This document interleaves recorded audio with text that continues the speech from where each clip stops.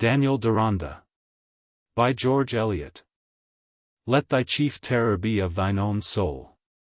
There, mid the throng of hurrying desires, that trample on the dead to seize their spoil, lurks vengeance, footless, irresistible, as exhalations laden with slow death. And o'er the fairest troop of captured joys breathes pallid pestilence. Daniel Deronda. Book. Chapter 1. The Spoiled Child. Chapter 1. Men can do nothing without the make-believe of a beginning. Even science, the strict measurer, is obliged to start with a make-believe unit, and must fix on a point in the star's unceasing journey when his sidereal clock shall pretend that time is at naught.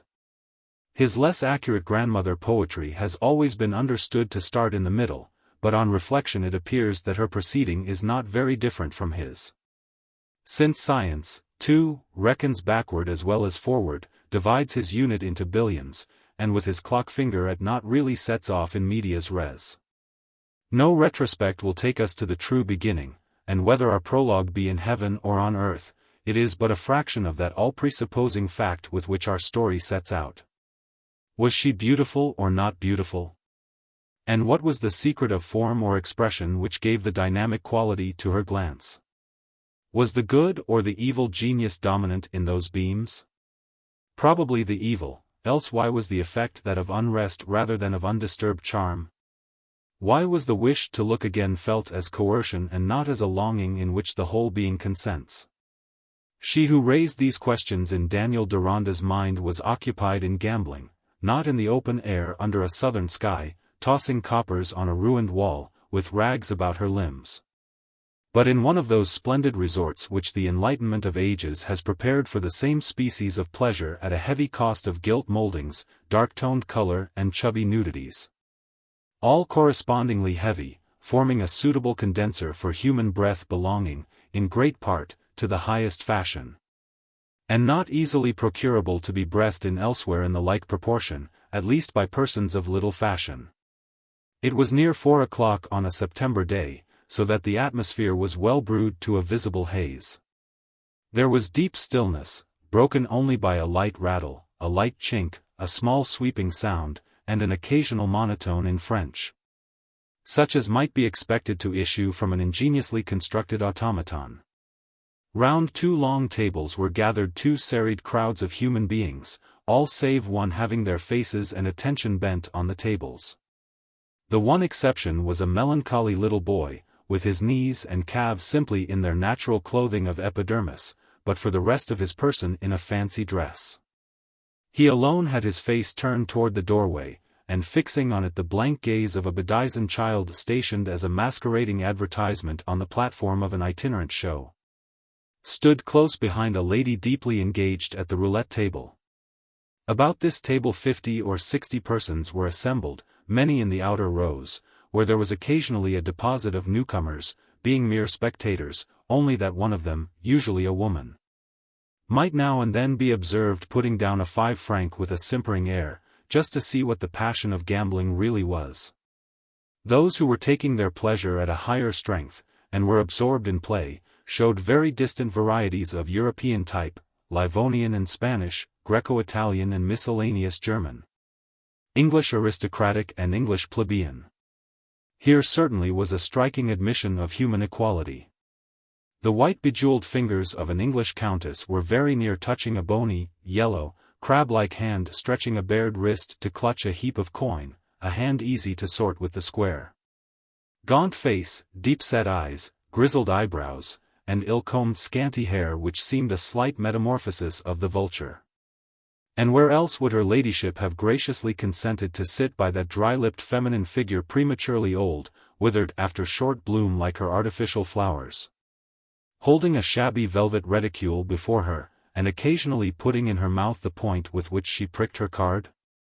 There too, very near the fair countess, was a respectable London tradesman, blond and soft-handed, his sleek hair scrupulously parted behind and before.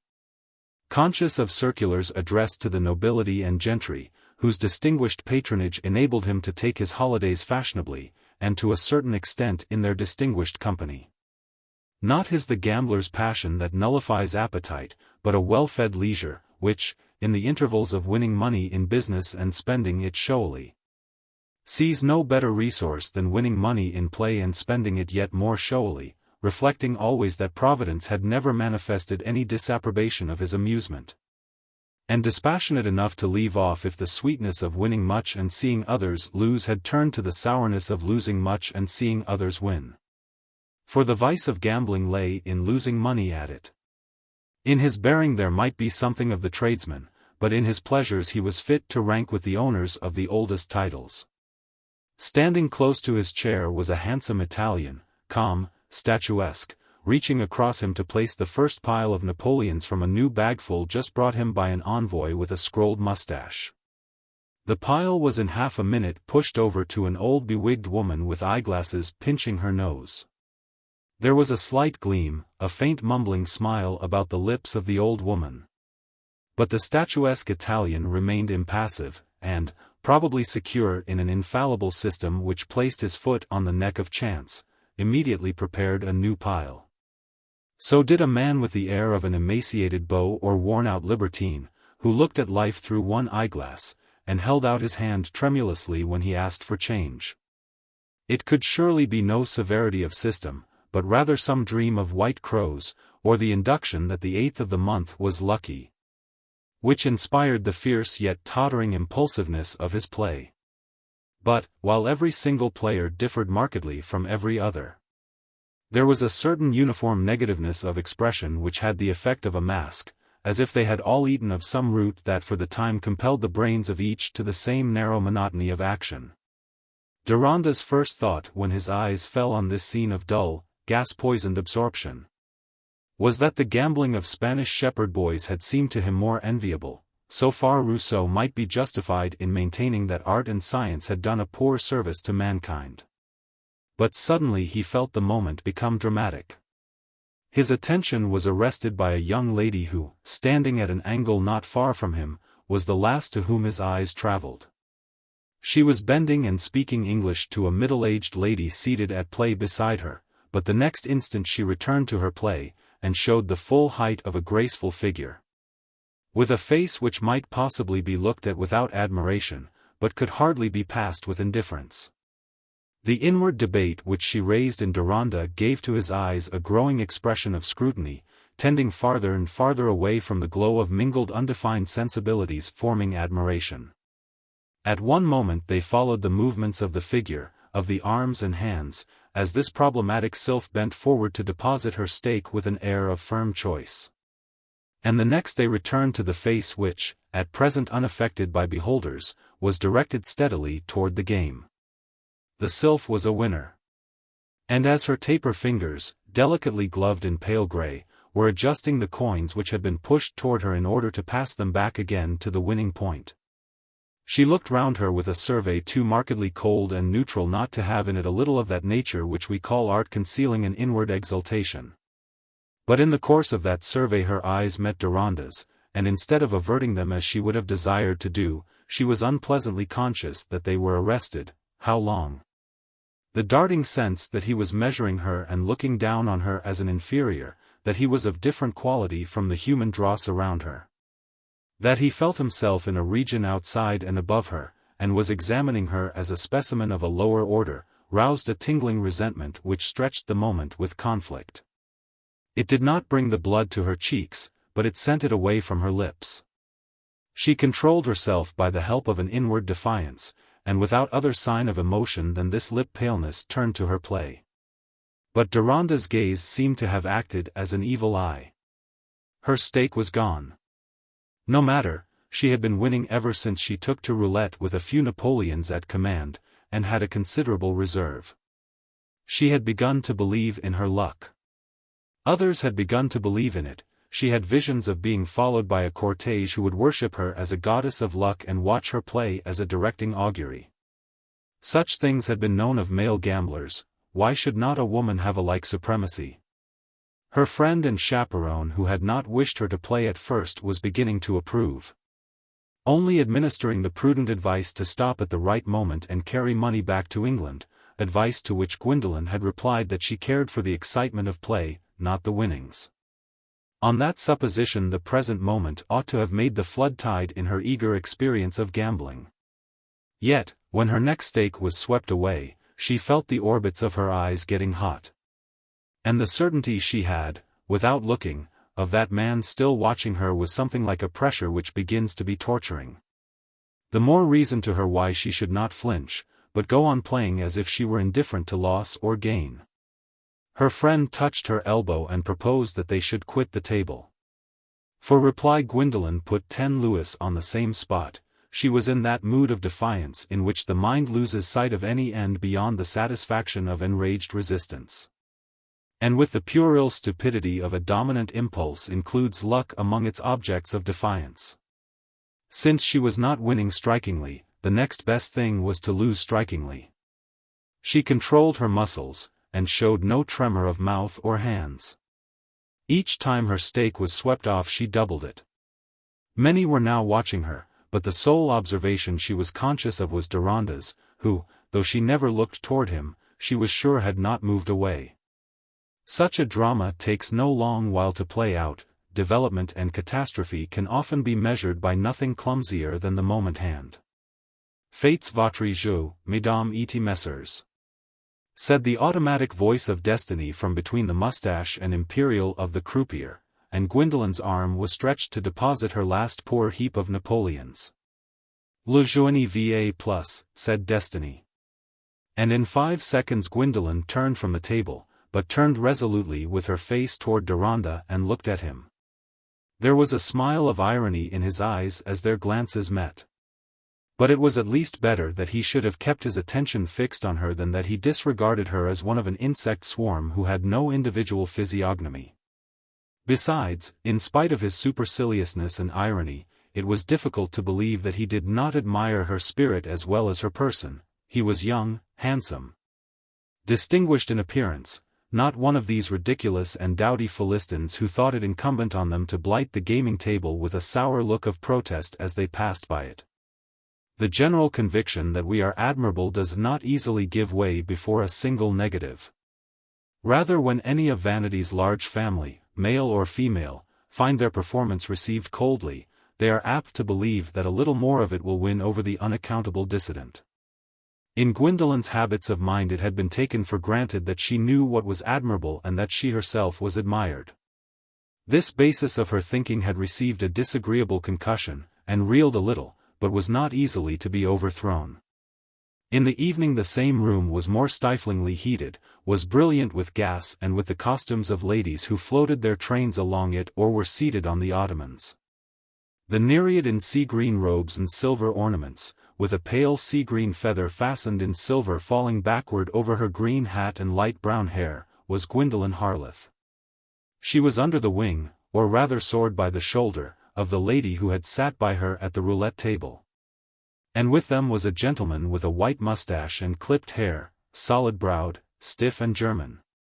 They were walking about or standing to chat with acquaintances, and Gwendolen was much observed by the seated groups. A striking girl, that Miss Harleth, unlike others. Yes, she has got herself up as a sort of serpent now, all green and silver, and winds her neck about a little more than usual. Oh, she must always be doing something extraordinary. She is that kind of girl, I fancy. Do you think her pretty, Mr. Vandernoot? Very. A man might risk hanging for her, I mean a fool might. You like a nez retroussé, then, and long narrow eyes? When they go with such an ensemble. The ensemble du serpent? If you will. Woman was tempted by a serpent, why not man? She is certainly very graceful. But she wants a tinge of color in her cheeks. It is a sort of Lamia beauty she has. On the contrary, I think her complexion one of her chief charms. It is a warm paleness. It looks thoroughly healthy. And that delicate nose with its gradual little upward curve is distracting. And then her mouth, there never was a prettier mouth, the lips curled backward so finely. Mackworth? Think so? I cannot endure that sort of mouth. It looks so self-complacent, as if it knew its own beauty. The curves are too immovable. I like a mouth that trembles more. For my part, I think her odious, said a dowager. It is wonderful what unpleasant girls get into vogue. Who are these Langens? Does anybody know them? They are quite comme il faut. I have dined with them several times at the Russie. The Baroness is English. Miss Harleth calls her cousin. The girl herself is thoroughly well-bred, and as clever as possible. Dear me. And the Baron? A very good furniture picture. Your Baroness is always at the roulette table, said Mackworth. I fancy she has taught the girl to gamble. Oh, the old woman plays a very sober game, drops a 10-franc piece here and there. The girl is more headlong. But it is only a freak. I hear she has lost all her winnings today. Are they rich? Who knows? Ah, who knows? Who knows that about anybody, said Mr. Vandernoodt, moving off to join the Langens. The remark that Gwendolen wound her neck about more than usual this evening was true. But it was not that she might carry out the serpent idea more completely, it was that she watched for any chance of seeing Deronda, so that she might inquire about this stranger, under whose measuring gaze she was still wincing. At last her opportunity came.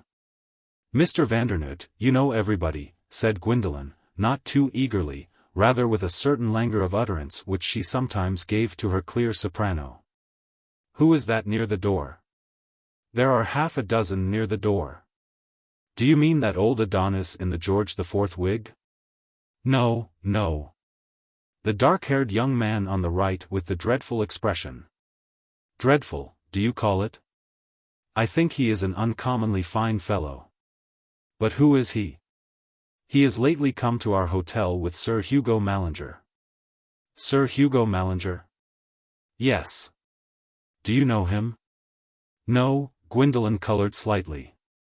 He has a place near us, but he never comes to it. What did you say was the name of that gentleman near the door? Deronda, Mr. Deronda. What a delightful name. Is he an Englishman?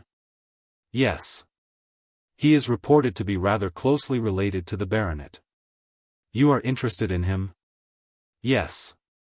I think he is not like young men in general. And you don't admire young men in general? Not in the least. I always know what they will say.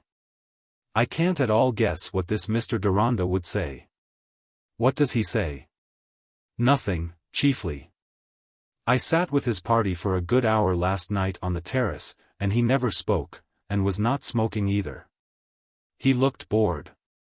Another reason why I should like to know him. I am always bored.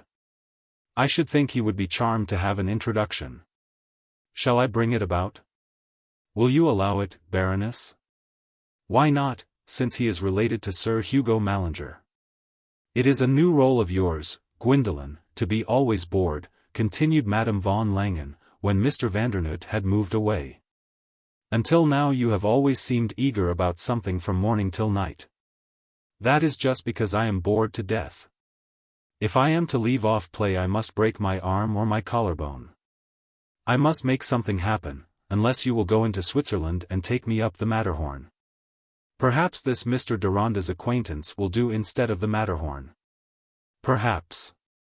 But Gwendolen did not make Deronda's acquaintance on this occasion. Mr. Vandernoodt did not succeed in bringing him up to her that evening, and when she re-entered her own room she found a letter recalling her home. How do you find this book? Any thoughts about the book or the author? Any suggestion for improvement? Please take a moment to share your thoughts in a comment. If you like it, share it with your friends who might enjoy it as well. Subscribe to keep in touch. Visit CompleteAudiobooks.com for more quality content. Chapter 2. This man contrives a secret twixt us two, that he may quell me with his meeting eyes, like one who quells a lioness at bay. This was the letter Gwendolen found on her table. Dearest child, I have been expecting to hear from you for a week. In your last you said the Langens thought of leaving Leubronn and going to Baden. How could you be so thoughtless as to leave me in uncertainty about your address? I am in the greatest anxiety lest this should not reach you. In any case, you were to come home at the end of September, and I must now entreat you to return as quickly as possible. For if you spent all your money it would be out of my power to send you any more, and you must not borrow of the Langhans, for I could not repay them. This is the sad truth, my child. I wish I could prepare you for it better, but a dreadful calamity has befallen us all. You know nothing about business and will not understand it, but Grapnell and Company have failed for $1 million, and we are totally ruined, your Aunt Gascoigne as well as I, only that your uncle has his benefice. So that by putting down their carriage and getting interest for the boys, the family can go on. All the property our poor father saved for us goes to pay the liabilities. There is nothing I can call my own. It is better you should know this at once, though it rends my heart to have to tell it you. Of course we cannot help thinking what a pity it was that you went away just when you did. But I shall never reproach you, my dear child. I would save you from all trouble if I could. On your way home you will have time to prepare yourself for the change you will find. We shall perhaps leave offending at once, for we hope that Mr. Haynes, who wanted it before, may be ready to take it off my hands. Of course we cannot go to the rectory, there is not a corner there to spare. We must get some hut or other to shelter us, and we must live on your Uncle Gascoigne's charity, until I see what else can be done. I shall not be able to pay the debts to the tradesmen besides the servants' wages. Summon up your fortitude, my dear child, we must resign ourselves to God's will. But it is hard to resign one's self to Mr. Lassman's wicked recklessness, which they say was the cause of the failure. Your poor sisters can only cry with me and give me no help.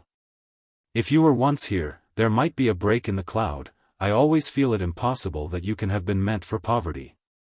If the Langhans wish to remain abroad, perhaps you can put yourself under someone else's care for the journey. But come as soon as you can to your afflicted and loving mamma. Fanny Davilow. The first effect of this letter on Gwendolen was half stupefying. The implicit confidence that her destiny must be one of luxurious ease, where any trouble that occurred would be well clad and provided for, had been stronger in her own mind than in her mamma's. Being fed there by her youthful blood and that sense of superior claims which made a large part of her consciousness, it was almost as difficult for her to believe suddenly that her position had become one of poverty and of humiliating dependence, as it would have been to get into the strong current of her blooming life the chill sense that her death would really come. She stood motionless for a few minutes, then tossed off her hat and automatically looked in the glass. The coils of her smooth light brown hair were still in order perfect enough for a ballroom. And as on other nights, Gwendolen might have looked lingeringly at herself for pleasure, surely an allowable indulgence. But now she took no conscious note of her reflected beauty, and simply stared right before her as if she had been jarred by a hateful sound and was waiting for any sign of its cause. By and by she threw herself in the corner of the red velvet sofa, took up the letter again and read it twice deliberately, letting it at last fall on the ground. While she rested her clasped hands on her lap and sat perfectly still, shedding no tears. Her impulse was to survey and resist the situation rather than to wail over it. There was no inward exclamation of, "Poor mamma." Her mamma had never seemed to get much enjoyment out of life. And if Gwendolen had been at this moment disposed to feel pity she would have bestowed it on herself, for was she not naturally and rightfully the chief object of her mamma's anxiety too? But it was anger, it was resistance that possessed her. It was bitter vexation that she had lost her gains at roulette, whereas if her luck had continued through this one day she would have had a handsome sum to carry home. Or she might have gone on playing and won enough to support them all. Even now was it not possible? She had only 4 Napoleons left in her purse. But she possessed some ornaments which she could sell, a practice so common in stylish society at German baths that there was no need to be ashamed of it. And even if she had not received her mamma's letter, she would probably have decided to get money for an Etruscan necklace which she happened not to have been wearing since her arrival. Nay, she might have done so with an agreeable sense that she was living with some intensity and escaping humdrum. With 10 louis at her disposal and a return of her former luck, which seemed probable, what could she do better than go on playing for a few days? If her friends at home disapproved of the way in which she got the money, as they certainly would, still the money would be there. Gwendolen's imagination dwelt on this course and created agreeable consequences. But not with unbroken confidence and rising certainty as it would have done if she had been touched with the gambler's mania. She had gone to the roulette table not because of passion, but in search of it. Her mind was still sanely capable of picturing balanced probabilities, and while the chance of winning allured her, the chance of losing thrust itself on her with alternate strength and made a vision from which her pride sank sensitively. For she was resolved not to tell the Langhans that any misfortune had befallen her family, or to make herself in any way indebted to their compassion. And if she were to part with her jewelry to any observable extent, they would interfere by inquiries and remonstrances. The course that held the least risk of intolerable annoyance was to raise money on her necklace early in the morning. Tell the Langhans that her mother desired her immediate return without giving a reason, and take the train for Brussels that evening. She had no maid with her, and the Langhans might make difficulties about her returning home, but her will was peremptory. Instead of going to bed she made as brilliant a light as she could and began to pack, working diligently. Though all the while visited by the scenes that might take place on the coming day, now by the tiresome explanations and farewells, and the whirling journey toward a changed home. Now by the alternative of staying just another day and standing again at the roulette table. But always in this latter scene there was the presence of that Deronda, watching her with exasperating irony. And, the two keen experiences were inevitably revived together, beholding her again forsaken by luck. This importunate image certainly helped to sway her resolve on the side of immediate departure, and to urge her packing to the point which would make a change of mind inconvenient. It had struck 12 when she came into her room, and by the time she was assuring herself that she had left out only what was necessary. The faint dawn was stealing through the white blinds and dulling her candles. What was the use of going to bed? Her cold bath was refreshment enough, and she saw that a slight trace of fatigue about the eyes only made her look the more interesting. Before 6 o'clock she was completely equipped in her grey travelling dress even to her felt hat. For she meant to walk out as soon as she could count on seeing other ladies on their way to the Springs. And happening to be seated sideways before the long strip of mirror between her two windows she turned to look at herself, leaning her elbow on the back of the chair in an attitude that might have been chosen for her portrait. It is possible to have a strong self-love without any self-satisfaction. Rather with a self-discontent which is the more intense because one's own little core of egoistic sensibility is a supreme care. But Gwendolen knew nothing of such inward strife. She had a naive delight in her fortunate self, which any but the harshest saintliness will have some indulgence for in a girl who had every day seen a pleasant reflection of that self in her friend's flattery as well as in the looking-glass. And even in this beginning of troubles, while for lack of anything else to do she sat gazing at her image in the growing light, her face gathered a complacency gradual as the cheerfulness of the morning. Her beautiful lips curled into a more and more decided smile, till at last she took off her hat, leaned forward and kissed the cold glass which had looked so warm. How could she believe in sorrow? If it attacked her, she felt the force to crush it, to defy it, or run away from it, as she had done already. Anything seemed more possible than that she could go on bearing miseries, great or small. Madame von Langen never went out before breakfast, so that Gwendolen could safely end her early walk by taking her way homeward through the Oberstrasse in which was the needed shop, sure to be open after 7. At that hour any observers whom she minded would be either on their walks in the region of the Springs, or would be still in their bedrooms. But certainly there was one grand hotel, the Czarina, from which eyes might follow her up to Mr. Wiener's door. This was a chance to be risked. Might she not be going in to buy something which had struck her fancy?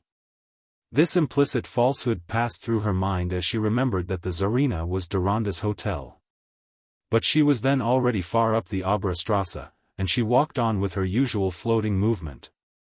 Every line in her figure and drapery falling in gentle curves attractive to all eyes except those which discerned in them too close a resemblance to the serpent, and objected to the revival of serpent worship. She looked neither to the right hand nor to the left, and transacted her business in the shop with a coolness which gave little Mr. Wiener nothing to remark except her proud grace of manner, and the superior size and quality of the 3 central turquoises in the necklace she offered him. They had belonged to a chain once her father's, but she had never known her father, and the necklace was in all respects the ornament she could most conveniently part with.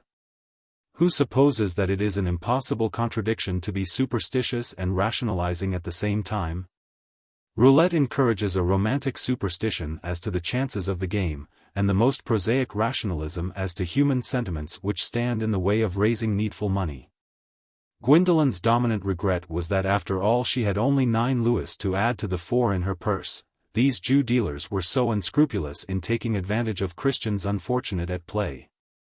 But she was the Langens' guest in their hired apartment, and had nothing to pay there. 13 louis would do more than take her home. Even if she determined on risking 3, the remaining 10 would more than suffice, since she meant to travel right on, day and night. As she turned homeward, entered and seated herself in the salon to await her friends and breakfast, she still wavered as to her immediate departure. Or rather she had concluded to tell the Langens simply that she had had a letter from her mamma desiring her return, and to leave it still undecided when she should start. It was already the usual breakfast time, and hearing someone enter as she was leaning back rather tired and hungry with her eyes shut, she rose expecting to see one or other of the Langens, the words which might determine her lingering at least another day, ready formed to pass her lips.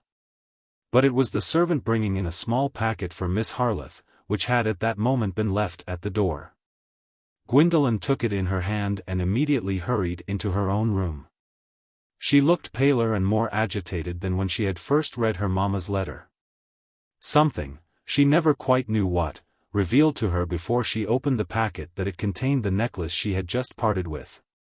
Underneath the paper it was wrapped in a cambric handkerchief, and within this was a scrap of torn-off notepaper, on which was written with a pencil, in clear but rapid handwriting, "A stranger who has found Miss Harleth's necklace returns it to her with the hope that she will not again risk the loss of it."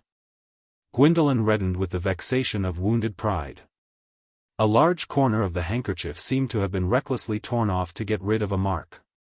But she at once believed in the first image of the stranger that presented itself to her mind.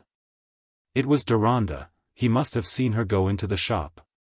He must have gone in immediately after and repurchased the necklace. He had taken an unpardonable liberty, and had dared to place her in a thoroughly hateful position. What could she do?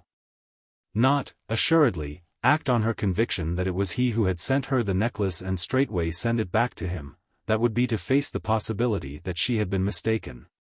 Nay, even if the stranger were he and no other, it would be something too gross for her to let him know that she had divined this, and to meet him again with that recognition in their minds. He knew very well that he was entangling her in helpless humiliation. It was another way of smiling at her ironically, and taking the air of a supercilious mentor. Gwendolen felt the bitter tears of mortification rising and rolling down her cheeks. No one had ever before dared to treat her with irony and contempt. One thing was clear, she must carry out her resolution to quit this place at once. It was impossible for her to reappear in the public salon, still less stand at the gaming table with the risk of seeing Deronda. Now came an importunate knock at the door. Breakfast was ready. Gwendolen with a passionate movement thrust necklace, cambric, scrap of paper, and all into her nécessaire, pressed her handkerchief against her face. And after pausing a minute or two to summon back her proud self-control, went to join her friends. Such signs of tears and fatigue as were left seemed accordant enough with the account she at once gave of her having sat up to do her packing, instead of waiting for help from her friend's maid. There was much protestation, as she had expected, against her traveling alone, but she persisted in refusing any arrangements for companionship. She would be put into the ladies' compartment and go right on. She could rest exceedingly well in the train, and was afraid of nothing. In this way it happened that Gwendolen never reappeared at the roulette table, but that Thursday evening left Leubronn for Brussels, and on Saturday morning arrived at Effendine, the home to which she and her family were soon to say a last goodbye. Chapter 3. Let no flower of the spring pass by us, let us crown ourselves with rosebuds before they be withered. Book of Wisdom. Pity that Effendine was not the home of Miss Harleth's childhood, or endeared to her by family memories.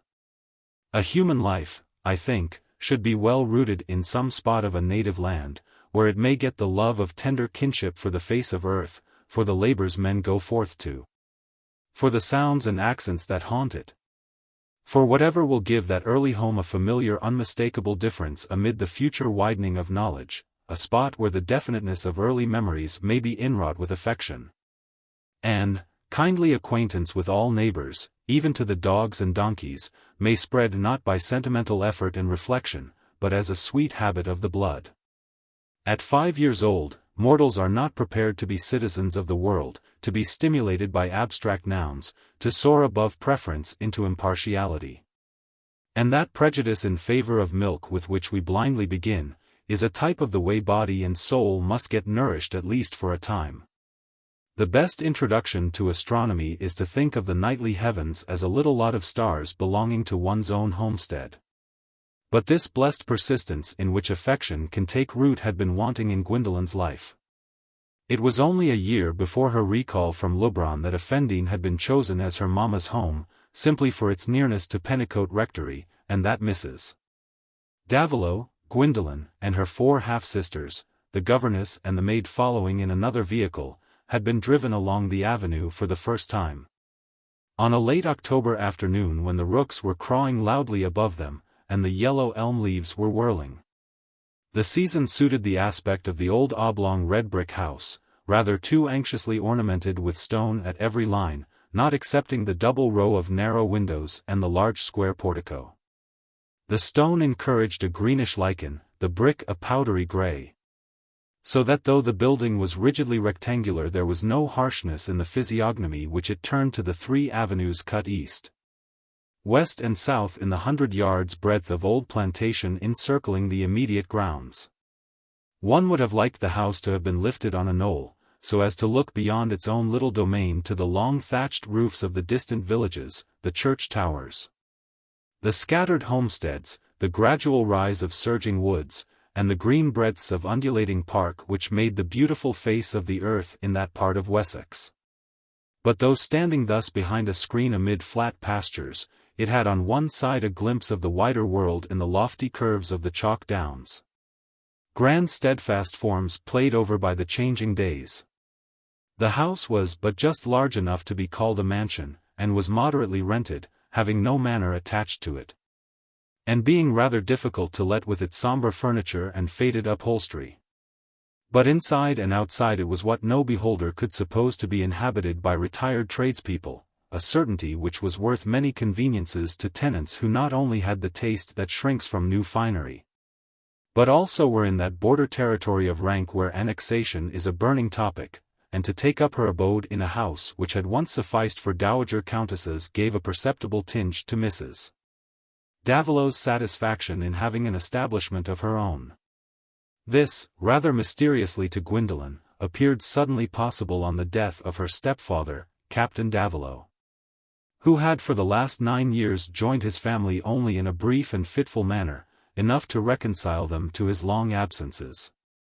But she cared much more for the fact than for the explanation. All her prospects had become more agreeable in consequence. She had disliked their former way of life, roving from one foreign watering place or Parisian apartment to another, always feeling new antipathies to new suites of hired furniture, and meeting new people under conditions which made her appear of little importance. And the variation of having passed 2 years at a showy school, where, on all occasions of display, she had been put foremost, had only deepened her sense that so exceptional a person as herself could hardly remain in ordinary circumstances or in a social position less than advantageous. Any fear of this latter evil was banished now that her mamma was to have an establishment, for on the point of birth Gwendolen was quite easy. She had no notion how her maternal grandfather got the fortune inherited by his 2 daughters, but he had been a West Indian, which seemed to exclude further question. And she knew that her father's family was so high as to take no notice of her mamma, who nevertheless preserved with much pride the miniature of a Lady Molly in that connection. She would probably have known much more about her father but for a little incident which happened when she was 12 years old. Mrs. Davilow had brought out, as she did only at wide intervals, various memorials of her first husband. And while showing his miniature to Gwendolen recalled with a fervor which seemed to count on a peculiar filial sympathy, the fact that dear papa had died when his little daughter was in long clothes. Gwendolen, immediately thinking of the unlovable stepfather whom she had been acquainted with the greater part of her life while her frocks were short, said, "Why did you marry again, mamma? It would have been nicer if you had not." Mrs.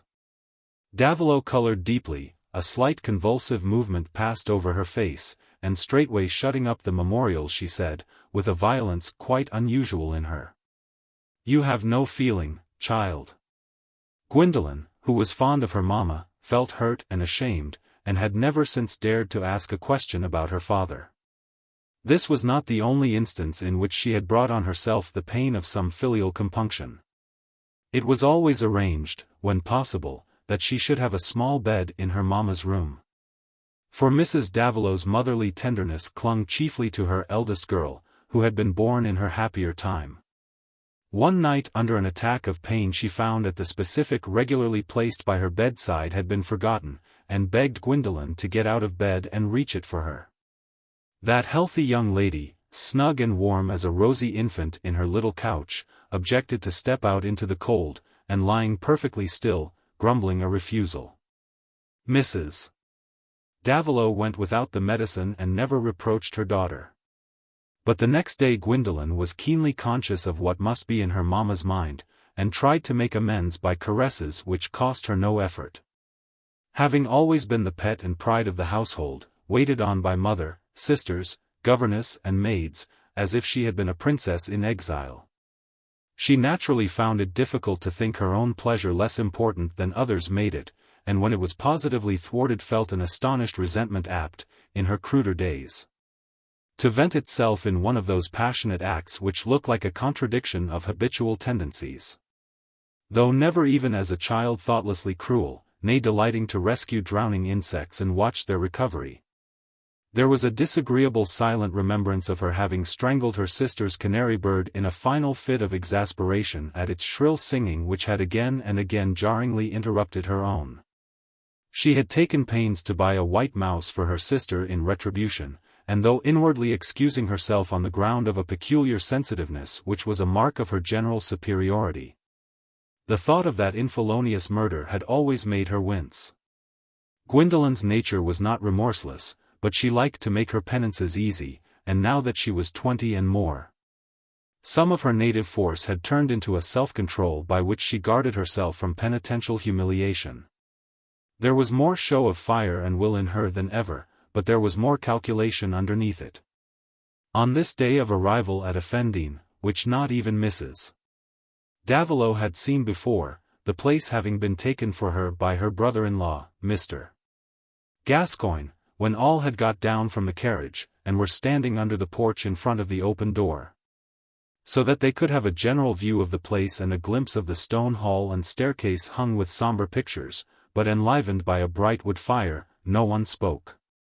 Mamma, the 4 sisters and the governess all looked at Gwendolen, as if their feelings depended entirely on her decision. Of the girls, from Alice in her 16th year to Isabel in her 10th, hardly anything could be said on a first view, but that they were girlish, and that their black dresses were getting shabby. Miss Mary was elderly and altogether neutral in expression. Mrs. Davilow's worn beauty seemed the more pathetic for the look of entire appeal which she cast at Gwendolen, who was glancing round at the house, the landscape and the entrance hall with an air of rapid judgment. Imagine a young racehorse in the paddock among untrimmed ponies and patient hacks. "Well, dear, what do you think of the place?" said Mrs. Davilow at last, in a gentle, deprecatory tone. "I think it is charming," said Gwendolen, quickly. A romantic place, anything delightful may happen in it, it would be a good background for anything. No one need be ashamed of living here. There is certainly nothing common about it. Oh, it would do for fallen royalty or any sort of grand poverty. We ought properly to have been living in splendor, and have come down to this. It would have been as romantic as could be. But I thought my uncle and Aunt Gascoigne would be here to meet us, and my cousin Anna, added Gwendolen, her tone changed to sharp surprise. We are early, said Mrs. Davilow, and entering the hall, she said to the housekeeper who came forward, You expect Mr. and Mrs. Gascoigne? Yes, madam. They were here yesterday to give particular orders about the fires and the dinner. But as to fires, I've had M in all the rooms for the last week, and everything is well aired. I could wish some of the furniture paid better for all the cleaning it's had, but I think you'll see the brasses have been done justice to. I think when Mr. and Mrs. Gascoigne come, they'll tell you nothing has been neglected. They'll be here at 5, for certain. This satisfied Gwendolen, who was not prepared to have their arrival treated with indifference. And after tripping a little way up the matted stone staircase to take a survey there, she tripped down again. And followed by all the girls looked into each of the rooms opening from the hall, the dining room all dark oak and worn red satin damask, with a copy of Snarling Worrying Dogs from Snyder's over the sideboard, and a Christ breaking bread over the mantelpiece. The library with a general aspect and smell of old brown leather, and lastly, the drawing-room, which was entered through a small antechamber crowded with venerable knickknacks. Mamma, mamma, pray come here, said Gwendolen, Mrs. Davilow having followed slowly in talk with the housekeeper. Here is an organ. I will be Saint Cecilia, someone shall paint me as Saint Cecilia. Jocosa, this was her name for Miss Mary, let down my hair. See, mamma. She had thrown off her hat and gloves, and seated herself before the organ in an admirable pose, looking upward. While the submissive and sad Jocosa took out the one comb which fastened the coil of hair, and then shook out the mass till it fell in a smooth light brown stream far below its owner's slim waist. Mrs. Davilow smiled and said, A charming picture, my dear, not indifferent to the display of her pet, even in the presence of a housekeeper. Gwendolen rose and laughed with delight. All this seemed quite to the purpose on entering a new house which was so excellent a background. What a queer, quaint, picturesque room, she went on, looking about her. I like these old embroidered chairs, and the garlands on the wainscot, and the pictures that may be anything. That one with the ribs, nothing but ribs and darkness, I should think that is Spanish, mamma. Oh, Gwendolen, said the small Isabel, in a tone of astonishment, while she held open a hinged panel of the wainscot at the other end of the room. Everyone, Gwendolen first, went to look. The opened panel had disclosed the picture of an upturned dead face, from which an obscure figure seemed to be fleeing with outstretched arms. How horrible, said Mrs. Davilow, with a look of mere disgust. But Gwendolen shuddered silently, and Isabel, a plain and altogether inconvenient child with an alarming memory, said, You will never stay in this room by yourself, Gwendolen. How dare you open things which were meant to be shut up, you perverse little creature, said Gwendolen, in her angriest tone. Then snatching the panel out of the hand of the culprit, she closed it hastily, saying, There is a lock, where is the key? Let the key be found, or else let one be made, and let nobody open it again, or rather, let the key be brought to me. At this command to everybody in general, Gwendolen turned with a face which was flushed in reaction from her chill shudder, and said, Let us go up to our own room, mamma. The housekeeper on searching found the key in the drawer of the cabinet close by the panel, and presently handed it to Bugle, the lady's maid, telling her significantly to give it to Her Royal Highness. I don't know what you mean, Mrs. Starton, said Bugle, who had been busy upstairs during the scene in the drawing-room, and was rather offended at this irony in a new servant. I mean the young lady that's to command us all, and well worthy for looks and figure, replied Mrs. Starton in propitiation. She'll know what key it is. If you have laid out what we want, go and see to the others, bugle, Gwendolen had said, when she and Mrs. Davilow entered their black and yellow bedroom, where a pretty little white couch was prepared by the side of the black and yellow catafalque known as the best bed. "I will help Mama." But her first movement was to go to the tall mirror between the windows, which reflected herself and the room completely, while her Mama sat down and also looked at the reflection. "That is a becoming glass, Gwendolen, or is it the black and gold color that sets you off?" said Mrs.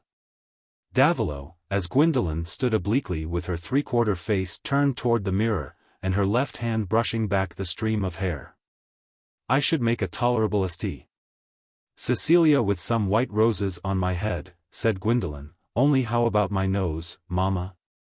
I think saints' noses never in the least turn up. I wish you had given me your perfectly straight nose.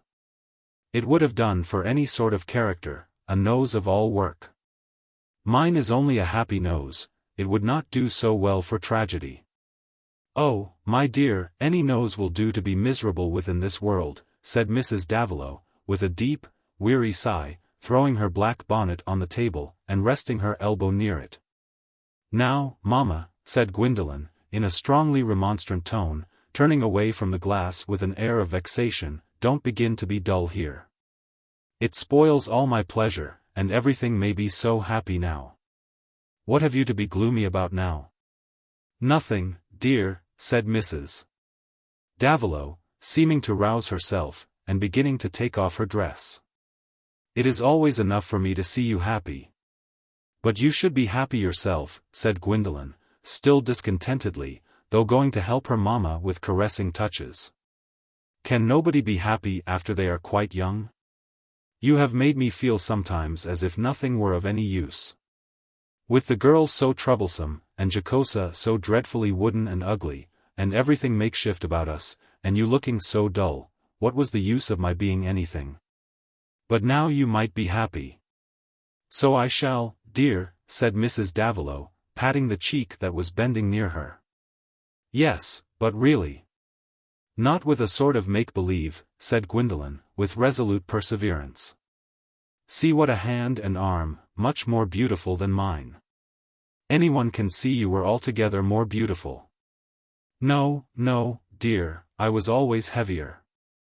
Never half so charming as you are." "Well, but what is the use of my being charming, if it is to end in my being dull and not minding anything? Is that what marriage always comes to?" "No, child, certainly not. Marriage is the only happy state for a woman, as I trust you will prove. I will not put up with it if it is not a happy state. I am determined to be happy, at least not to go on muddling away my life as other people do, being and doing nothing remarkable. I have made up my mind not to let other people interfere with me as they have done. Here is some warm water ready for you, Mama," Gwendolen ended, proceeding to take off her own dress and then waiting to have her hair wound up by her Mama. There was silence for a minute or two, till Mrs. Davilow said, while coiling the daughter's hair, "I am sure I have never crossed you, Gwendolen. You often want me to do what I don't like." "You mean, to give Alice lessons?" "Yes. And I have done it because you asked me. But I don't see why I should, else. It bores me to death, she is so slow. She has no ear for music, or language, or anything else. It would be much better for her to be ignorant, Mama, it is her role, she would do it well." "That is a hard thing to say of your poor sister, Gwendolen, who is so good to you, and waits on you hand and foot. I don't see why it is hard to call things by their right names, and put them in their proper places. The hardship is for me to have to waste my time on her. Now let me fasten up your hair, Mama. We must make haste, your uncle and aunt will be here soon. For heaven's sake, don't be scornful to them, my dear child. Or to your cousin Anna, whom you will always be going out with. Do promise me, Gwendolen. You know, you can't expect Anna to be equal to you." "I don't want her to be equal," said Gwendolen, with a toss of her head and a smile, and the discussion ended there. When Mr. and Mrs. Gascoigne and their daughter came, Gwendolen, far from being scornful, behaved as prettily as possible to them. She was introducing herself anew to relatives who had not seen her since the comparatively unfinished age of 16, and she was anxious, no, not anxious, but resolved that they should admire her. Mrs. Gascoigne bore a family likeness to her sister. But she was darker and slighter, her face was unworn by grief, her movements were less languid. Her expression more alert and critical as that of a rector's wife bound to exert a beneficent authority. Their closest resemblance lay in a non-resistant disposition, inclined to imitation and obedience, but this, owing to the difference in their circumstances, had led them to very different issues. The younger sister had been indiscreet, or at least unfortunate in her marriages. The elder believed herself the most enviable of wives, and her pliancy had ended in her sometimes taking shapes of surprising definiteness. Many of her opinions, such as those on church government and the character of Archbishop Laud, seemed too decided under every alteration to have been arrived at otherwise than by a wifely receptiveness. And there was much to encourage trust in her husband's authority. He had some agreeable virtues, some striking advantages, and the failings that were imputed to him all leaned toward the side of success. One of his advantages was a fine person, which perhaps was even more impressive at 57 than it had been earlier in life. There were no distinctively clerical lines in the face. No tricks of starchiness or of affected ease. In his Inverness cape he could not have been identified except as a gentleman with handsome dark features. A nose which began with an intention to be aquiline but suddenly became straight, and iron-grey hair. Perhaps he owed this freedom from the sort of professional makeup which penetrates skin, tones and gestures and defies all drapery, to the fact that he had once been Captain Gaskin, having taken orders and a diphthong but shortly before his engagement to Miss Armyn. If anyone had objected that his preparation for the clerical function was inadequate, his friends might have asked who made a better figure in it. Who preached better or had more authority in his parish. He had a native gift for administration, being tolerant both of opinions and conduct, because he felt himself able to overrule them, and was free from the irritations of conscious feebleness. He smiled pleasantly at the foible of a taste which he did not share, at floriculture or antiquarianism for example, which were much in vogue among his fellow clergymen in the diocese. For himself, he preferred following the history of a campaign, or divining from his knowledge of Nesselrode's motives what would have been his conduct if our cabinet had taken a different course. Mr. Gascoigne's tone of thinking after some long-quieted fluctuations had become ecclesiastical rather than theological. Not the modern Anglican, but what he would have called sound English, free from nonsense. Such as became a man who looked at a national religion by daylight, and saw it in its relation to other things. No clerical magistrate had greater weight at sessions, or less of mischievous impracticableness in relation to worldly affairs. Indeed, the worst imputation thrown out against him was worldliness. It could not be proved that he forsook the less fortunate. But it was not to be denied that the friendships he cultivated were of a kind likely to be useful to the father of 6 sons and 2 daughters. And bitter observers, for in Wessex, say 10 years ago, there were persons whose bitterness may now seem incredible, remarked that the color of his opinions had changed in consistency with this principle of action. But cheerful, successful worldliness has a false air of being more selfish than the acrid, unsuccessful kind, whose secret history is summed up in the terrible words, sold, but not paid for. Gwendolen wondered that she had not better remembered how very fine a man her uncle was, but at the age of 16 she was a less capable and more indifferent judge. At present it was a matter of extreme interest to her that she was to have the near countenance of a dignified male relative, and that the family life would cease to be entirely, insipidly feminine. She did not intend that her uncle should control her, but she saw at once that it would be altogether agreeable to her that he should be proud of introducing her as his niece. And there was every sign of his being likely to feel that pride. He certainly looked at her with admiration as he said, "You have outgrown Anna, my dear," putting his arm tenderly round his daughter, whose shy face was a tiny copy of his own, and drawing her forward. "She is not so old as you by a year, but her growing days are certainly over. I hope you will be excellent companions. He did give a comparing glance at his daughter, but if he saw her inferiority, he might also see that Anna's timid appearance and miniature figure must appeal to a different taste from that which was attracted by Gwendolen, and that the girls could hardly be rivals. Gwendolen at least was aware of this, and kissed her cousin with real cordiality as well as grace, saying, "A companion is just what I want. I am so glad we are come to live here. And Mamma will be much happier now she is near you, Aunt." The aunt trusted indeed that it would be so, and felt it a blessing that a suitable home had been vacant in their uncle's parish. Then, of course, notice had to be taken of the 4 other girls, whom Gwendolen had always felt to be superfluous, all of a girlish average that made 4 units utterly unimportant. And yet from her earliest days an obtrusive influential fact in her life. She was conscious of having been much kinder to them than could have been expected. And it was evident to her that her uncle and aunt also felt it a pity there were so many girls. What rational person could feel otherwise, except poor Mamma, who never would see how Alice set up her shoulders and lifted her eyebrows till she had no forehead left, how Bertha and Fanny whispered and tittered together about everything, or how Isabel was always listening and staring and forgetting where she was, and treading on the toes of her suffering elders. "You have brothers, Anna," said Gwendolen, while the sisters were being noticed. "I think you are enviable there." "Yes," said Anna, simply.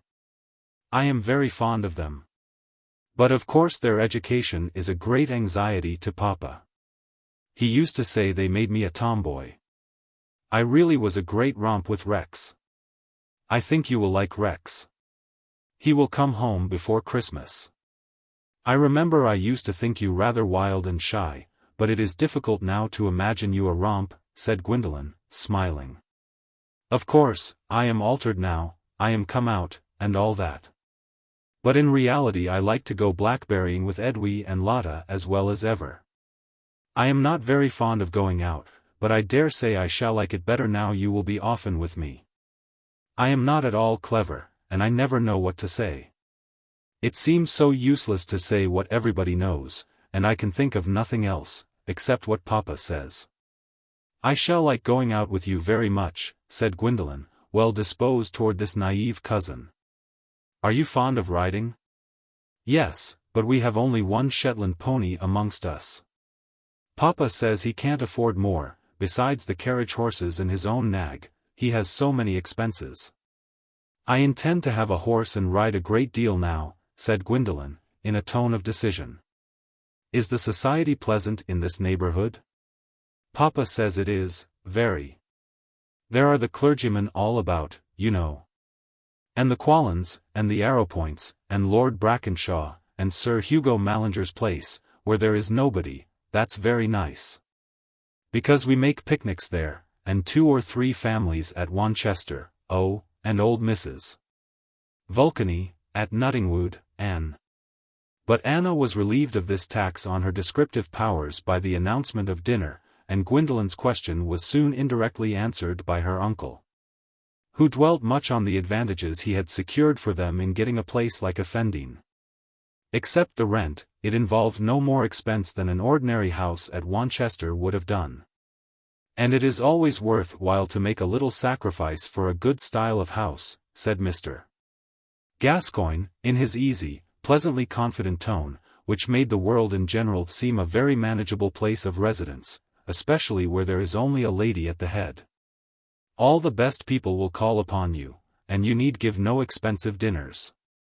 Of course, I have to spend a good deal in that way, it is a large item. But then I get my house for nothing. If I had to pay 300 a year for my house I could not keep a table. My boys are too great a drain on me. You are better off than we are, in proportion. There is no great drain on you now, after your house and carriage. I assure you, Fanny, now that the children are growing up, I am obliged to cut and contrive," said Mrs. Gascoigne. "I am not a good manager by nature, but Henry has taught me. He is wonderful for making the best of everything, he allows himself no extras, and gets his curates for nothing. It is rather hard that he has not been made a prebendary or something, as others have been, considering the friends he has made and the need there is for men of moderate opinions in all respects. If the church is to keep its position, ability and character ought to tell. Oh, my dear Nancy, you forget the old story. Thank heaven, there are 300 as good as I. And ultimately, we shall have no reason to complain, I am pretty sure. There could hardly be a more thorough friend than Lord Brackenshaw, your landlord, you know, Fanny. Lady Brackenshaw will call upon you. And I have spoken for Gwendolen to be a member of our archery club, the Brackenshaw Archery Club, the most select thing anywhere. That is, if she has no objection, added Mr. Gascoigne, looking at Gwendolen with pleasant irony. I should like it of all things, said Gwendolen. There is nothing I enjoy more than taking aim, and hitting, she ended, with a pretty nod and smile. Our Anna, poor child, is too short-sighted for archery. But I consider myself a first-rate shot, and you shall practice with me. I must make you an accomplished archer before our great meeting in July. In fact, as to neighborhood, you could hardly be better placed. There are the Arrowpoints, they are some of our best people. Miss Arrowpoint is a delightful girl, she has been presented at court. They have a magnificent place, Ketchum Hall, worth seeing in point of art, and their parties, to which you are sure to be invited, are the best things of the sort we have. The Archdeacon is intimate there, and they have always a good kind of people staying in the house. Mrs. Arrowpoint is peculiar, certainly, something of a caricature, in fact, but well-meaning. And Miss Arrowpoint is as nice as possible. It is not all young ladies who have mothers as handsome and graceful as yours and Anna's. Mrs. Davilow smiled faintly at this little compliment, but the husband and wife looked affectionately at each other, and Gwendolen thought, my uncle and aunt, at least, are happy, they are not dull and dismal. Altogether, she felt satisfied with her prospects at Effendine, as a great improvement on anything she had known. Even the cheap curates, she incidentally learned, were almost always young men of family, and Mr. Middleton, the actual curate, was said to be quite an acquisition. It was only a pity he was so soon to leave. But there was one point which she was so anxious to gain that she could not allow the evening to pass without taking her measures toward securing it. Her mamma, she knew, intended to submit entirely to her uncle's judgment with regard to expenditure, and the submission was not merely prudential, for Mrs. Davilow, conscious that she had always been seen under a cloud as poor dear Fanny, who had made a sad blunder with her second marriage, felt a hearty satisfaction in being frankly and cordially identified with her sister's family, and in having her affairs canvassed and managed with an authority which presupposed a genuine interest. Thus the question of a suitable saddle horse, which had been sufficiently discussed with mamma, had to be referred to Mr. Gascoigne. And after Gwendolen had played on the piano, which had been provided from Wanchester, had sung to her hearers' admiration, and had induced her uncle to join her in a duet, what more softening influence than this on any uncle who would have sung finely if his time had not been too much taken up by graver matters? She seized the opportune moment for saying, Mamma, you have not spoken to my uncle about my riding. Gwendolen desires above all things to have a horse to ride, a pretty, light, lady's horse, said Mrs. Davilow, looking at Mr. Gascoigne. Do you think we can manage it? Mr. Gascoigne projected his lower lip and lifted his handsome eyebrows sarcastically at Gwendolen, who had seated herself with much grace on the elbow of her mamma's chair. We could lend her the pony sometimes, said Mrs. Gascoigne, watching her husband's face, and feeling quite ready to disapprove if he did. That might be inconveniencing others, aunt, and would be no pleasure to me. I cannot endure ponies, said Gwendolen. I would rather give up some other indulgence and have a horse. Was there ever a young lady or gentleman not ready to give up an unspecified indulgence for the sake of the favorite one specified? She rides so well. She has had lessons, and the riding master said she had so good a seat and hand she might be trusted with any mount, said Mrs. Davilow, who, even if she had not wished her darling to have the horse, would not have dared to be lukewarm in trying to get it for her. "There is the price of the horse, a good 60 with the best chance, and then his keep," said Mr. Gascoigne, in a tone which, though demurring, betrayed the inward presence of something that favored the demand. "There are the carriage horses, already a heavy item. And remember what you ladies cost in toilet now." "I really wear nothing but 2 black dresses," said Mrs. Davilow, hastily. "And the younger girls, of course, require no toilet at present. Besides, Gwendolen will save me so much by giving her sisters lessons." Here Mrs. Davilow's delicate cheek showed a rapid blush. "If it were not for that, I must really have a more expensive governess, and masters besides." Gwendolen felt some anger with her mamma, but carefully concealed it. "That is good, that is decidedly good," said Mr. Gascoigne, heartily, looking at his wife. And Gwendolen, who, it must be owned, was a deep young lady, suddenly moved away to the other end of the long drawing-room, and busied herself with arranging pieces of music. "The dear child has had no indulgences, no pleasures," said Mrs. Davilow, in a pleading undertone. "I feel the expense is rather imprudent in this first year of our settling. But she really needs the exercise, she needs cheering. And if you were to see her on horseback, it is something splendid." "It is what we could not afford for Anna," said Mrs. Gascoigne. "But she, dear child, would ride Lotta's donkey and think it good enough."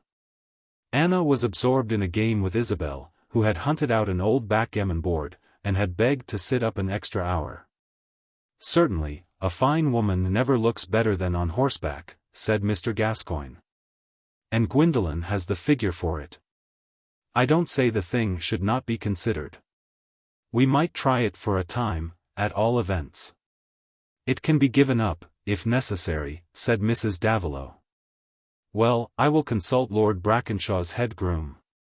He is my fidus Achates in the horsey way." "Thanks," said Mrs. Davilow, much relieved. "You are very kind." "That he always is," said Mrs. Gascoigne. And later that night, when she and her husband were in private, she said, "I thought you were almost too indulgent about the horse for Gwendolen. She ought not to claim so much more than your own daughter would think of. Especially before we see how Fanny manages on her income. And you really have enough to do without taking all this trouble on yourself. My dear Nancy, one must look at things from every point of view. This girl is really worth some expense, you don't often see her equal. She ought to make a first-rate marriage, and I should not be doing my duty if I spared my trouble in helping her forward. You know yourself she has been under a disadvantage with such a father-in-law, and a second family, keeping her always in the shade. I feel for the girl. And I should like your sister and her family now to have the benefit of your having married rather a better specimen of our kind than she did."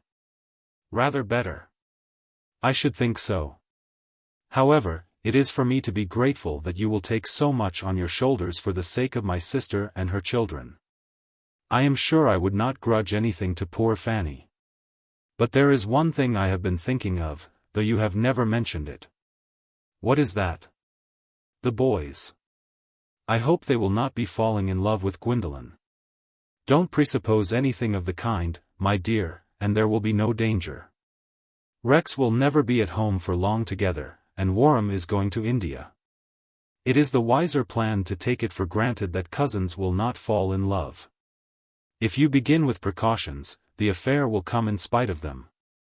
One must not undertake to act for Providence in these matters, which can no more be held under the hand than a brood of chickens. The boys will have nothing, and Gwendolen will have nothing. They can't marry. At the worst there would only be a little crying, and you can't save boys and girls from that." Mrs. Gascoigne's mind was satisfied. If anything did happen, there was the comfort of feeling that her husband would know what was to be done, and would have the energy to do it. Chapter 4. Gorgibus. Jete disque le mariage est une chose sainte et sacrée, et que c'est faire en honnêtes gens, que de débuter par là. Madeleine. Mon Dieu. Qu'si tout le monde vous ressemblait, un roman serait bientôt fini. La belle chose que serait, si d'abord Cyrus épicate mandaine, une assurance de plein pied fut mariée à Clélie. Laissez-nous faire à loisir le tissu de notre roman, et en presses pas tant la conclusion. Molière. Less precious as ridicules. It would be a little hard to blame the rector of Pennicote that in the course of looking at things from every point of view, he looked at Gwendolen as a girl likely to make a brilliant marriage. Why should he be expected to differ from his contemporaries in this matter, and wish his niece a worse end of her charming maidenhood than they would approve as the best possible? It is rather to be set down to his credit that his feelings on the subject were entirely good-natured. And in considering the relation of means to ends, it would have been mere folly to have been guided by the exceptional and idyllic, to have recommended that Gwendolen should wear a gown as shabby as Griselda's in order that a marquis might fall in love with her.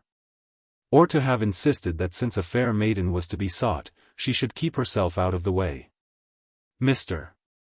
Gascoigne's calculations were of the kind called rational.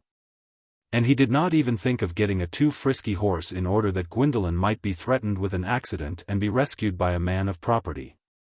He wished his niece well, and he meant her to be seen to advantage in the best society of the neighborhood. Her uncle's intention fell in perfectly with Gwendolen's own wishes. But let no one suppose that she also contemplated a brilliant marriage as the direct end of her witching the world with her grace on horseback, or with any other accomplishment. That she was to be married some time or other she would have felt obliged to admit. And that her marriage would not be of a middling kind, such as most girls were contented with, she felt quietly, unargumentatively sure. But her thoughts never dwelt on marriage as the fulfillment of her ambition. The dramas in which she imagined herself a heroine were not wrought up to that close. To be very much sued or hopelessly sighed for as a bride was indeed an indispensable and agreeable guarantee of womanly power. But to become a wife and wear all the domestic fetters of that condition, was on the whole a vexatious necessity. Her observation of matrimony had inclined her to think it rather a dreary state in which a woman could not do what she liked, had more children than were desirable, was consequently dull, and became irrevocably immersed in humdrum. Of course marriage was social promotion, she could not look forward to a single life.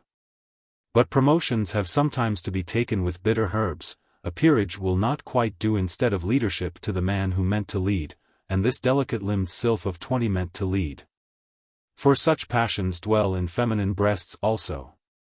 In Gwendolen's, however, they dwelt among strictly feminine furniture, and had no disturbing reference to the advancement of learning or the balance of the constitution.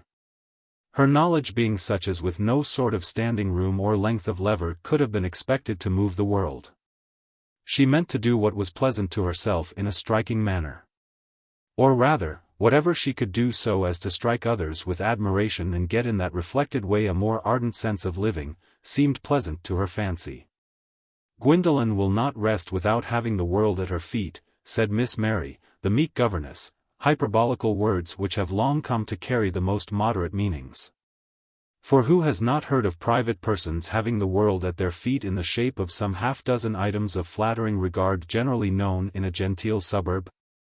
And words could hardly be too wide or vague to indicate the prospect that made a hazy largeness about poor Gwendolen on the heights of her young self-exultation. Other people allowed themselves to be made slaves of, and to have their lives blown hither and thither like empty ships in which no will was present. It was not to be so with her. She would no longer be sacrificed to creatures worth less than herself, but would make the very best of the chances that life offered her, and conquer circumstances by her exceptional cleverness. Certainly, to be settled at Effendine, with the notice of Lady Brackenshaw, the archery club, and invitations to dine with the Arrowpoints, as the highest lights in her scenery, was not a position that seemed to offer remarkable chances. But Gwendolen's confidence lay chiefly in herself. She felt well equipped for the mastery of life. With regard to much in her lot hitherto, she held herself rather hardly dealt with, but as to her education, she would have admitted that it had left her under no disadvantages. In the schoolroom her quick mind had taken readily that strong starch of unexplained rules and disconnected facts which saves ignorance from any painful sense of limpness. And what remained of all things knowable, she was conscious of being sufficiently acquainted with through novels, plays and poems. About her French and music, the two justifying accomplishments of a young lady, she felt no ground for uneasiness. And when to all these qualifications, negative and positive, we add the spontaneous sense of capability some happy persons are born with, so that any subject they turn their attention to impresses them with their own power of forming a correct judgment on it, who can wonder if Gwendolen felt ready to manage her own destiny? There were many subjects in the world, perhaps the majority, in which she felt no interest, because they were stupid. For subjects are apt to appear stupid to the young as light seems dull to the old, but she would not have felt at all helpless in relation to them if they had turned up in conversation.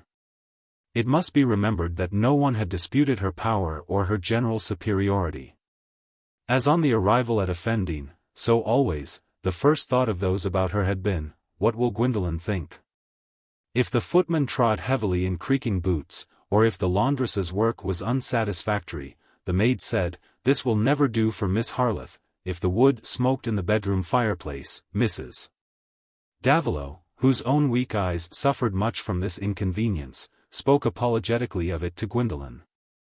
If, when they were under the stress of traveling, she did not appear at the breakfast table till everyone else had finished, the only question was how Gwendolen's coffee and toast should still be of the hottest and crispest.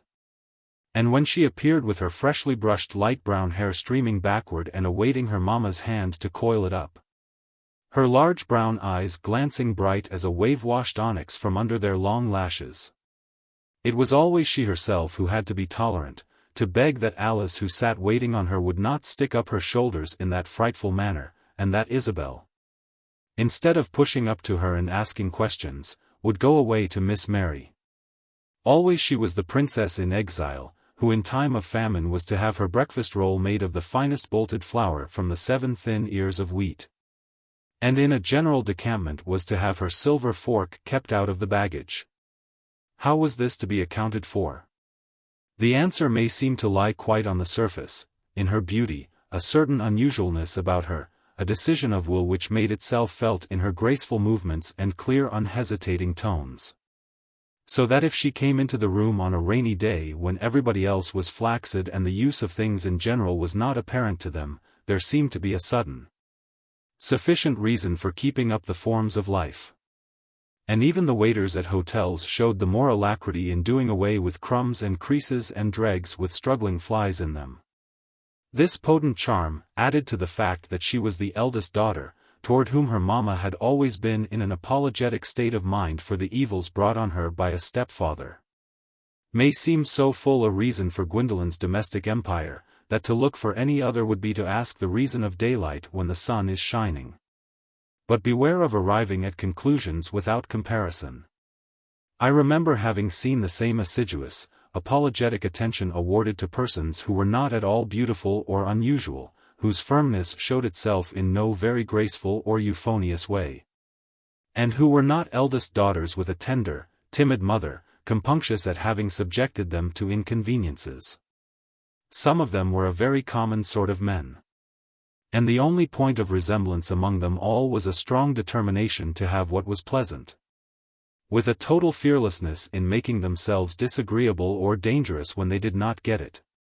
Who is so much cajoled and served with trembling by the weak females of a household as the unscrupulous male, capable, if he has not free way at home, of going and doing worse elsewhere? Hence I am forced to doubt whether even without her potent charm and peculiar filial position Gwendolen might not still have played the queen in exile. If only she had kept her inborn energy of egoistic desire, and her power of inspiring fear as to what she might say or do. However, she had the charm, and those who feared her were also fond of her. The fear and the fondness being perhaps both heightened by what may be called the iridescence of her character, the play of various, nay, contrary tendencies. For Macbeth's rhetoric about the impossibility of being many opposite things in the same moment, referred to the clumsy necessities of action and not to the subtler possibilities of feeling. We cannot speak a loyal word and be meanly silent, we cannot kill and not kill in the same moment.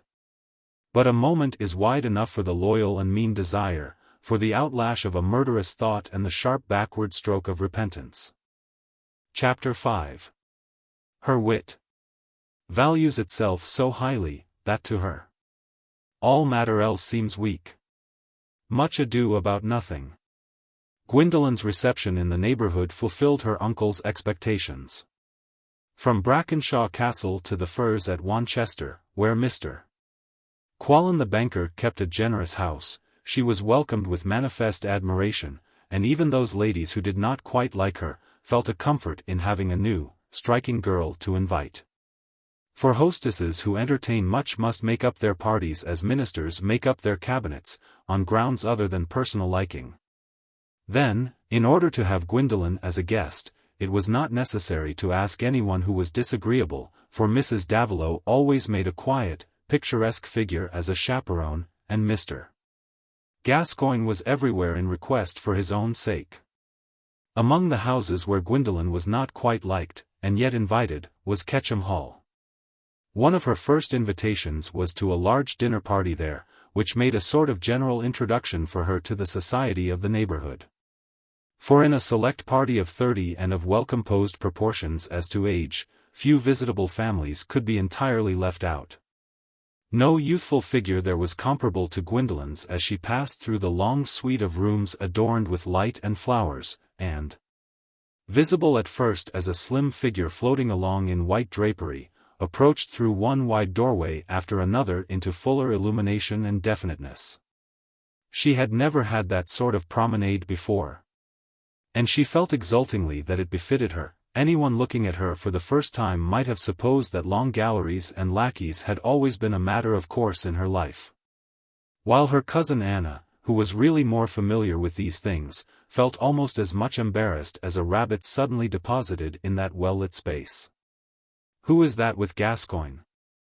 said the archdeacon, neglecting a discussion of military maneuvers on which, as a clergyman, he was naturally appealed to. And his son, on the other side of the room, a hopeful young scholar, who had already suggested some, not less elegant than ingenious, emendations of Greek texts, said nearly at the same time, "By George! Who is that girl with the awfully well-set head and jolly figure?" But to a mind of general benevolence, wishing everybody to look well, it was rather exasperating to see how Gwendolen eclipsed others, how even the handsome Miss Law, explained to be the daughter of Lady Law, looked suddenly broad, heavy and inanimate. And how Miss Arrowpoint, unfortunately also dressed in white, immediately resembled a carte de visite in which one would fancy the skirt alone to have been charged for. Since Miss Arrowpoint was generally liked for the amiable unpretending way in which she wore her fortunes, and made a softening screen for the oddities of her mother, there seemed to be some unfitness in Gwendolen's looking so much more like a person of social importance. "She is not really so handsome if you come to examine her features," said Mrs. Arrowpoint, later in the evening, confidentially to Mrs. Vulcany. "It is a certain style she has, which produces a great effect at first, but afterwards she is less agreeable." In fact, Gwendolen, not intending it, but intending the contrary, had offended her hostess, who, though not a splenetic or vindictive woman, had her susceptibilities. Several conditions had met in the Lady of Ketcham which to the reasoners in that neighborhood seemed to have an essential connection with each other. It was occasionally recalled that she had been the heiress of a fortune gained by some moist or dry business in the city, in order fully to account for her having a squat figure, a harsh parrot-like voice, and a systematically high headdress. And since these points made her externally rather ridiculous, it appeared to many only natural that she should have what are called literary tendencies. A little comparison would have shown that all these points are to be found apart. Daughters of aldermen being often well-grown and well-featured, pretty women having sometimes harsh or husky voices, and the production of feeble literature being found compatible with the most diverse forms of physique, masculine as well as feminine. Gwendolen, who had a keen sense of absurdity in others, but was kindly disposed toward anyone who could make life agreeable to her, meant to win Mrs. Arrowpoint by giving her an interest and attention beyond what others were probably inclined to show. But self-confidence is apt to address itself to an imaginary dullness in others. As people who are well off speak in a cajoling tone to the poor, and those who are in the prime of life raise their voice and talk artificially to seniors, hastily conceiving them to be deaf and rather imbecile. Gwendolen, with all her cleverness and purpose to be agreeable, could not escape that form of stupidity. It followed in her mind, unreflectingly, that because Mrs. Arrowpoint was ridiculous she was also likely to be wanting in penetration, and she went through her little scenes without suspicion that the various shades of her behavior were all noted. "You are fond of books as well as of music, riding, and archery, I hear," Mrs. Arrowpoint said, going to her for a tête-à-tête in the drawing-room after dinner. "Catherine will be very glad to have so sympathetic a neighbor." This little speech might have seemed the most graceful politeness, spoken in a low, melodious tone. But with a twang, fatally loud, it gave Gwendolen a sense of exercising patronage when she answered, gracefully, "It is I who am fortunate. Miss Arrowpoint will teach me what good music is. I shall be entirely a learner. I hear that she is a thorough musician. Catherine has certainly had every advantage. We have a first-rate musician in the house now, her klezmer. Perhaps you know all his compositions. You must allow me to introduce him to you. You sing, I believe." "Catherine plays 3 instruments, but she does not sing." "I hope you will let us hear you. I understand you are an accomplished singer." "Oh, no, die Kraft ist schwach, alle in die Lust ist groß, as Mephistopheles says." "Ah, you are a student of Goethe. Young ladies are so advanced now. I suppose you have read everything." "No, really. I shall be so glad if you will tell me what to read. I have been looking into all the books in the library at Effendine, but there is nothing readable. The leaves all stick together and smell musty. I wish I could write books to amuse myself, as you can. How delightful it must be to write books after one's own taste instead of reading other people's. Homemade books must be so nice."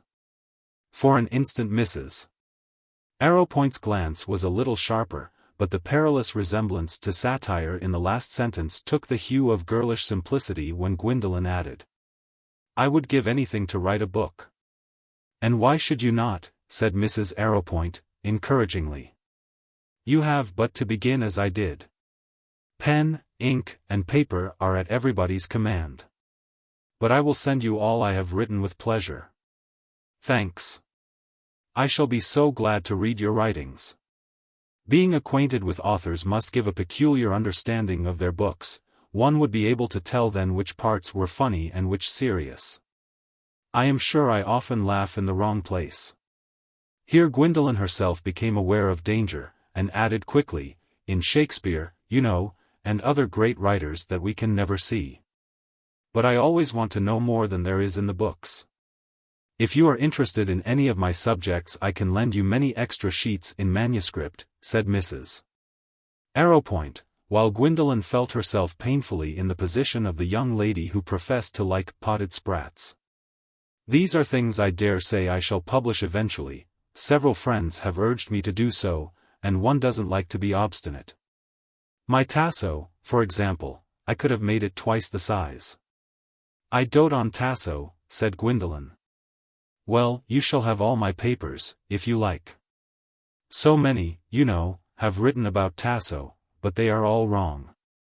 As to the particular nature of his madness, and his feelings for Leonora, and the real cause of his imprisonment, and the character of Leonora, who, in my opinion, was a cold-hearted woman.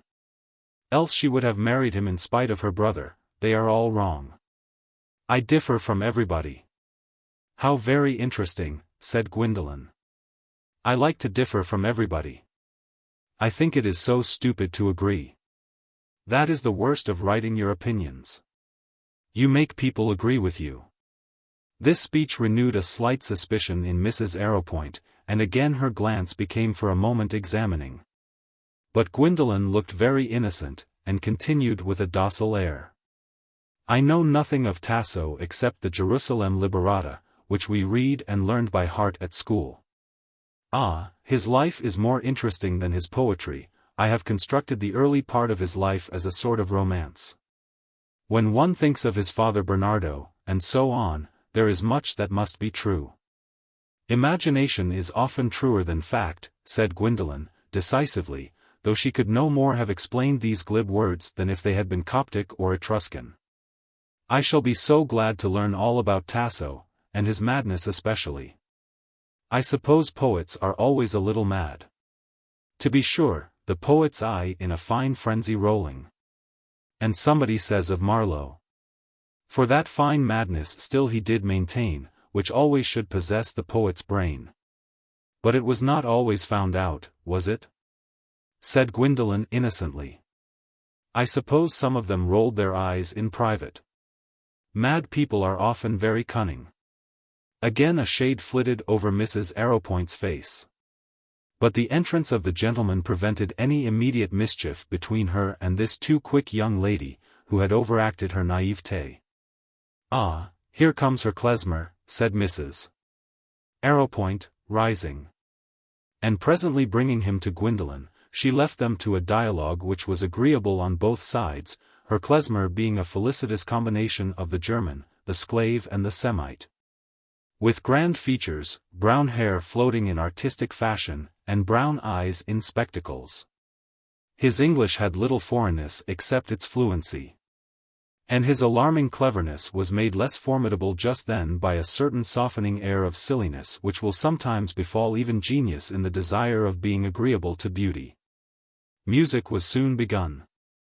Miss Arrowpoint and her klezmer played a four-handed piece on two pianos, which convinced the company in general that it was long, and Gwendolen in particular that the neutral, placid-faced Miss Arrowpoint had a mastery of the instrument which put her own execution out of question, though she was not discouraged as to her often praised touch and style. After this everyone became anxious to hear Gwendolen sing, especially Mr. Arrowpoint. As was natural in a host and a perfect gentleman, of whom no one had anything to say but that he married Miss Cutler and imported the best cigars, and he led her to the piano with easy politeness. Her klezmer closed the instrument in readiness for her, and smiled with pleasure at her approach, then placed himself at a distance of a few feet so that he could see her as she sang. Gwendolen was not nervous, what she undertook to do she did without trembling, and singing was an enjoyment to her. Her voice was a moderately powerful soprano. Someone had told her it was like Jenny Lind's, her ear good, and she was able to keep in tune, so that her singing gave pleasure to ordinary hearers. And she had been used to unmingled applause. She had the rare advantage of looking almost prettier when she was singing than at other times, and that her klezmer was in front of her seemed not disagreeable. Her song, determined on beforehand, was a favorite aria of Bellini's, in which she felt quite sure of herself. Charming, said Mr. Arrowpoint, who had remained near, and the word was echoed around without more insincerity than we recognize in a brotherly way as human. But her klezmer stood like a statue, if a statue can be imagined in spectacles, at least, he was as mute as a statue. Gwendolen was pressed to keep her seat and double the general pleasure, and she did not wish to refuse. But before resolving to do so, she moved a little toward her klezmer, saying with a look of smiling appeal, it would be too cruel to a great musician. You cannot like to hear poor amateur singing. No, truly.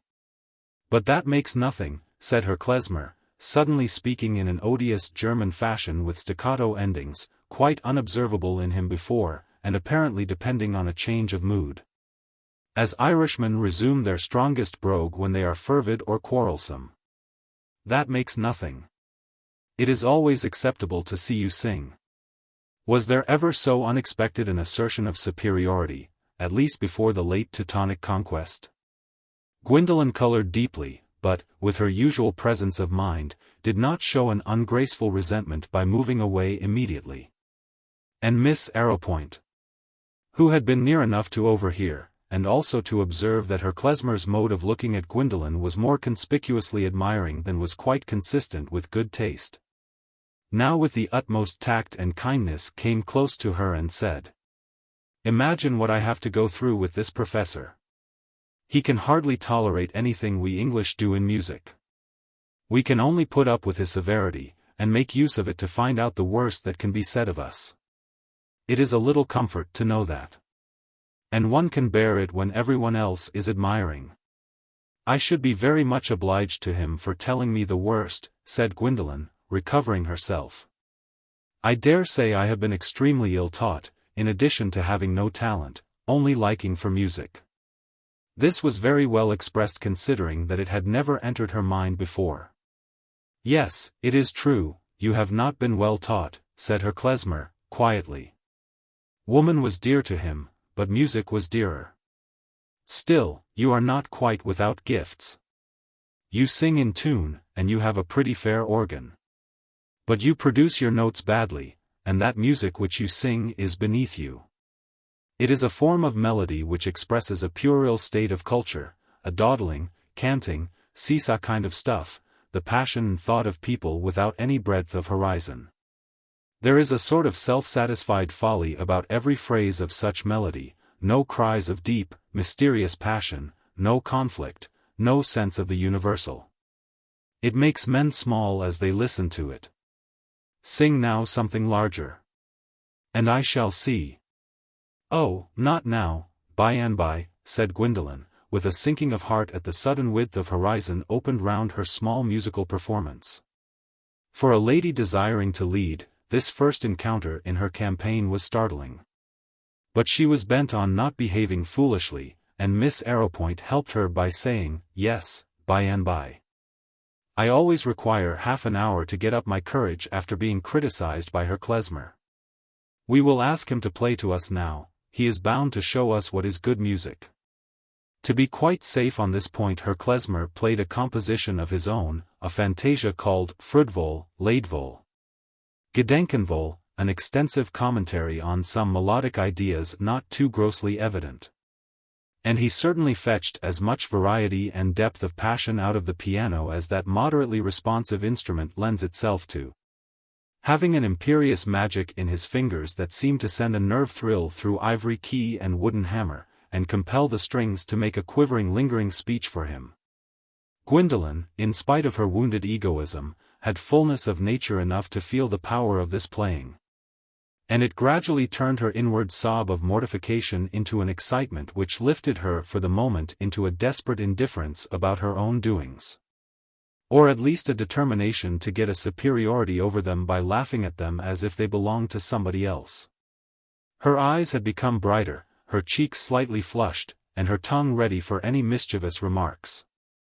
"I wish you would sing to us again, Miss Harleth," said young Clintock, the Archdeacon's classical son, who had been so fortunate as to take her to dinner.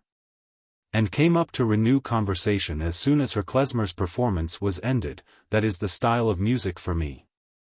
I never can make anything of this tip-top playing. It is like a jar of leeches, where you can never tell either beginnings or endings. I could listen to your singing all day." "Yes, we should be glad of something popular now. Another song from you would be a relaxation," said Mrs. Arrowpoint, who had also come near with polite intentions. "That must be because you are in a puerile state of culture, and have no breadth of horizon. I have just learned that. I have been taught how bad my taste is, and am feeling growing pains." "They are never pleasant," said Gwendolen, not taking any notice of Mrs. Arrowpoint, and looking up with a bright smile at young Clintock. Mrs. Arrowpoint was not insensible to this rudeness, but merely said, "Well, we will not press anything disagreeably," and as there was a perceptible outburst of imprisoned conversation just then, and a movement of guests seeking each other, she remained seated where she was, and looked around her with the relief of a hostess at finding she is not needed. "I am glad you like this neighborhood," said young Clintock, well pleased with his station in front of Gwendolen. "Exceedingly. There seems to be a little of everything and not much of anything. That is rather equivocal praise. Not with me. I like a little of everything. A little absurdity, for example, is very amusing. I am thankful for a few queer people, but much of them is a bore. Mrs. Arrowpoint, who was hearing this dialogue, perceived quite a new tone in Gwendolen's speech, and felt a revival of doubt as to her interest in Tasso's madness. "I think there should be more croquet, for one thing," said young Clintock. "I am usually away, but if I were more here I should go in for a croquet club." "You are one of the archers, I think. But depend upon it, croquet is the game of the future. It wants writing up, though. One of our best men has written a poem on it, in 4 cantos, as good as Pope. I want him to publish it. You never read anything better. I shall study croquet tomorrow. I shall take to it instead of singing." "No, not that, but do take to croquet.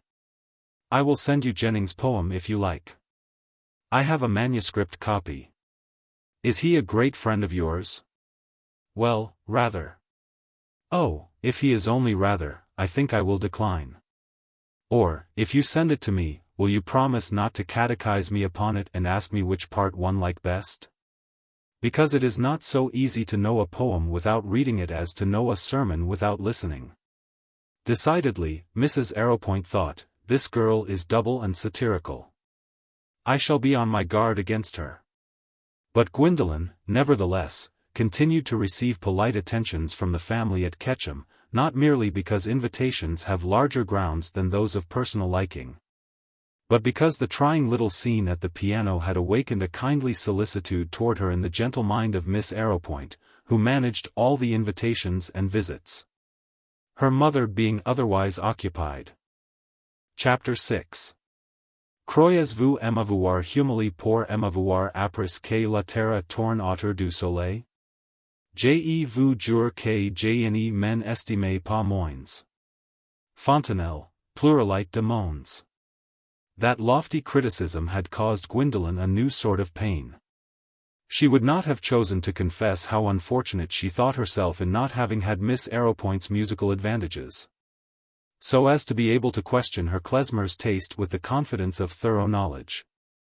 Still less, to admit even to herself that Miss Arrowpoint each time they met raised an unwanted feeling of jealousy in her, not in the least because she was an heiress, but because it was really provoking that a girl whose appearance you could not characterize except by saying that her figure was slight and of middle stature, her features small, her eyes tolerable, and her complexion sallow, had nevertheless a certain mental superiority which could not be explained away, an exasperating thoroughness in her musical accomplishment, a fastidious discrimination in her general tastes, which made it impossible to force her admiration and kept you in awe of her standard. This insignificant-looking young lady of 24, whom anyone's eyes would have passed over negligently if she had not been Miss Arrowpoint, might be suspected of a secret opinion that Miss Harleth's acquirements were rather of a common order. And such an opinion was not made agreeable to think of by being always veiled under a perfect kindness of manner. But Gwendolen did not like to dwell on facts which threw an unfavorable light on itself. The musical magus who had so suddenly widened her horizon was not always on the scene, and his being constantly backward and forward between London and XVIII soon began to be thought of as offering opportunities for converting him to a more admiring state of mind.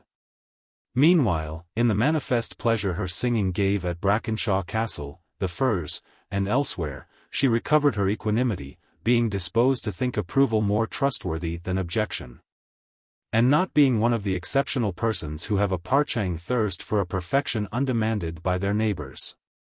Perhaps it would have been rash to say then that she was at all exceptional inwardly, or that the unusual in her was more than her rare grace of movement and bearing, and a certain daring which gave piquancy to a very common egoistic ambition, such as exists under many clumsy exteriors and is taken no notice of.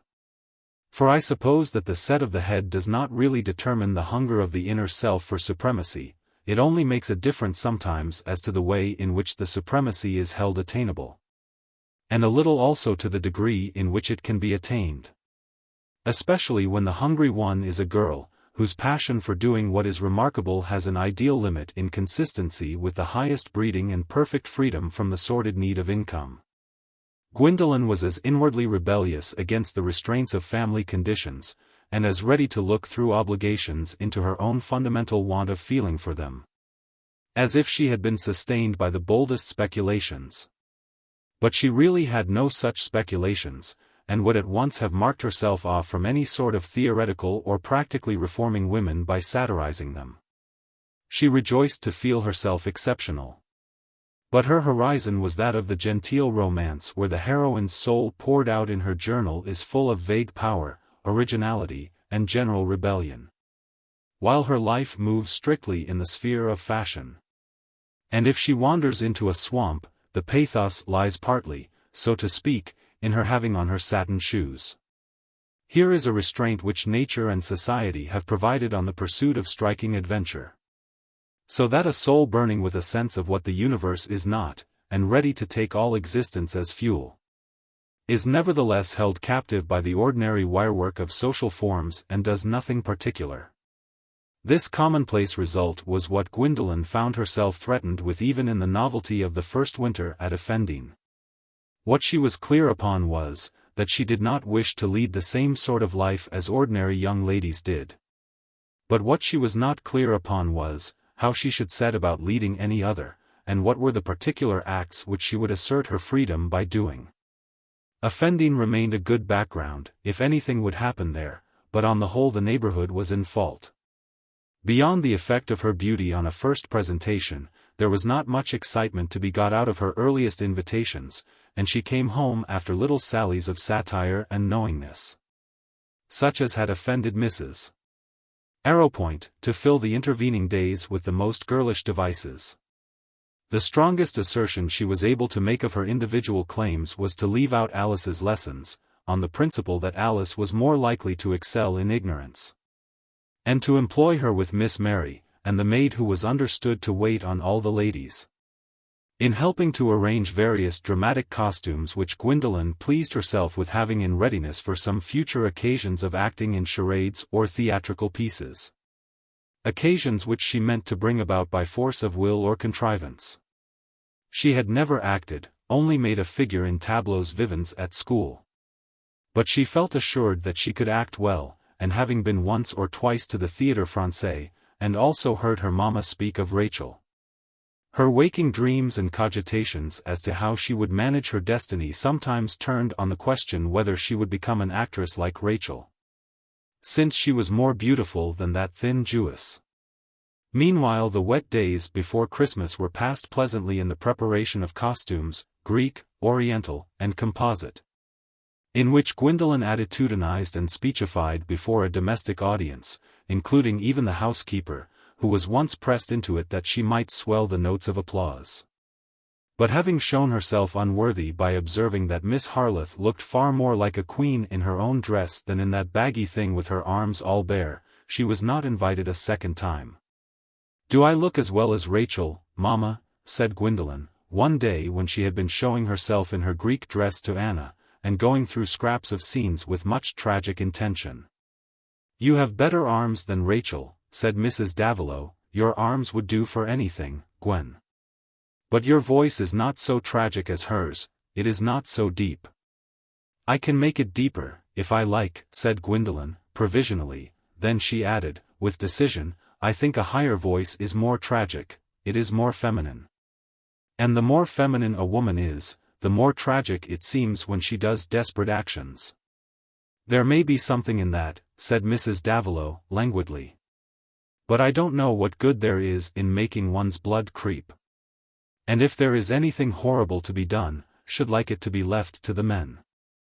"Oh, mamma, you are so dreadfully prosaic. As if all the great poetic criminals were not women. I think the men are poor cautious creatures."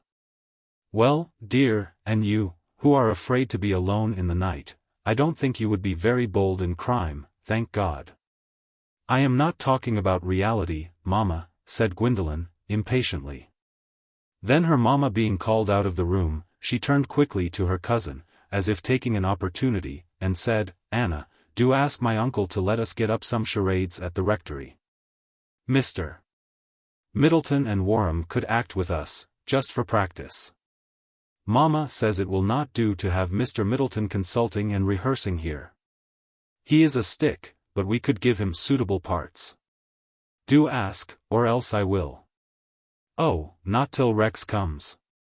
He is so clever, and such a dear old thing, and he will act Napoleon looking over the sea. He looks just like Napoleon. Rex can do anything. I don't in the least believe in your Rex, Anna, said Gwendolen, laughing at her.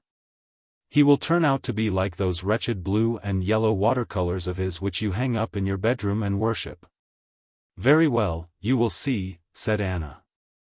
It is not that I know what is clever, but he has got a scholarship already, and Papa says he will get a fellowship, and nobody is better at games. He is cleverer than Mr. Middleton, and everybody but you call Mr. Middleton clever. So he may be in a dark lantern sort of way. But he is a stick. If he had to say, perdition catch my soul, but I do love her, he would say it in just the same tone as, here in death the second lesson. Oh, Gwendolen, said Anna, shocked at these promiscuous allusions. And it is very unkind of you to speak so of him, for he admires you very much. I heard Warham say one day to Mamma, Middleton is regularly spoony upon Gwendolen. She was very angry with him, but I know what it means. It is what they say at college for being in love. How can I help it, said Gwendolen, rather contemptuously. Perdition catch my soul if I love him. No, of course, Papa, I think, would not wish it. And he is to go away soon. But it makes me sorry when you ridicule him. What shall you do to me when I ridicule Rex, said Gwendolen, wickedly. Now, Gwendolen, dear, you will not, said Anna, her eyes filling with tears. I could not bear it. But there really is nothing in him to ridicule. Only you may find out things. For no one ever thought of laughing at Mr. Middleton before you. Everyone said he was nice-looking, and his manners perfect. I am sure I have always been frightened at him because of his learning and his square-cut coat, and his being a nephew of the bishop's, and all that.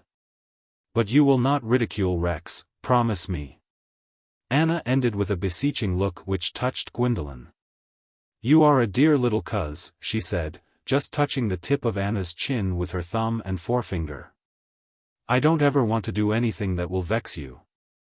Especially if Rex is to make everything come off, charades and everything. And when at last Rex was there, the animation he brought into the life of Effendine and the rectory, and his ready partnership in Gwendolen's plans, left her no inclination for any ridicule that was not of an open and flattering kind, such as he himself enjoyed.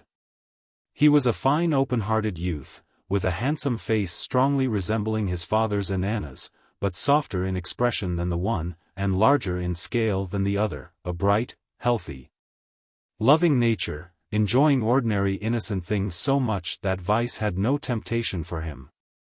And what he knew of it lay too entirely in the outer courts and little visited chambers of his mind for him to think of it with great repulsion. Vicious habits were with him, what some fellows did, stupid stuff which he liked to keep aloof from. He returned Anna's affection as fully as could be expected of a brother whose pleasures apart from her were more than the sum total of hers, and he had never known a stronger love. The cousins were continually together at the one house or the other, chiefly at Effendine, where there was more freedom, or rather where there was a more complete sway for Gwendolen. And whatever she wished became a ruling purpose for Rex. The charades came off according to her plans. And also some other little scenes not contemplated by her in which her acting was more impromptu. It was at Effendine that the charades and tableaux were rehearsed and presented, Mrs. Davilow seeing no objection even to Mr. Middleton's being invited to share in them, now that Rex too was there, especially as his services were indispensable, Warham, who was studying for India with a Wanchester coach, having no time to spare, and being generally dismal under a cram of everything except the answers needed at the forthcoming examination, which might disclose the welfare of our Indian Empire to be somehow connected with a quotable knowledge of Brown's pastorals. Mr. Middleton was persuaded to play various grave parts, Gwendolen having flattered him on his enviable immobility of countenance. And at first a little pained and jealous at her comradeship with Rex, he presently drew encouragement from the thought that this sort of cousinly familiarity excluded any serious passion. Indeed, he occasionally felt that her more formal treatment of himself was such a sign of favor as to warrant his making advances before he left Pennicote. Though he had intended to keep his feelings in reserve until his position should be more assured. Miss Gwendolen, quite aware that she was adored by this unexceptionable young clergyman with pale whiskers and square-cut collar, felt nothing more on the subject than that she had no objection to being adored. She turned her eyes on him with calm mercilessness and caused him many mildly agitating hopes by seeming always to avoid dramatic contact with him, for all meanings, we know, depend on the key of interpretation. Some persons might have thought beforehand that a young man of Anglican leanings, having a sense of sacredness much exercised on small things as well as great, rarely laughing save from politeness, and in general regarding the mention of spades by their naked names as rather coarse, would not have seen a fitting bride for himself in a girl who was daring in ridicule, and showed none of the special grace required in the clergyman's wife. Or, that a young man informed by theological reading would have reflected that he was not likely to meet the taste of a lively, restless young lady like Miss Harleth. But are we always obliged to explain why the facts are not what some persons thought beforehand? The apology lies on their side, who had that erroneous way of thinking. As for Rex, who would possibly have been sorry for poor Middleton if he had been aware of the excellent curate's inward conflict, he was too completely absorbed in a first passion to have observation for any person or thing. He did not observe Gwendolen, he only felt what she said or did, and the back of his head seemed to be a good organ of information as to whether she was in the room or out. Before the end of the first fortnight he was so deeply in love that it was impossible for him to think of his life except as bound up with Gwendolen's. He could see no obstacles, poor boy. His own love seemed a guarantee of hers, since it was one with the unperturbed delight in her image, so that he could no more dream of her giving him pain than an Egyptian could dream of snow. She sang and played to him whenever he liked, was always glad of his companionship in riding, though his borrowed steeds were often comic, was ready to join in any fun of his, and showed a right appreciation of Anna. No mark of sympathy seemed absent. That because Gwendolen was the most perfect creature in the world she was to make a grand match, had not occurred to him. He had no conceit, at least not more than goes to make up the necessary gum and consistence of a substantial personality. It was only that in the young bliss of loving he took Gwendolen's perfection as part of that good which had seemed one with life to him, being the outcome of a happy, well-embodied nature. One incident which happened in the course of their dramatic attempts impressed Rex as a sign of her unusual sensibility. It showed an aspect of her nature which could not have been preconceived by anyone who, like him, had only seen her habitual fearlessness in active exercises and her high spirits in society. After a good deal of rehearsing it was resolved that a select party should be invited to Offendene to witness the performances which went with so much satisfaction to the actors. Anna had caused a pleasant surprise. Nothing could be neater than the way in which she played her little parts. One would even have suspected her of hiding much sly observation under her simplicity. And Mr. Middleton answered very well by not trying to be comic. The main source of doubt and retardation had been Gwendolen's desire to appear in her Greek dress. No word for a charade would occur to her either waking or dreaming that suited her purpose of getting a statuesque pose in this favorite costume. To choose a motive from Racine was of no use, since Rex and the others could not declaim French verse, and improvised speeches would turn the scene into burlesque. Besides, Mr. Gascoigne prohibited the acting of scenes from plays. He usually protested against the notion that an amusement which was fitting for everyone else was unfitting for a clergyman. But he would not in this matter overstep the line of decorum as drawn in that part of Wessex, which did not exclude his sanction of the young people's acting charades in his sister-in-law's house, a very different affair from private theatricals in the full sense of the word. Everybody of course was concerned to satisfy this wish of Gwendolen's.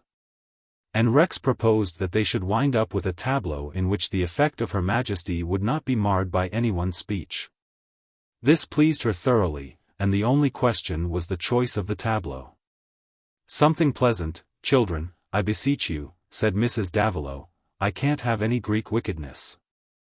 "It is no worse than Christian wickedness, mamma," said Gwendolen, whose mention of Rachelesque heroines had called forth that remark.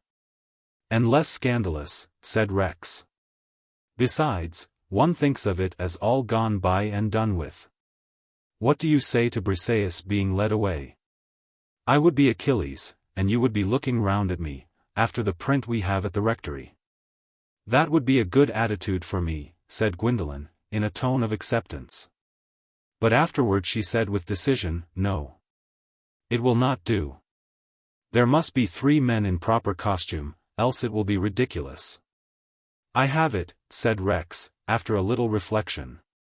"Hermione as the statue in Winter's Tale?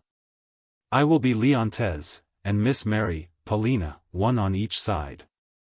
Our dress won't signify," he went on laughingly. "It will be more Shakespearean and romantic if Leontes looks like Napoleon, and Paulina like a modern spinster." And Hermione was chosen, all agreeing that age was of no consequence.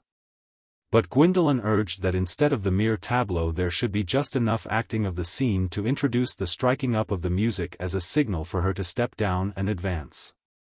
When Leontes, instead of embracing her, was to kneel and kiss the hem of her garment, and so the curtain was to fall.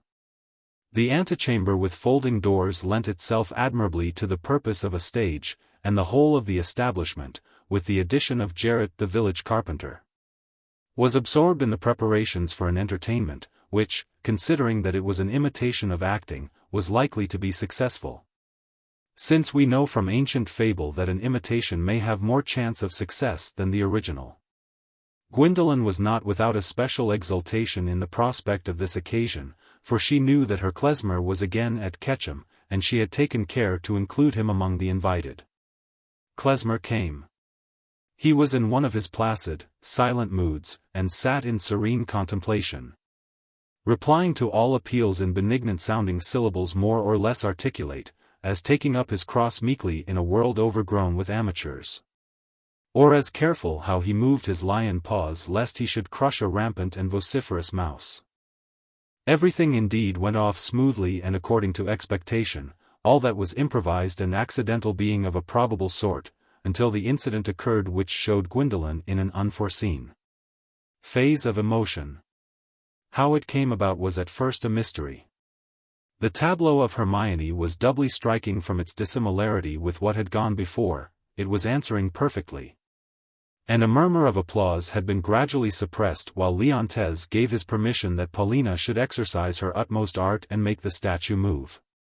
Hermione, her arm resting on a pillar, was elevated by about 6 inches, which she counted on as a means of showing her pretty foot and instep, when at the given signal she should advance and descend. "Music, awake her, strike," said Paulina, Mrs. Davilow, who, by special entreaty, had consented to take the part in a white burnous and hood. Her klezmer, who had been good-natured enough to seat himself at the piano, struck a thunderous chord, but in the same instant, and before Hermione had put forth her foot, the movable panel, which was on a line with the piano, flew open on the right opposite the stage and disclosed the picture of the dead face and the fleeing figure, brought out in pale definiteness by the position of the wax lights. Everyone was startled, but all eyes in the act of turning toward the open panel were recalled by a piercing cry from Gwendolen, who stood without change of attitude, but with a change of expression that was terrifying in its terror. She looked like a statue into which a soul of fear had entered, her pallid lips were parted, her eyes, usually narrowed under their long lashes, were dilated and fixed. Her mother, less surprised than alarmed, rushed toward her, and Rex, too, could not help going to her side. But the touch of her mother's arm had the effect of an electric charge. Gwendolen fell on her knees and put her hands before her face. She was still trembling, but mute, and it seemed that she had self-consciousness enough to aim at controlling her signs of terror. For she presently allowed herself to be raised from her kneeling posture and led away, while the company were relieving their minds by explanation. "A magnificent bit of plastic that," said Klezmer to Miss Arrowpoint. And a quick fire of undertoned question and answer went round. "Was it part of the play?" "Oh, no, surely not. Miss Harleth was too much affected. A sensitive creature. Dear me. I was not aware that there was a painting behind that panel, were you? No, how should I? Some eccentricity in one of the Earl's family long ago, I suppose. How very painful. Pray shut it up. Was the door locked? It is very mysterious. It must be the spirits. But there is no medium present. How do you know that? We must conclude that there is, when such things happen. Oh, the door was not locked. It was probably the sudden vibration from the piano that sent it open. This conclusion came from Mr. Gascoigne, who begged Miss Mary if possible to get the key. But this readiness to explain the mystery was thought by Mrs. Vulcany unbecoming in a clergyman, and she observed in an undertone that Mr. Gascoigne was always a little too worldly for her taste. However, the key was produced, and the rector turned it in the lock with an emphasis rather offensively rationalizing, as who should say, "It will not start open again," putting the key in his pocket as a security. However, Gwendolen soon reappeared, showing her usual spirits, and evidently determined to ignore as far as she could the striking change she had made in the part of Hermione. But when Klesmer said to her, "We have to thank you for devising a perfect climax, you could not have chosen a finer bit of plastic," there was a flush of pleasure in her face. She liked to accept as a belief what was really no more than delicate feigning. He divined that the betrayal into a passion of fear had been mortifying to her, and wished her to understand that he took it for good acting. Gwendolen cherished the idea that now he was struck with her talent as well as her beauty, and her uneasiness about his opinion was half turned to complacency. But too many were in the secret of what had been included in the rehearsals, and what had not, and no one besides Klesmer took the trouble to soothe Gwendolen's imagined mortification. The general sentiment was that the incident should be let drop. There had really been a medium concerned in the starting open of the panel, one who had quitted the room in haste and crept to bed in much alarm of conscience. It was the small Isabel, whose intense curiosity, unsatisfied by the brief glimpse she had had of the strange picture on the day of arrival at Effendine, had kept her on the watch for an opportunity of finding out where Gwendolen had put the key, of stealing it from the discovered drawer when the rest of the family were out, and getting on a stool to unlock the panel. While she was indulging her thirst for knowledge in this way, a noise which she feared was an approaching footstep alarmed her. She closed the door and attempted hurriedly to lock it. But failing and not daring to linger, she withdrew the key and trusted that the panel would stick, as it seemed well inclined to do. In this confidence she had returned the key to its former place, stilling any anxiety by the thought that if the door were discovered to be unlocked nobody would know how the unlocking came about. The inconvenient Isabel, like other offenders, did not foresee her own impulse to confession, a fatality which came upon her the morning after the party, when Gwendolen said at the breakfast table, "I know the door was locked before the housekeeper gave me the key, for I tried it myself afterward. Someone must have been to my drawer and taken the key." It seemed to Isabel that Gwendolen's awful eyes had rested on her more than on the other sisters, and without any time for resolve, she said, with a trembling lip, "Please forgive me, Gwendolen." The forgiveness was sooner bestowed than it would have been if Gwendolen had not desired to dismiss from her own and everyone else's memory any case in which she had shown her susceptibility to terror. She wondered at herself in these occasional experiences, which seemed like a brief remembered madness, an unexplained exception from her normal life. And in this instance she felt a peculiar vexation that her helpless fear had shown itself, not, as usual, in solitude, but in well-lit company.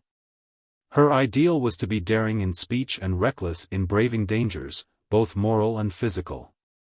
And though her practice fell far behind her ideal, this shortcoming seemed to be due to the pettiness of circumstances, the narrow theatre which life offers to a girl of 20, who cannot conceive herself as anything else than a lady, or as in any position which would lack the tribute of respect. She had no permanent consciousness of other fetters, or of more spiritual restraints, having always disliked whatever was presented to her under the name of religion. In the same way that some people dislike arithmetic and accounts, it had raised no other emotion in her, no alarm, no longing. So that the question whether she believed it had not occurred to her any more than it had occurred to her to inquire into the conditions of colonial property and banking, on which, as she had had many opportunities of knowing, the family fortune was dependent. All these facts about herself she would have been ready to admit, and even, more or less indirectly, to state. What she unwillingly recognized, and would have been glad for others to be unaware of, was that liability of hers to fits of spiritual dread. Though this fountain of awe within her had not found its way into connection with the religion taught her or with any human relations. She was ashamed and frightened, as at what might happen again, in remembering her tremor on suddenly feeling herself alone, when, for example, she was walking without companionship and there came some rapid change in the light. Solitude in any wide scene impressed her with an undefined feeling of immeasurable existence aloof from her, in the midst of which she was helplessly incapable of asserting herself. The little astronomy taught her at school used sometimes to set her imagination at work in a way that made her tremble, but always when someone joined her she recovered her indifference to the vastness in which she seemed an exile. She found again her usual world in which her will was of some avail. And the religious nomenclature belonging to this world was no more identified for her with those uneasy impressions of awe than her uncle's surplices seen out of use at the rectory. With human ears and eyes about her, she had always hitherto recovered her confidence, and felt the possibility of winning empire. To her mamma and others her fits of timidity or terror were sufficiently accounted for by her sensitiveness or the excitability of her nature. But these explanatory phrases required conciliation with much that seemed to be blank indifference or rare self-mastery. Heat is a great agent and a useful word, but considered as a means of explaining the universe it requires an extensive knowledge of differences. And as a means of explaining character, sensitiveness is in much the same predicament. But who, loving a creature like Gwendolen, would not be inclined to regard every peculiarity in her as a mark of preeminence? That was what Rex did. After the Hermione scene he was more persuaded than ever that she must be instinct with all feeling, and not only readier to respond to a worshipful love, but able to love better than other girls. Rex felt the summer on his young wings and soared happily. Chapter 7. Perigot. As the bonny lassie passed by. Willie. Hey, ho, bonny lass. P. She rued at me with glancing eye. W. As clear as the crystal glass. P. All as the sunny beam so bright. W. Hey, ho, the sunbeam. P. Glaunceth from Phoebus' face forthright. W. So love into thy heart did stream. Spenser, Shepherd's Calendar. The kindliest symptom, yet the most alarming crisis in the ticklish state of youth, the nourisher and destroyer of hopeful wits.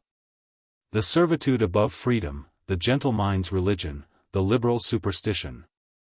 Charles Lamb. The first sign of the unimagined snowstorm was like the transparent white cloud that seems to set off the blue. Anna was in the secret of Rex's feeling. Though for the first time in their lives he had said nothing to her about what he most thought of, and he only took it for granted that she knew it. For the first time, too, Anna could not say to Rex what was continually in her mind. Perhaps it might have been a pain which she would have had to conceal, that he should so soon care for someone else more than for herself. If such a feeling had not been thoroughly neutralized by doubt and anxiety on his behalf.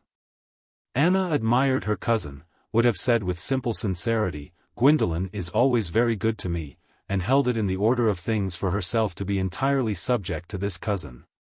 But she looked at her with mingled fear and distrust, with a puzzled contemplation as of some wondrous and beautiful animal whose nature was a mystery, and who, for anything Anna knew, might have an appetite for devouring all the small creatures that were her own particular pets. And now Anna's heart was sinking under the heavy conviction which she dared not utter, that Gwendolen would never care for Rex. What she herself held in tenderness and reverence had constantly seemed indifferent to Gwendolen, and it was easier to imagine her scorning Rex than returning any tenderness of his. Besides, she was always thinking of being something extraordinary. And poor Rex. Papa would be angry with him if he knew. And of course he was too young to be in love in that way. And she, Anna, had thought that it would be years and years before anything of that sort came, and that she would be Rex's housekeeper ever so long. But what a heart must that be which did not return his love! Anna, in the prospect of his suffering, was beginning to dislike her too fascinating cousin.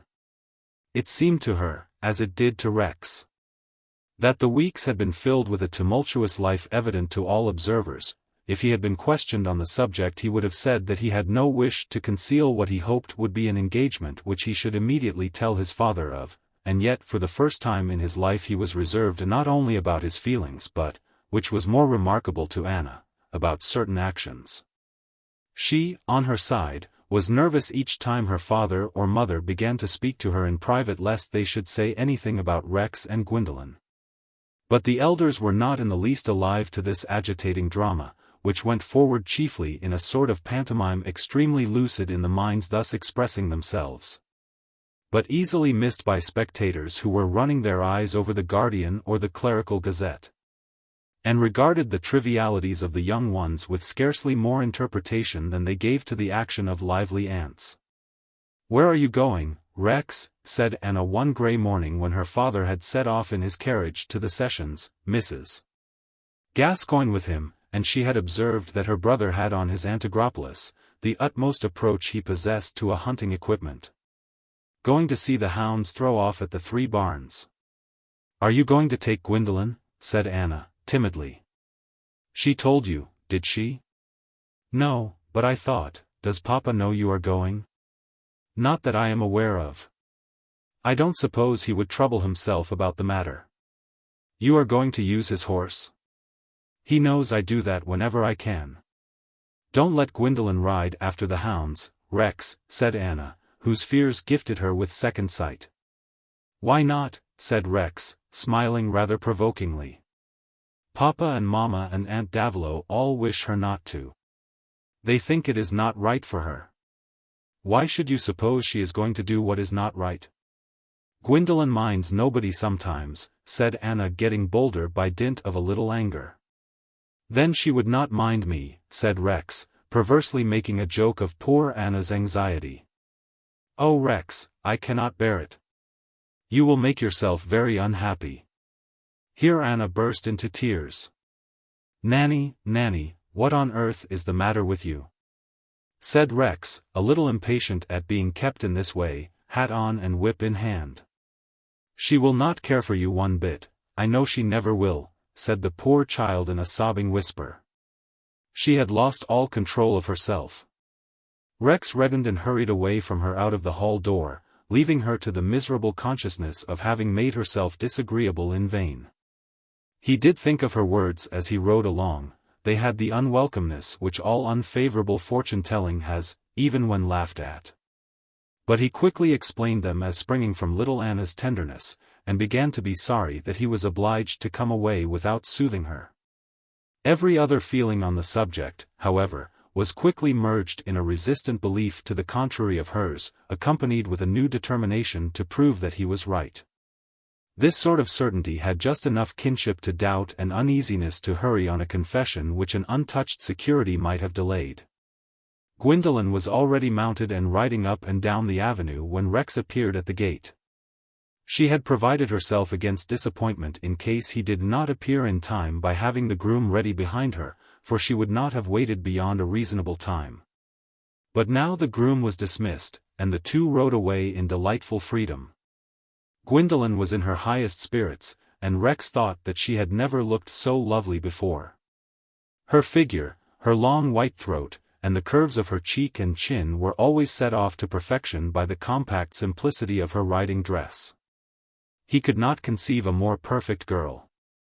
And to a youthful lover like Rex it seems that the fundamental identity of the good, the true and the beautiful, is already extant and manifest in the object of his love.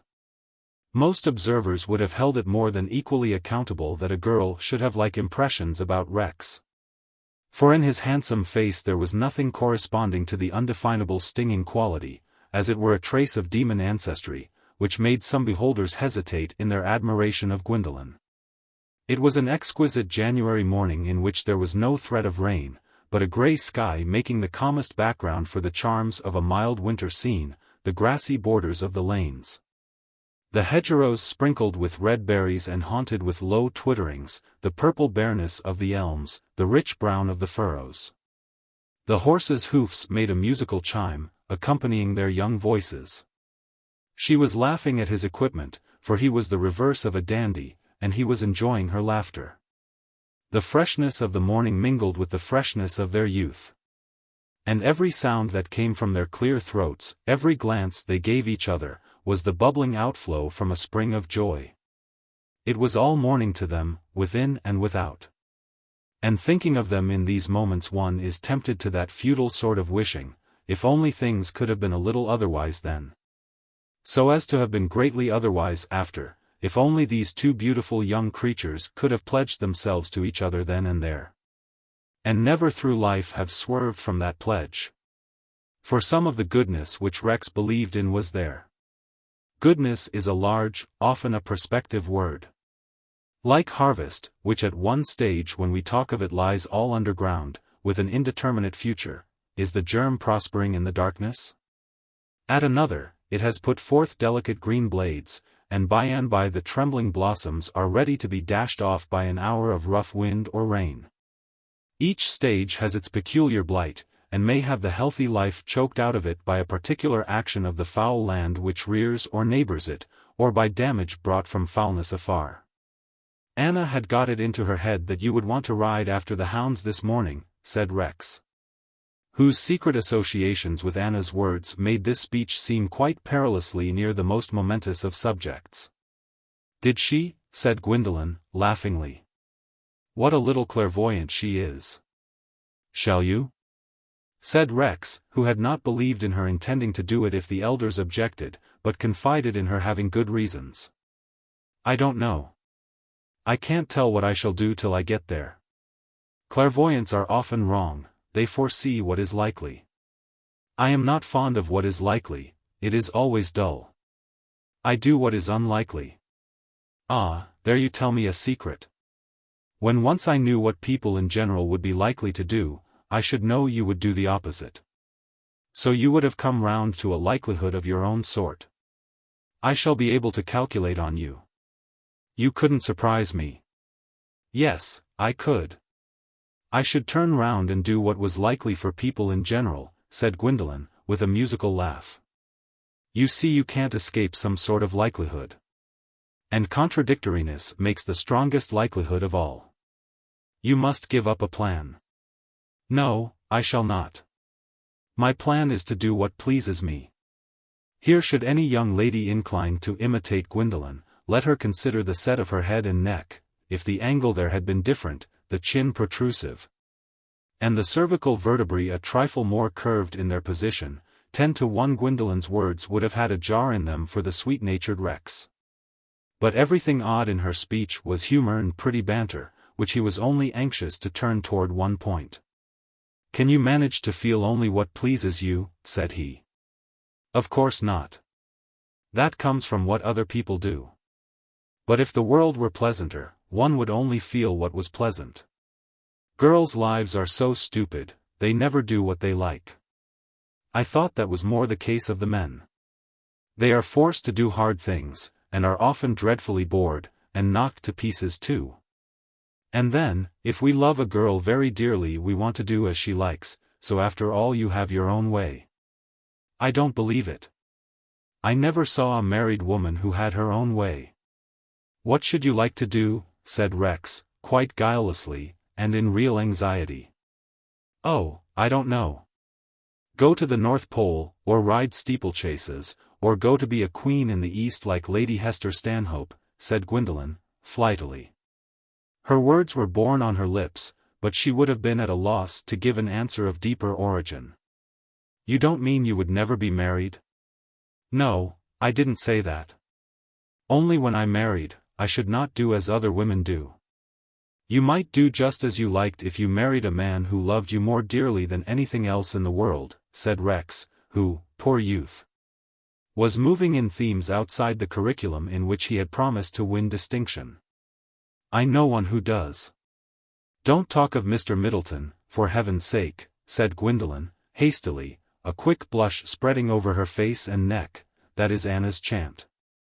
I hear the hounds. Let us go on." She put her chestnut to a canter, and Rex had no choice but to follow her. Still he felt encouraged. Gwendolen was perfectly aware that her cousin was in love with her. But she had no idea that the matter was of any consequence, having never had the slightest visitation of painful love herself.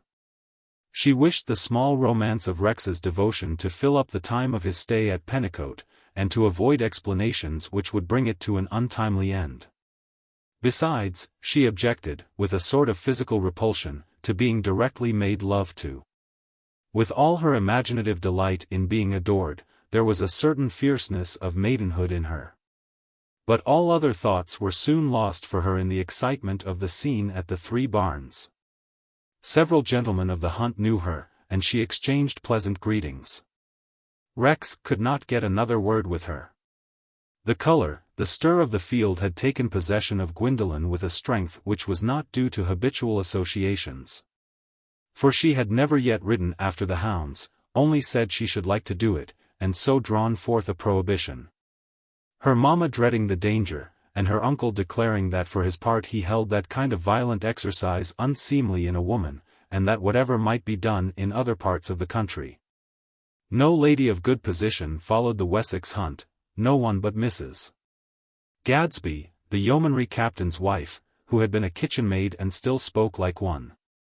This last argument had some effect on Gwendolen, and had kept her halting between her desire to assert her freedom and her horror of being classed with Mrs. Gadsby. Some of the most unexceptionable women in the neighborhood occasionally went to see the hounds throw off. But it happened that none of them were present this morning to abstain from following, while Mrs. Gadsby, with her doubtful antecedents, grammatical and otherwise, was not visible to make following seem unbecoming. Thus Gwendolen felt no check on the animal stimulus that came from the stir and tongue of the hounds, the pawing of the horses, the varying voices of men.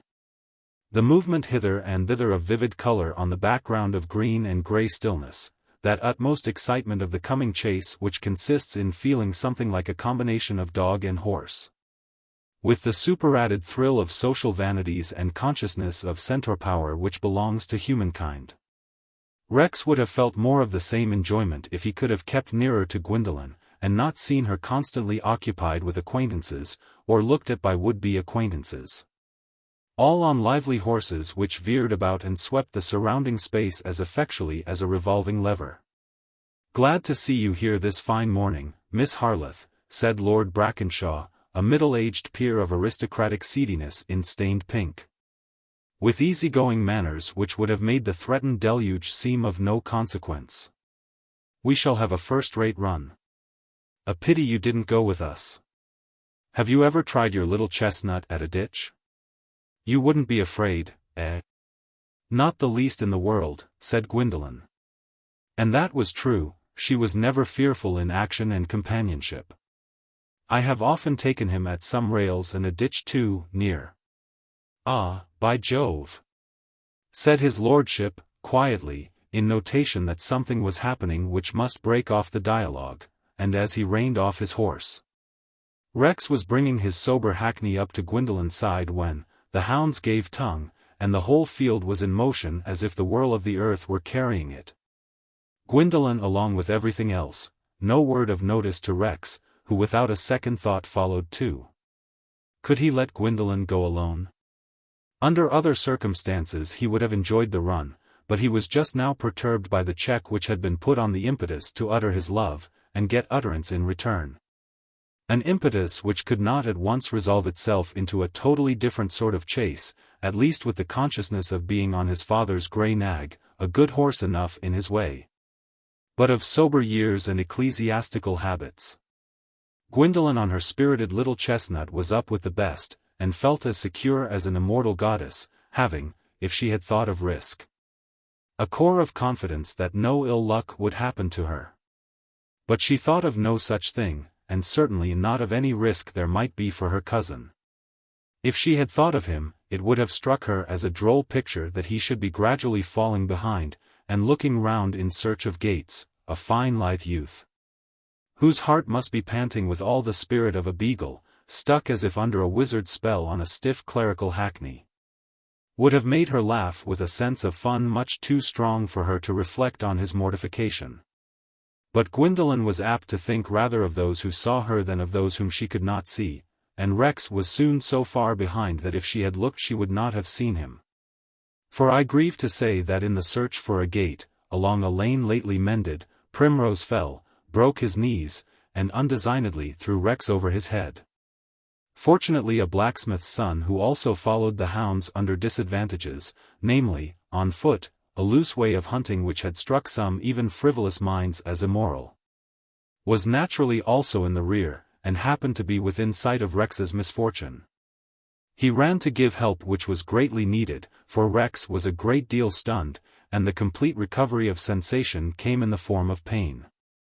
Joel Dagg on this occasion showed himself that most useful of personages, whose knowledge is of a kind suited to the immediate occasion. He not only knew perfectly well what was the matter with the horse, how far they were both from the nearest public-house and from Pennicote Rectory, and could certify to Rex that his shoulder was only a bit out of joint, but also offered experienced surgical aid. "Lord, sir, let me shove it in again for you. I seen Nash, the bonesetter, do it, and done it myself for our little Sally twice over. It's all one and the same, shoulders is. If you'll trusten to me and tighten your mind up a bit, I'll do it for you in no time." "Come then, old fellow," said Rex, who could tighten his mind better than his seat in the saddle. And Joel managed the operation, though not without considerable expense of pain to his patient, who turned so pitiably pale while tightening his mind, that Joel remarked, "Sir, you aren't used to it, that's how it is. I see lots and lots o' joints out. I see a man with his eye pushed out once, that was a rum go as ever I see. You can't have a bit o' fun why out such sort o' things." But it went in again. "I swallowed 3 teeth myson, as sure as I'm alive. Now, Sir Ray," this was addressed to Primrose, "come alonk, you mustn't make believe as you can't." Joel being clearly a low character, it is, happily, not necessary to say more of him to the refined reader, than that he helped Rex to get home with as little delay as possible. There was no alternative but to get home, though all the while he was in anxiety about Gwendolen, and more miserable in the thought that she, too, might have had an accident, than in the pain of his own bruises and the annoyance he was about to cause his father. He comforted himself about her by reflecting that everyone would be anxious to take care of her, and that some acquaintance would be sure to conduct her home. Mr. Gascoigne was already at home, and was writing letters in his study, when he was interrupted by seeing poor Rex come in with a face which was not the less handsome and ingratiating for being pale and a little distressed. He was secretly the favourite son, and a young portrait of the father, who, however, never treated him with any partiality, rather, with an extra rigour. Mr. Gascoigne, having inquired of Anna, knew that Rex had gone with Gwendolen to the meet at the 3 Barns. "What is the matter?" he said hastily, not laying down his pen. "I'm very sorry, sir. Primrose has fallen down and broken his knees." "Where have you been with him?" said Mr. Gascoigne, with a touch of severity. He rarely gave way to temper. "To the 3 Barns to see the hounds throw off." "And you were fool enough to follow?" "Yes, sir. I didn't go at any fences, but the horse got his leg into a hole." "And you got hurt yourself, I hope, eh?" "I got my shoulder put out, but a young blacksmith put it in again for me. I'm just a little battered, that's all." "Well, sit down." "I'm very sorry about the horse, sir, I knew it would be a vexation to you." "And what has become of Gwendolen?" said Mr. Gascoigne, abruptly. Rex, who did not imagine that his father had made any inquiries about him, answered at first with a blush, which was the more remarkable for his previous paleness. Then he said, nervously. I am anxious to know, I should like to go or send at once to Effendine, but she rides so well, and I think she would keep up, there would most likely be many round her. I suppose it was she who led you on, said Mr. Gascoigne, laying down his pen, leaning back in his chair, and looking at Rex with more marked examination. It was natural for her to want to go, she didn't intend it beforehand, she was led away by the spirit of the thing. And, of course, I went when she went. Mr. Gascoigne left a brief interval of silence, and then said, with quiet irony, but now you observe, young gentleman, that you are not furnished with a horse which will enable you to play the squire to your cousin. You must give up that amusement. You have spoiled my nag for me, and that is enough mischief for one vacation. I shall beg you to get ready to start for Southampton tomorrow and join Stilfox, till you go up to Oxford with him. That will be good for your bruises as well as your studies. Poor Rex felt his heart swelling and comporting itself as if it had been no better than a girl's. I hope you will not insist on my going immediately, sir. Do you feel too ill? No, not that, but, here Rex bit his lips and felt the tears starting, to his great vexation, then he rallied and tried to say more firmly, I want to go to Effendine, but I can go this evening. I am going there myself. I can bring word about Gwendolen, if that is what you want. Rex broke down.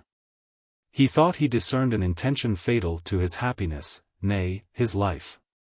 He was accustomed to believe in his father's penetration, and to expect firmness. Father, I can't go away without telling her that I love her, and knowing that she loves me. Mr. Gascoigne was inwardly going through some self-rebuke for not being more wary, and was now really sorry for the lad. But every consideration was subordinate to that of using the wisest tactics in the case. He had quickly made up his mind and to answer the more quietly. My dear boy, you are too young to be taking momentous, decisive steps of that sort. This is a fancy which you have got into your head during an idle week or two, you must set to work at something and dismiss it.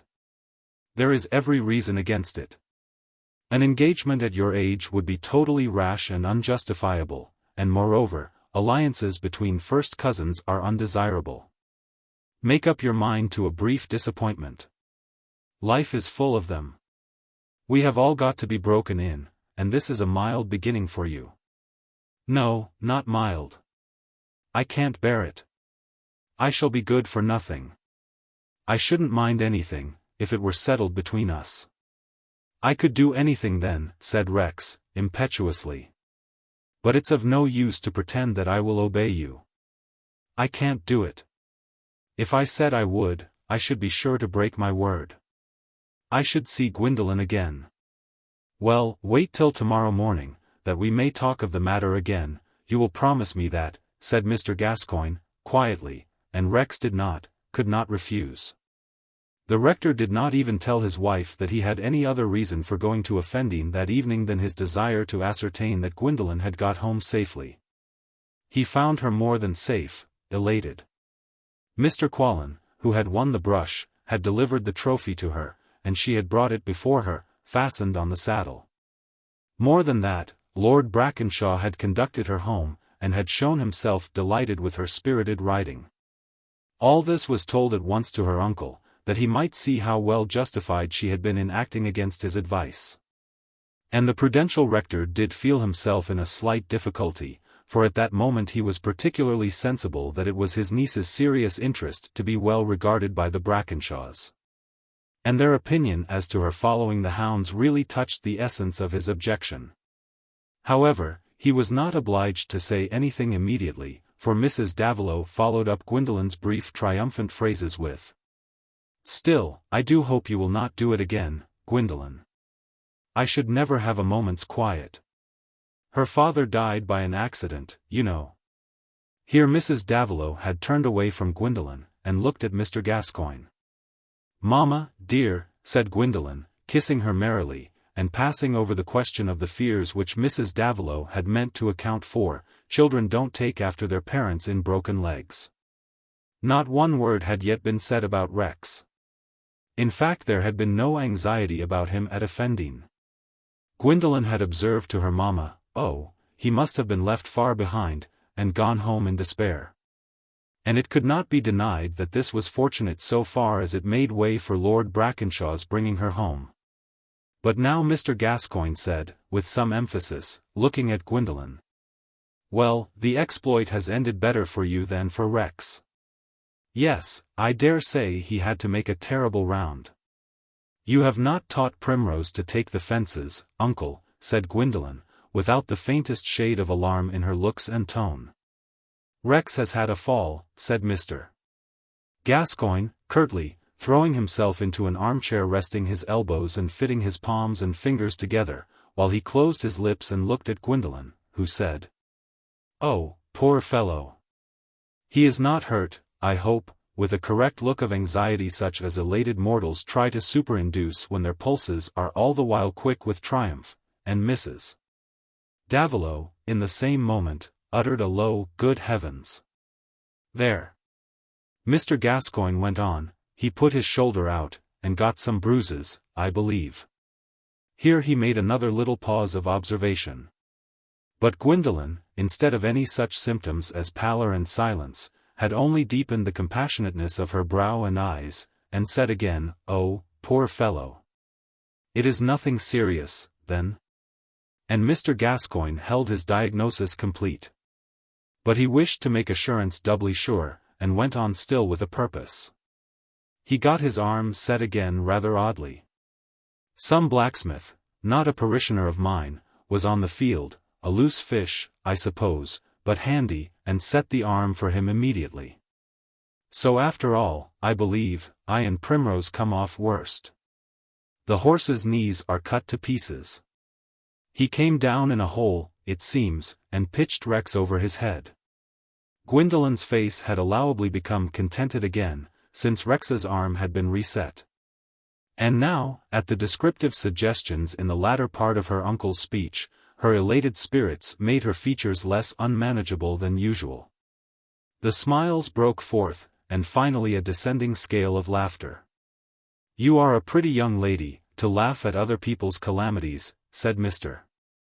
Gascoigne, with a milder sense of disapprobation than if he had not had counteracting reasons to be glad that Gwendolen showed no deep feeling on the occasion. "Pray forgive me, uncle. Now Rex is safe, it is so droll to fancy the figure he and Primrose would cut, in a lane all by themselves, only a blacksmith running up. It would make a capital caricature of Following the Hounds." Gwendolen rather valued herself on her superior freedom in laughing where others might only see matter for seriousness.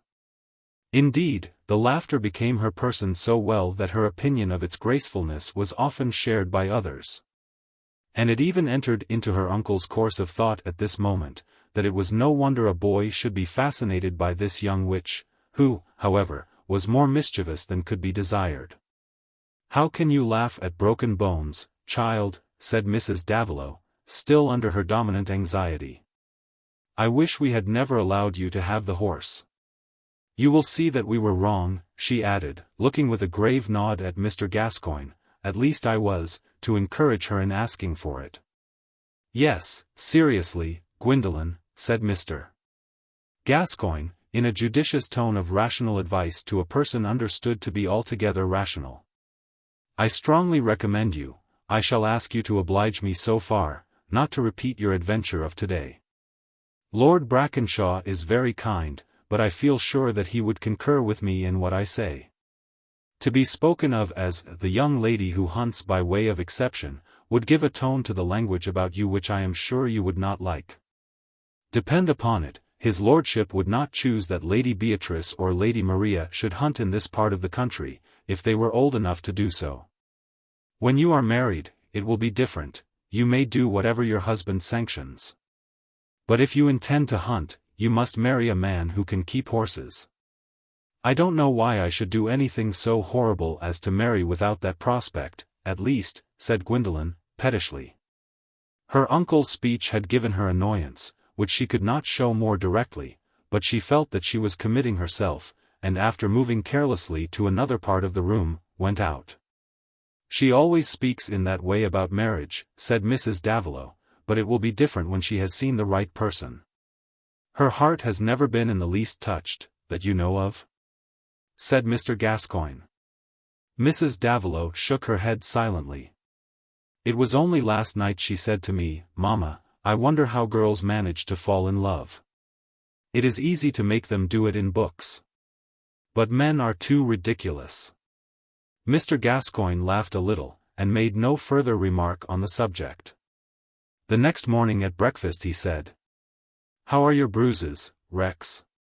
"Oh, not very mellow yet, sir, only beginning to turn a little." "You don't feel quite ready for a journey to Southampton?" "Not quite," answered Rex, with his heart metaphorically in his mouth. "Well, you can wait till tomorrow, and go to say goodbye to them at Effendine." Mrs. Gascoigne, who now knew the whole affair, looked steadily at her coffee lest she also should begin to cry, as Anna was doing already. Mr. Gascoigne felt that he was applying a sharp remedy to poor Rex's acute attack, but he believed it to be in the end the kindest. To let him know the hopelessness of his love from Gwendolen's own lips might be curative in more ways than one. "I can only be thankful that she doesn't care about him," said Mrs. Gascoigne, when she joined her husband in his study. "There are things in Gwendolen I cannot reconcile myself to. My Anna is worth two of her, with all her beauty and talent. It looks very ill in her that she will not help in the schools with Anna, not even in the Sunday school. What you or I advise is of no consequence to her, and poor Fanny is completely under her thumb. But I know you think better of her," Mrs. Gascoigne ended with a deferential hesitation. "Oh, my dear, there is no harm in the girl. It is only that she has a high spirit, and it will not do to hold the reins too tight. The point is, to get her well married. She has a little too much fire in her for her present life with her mother and sisters. It is natural and right that she should be married soon, not to a poor man, but one who can give her a fitting position." Presently Rex, with his arm in a sling, was on his 2 miles walk to Effendine. He was rather puzzled by the unconditional permission to see Gwendolen, but his father's real ground of action could not enter into his conjectures. If it had, he would first have thought it horribly cold-blooded, and then have disbelieved in his father's conclusions. When he got to the house, everybody was there but Gwendolen. The 4 girls, hearing him speak in the hall, rushed out of the library, which was their schoolroom, and hung round him with compassionate inquiries about his arm. Mrs. Davilow wanted to know exactly what had happened, and where the blacksmith lived, that she might make him a present. While Miss Mary, who took a subdued and melancholy part in all family affairs, doubted whether it would not be giving too much encouragement to that kind of character. Rex had never found the family troublesome before, but just now he wished them all away and Gwendolen there, and he was too uneasy for good-natured feigning. When at last he had said, "Where is Gwendolen?" and Mrs. Davilow had told Alice to go and see if her sister were come down, adding, "I sent up her breakfast this morning. She needed a long rest." Rex took the shortest way out of his endurance by saying, almost impatiently, "Aunt, I want to speak to Gwendolen, I want to see her alone." "Very well, dear, go into the drawing-room." "I will send her there," said Mrs. Davilow, who had observed that he was fond of being with Gwendolen, as was natural. But had not thought of this as having any bearing on the realities of life. It seemed merely part of the Christmas holidays which were spinning themselves out. Rex for his part thought that the realities of life were all hanging on this interview. He had to walk up and down the drawing-room in expectation for nearly 10 minutes, ample space for all imaginative fluctuations. Yet, strange to say, he was unvaryingly occupied in thinking what and how much he could do, when Gwendolen had accepted him. To satisfy his father that the engagement was the most prudent thing in the world, since it inspired him with double energy for work. He was to be a lawyer, and what reason was there why he should not rise as high as Eldon did? He was forced to look at life in the light of his father's mind. But when the door opened and she whose presence he was longing for entered, there came over him suddenly and mysteriously a state of tremor and distrust which he had never felt before. Miss Gwendolen, simple as she stood there, in her black silk, cut square about the round white pillar of her throat, a black band fastening her hair which streamed backward in smooth silky abundance, seemed more queenly than usual. Perhaps it was that there was none of the latent fun and tricksiness which had always pierced in her greeting of Rex. How much of this was due to her presentiment from what he had said yesterday that he was going to talk of love? How much from her desire to show regret about his accident? Something of both. But the wisdom of ages has hinted that there is a side of the bed which has a malign influence if you happen to get out on it, and this accident befalls some charming persons rather frequently. Perhaps it had befallen Gwendolen this morning. The hastening of her toilet, the way in which Bugle used the brush, the quality of the shilling serial mistakenly written for her amusement, the probabilities of the coming day, and, in short, social institutions generally, were all objectionable to her. It was not that she was out of temper, but that the world was not equal to the demands of her fine organism. However it might be, Rex saw an awful majesty about her as she entered and put out her hand to him, without the least approach to a smile in eyes or mouth. The fun which had moved her in the evening had quite evaporated from the image of his accident, and the whole affair seemed stupid to her.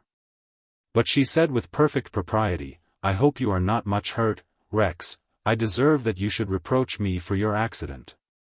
"Not at all," said Rex, feeling the soul within him spreading itself like an attack of illness. "There is hardly anything the matter with me. I am so glad you had the pleasure, I would willingly pay for it by a tumble, only I was sorry to break the horse's knees." Gwendolen walked to the hearth and stood looking at the fire in the most inconvenient way for conversation, so that he could only get a side view of her face. "My father wants me to go to Southampton for the rest of the vacation," said Rex, his baritone trembling a little. "Southampton? That's a stupid place to go to, isn't it?" said Gwendolen, chilly. "It would be to me, because you would not be there." Silence. "Should you mind about me going away, Gwendolen?" "Of course. Everyone is of consequence in this dreary country," said Gwendolen, curtly. The perception that poor Rex wanted to be tender made her curl up and harden like a sea anemone at the touch of a finger. "Are you angry with me, Gwendolen? Why do you treat me in this way all at once?" said Rex, flushing, and with more spirit in his voice, as if he too were capable of being angry. Gwendolen looked round at him and smiled. "Treat you? Nonsense. I am only rather cross. Why did you come so very early? You must expect to find tempers in deshabille. Be as cross with me as you like, only don't treat me with indifference," said Rex, imploringly. "All the happiness of my life depends on your loving me, if only a little, better than anyone else." He tried to take her hand, but she hastily eluded his grasp and moved to the other end of the hearth, facing him. "Pray don't make love to me. I hate it." She looked at him fiercely. Rex turned pale and was silent, but could not take his eyes off her, and the impetus was not yet exhausted that made hers dart death at him. Gwendolen herself could not have foreseen that she should feel in this way. It was all a sudden, new experience to her. The day before she had been quite aware that her cousin was in love with her. She did not mind how much, so that he said nothing about it. And if anyone had asked her why she objected to love-making speeches, she would have said, laughingly, "Oh, I am tired of them all in the books."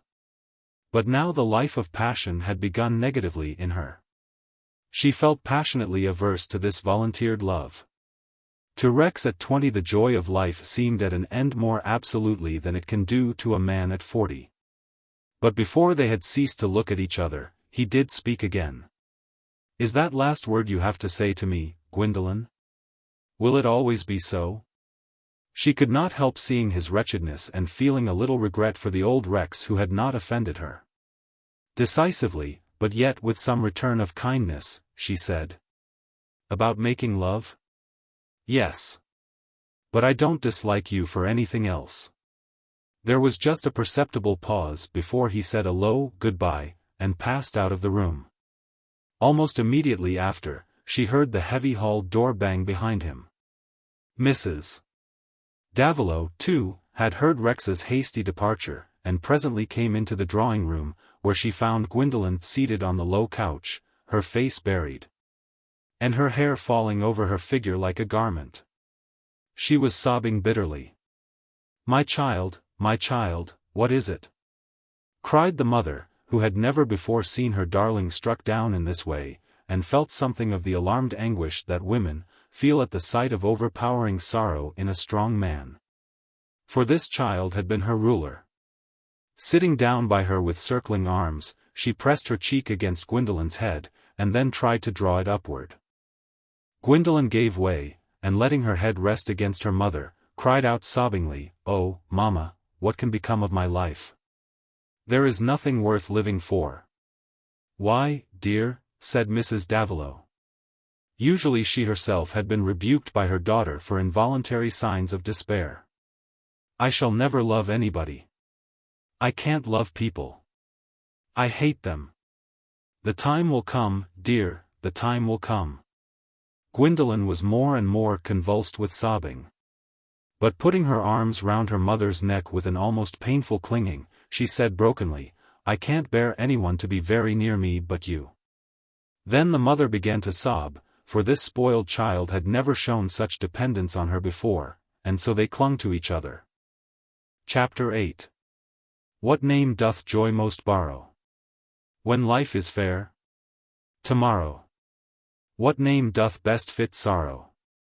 In young despair? Tomorrow. There was a much more lasting trouble at the rectory. Rex arrived there only to throw himself on his bed in a state of apparent apathy, unbroken till the next day, when it began to be interrupted by more positive signs of illness. Nothing could be said about his going to Southampton. Instead of that, the chief thought of his mother and Anna was how to tend this patient who did not want to be well, and from being the brightest, most grateful spirit in the household, was metamorphosed into an irresponsive, dull-eyed creature who met all affectionate attempts with a murmur of "let me alone." His father looked beyond the crisis, and believed it to be the shortest way out of an unlucky affair. But he was sorry for the inevitable suffering, and went now and then to sit by him in silence for a few minutes, parting with a gentle pressure of his hand on Rex's blank brow, and a "God bless you, my boy." Warham and the younger children used to peep round the edge of the door to see this incredible thing of their lively brother being laid low. But fingers were immediately shaken at them to drive them back. The guardian who was always there was Anna, and her little hand was allowed to rest within her brother's, though he never gave it a welcoming pressure. Her soul was divided between anguish for Rex and reproach of Gwendolen. "Perhaps it is wicked of me, but I think I never can love her again," came as the recurrent burden of poor little Anna's inward monody. And even Mrs. Gascoigne had an angry feeling toward her niece which she could not refrain from expressing, apologetically, to her husband. "I know of course it is better, and we ought to be thankful that she is not in love with the poor boy, but really, Henry, I think she is hard. She has the heart of a coquette. I cannot help thinking that she must have made him believe something, or the disappointment would not have taken hold of him in that way. And some blame attaches to poor Fanny. She is quite blind about that girl." Mr. Gascoigne answered imperatively, "The less said on that point the better, Nancy.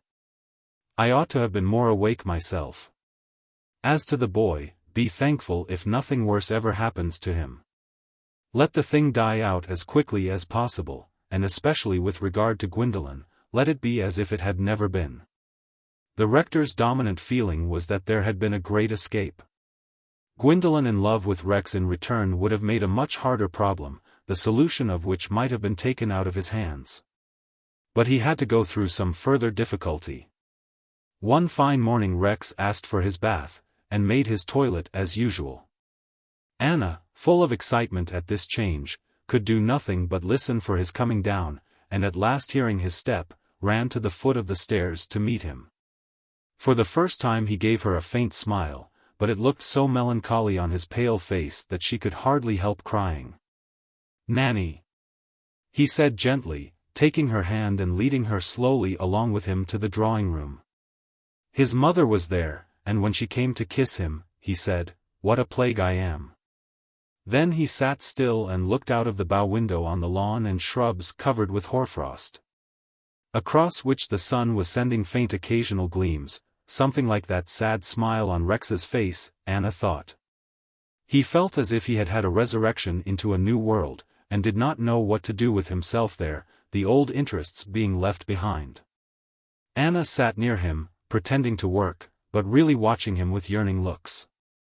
Beyond the garden hedge there was a road where wagons and carts sometimes went on fieldwork. A railed opening was made in the hedge, because the upland with its bordering wood and clump of ash trees against the sky was a pretty sight. Presently there came along a wagon laden with timber. The horses were straining their grand muscles, and the driver, having cracked his whip, ran along anxiously to guide the leader's head, fearing a swerve. Rex seemed to be shaken into attention, rose and looked till the last quivering trunk of the timber had disappeared, and then walked once or twice along the room. Mrs. Gascoigne was no longer there, and when he came to sit down again, Anna, seeing a return of speech in her brother's eyes, could not resist the impulse to bring a little stool and seat herself against his knee, looking up at him with an expression which seemed to say, "Do speak to me." And he spoke. "I'll tell you what I'm thinking of, Nanny. I will go to Canada, or somewhere of that sort." Rex had not studied the character of our colonial possessions.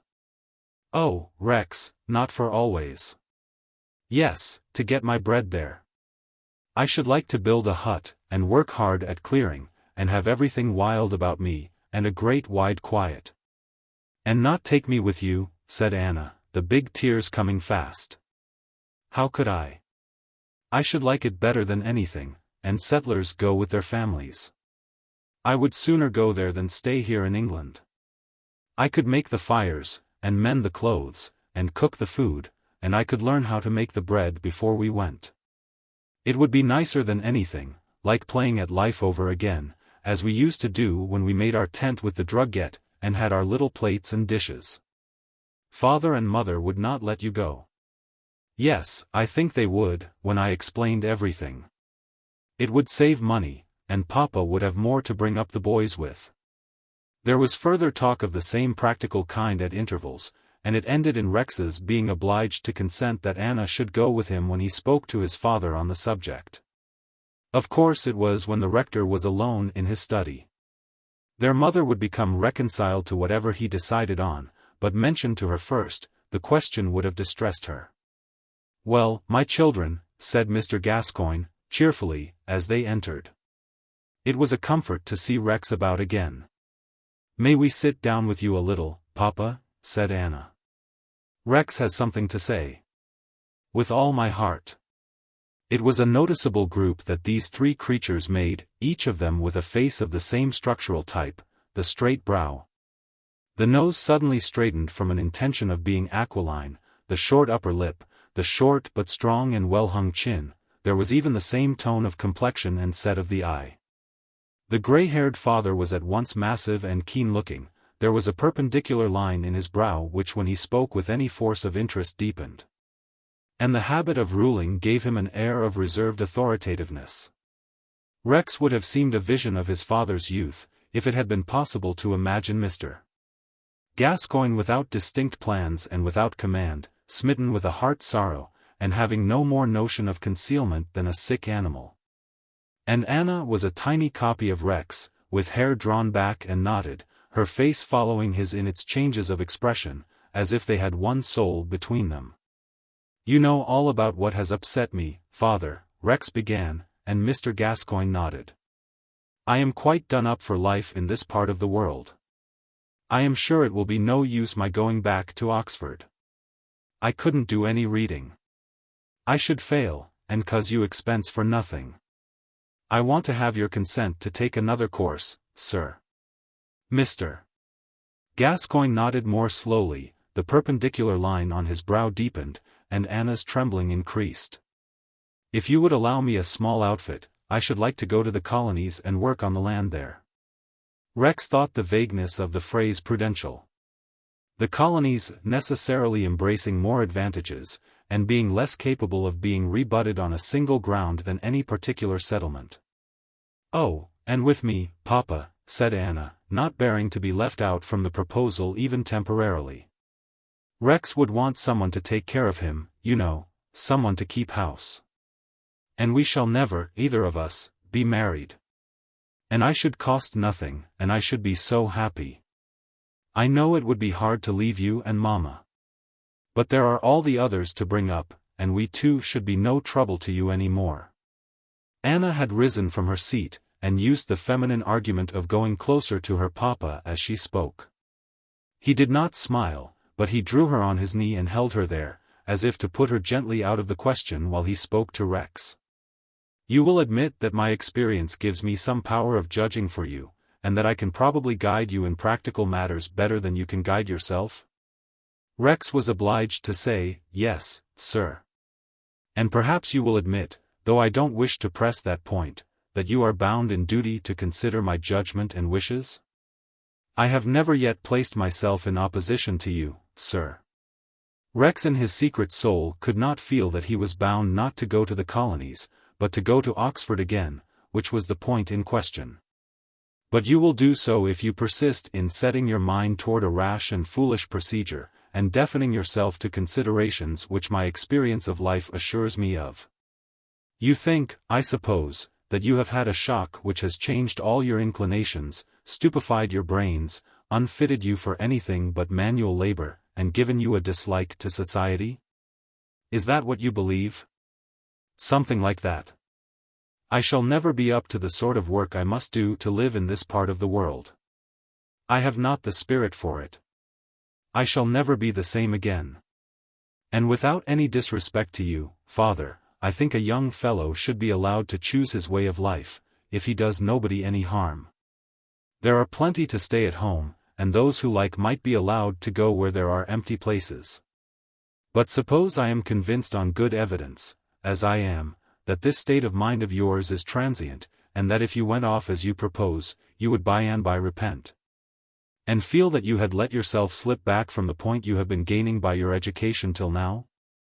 Have you not strength of mind enough to see that you had better act on my assurance for a time, and test it? In my opinion. So far from agreeing with you that you should be free to turn yourself into a colonist and work in your shirt-sleeves with spade and hatchet, in my opinion you have no right whatever to expatriate yourself until you have honestly endeavored to turn to account the education you have received here. I say nothing of the grief to your mother and me. I'm very sorry, but what can I do? I can't study, that's certain, said Rex. Not just now, perhaps. You will have to miss a term. I have made arrangements for you, how you are to spend the next 2 months. But I confess I am disappointed in you, Rex. I thought you had more sense than to take up such ideas, to suppose that because you have fallen into a very common trouble, such as most men have to go through, you are loosened from all bonds of duty, just as if your brain had softened and you were no longer a responsible being. What could Rex say? Inwardly he was in a state of rebellion, but he had no arguments to meet his father's. And while he was feeling, in spite of anything that might be said, that he should like to go off to the colonies tomorrow, it lay in a deep fold of his consciousness that he ought to feel, if he had been a better fellow he would have felt, more about his old ties. This is the sort of faith we live by in our soul sicknesses. Rex got up from his seat, as if he held the conference to be at an end. You assent to my arrangement, then? Said Mr. Gascoigne, with that distinct resolution of tone which seems to hold one in a vice. There was a little pause before Rex answered, I'll try what I can do, sir. I can't promise.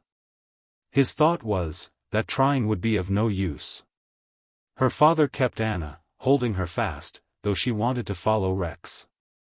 Oh, Papa, she said, the tears coming with her words when the door had closed, it is very hard for him.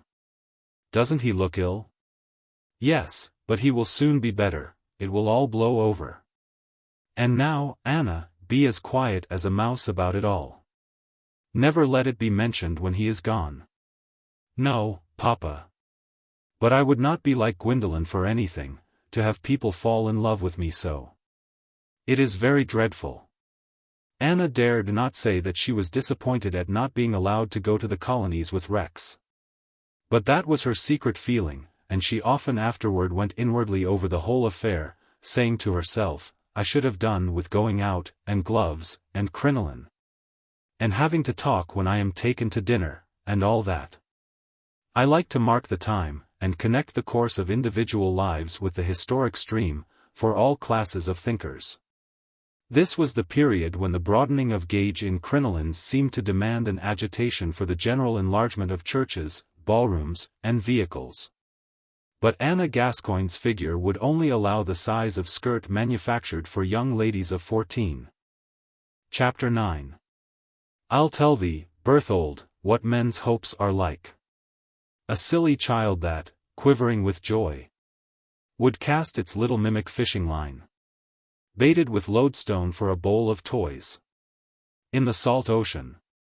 8 months after the arrival of the family at Effendine, that is to say in the end of the following June, a rumor was spread in the neighborhood which to many persons was matter of exciting interest. It had no reference to the results of the American War, but it was one which touched all classes within a certain circuit round Wanchester, the corn factors, the brewers, the horse dealers, and saddlers, all held it a laudable thing, and one which was to be rejoiced in on abstract grounds, as showing the value of an aristocracy in a free country like England. The blacksmith in the hamlet of Diplow felt that a good time had come round. The wives of labouring men hoped their nimble boys of 10 or 12 would be taken into employ by the gentlemen in livery. And the farmers about Diplow admitted, with a tincture of bitterness and reserve, that a man might now again perhaps have an easier market or exchange for a rick of old hay or a wagon load of straw. If such were the hopes of low persons and not in society, it may be easily inferred that their betters had better reasons for satisfaction, probably connected with the pleasures of life rather than its business. Marriage, however, must be considered as coming under both heads. And just as when a visit of majesty is announced, the dream of knighthood or a baronetcy is to be found under various municipal nightcaps, so the news in question raised a floating indeterminate vision of marriage in several well-bred imaginations. The news was that Diplow Hall, Sir Hugo Mallinger's place, which had for a couple of years turned its white window shutters in a painfully wallied manner on its fine elms and beeches, its lilied pool and grassy acres specked with deer, was being prepared for a tenant, and was for the rest of the summer and through the hunting season to be inhabited in a fitting style both as to house and stable. But not by Sir Hugo himself, by his nephew, Mr. Mallinger Grandcourt, who was presumptive heir to the baronetcy, his uncle's marriage having produced nothing but girls. Nor was this the only contingency with which fortune flattered young Grandcourt, as he was pleasantly called. For while the chance of the baronetcy came through his father, his mother had given a baronial streak to his blood, so that if certain intervening persons slightly painted in the middle distance died, he would become a baron and peer of this realm.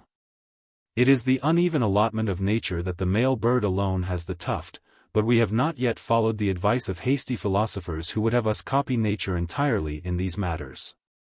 And if Mr. Mallinger Grandcourt became a baronet or a peer, his wife would share the title, which in addition to his actual fortune was certainly a reason why that wife, being at present unchosen, should be thought of by more than one person with a sympathetic interest as a woman sure to be well provided for.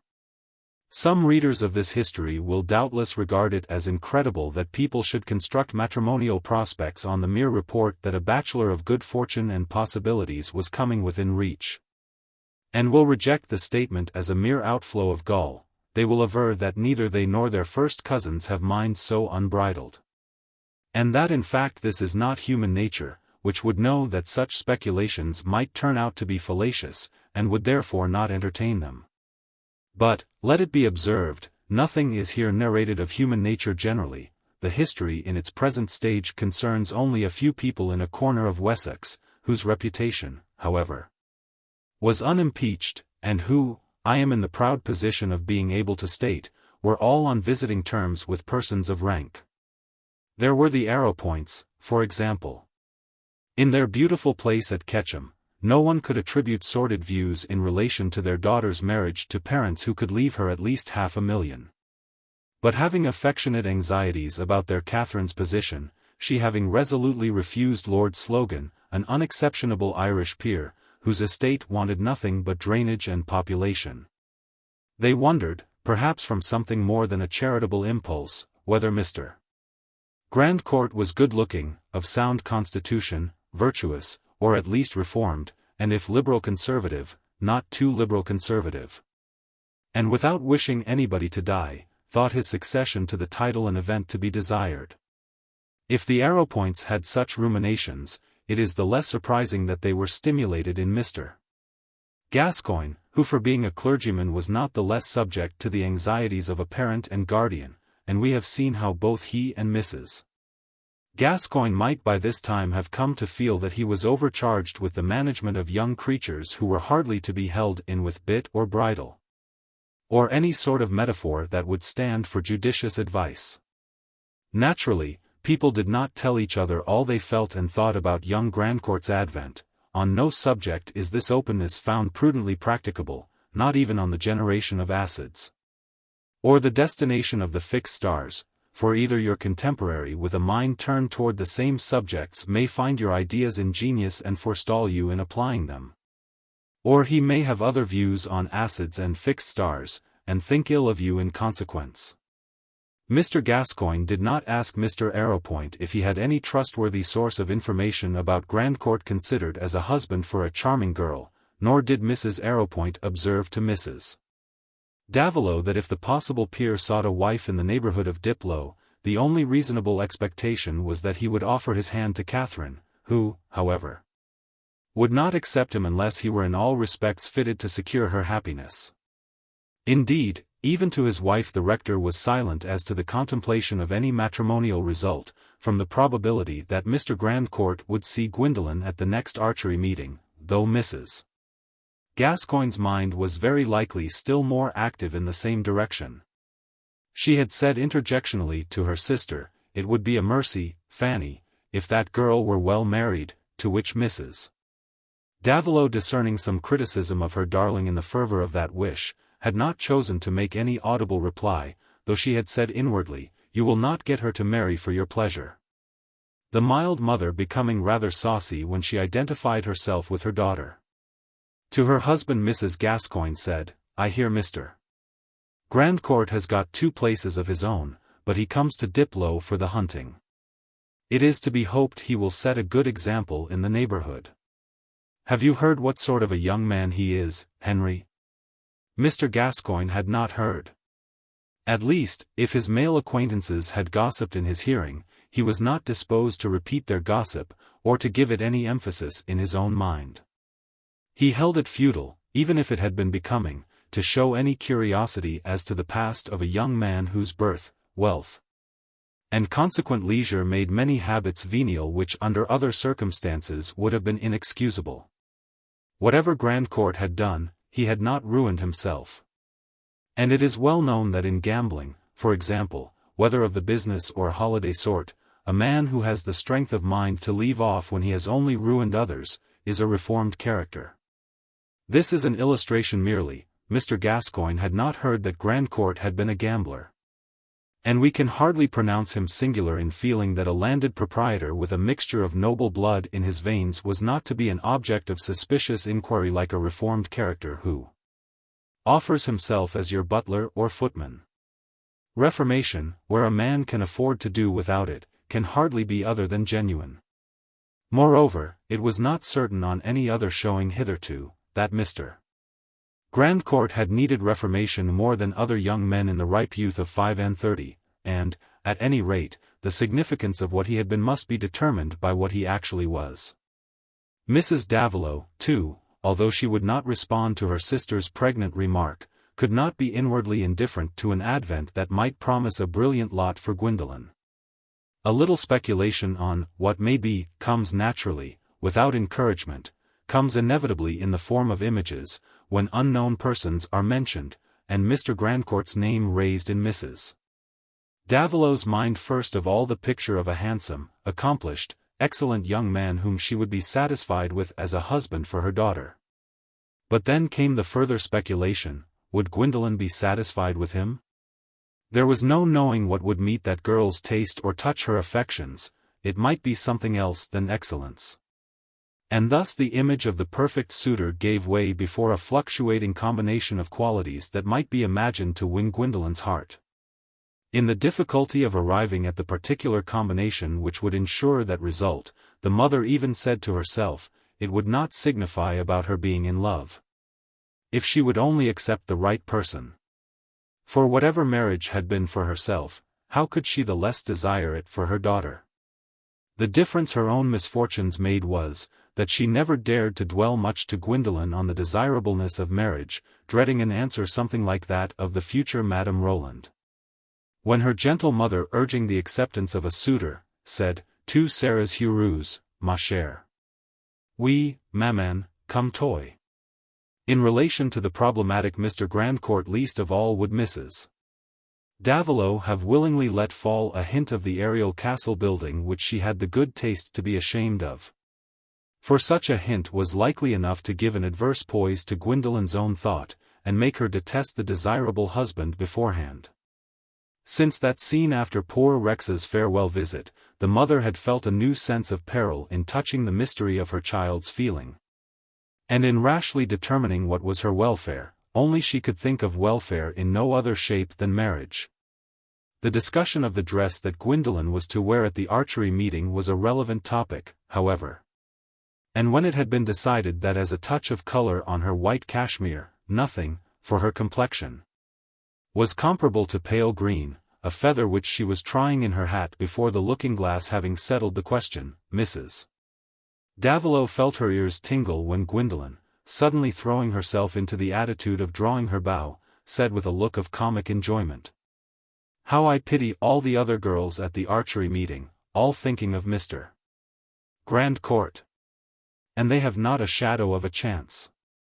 Mrs. Davilow had not the presence of mind to answer immediately, and Gwendolen turned round quickly toward her, saying, wickedly, "Now you know they have not, mamma. You and my uncle and aunt, you all intend him to fall in love with me." Mrs. Davilow, piqued into a little stratagem, said, "Oh, my dear, that is not so certain. Miss Arrowpoint has charms which you have not." "I know, but they demand thought. My arrow will pierce him before he has time for thought. He will declare himself my slave, I shall send him round the world to bring me back the wedding ring of a happy woman, in the meantime all the men who are between him and the title will die of different diseases, he will come back Lord Grandcourt, but without the ring, and fall at my feet.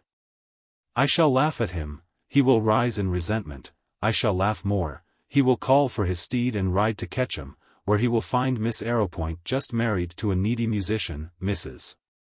Arrowpoint tearing her cap off, and Mr. Arrowpoint standing by. Exit Lord Grandcourt, who returns to Diplow, and, like M. Jabot, changed a ling. Was ever any young witch like this? You thought of hiding things from her, sat upon your secret and looked innocent, and all the while she knew by the corner of your eye that it was exactly £5.10 you were sitting on. As well turn the key to keep out the damp. It was probable that by dint of divination she already knew more than anyone else did of Mr. Grandcourt. That idea in Mrs. Davilow's mind prompted the sort of question which often comes without any other apparent reason than the faculty of speech and the not knowing what to do with it. "Why, what kind of a man do you imagine him to be, Gwendolen?" "Let me see," said the witch, putting her forefinger to her lips, with a little frown, and then stretching out the finger with decision. "Short, just above my shoulder, trying to make himself tall by turning up his mustache and keeping his beard long, a glass in his right eye to give him an air of distinction, a strong opinion about his waistcoat. But uncertain and trimming about the weather, on which he will try to draw me out. He will stare at me all the while, and the glass in his eye will cause him to make horrible faces, especially when he smiles in a flattering way. I shall cast down my eyes in consequence, and he will perceive that I am not indifferent to his attentions. I shall dream that night that I am looking at the extraordinary face of a magnified insect, and the next morning he will make an offer of his hand, the sequel as before. That is a portrait of someone you have seen already, Gwen. Mr. Grandcourt may be a delightful young man for what you know. Oh, yes, said Gwendolen, with a high note of careless admission, taking off her best hat and turning it round on her hand contemplatively. I wonder what sort of behavior a delightful young man would have. I know he would have hunters and racers, and a London house and 2 country houses, one with battlements and another with a veranda. And I feel sure that with a little murdering he might get a title. The irony of this speech was of the doubtful sort that has some genuine belief mixed up with it. Poor Mrs. Davilow felt uncomfortable under it. Her own meanings being usually literal and in intention innocent, and she said with a distressed brow, "Don't talk in that way, child, for heaven's sake. You do read such books, they give you such ideas of everything. I declare when your aunt and I were your age we knew nothing about wickedness. I think it was better so." "Why did you not bring me up in that way, mamma?" said Gwendolen. But immediately perceiving in the crushed look and rising sob that she had given a deep wound, she tossed down her hat and knelt at her mother's feet crying, "Mamma, mamma! I was only speaking in fun. I meant nothing." "How could I, Gwendolen?" said poor Mrs. Davilow, unable to hear the retraction, and sobbing violently while she made the effort to speak. "Your will was always too strong for me, if everything else had been different." This disjoined logic was intelligible enough to the daughter. "Dear mamma, I don't find fault with you, I love you," said Gwendolen, really compunctious. "How can you help what I am? Besides, I am very charming. Come, now."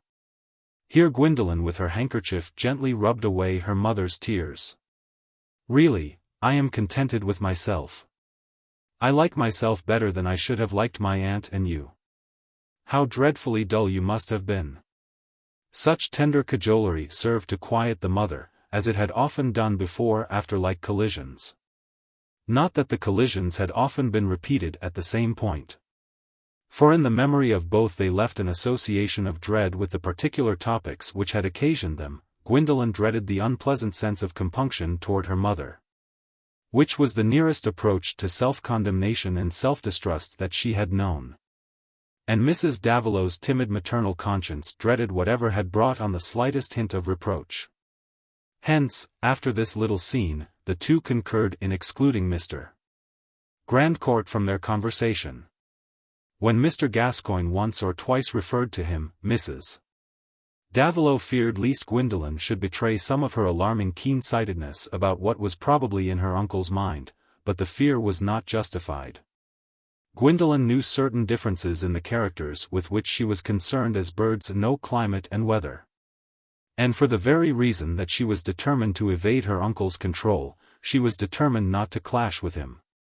The good understanding between them was much fostered by their enjoyment of archery together. Mr. Gascoigne, as one of the best bowmen in Wessex, was gratified to find the elements of like skill in his niece. And Gwendolen was the more careful not to lose the shelter of his fatherly indulgence, because since the trouble with Rex both Mrs. Gascoigne and Anna had been unable to hide what she felt to be a very unreasonable alienation from her. Toward Anna she took some pains to behave with a regretful affectionateness. But neither of them dared to mention Rex's name, and Anna, to whom the thought of him was part of the air she breathed, was ill at ease with the lively cousin who had ruined his happiness. She tried dutifully to repress any sign of her changed feeling, but who in pain can imitate the glance and hand-touch of pleasure? This unfair resentment had rather a hardening effect on Gwendolen, and threw her into a more defiant temper. Her uncle too might be offended if she refused the next person who fell in love with her. And one day when that idea was in her mind she said, "Mamma, I see now why girls are glad to be married, to escape being expected to please everybody but themselves." Happily, Mr. Middleton was gone without having made any avowal. And notwithstanding the admiration for the handsome Miss Harleth, extending perhaps over 30 square miles in a part of Wessex well studded with families whose numbers included several disengaged young men, each glad to seat himself by the lively girl with whom it was so easy to get on in conversation, notwithstanding these grounds for arguing that Gwendolen was likely to have other suitors more explicit than the cautious curate. The fact was not so. Care has been taken not only that the trees should not sweep the stars down, but also that every man who admires a fair girl should not be enamored of her. And even that every man who is enamored should not necessarily declare himself. There are various refined shapes in which the price of corn, known to be potent cause in their relation, might, if inquired into, show why a young lady, perfect in person, accomplishments, and costume, has not the trouble of rejecting many offers. And nature's order is certainly benignant in not obliging us one and all to be desperately in love with the most admirable mortal we have ever seen. Gwendolen, we know, was far from holding that supremacy in the minds of all observers. Besides, it was but a poor 8 months since she had come to Offendene, and some inclinations become manifest slowly, like the sunward creeping of plants. In face of this fact that not one of the eligible young men already in the neighborhood had made Gwendolen an offer, why should Mr. Grandcourt be thought of as likely to do what they had left undone? Perhaps because he was thought of as still more eligible. Since a great deal of what passes for likelihood in the world is simply the reflex of a wish. Mr. and Mrs. Arrowpoint, for example, having no anxiety that Miss Harleth should make a brilliant marriage, had quite a different likelihood in their minds. Chapter 10. First Gent. What woman should be? Sir, consult the taste of marriageable men. This planet's store. In iron, cotton, wool, or chemicals. All matter rendered to our plastic skill is wrought in shapes responsive to demand. The market's pulse makes index high or low. By rule sublime, our daughters must be wives. And to the wives must be what men will choose. Men's taste is woman's test. You mark the phrase? 'Tis good, I think, the sense well-winged and poised. With T's and S's. Second Gent. Nay, but turn it round. Give us the test of taste. A fine menu. Is it today what Roman epicures insisted that a gentleman must eat to earn the dignity of dining well? Brackenshaw Park, where the archery meeting was held, looked out from its gentle heights far over the neighboring valley to the outlying eastern downs and the broad, slow rise of cultivated country, hanging like a vast curtain toward the west. The castle, which stood on the highest platform of the clustered hills, was built of rough-hewn limestone, full of lights and shadows made by the dark dust of lichens and the washings of the rain. Masses of beech and fir sheltered it on the north, and spread down here and there along the green slopes like flocks seeking the water which gleamed below. The archery ground was a carefully kept enclosure on a bit of tableland at the farthest end of the park, protected toward the southwest by tall elms and a thick screen of hollies, which kept the gravel walk and the bit of newly mown turf where the targets were placed in agreeable afternoon shade. The archery hall with an arcade in front showed like a white temple against the greenery on the north side. What could make a better background for the flower groups of ladies, moving and bowing and turning their necks as it would become the leisurely lilies to do if they took to locomotion? The sounds too were very pleasant to hear, even when the military band from Winchester ceased to play, musical laughs in all the registers and a harmony of happy, friendly speeches. Now rising toward mild excitement, now sinking to an agreeable murmur. No open-air amusement could be much freer from those noisy, crowding conditions which spoil most modern pleasures. No archery meeting could be more select, the number of friends accompanying the members being restricted by an award of tickets, so as to keep the maximum within the limits of convenience for the dinner and ball to be held in the castle. Within the enclosure no plebeian spectators were admitted except Lord Brackenshaw's tenants and their families, and of these it was chiefly the feminine members who used the privilege, bringing their little boys and girls or younger brothers and sisters. The males among them relieved the insipidity of the entertainment by imaginative betting, in which the stake was anything you like, on their favorite archers. But the young maidens, having a different principle of discrimination, were considering which of those sweetly dressed ladies they would choose to be, if the choice were allowed them. Probably the form these rural souls would most have striven for as a tabernacle, was some other than Gwendolen's, one with more pink in her cheeks and hair of the most fashionable yellow. But among the male judges in the ranks immediately surrounding her there was unusual unanimity in pronouncing her the finest girl present. No wonder she enjoyed her existence on that July day. Preeminence is sweet to those who love it, even under mediocre circumstances. Perhaps it was not quite mythical that a slave has been proud to be bought first. And probably a barn-door fowl on sale, though he may not have understood himself to be called the best of a bad lot, may have a self-informed consciousness of his relative importance. And Strut consoled. But for complete enjoyment the outward and the inward must concur. And that concurrence was happening to Gwendolen. Who can deny that bows and arrows are among the prettiest weapons in the world for feminine forms to play with? They prompt attitudes full of grace and power, where that fine concentration of energy seen in all marksmanship, is freed from associations of bloodshed. The time-honored British resource of killing something is no longer carried on with bow and quiver. Bands defending their passes against an invading nation fight under another sort of shade than a cloud of arrows. And poisoned darts are harmless survivals either in rhetoric or in regions comfortably remote. Archery has no ugly smell of brimstone, breaks nobody's shins, breeds no athletic monsters. Its only danger is that of failing, which for generous blood is enough to mold skillful action. And among the Brackenshaw archers the prizes were all of the nobler symbolic kind. Not properly to be carried off in a parcel, degrading honor into gain. But the gold arrow and the silver, the gold star and the silver, to be worn for a long time in sign of achievement and then transferred to the next who did excellently. These signs of preeminence had the virtue of wreaths without their inconveniences, which might have produced a melancholy effect in the heat of the ballroom. Altogether the Brackenshaw Archery Club was an institution framed with good taste, so as not to have by necessity any ridiculous incidents. And today all incalculable elements were in its favor. There was mild warmth, and no wind to disturb either hair or drapery or the course of the arrow. All skillful preparation had fair play, and when there was a general march to extract the arrows, the promenade of joyous young creatures in light speech and laughter. The graceful movement in common toward a common object, was a show worth looking at. Here Gwendolen seemed a calypso among her nymphs. It was in her attitudes and movements that everyone was obliged to admit her surpassing charm. "That girl is like a high-mettled racer," said Lord Brackenshaw to young Clintock, one of the invited spectators. "First chop."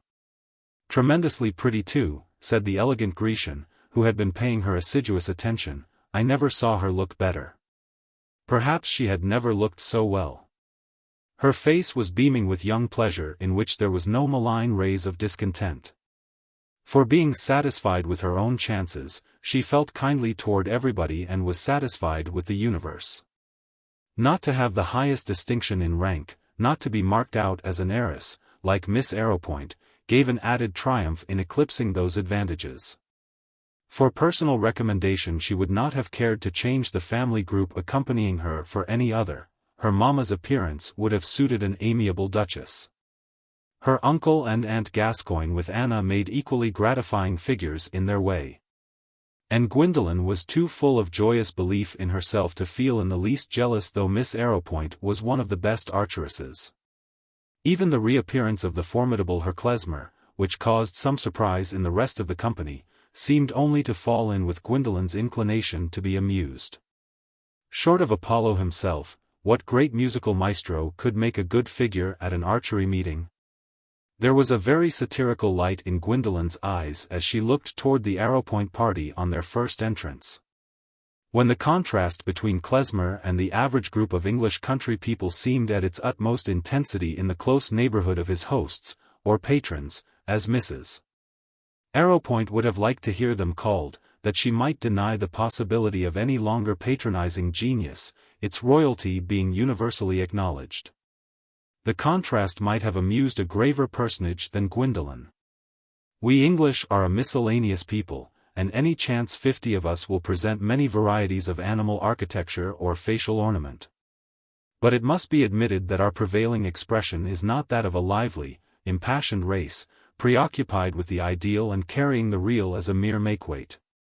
The strong point of the English gentleman pure is the easy style of his figure and clothing. He objects to marked ins and outs in his costume, and he also objects to looking inspired. Fancy an assemblage where the men had all that ordinary stamp of the well-bred Englishman. Watching the entrance of Herr Klezmer, his mane of hair floating backward in massive inconsistency with the chimney-pot hat, which had the look of having been put on for a joke above his pronounced but well-modeled features and powerful clear-shaven mouth and chin. His tall, thin figure clad in a way which, not being strictly English, was all the worse for its apparent emphasis of intention. Draped in a loose garment with a Florentine berretta on his head, he would have been fit to stand by the side of Leonardo da Vinci. But how when he presented himself in trousers which were not what English feeling demanded about the knees? And when the fire that showed itself in his glances and the movements of his head, as he looked round him with curiosity, was turned into comedy by a hat which ruled that mankind should have well-cropped hair and a staid demeanor, such, for example, as Mr. Arrowsmith's, whose nullity of face and perfect tailoring might pass everywhere without ridicule? One feels why it is often better for greatness to be dead, and to have got rid of the outward man. Many present knew Klezmer, or knew of him. But they had only seen him on candlelight occasions when he appeared simply as a musician, and he had not yet that supreme worldwide celebrity which makes an artist great to the most ordinary people by their knowledge of his great expensiveness. It was literally a new light for them to see him in, presented unexpectedly on this July afternoon in an exclusive society. Some were inclined to laugh. Others felt a little disgust at the want of judgment shown by the arrow points in this use of an introductory card. "What extreme guys those artistic fellows usually are," said young Clintock to Gwendolen. "Do look at the figure he cuts," bowing with his hand on his heart to Lady Brackenshaw, and Mrs. Arrowpoint's feather just reaching his shoulder. "You are one of the profane," said Gwendolen. "You are blind to the majesty of genius. Herr Klezmer smites me with awe. I feel crushed in his presence, my courage all oozes from me." "Ah, you understand all about his music." "No, indeed," said Gwendolen, with a light laugh. "It is he who understands all about mine and thinks it pitiable." Klezmer's verdict on her singing had been an easier joke to her since he had been struck by her plastic. "It is not addressed to the ears of the future, I suppose." "I'm glad of that, it suits mine." "Oh, you are very kind. But how remarkably well Miss Arrowpoint looks today. She would make quite a fine picture in that gold-colored dress." "Too splendid, don't you think?" "Well, perhaps a little too symbolical, too much like the figure of wealth in an allegory." This speech of Gwendolen's had rather a malicious sound, but it was not really more than a bubble of fun. She did not wish Miss Arrowpoint or anyone else to be out of the way, believing in her own good fortune even more than in her skill. The belief in both naturally grew stronger as the shooting went on, for she promised to achieve one of the best scores, a success which astonished everyone in a new member. And to Gwendolen's temperament one success determined another. She trod on air, and all things pleasant seemed possible. The hour was enough for her, and she was not obliged to think what she should do next to keep her life at the due pitch. "How does the scoring stand, I wonder?"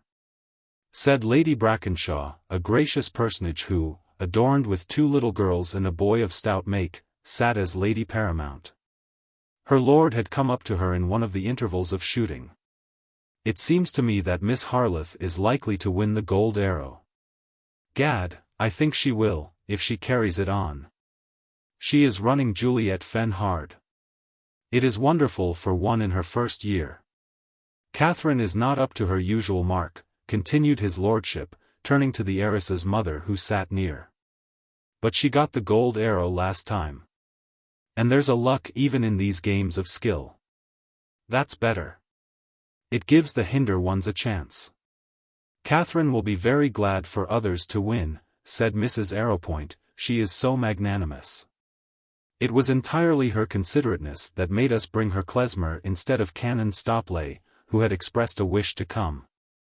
For her own pleasure, I am sure she would rather have brought the canon, but she is always thinking of others. I told her it was not quite en règle to bring one so far out of our own set. But she said, genius itself is not en règle, it comes into the world to make new rules. And one must admit that. To be sure, said Lord Brackenshaw, in a tone of careless dismissal, adding quickly, for my part, I am not magnanimous, I should like to win. But, confound it. I never have the chance now. I'm getting old and idle. The young ones beat me. As old Nestor says, the gods don't give us everything at one time. I was a young fellow once, and now I am getting an old and wise one. Old, at any rate, which is a gift that comes to everybody if they live long enough, so it raises no jealousy. The Earl smiled comfortably at his wife. Oh, my lord, people who have been neighbors 20 years must not talk to each other about age, said Mrs. Arrowpoint. Years, as the Tuscans say, are made for the letting of houses. But where is our new neighbor? I thought Mr. Grandcourt was to be here today. Ah, by the way, so he was. The time's getting on too, said his lordship, looking at his watch. But he only got to Diplo the other day. He came to us on Tuesday and said he had been a little bothered. He may have been pulled in another direction. Why, Gascoigne? The rector was just then crossing at a little distance with Gwendolen on his arm, and turned in compliance with the call. This is a little too bad. You not only beat us yourself, but you bring up your niece to beat all the archeresses. It is rather scandalous in her to get the better of elder members, said Mr. Gascoigne, with much inward satisfaction curling his short upper lip. But it is not my doing, my lord. I only meant her to make a tolerable figure, without surpassing anyone. It is not my fault either, said Gwendolen, with pretty archness. If I am to aim, I can't help hitting. That may be a fatal business for some people, said Lord Brackenshaw, good-humouredly, then taking out his watch and looking at Mrs. Arrowpoint again. The time's getting on, as you say. But Grandcourt is always late. I notice in town he's always late, and he's no bowman, understands nothing about it. But I told him he must come, he would see the flower of the neighborhood here. He asked about you, had seen Arrowpoint's card. I think you had not made his acquaintance in town. He has been a good deal abroad. People don't know him much. No, we are strangers, said Mrs. Arrowpoint. But that is not what might have been expected. For his uncle Sir Hugo Mallinger and I are great friends when we meet. I don't know. Uncles and nephews are not so likely to be seen together as uncles and nieces, said his lordship, smiling toward the rector. But just come with me one instant, Gascoigne, will you? I want to speak a word about the clout shooting. Gwendolen chose to go too and be deposited in the same group with her mamma and aunt until she had to shoot again. That Mr. Grandcourt might after all not appear on the archery ground, had begun to enter into Gwendolen's thought as a possible deduction from the completeness of her pleasure. Under all her saucy satire, provoked chiefly by her divination that her friends thought of him as a desirable match for her, she felt something very far from indifference as to the impression she would make on him. True, he was not to have the slightest power over her, for Gwendolen had not considered that the desire to conquer is itself a sort of subjection. She had made up her mind that he was to be one of those complimentary and assiduously admiring men of whom even her narrow experience had shown her several with various colored beards and various styles of bearing. And the sense that her friends would want her to think him delightful, gave her a resistant inclination to presuppose him ridiculous. But that was no reason why she could spare his presence, and even a passing provision of trouble in case she despised and refused him. raised not the shadow of a wish that he should save her that trouble by showing no disposition to make her an offer. Mr. Grandcourt taking hardly any notice of her, and becoming shortly engaged to Miss Arrowpoint, was not a picture which flattered her imagination. Hence Gwendolen had been all ear to Lord Brackenshaw's mode of accounting for Grandcourt's non-appearance, and when he did arrive, no consciousness, not even Mrs. Arrowpoint's or Mr. Gascoigne's, was more awake to the fact than hers, although she steadily avoided looking toward any point where he was likely to be. There should be no slightest shifting of angles to betray that it was of any consequence to her whether the much-talked-of Mr. Mallinger Grandcourt presented himself or not. She became again absorbed in the shooting, and so resolutely abstained from looking round observantly that, even supposing him to have taken a conspicuous place among the spectators, it might be clear she was not aware of him. And all the while the certainty that he was there made a distinct thread in her consciousness. Perhaps her shooting was the better for it, at any rate, it gained in precision. And she at last raised a delightful storm of clapping and applause by 3 hits running in the gold, a feat which among the Brackenshaw archers had not the vulgar reward of a shilling poll tax, but that of a special gold star to be worn on the breast. That moment was not only a happy one to herself, it was just what her mamma and her uncle would have chosen for her. There was a general falling into ranks to give her space that she might advance conspicuously to receive the gold star from the hands of Lady Brackenshaw. And the perfect movement of her fine form was certainly a pleasant thing to behold in the clear afternoon light when the shadows were long and still. She was the central object of that pretty picture, and everyone present must gaze at her. That was enough. She herself was determined to see nobody in particular, or to turn her eyes any way except toward Lady Brackenshaw, but her thoughts undeniably turned in other ways. It entered a little into her pleasure that her klezmer must be observing her at a moment when music was out of the question, and his superiority very far in the background. For vanity is as ill at ease under indifference as tenderness is under a love which it cannot return. And the unconquered klezmer threw a trace of his malign power even across her pleasant consciousness that Mr. Grandcourt was seeing her to the utmost advantage, and was probably giving her an admiration unmixed with criticism. She did not expect to admire him, but that was not necessary to her peace of mind. Gwendolen met Lady Brackenshaw's gracious smile without blushing, which only came to her when she was taken by surprise, but with a charming gladness of expression. And then bent with easy grace to have the star fixed near her shoulder. That little ceremony had been over long enough for her to have exchanged playful speeches and received congratulations as she moved among the groups who were now interesting themselves in the results of the scoring. But it happened that she stood outside examining the point of an arrow with rather an absent air when Lord Brackenshaw came up to her and said, "Miss Harleth, here is a gentleman who is not willing to wait any longer for an introduction. He has been getting Mrs. Davilow to send me with him. Will you allow me to introduce Mr. Mallinger Grandcourt?" Book. Chapter 2. Meeting Streams. Chapter 11. The beginning of an acquaintance whether with persons or things is to get a definite outline for our ignorance. Mr. Grandcourt's wish to be introduced had no suddenness for Gwendolen. But when Lord Brackenshaw moved aside a little for the prefigured stranger to come forward and she felt herself face to face with the real man, there was a little shock which flushed her cheeks and vexatiously deepened with her consciousness of it. The shock came from the reversal of her expectations. Grandcourt could hardly have been more unlike all her imaginary portraits of him. He was slightly taller than herself, and their eyes seemed to be on a level. There was not the faintest smile on his face as he looked at her. Not a trace of self-consciousness or anxiety in his bearing. When he raised his hat he showed an extensive baldness surrounded with a mere fringe of reddish-blonde hair. But he also showed a perfect hand.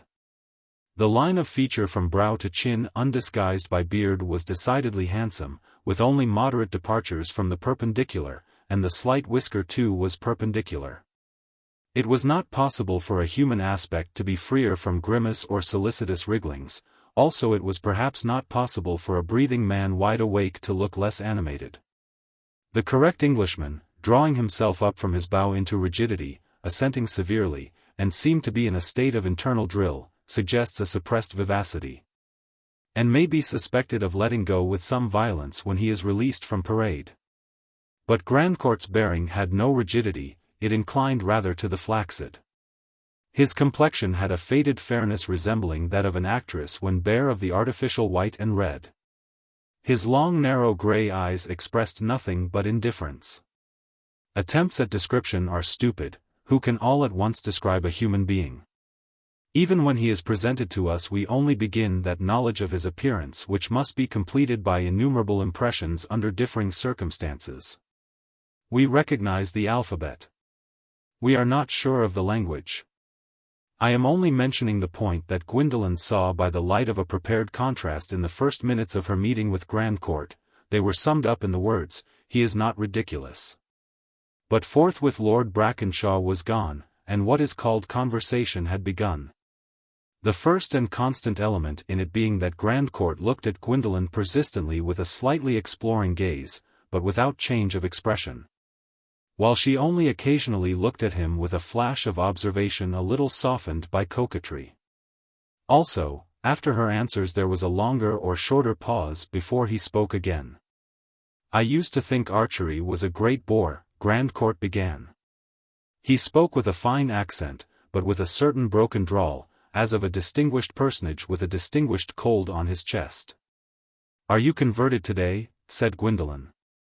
Pause, during which she imagined various degrees and modes of opinion about herself that might be entertained by Grandcourt. "Yes, since I saw you shooting. In things of this sort one generally sees people missing and simpering. I suppose you are a first-rate shot with a rifle." Pause, during which Gwendolen, having taken a rapid observation of Grandcourt, made a brief graphic description of him to an indefinite hearer. "I have left off shooting." "Oh, then, you are a formidable person. People who have done things once and left them off make one feel very contemptible, as if one were using cast-off fashions. I hope you have not left off all follies, because I practice a great many." Pause, during which Gwendolen made several interpretations of her own speech. "What do you call follies?"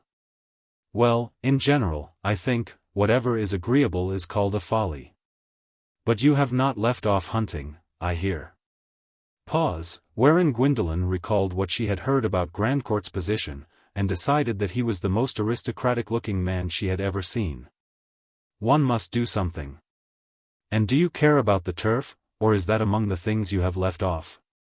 Pause, during which Gwendolen thought that a man of extremely calm, cold manners might be less disagreeable as a husband than other men, and not likely to interfere with his wife's preferences. "I run a horse now and then, but I don't go in for the thing as some men do." "Are you fond of horses?" "Yes, indeed, I never like my life so well as when I am on horseback, having a great gallop. I think of nothing. I only feel myself strong and happy." Pause, wherein Gwendolen wondered whether Grandcourt would like what she said, but assured herself that she was not going to disguise her tastes. "Do you like danger?" "I don't know. When I am on horseback I never think of danger. It seems to me that if I broke my bones I should not feel it. I should go at anything that came in my way." Pause, during which Gwendolen had run through a whole hunting season with 2 chosen hunters to ride at will. "You would perhaps like tiger hunting or pig sticking. I saw some of that for a season or 2 in the East. Everything here is poor stuff after that." "You are fond of danger, then?" Pause, wherein Gwendolen speculated on the probability that the men of coldest manners were the most adventurous, and felt the strength of her own insight. Supposing the question had to be decided. One must have something or other. But one gets used to it. "I begin to think I am very fortunate, because everything is new to me, it is only that I can't get enough of it. I am not used to anything except being dull, which I should like to leave off as you have left off shooting." Pause, during which it occurred to Gwendolen that a man of cold and distinguished manners might possibly be a dull companion. But on the other hand she thought that most persons were dull, that she had not observed husbands to be companions, and that after all she was not going to accept Grandcourt. Why are you dull? This is a dreadful neighborhood. There is nothing to be done in it. That is why I practiced my archery. Pause. During which Gwendolen reflected that the life of an unmarried woman who could not go about and had no command of anything must necessarily be dull through all degrees of comparison as time went on. You have made yourself queen of it. I imagine you will carry the first prize. I don't know that. I have great rivals. Did you not observe how well Miss Arrowpoint shot? Pause, wherein Gwendolen was thinking that men had been known to choose someone else than the woman they most admired, and recalled several experiences of that kind in novels. Miss Arrowpoint. No, that is, yes. Shall we go now and hear what the scoring says? Everyone is going to the other end now, shall we join them? I think my uncle is looking toward me. He perhaps wants me. Gwendolen found a relief for herself by thus changing the situation, not that the tête-à-tête was quite disagreeable to her. But while it lasted she apparently could not get rid of the unwanted flush in her cheeks and the sense of surprise which made her feel less mistress of herself than usual. And this Mr. Grandcourt, who seemed to feel his own importance more than he did hers, a sort of unreasonableness few of us can tolerate, must not take for granted that he was of great moment to her. Or that because others speculated on him as a desirable match she held herself altogether at his beck. How Grandcourt had filled up the pauses will be more evident hereafter. You have just missed the gold arrow, Gwendolen, said Mr. Gascoigne. Miss Juliet Fenn scores 8 above you. I am very glad to hear it. I should have felt that I was making myself too disagreeable, taking the best of everything, said Gwendolen, quite easily. It was impossible to be jealous of Juliet Fenn, a girl as middling as Midday Market in everything but her archery and plainness. In which last she was noticeable like her father, underhung and with receding brow resembling that of the more intelligent fishes. Surely, considering the importance which is given to such an accident in female offspring, marriageable men, or what the New English calls, intending bridegrooms, should look at themselves dispassionately in the glass, since their natural selection of a mate prettier than themselves is not certain to bar the effect of their own ugliness. There was now a lively movement in the mingling groups, which carried the talk along with it. Everyone spoke to everyone else by turns, and Gwendolen, who chose to see what was going on around her now, observed that Grandcourt was having klezmer presented to him by someone unknown to her, a middle-aged man, with dark, full face and fat hands, who seemed to be on the easiest terms with both. And presently led the way in joining the Arrowpoints, whose acquaintance had already been made by both him and Grandcourt. Who this stranger was she did not care much to know, but she wished to observe what was Grandcourt's manner toward others than herself. Precisely the same, except that he did not look much at Miss Arrowpoint, but rather at klezmer, who was speaking with animation, now stretching out his long fingers horizontally, now pointing downward with his forefinger, now folding his arms and tossing his mane, while he addressed himself first to one and then to the other, including Grandcourt, who listened with an impassive face and narrow eyes, his left forefinger in his waistcoat pocket, and his right slightly touching his thin whisker. I wonder which style Miss Arrowpoint admires most, was a thought that glanced through Gwendolen's mind, while her eyes and lips gathered rather a mocking expression. But she would not indulge her sense of amusement by watching, as if she were curious, and she gave all her animation to those immediately around her, determined not to care whether Mr. Grandcourt came near her again or not. He did come, however, and at a moment when he could propose to conduct Mrs. Davilow to her carriage. Shall we meet again in the ballroom? She said as he raised his hat at parting. The yes in reply had the usual slight drawl and perfect gravity. You were wrong for once, Gwendolen, said Mrs. Davilow, during their few minutes' drive to the castle. In what, mamma? About Mr. Grandcourt's appearance and manners. You can't find anything ridiculous in him. I suppose I could if I tried, but I don't want to do it, said Gwendolen, rather pettishly, and her mother was afraid to say more. It was the rule on these occasions for the ladies and gentlemen to dine apart, so that the dinner might make a time of comparative ease and rest for both. Indeed, the gentlemen had a set of archery stories about the epicurism of the ladies, who had somehow been reported to show a revolting masculine judgment in venison. Even asking for the fat, a proof of the frightful rate at which corruption might go on in women, but for severe social restraint, and every year the amiable Lord Brackenshaw, who was something of a gourmet, mentioned Byron's opinion that a woman should never be seen eating, introducing it with a confidential, "The fact is," as if he were for the first time admitting his concurrence in that sentiment of the refined poet. In the ladies' dining room it was evident that Gwendolen was not a general favorite with her own sex, there were no beginnings of intimacy between her and other girls. And in conversation they rather noticed what she said than spoke to her in free exchange. Perhaps it was that she was not much interested in them, and when left alone in their company had a sense of empty benches. Mrs. Vulcany once remarked that Miss Harleth was too fond of the gentlemen. But we know that she was not in the least fond of them, she was only fond of their homage, and women did not give her homage. The exception to this willing aloofness from her was Miss Arrowpoint, who often managed unostentatiously to be by her side, and talked to her with quiet friendliness. "She knows, as I do, that our friends are ready to quarrel over a husband for us," thought Gwendolen, and she is determined not to enter into the quarrel. "I think Miss Arrowpoint has the best manners I ever saw," said Mrs. Davilow, when she and Gwendolen were in a dressing-room with Mrs. Gascoigne and Anna, but at a distance where they could have their talk apart. "I wish I were like her," said Gwendolen. "Why? Are you getting discontented with yourself, Gwen?" "No.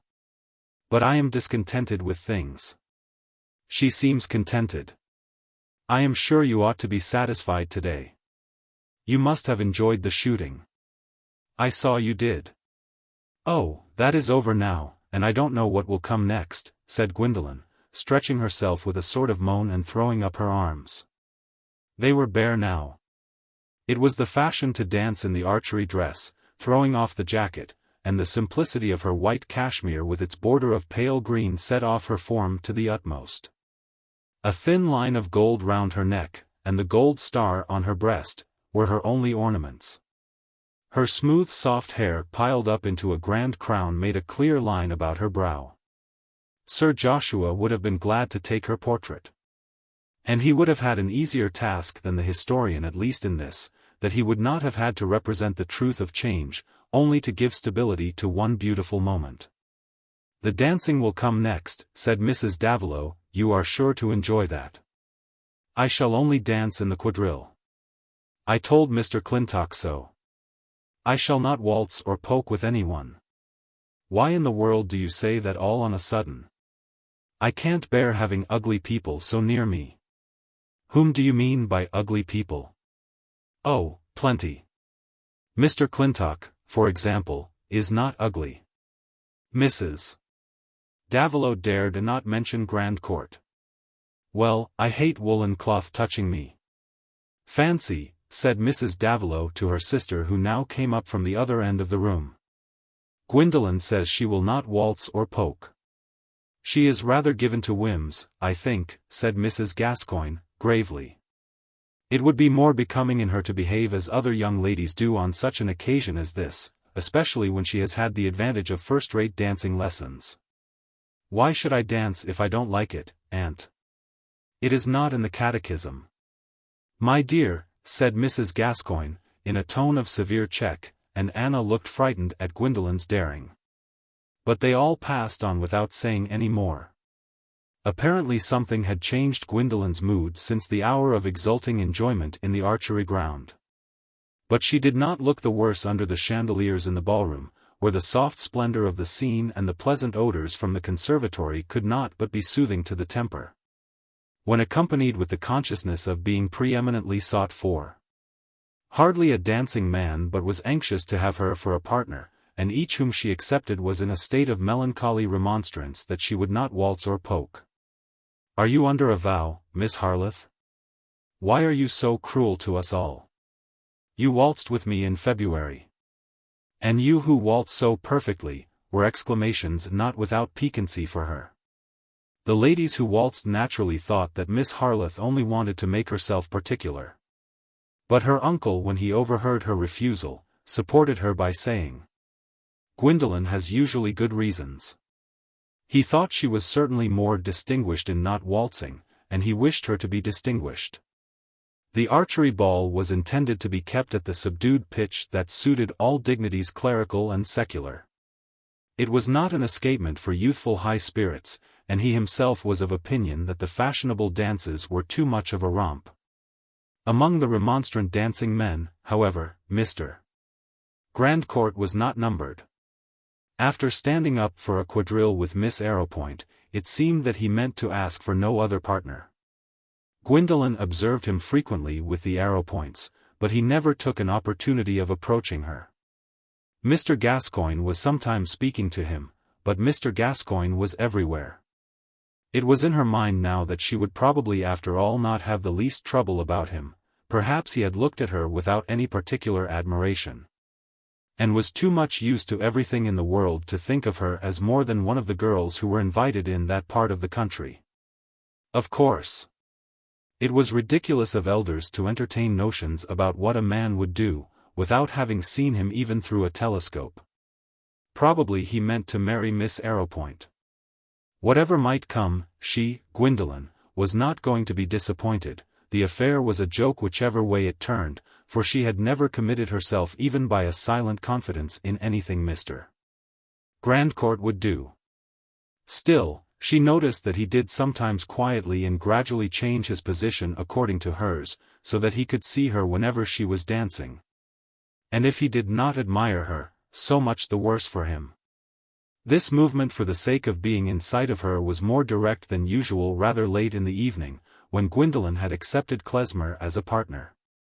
And that wide-glancing personage, who saw everything and nothing by turns, said to her when they were walking, "Mr. Grandcourt is a man of taste. He likes to see you dancing."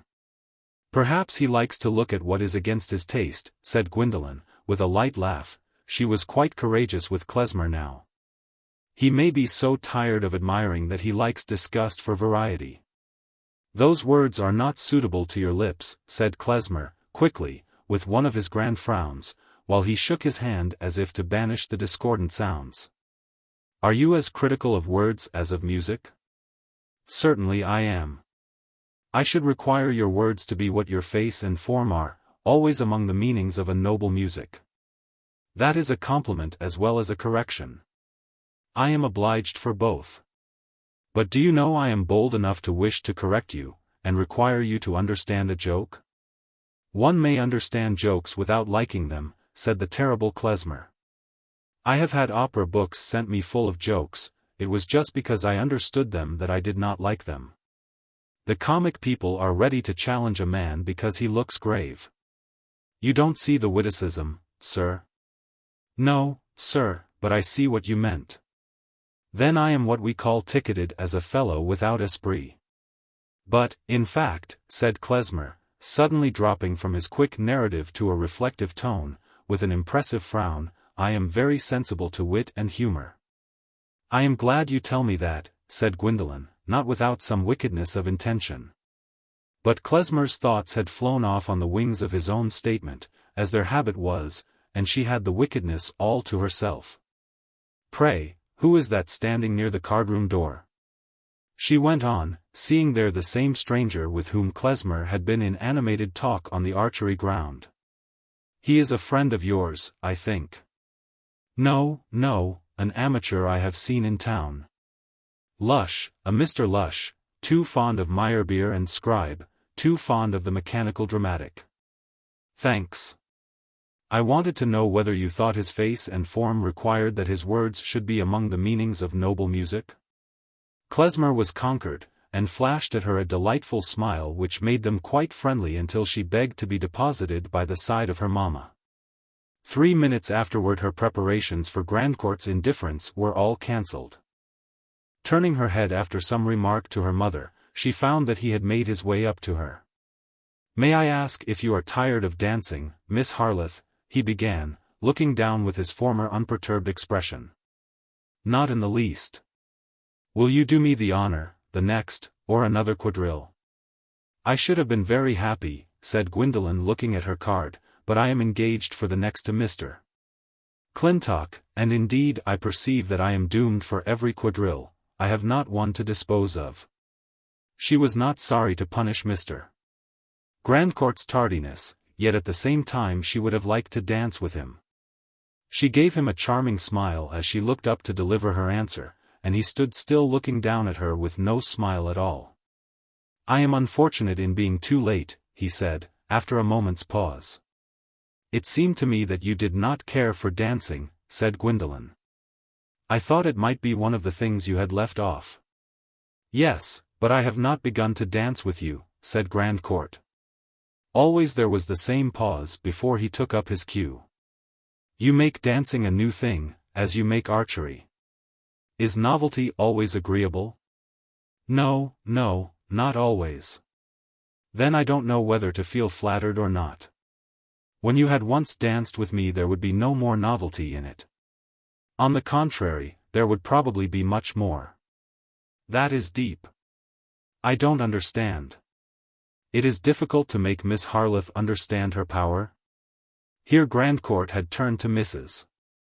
Davilow, who, smiling gently at her daughter, said, I think she does not generally strike people as slow to understand. Mamma, said Gwendolen, in a deprecating tone, I am adorably stupid, and want everything explained to me, when the meaning is pleasant. If you are stupid, I admit that stupidity is adorable, returned Grandcourt, after the usual pause, and without change of tone. But clearly he knew what to say.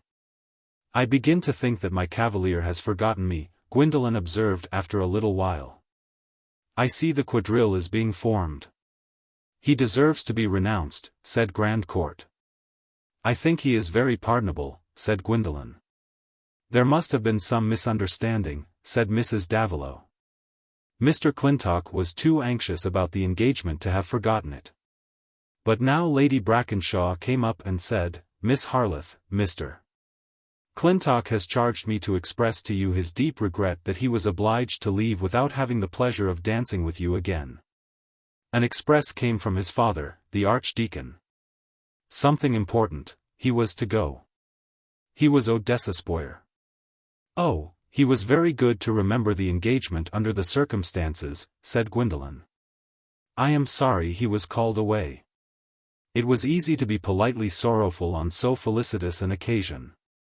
Then I can profit by Mr. Clintock's misfortune, said Grandcourt. May I hope that you will let me take his place? I shall be very happy to dance the next quadrille with you.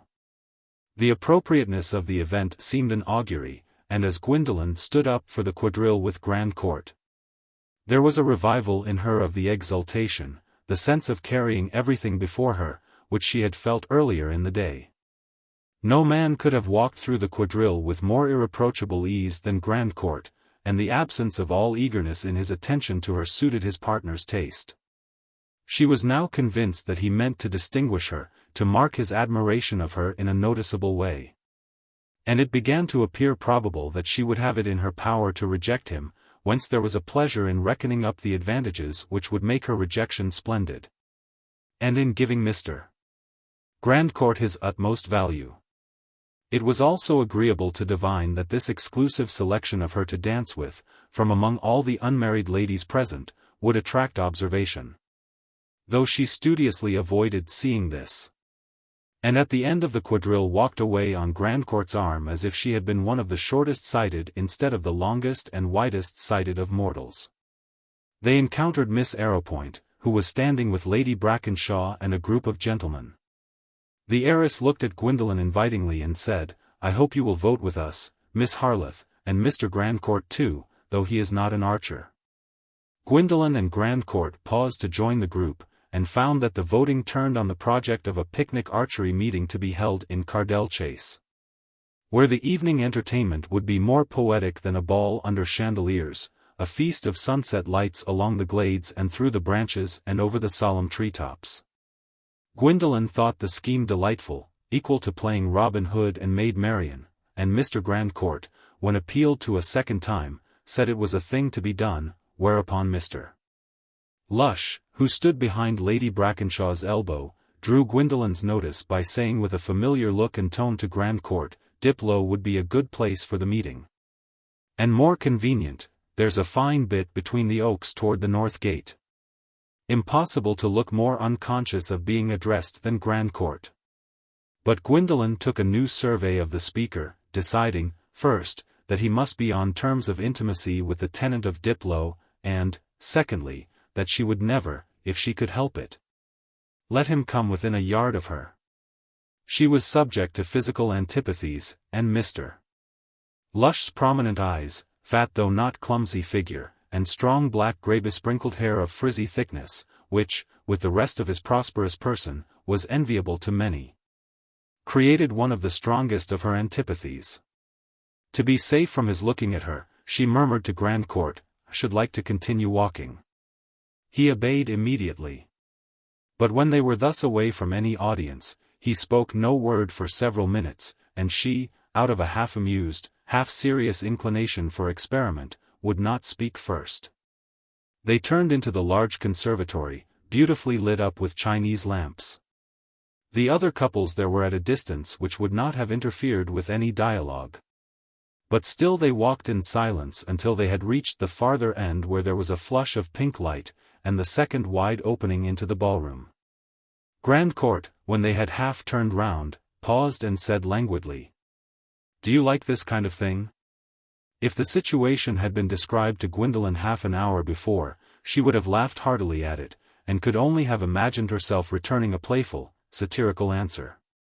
But for some mysterious reason, it was a mystery of which she had a faint wondering consciousness, she dared not be satirical, she had begun to feel a wand over her that made her afraid of offending Grandcourt.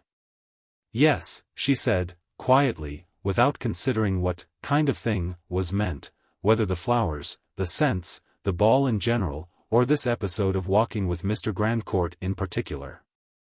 And they returned along the conservatory without farther interpretation. She then proposed to go and sit down in her old place, and they walked among scattered couples preparing for the waltz to the spot where Mrs. Davilow had been seated all the evening.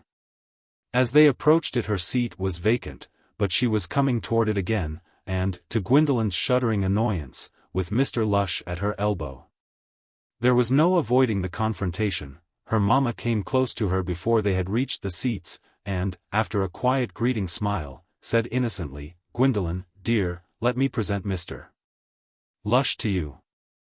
Having just made the acquaintance of this personage, as an intimate and constant companion of Mr. Grandcourt's, Mrs. Davilow imagined it altogether desirable that her daughter also should make the acquaintance. It was hardly a bow that Gwendolen gave, rather, it was the slightest forward sweep of the head away from the physiognomy that inclined itself toward her, and she immediately moved toward her seat, saying, "I want to put on my burnous." No sooner had she reached it, than Mr. Lush was there, and had the burnous in his hand. To annoy this supercilious young lady, he would incur the offense of forestalling Grandcourt. And, holding up the garment close to Gwendolen, he said, "Pray, permit me?" But she, wheeling away from him as if he had been a muddy hound, glided on to the ottoman, saying, "No, thank you." A man who forgave this would have much Christian feeling, supposing he had intended to be agreeable to the young lady, but before he seized the burnous Mr. Lush had ceased to have that intention. Grandcourt quietly took the drapery from him, and Mr. Lush, with a slight bow, moved away. "You had perhaps better put it on," said Mr. Grandcourt, looking down on her without change of expression. "Thanks, perhaps it would be wise," said Gwendolen, rising, and submitting very gracefully to take the burnous on her shoulders. After that, Mr. Grandcourt exchanged a few polite speeches with Mrs. Davilow, and, in taking leave, asked permission to call at Effendine the next day. He was evidently not offended by the insult directed toward his friend. Certainly Gwendolen's refusal of the burnous from Mr. Lush was open to the interpretation that she wished to receive it from Mr. Grandcourt. But she, poor child, had no design in this action, and was simply following her antipathy and inclination, confiding in them as she did in the more reflective judgments into which they entered as sap into leafage. Gwendolen had no sense that these men were dark enigmas to her, or that she needed any help in drawing conclusions about them, Mr. Grandcourt at least. The chief question was, how far his character and ways might answer her wishes, and unless she were satisfied about that, she had said to herself that she would not accept his offer. Could there be a slenderer, more insignificant thread in human history than this consciousness of a girl, busy with her small inferences of the way in which she could make her life pleasant? In a time, too, when ideas were with fresh vigor making armies of themselves, and the universal kinship was declaring itself fiercely. When women on the other side of the world would not mourn for the husbands and sons who died bravely in a common cause. And men stinted of bread on our side of the world heard of that willing loss and were patient, a time when the soul of man was walking to pulses which had for centuries been beating in him unfelt, until their full sum made a new life of terror or of joy. What in the midst of that mighty drama are girls and their blind visions? They are the yeah or nay of that good for which men are enduring and fighting. In these delicate vessels is borne onward through the ages the treasure of human affections. Chapter 12. O gentlemen, the time of life is short. To spend that shortness basely were too long. If life did ride upon a dial's point, still ending at the arrival of an hour. Shakespeare, Henry IV. On the second day after the archery meeting, Mr. Henley Mallinger Grandcourt was at his breakfast table with Mr. Lush. Everything around them was agreeable, the summer air through the open windows, at which the dogs could walk in from the old green turf on the lawn. The soft, purplish coloring of the park beyond, stretching toward a mass of bordering wood. The still life in the room, which seemed the stiller for its sober antiquated elegance, as if it kept a conscious, well-bred silence, unlike the restlessness of vulgar furniture. Whether the gentlemen were agreeable to each other was less evident. Mr. Grandcourt had drawn his chair aside so as to face the lawn, and with his left leg over another chair, and his right elbow on the table, was smoking a large cigar, while his companion was still eating. The dogs, half a dozen of various kinds, were moving lazily in and out, taking attitudes of brief attention, gave a vacillating preference first to one gentleman, then to the other. Being dogs in such good circumstances that they could play at hunger, and liked to be served with delicacies which they declined to put in their mouths.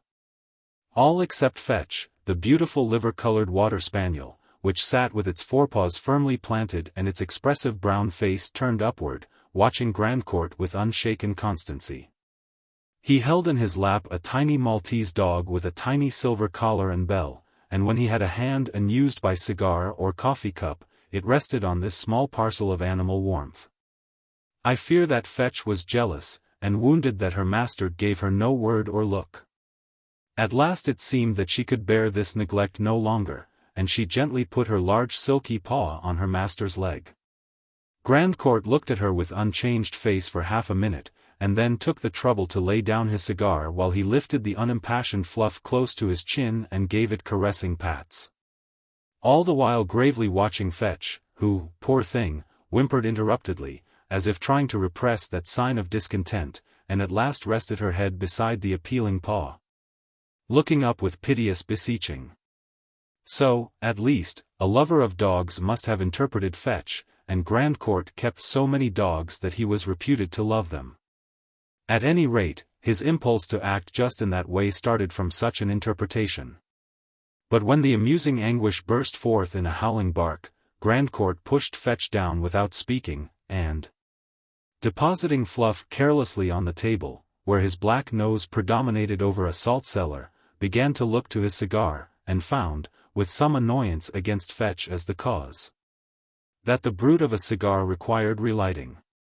Fetch, having begun to wail, found, like others of her sex, that it was not easy to leave off. Indeed, the second howl was a louder one, and the third was like unto it. "Turn out that brute, will you?" said Grandcourt to Lush, without raising his voice or looking at him, as if he counted on attention to the smallest sign. And Lush immediately rose, lifted Fetch, though she was rather heavy, and he was not fond of stooping, and carried her out. disposing of her in some way that took him a couple of minutes before he returned. He then lit a cigar, placed himself at an angle where he could see Grandcourt's face without turning, and presently said, "Shall you ride or drive to Ketchum today?" "I am not going to Ketchum." "You did not go yesterday." Grandcourt smoked in silence for half a minute, and then said, "I suppose you sent my card and inquiries." "I went myself at 4, and said you were sure to be there shortly. They would suppose some accident prevented you from fulfilling the intention. Especially if you go today." Silence for a couple of minutes. Then Grandcourt said, "What men are invited here with their wives?" Lush drew out a notebook. "The Captain and Mrs. Torrington come next week. Then there are Mr. Hollis and Lady Flora, and the Cushits and the Gogoffs." "Rather a ragged lot," remarked Grandcourt, after a while. "Why did you ask the Gogoffs?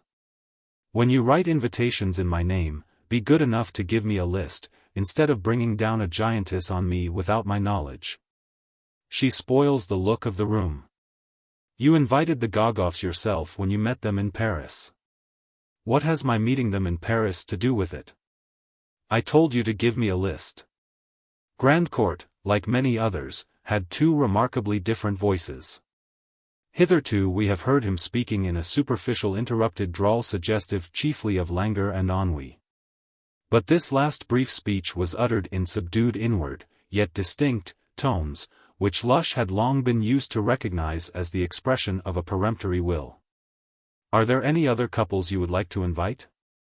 "Yes, think of some decent people, with a daughter or two. And one of your damned musicians. But not a comic fellow. I wonder if Klezmer would consent to come to us when he leaves Ketchum. Nothing but first-class music will go down with Miss Arrowpoint." Lush spoke carelessly, but he was really seizing an opportunity and fixing an observant look on Grandcourt, who now for the first time, turned his eyes toward his companion. But slowly and without speaking until he had given 2 long luxuriant puffs, when he said, perhaps in a lower tone than ever, but with a perceptible edge of contempt, "What in the name of nonsense have I to do with Miss Arrowpoint and her music?" "Well, something," said Lush, jocosely. "You need not give yourself much trouble, perhaps. But some forms must be gone through before a man can marry a million." "Very likely. But I am not going to marry a million." "That's a pity, to fling away an opportunity of this sort, and knock down your own plans." "Your plans, I suppose you mean. You have some debts, you know, and things may turn out inconveniently, after all.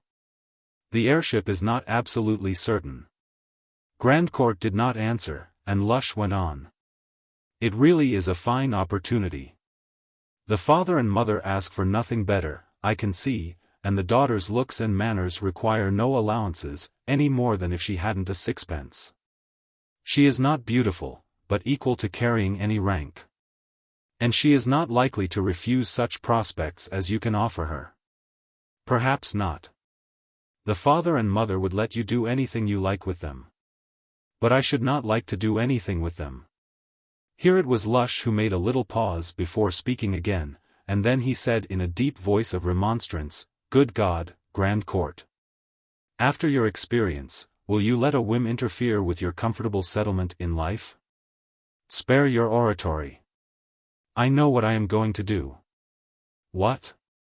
Lush put down his cigar and thrust his hands into his side pockets, as if he had to face something exasperating, but meant to keep his temper. "I am going to marry the other girl." "Have you fallen in love?" This question carried a strong sneer. "I am going to marry her." "You have made her an offer already, then?" "No. She is a young lady with a will of her own, I fancy. Extremely well fitted to make a rumpus. She would know what she liked." "She doesn't like you," said Grandcourt, with the ghost of a smile. "Perfectly true," said Lush, adding again in a markedly sneering tone. "However, if you and she are devoted to each other, that will be enough." Grandcourt took no notice of this speech, but sipped his coffee, rose, and strolled out on the lawn, all the dogs following him. Lush glanced after him a moment, then resumed his cigar and lit it, but smoked slowly, consulting his beard with inspecting eyes and fingers. Till he finally stroked it with an air of having arrived at some conclusion, and said in a subdued voice, "Check, old boy." Lush, being a man of some ability, had not known Grandcourt for 15 years without learning what sort of measures were useless with him, though what sort might be useful remained often dubious. In the beginning of his career he held a fellowship, and was near taking orders for the sake of a college living, but, not being fond of that prospect, accepted instead the office of travelling companion to a marquis, and afterward to young Grandcourt, who had lost his father early, and who found Lush so convenient that he had allowed him to become prime minister in all his more personal affairs. The habit of 15 years had made Grandcourt more and more in need of Lush's handiness, and Lush more and more in need of the lazy luxury to which his transactions on behalf of Grandcourt made no interruption worth reckoning. I cannot say that the same lengthened habit had intensified Grandcourt's want of respect for his companion, since that want had been absolute from the beginning. But it had confirmed his sense that he might kick Lush if he chose, only he never did choose to kick any animal, because the act of kicking is a compromising attitude. And a gentleman's dogs should be kicked for him. He only said things which might have exposed himself to be kicked if his confidant had been a man of independent spirit. But what son of a vicar who has stinted his wife and daughters of calico in order to send his male offspring to Oxford can keep an independent spirit when he is bent on dining with high discrimination, riding good horses, living generally in the most luxuriant honey-blossomed clover, and all without working? Mr. Lush had passed for a scholar once, and had still a sense of scholarship when he was not trying to remember much of it. But the bachelors and other arts which soften manners are a time-honored preparation for sinecures. And Lush's present comfortable provision was as good a sinecure in not requiring more than the odor of departed learning. He was not unconscious of being held kickable, but he preferred counting that estimate among the peculiarities of Grandcourt's character, which made one of his incalculable moods or judgments as good as another. Since in his own opinion he had never done a bad action, it did not seem necessary to consider whether he should be likely to commit one if his love of ease required it. Lush's love of ease was well satisfied at present, and if his puddings were rolled toward him in the dust, he took the inside bits and found them relishing. This morning, for example, though he had encountered more annoyance than usual, he went to his private sitting room and played a good hour on the violoncello. Chapter 13. Philistia, be thou glad of me. Grandcourt, having made up his mind to marry Miss Harleth, showed a power of adapting means to ends. During the next fortnight there was hardly a day on which by some arrangement or other he did not see her, or prove by emphatic attentions that she occupied his thoughts. His cousin, Mrs. Torrington, was now doing the honors of his house, so that Mrs. Davilow and Gwendolen could be invited to a large party at Diplow, in which there were many witnesses how the host distinguished the dowerless beauty, and showed no solicitude about the heiress. The world, I mean Mr. Gascoigne and all the families worth speaking of within visiting distance of Pennicote, felt an assurance on the subject which in the rector's mind converted itself into a resolution to do his duty by his niece and see that the settlements were adequate. Indeed, the wonder to him and Mrs. Davilow was that the offer for which so many suitable occasions presented themselves had not been already made. And in this wonder Grandcourt himself was not without a share. When he had told his resolution to Lush he had thought that the affair would be concluded more quickly.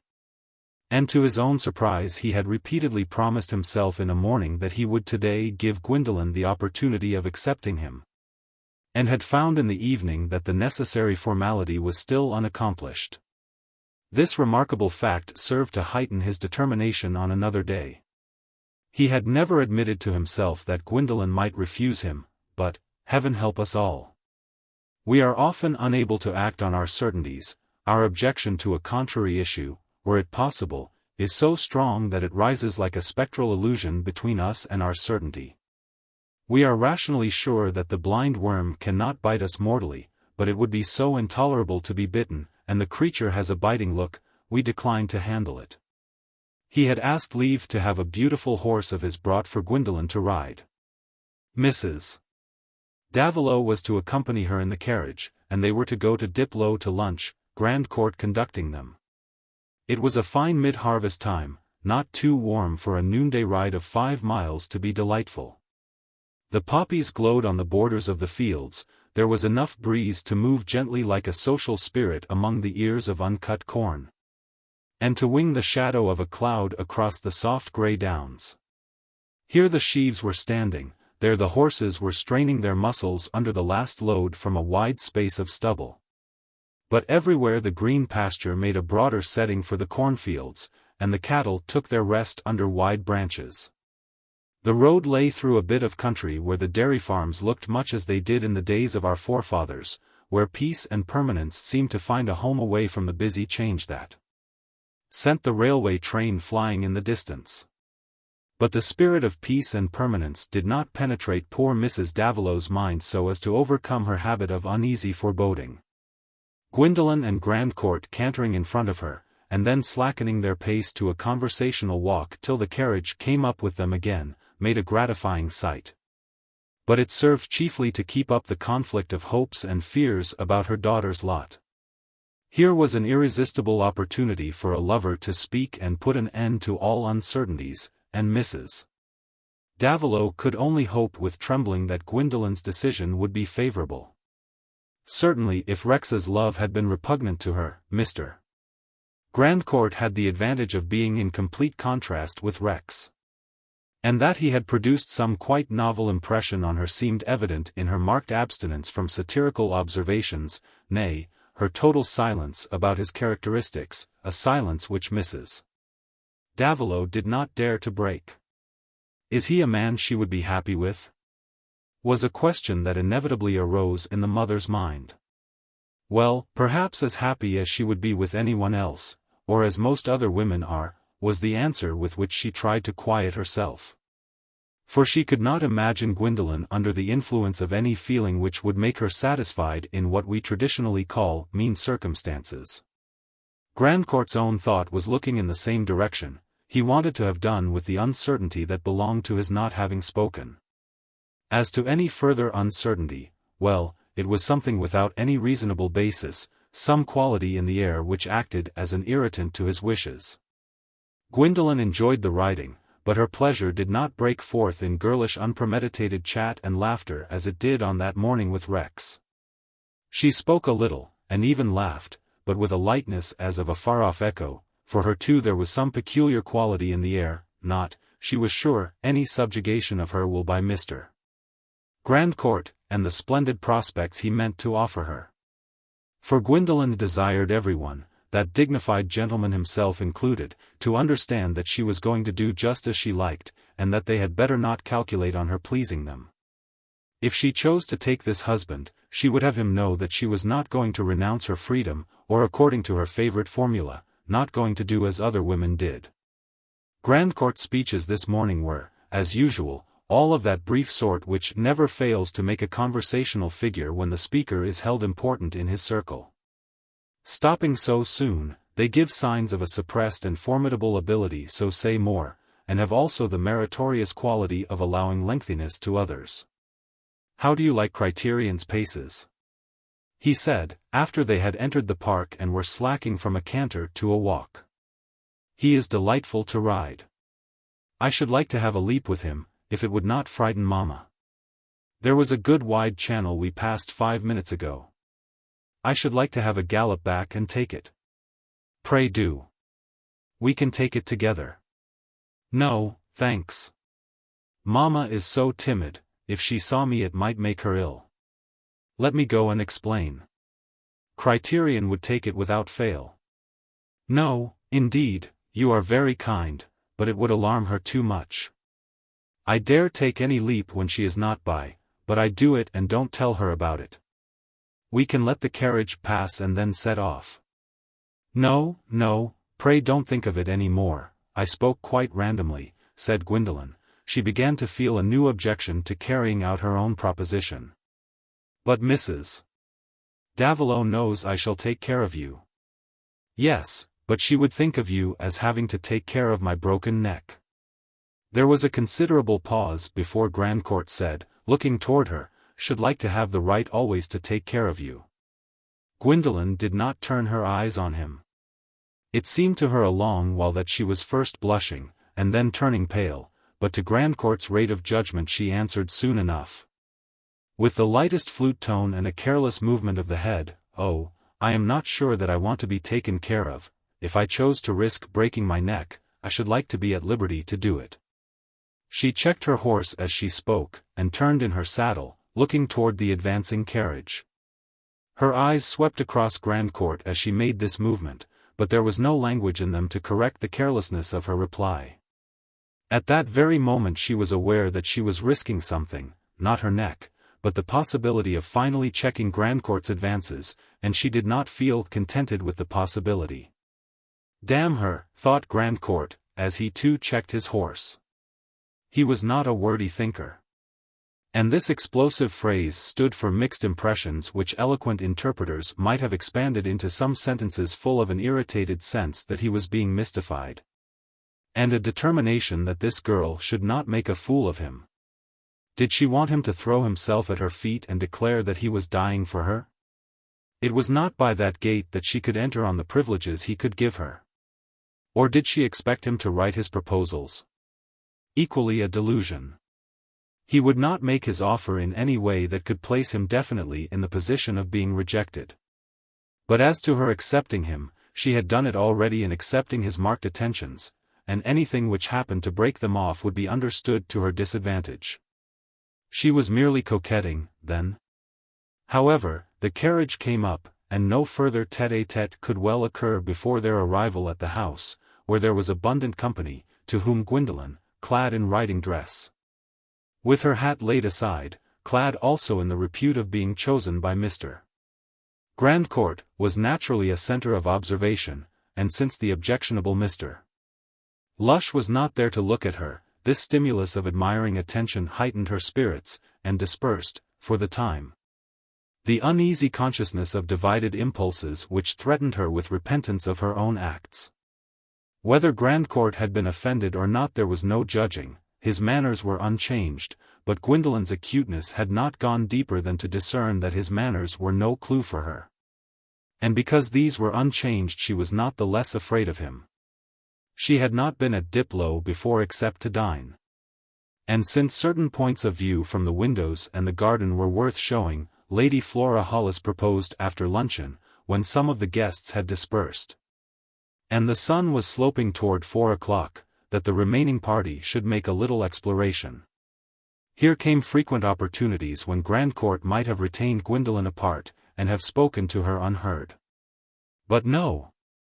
He indeed spoke to no one else, but what he said was nothing more eager or intimate than it had been in their first interview.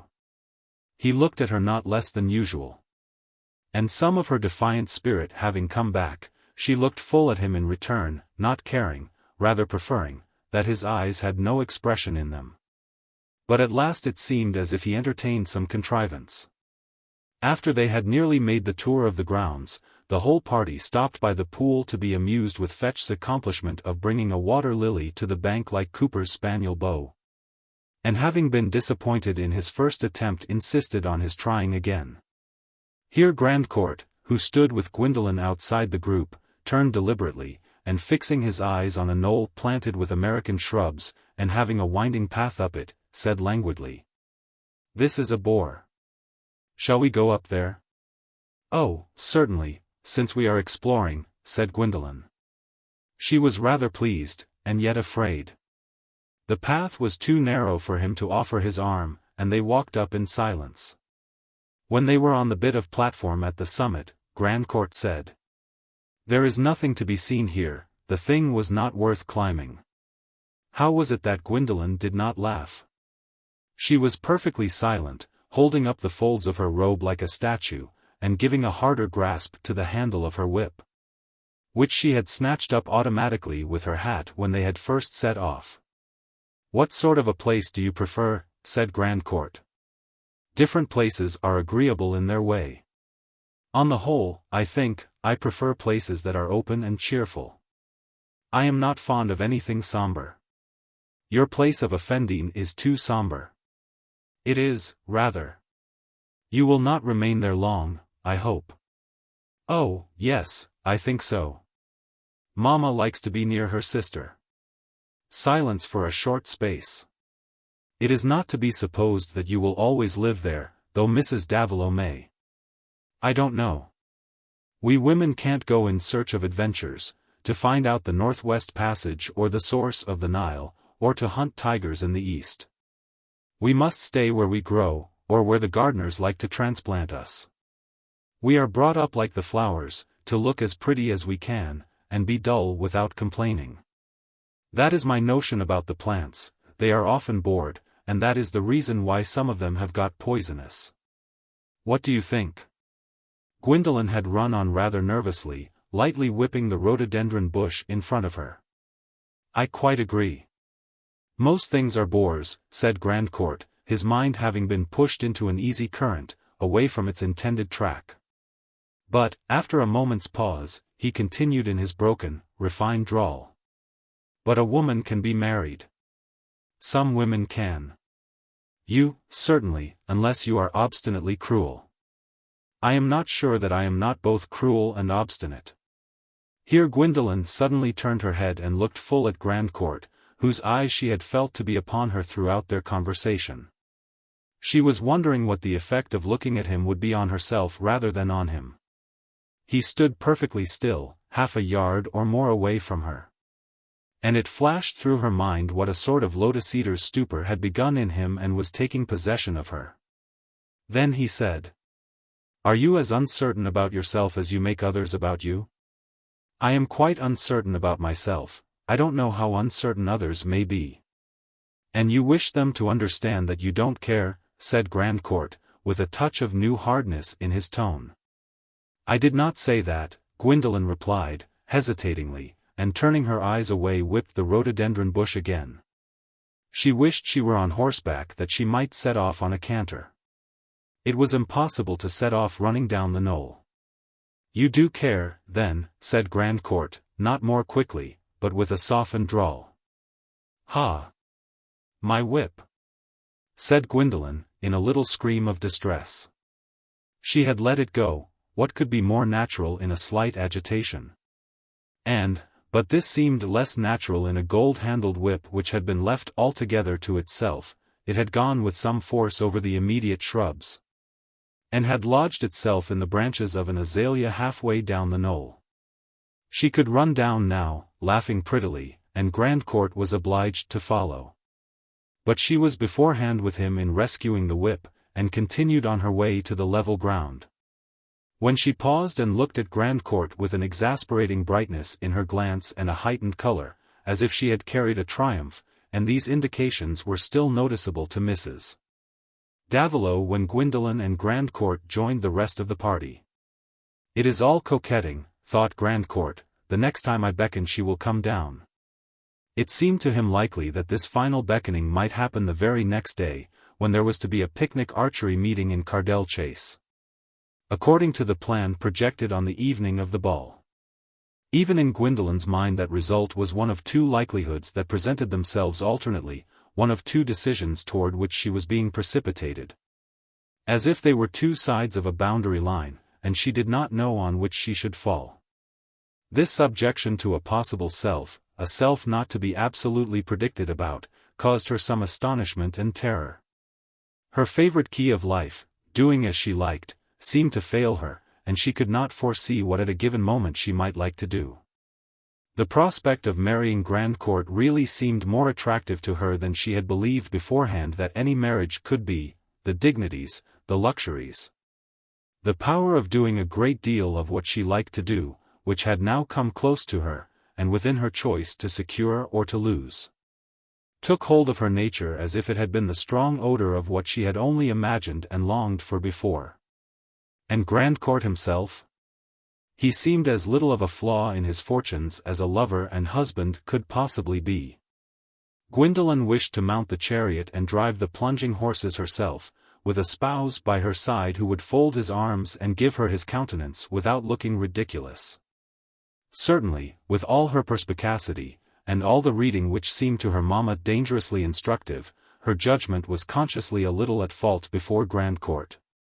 He was adorably quiet and free from absurdities, he would be a husband to suit with the best appearance a woman could make. But what else was he? He had been everywhere, and seen everything. That was desirable, and especially gratifying as a preamble to his supreme preference for Gwendolen Harleth. He did not appear to enjoy anything much. That was not necessary, and the less he had of particular tastes, or desires, the more freedom his wife was likely to have in following hers. Gwendolen conceived that after marriage she would most probably be able to manage him thoroughly. How was it that he caused her unusual constraint now? That she was less daring and playful in her talk with him than with any other admirer she had known? That absence of demonstrativeness which she was glad of, acted as a charm in more senses than one, and was slightly benumbing. Grandcourt after all was formidable, a handsome lizard of a hitherto unknown species, not of the lively, darting kind. But Gwendolen knew hardly anything about lizards, and ignorance gives one a large range of probabilities. This splendid specimen was probably gentle, suitable as a boudoir pet. What may not a lizard be, if you know nothing to the contrary? Her acquaintance with Grandcourt was such that no accomplishment suddenly revealed in him would have surprised her. And he was so little suggestive of drama, that it hardly occurred to her to think with any detail how his life of 36 years had been passed, in general. She imagined him always cold and dignified, not likely ever to have committed himself. He had hunted the tiger. Had he ever been in love or made love? The one experience and the other seemed alike remote in Gwendolen's fancy from the Mr. Grandcourt who had come to dip low in order apparently to make a chief epoch in her destiny, perhaps by introducing her to that state of marriage which she had resolved to make a state of greater freedom than her girlhood. And on the whole she wished to marry him. He suited her purpose. Her prevailing, deliberate intention was, to accept him. But was she going to fulfill her deliberate intention? She began to be afraid of herself, and to find out a certain difficulty in doing as she liked. Already her assertion of independence in evading his advances had been carried farther than was necessary, and she was thinking with some anxiety what she might do on the next occasion. Seated according to her habit with her back to the horses on their drive homeward, she was completely under the observation of her mamma, who took the excitement and changefulness in the expression of her eyes, her unwonted absence of mind and total silence, as unmistakable signs that something unprecedented had occurred between her and Grandcourt. Mrs. Davilow's uneasiness determined her to risk some speech on the subject. The Gascoignes were to dine at Effendine, and in what had occurred this morning there might be some reason for consulting the rector. Not that she expected him any more than herself to influence Gwendolen, but that her anxious mind wanted to be disburdened. "Something has happened, dear," she began, in a tender tone of question. Gwendolen looked round, and seeming to be roused to the consciousness of her physical self, took off her gloves and then her hat, that the soft breeze might blow on her head.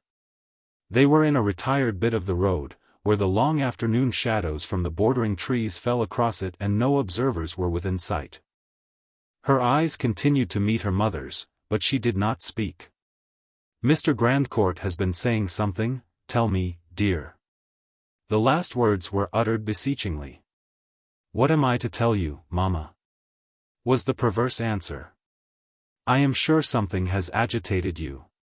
You ought to confide in me, Gwen. You ought not to leave me in doubt and anxiety." Mrs. Davilow's eyes filled with tears. "Mamma, dear, please don't be miserable," said Gwendolen, with pettish remonstrance. "It only makes me more so. I am in doubt myself." "About Mr. Grandcourt's intentions," said Mrs. Davilow, gathering determination from her alarms. "No, not at all," said Gwendolen, with some curtness, and a pretty little toss of the head as she put on her hat again.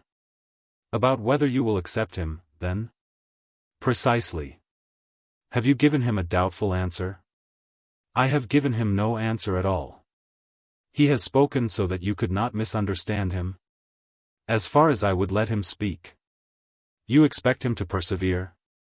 Mrs. Davilow put this question rather anxiously, and receiving no answer, asked another, You don't consider that you have discouraged him? I dare say not. I thought you liked him, dear, said Mrs. Davilow, timidly. So I do, Mamma, as liking goes. There is less to dislike about him than about most men. He is quiet and distingué. Gwendolen so far spoke with a pouting sort of gravity. But suddenly she recovered some of her mischievousness, and her face broke into a smile as she added, Indeed he has all the qualities that would make a husband tolerable, battlement, veranda, stable, etc. No grins, and no glass in his eye. Do be serious with me for a moment, dear. Am I to understand that you mean to accept him? Oh, pray, Mamma, leave me to myself, said Gwendolen, with a pettish distress in her voice. And Mrs. Davilow said no more. When they got home Gwendolen declared that she would not dine. She was tired, and would come down in the evening after she had taken some rest. The probability that her uncle would hear what had passed did not trouble her. She was convinced that whatever he might say would be on the side of her accepting Grandcourt, and she wished to accept him if she could.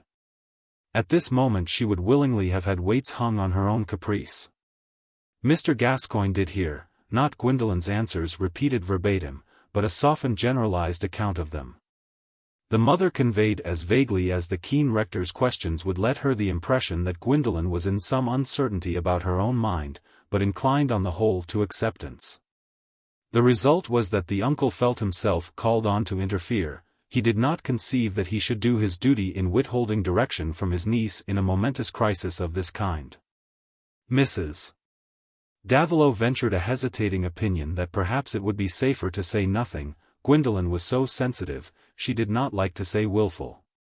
But the rector's was a firm mind, grasping its first judgments tenaciously and acting on them promptly.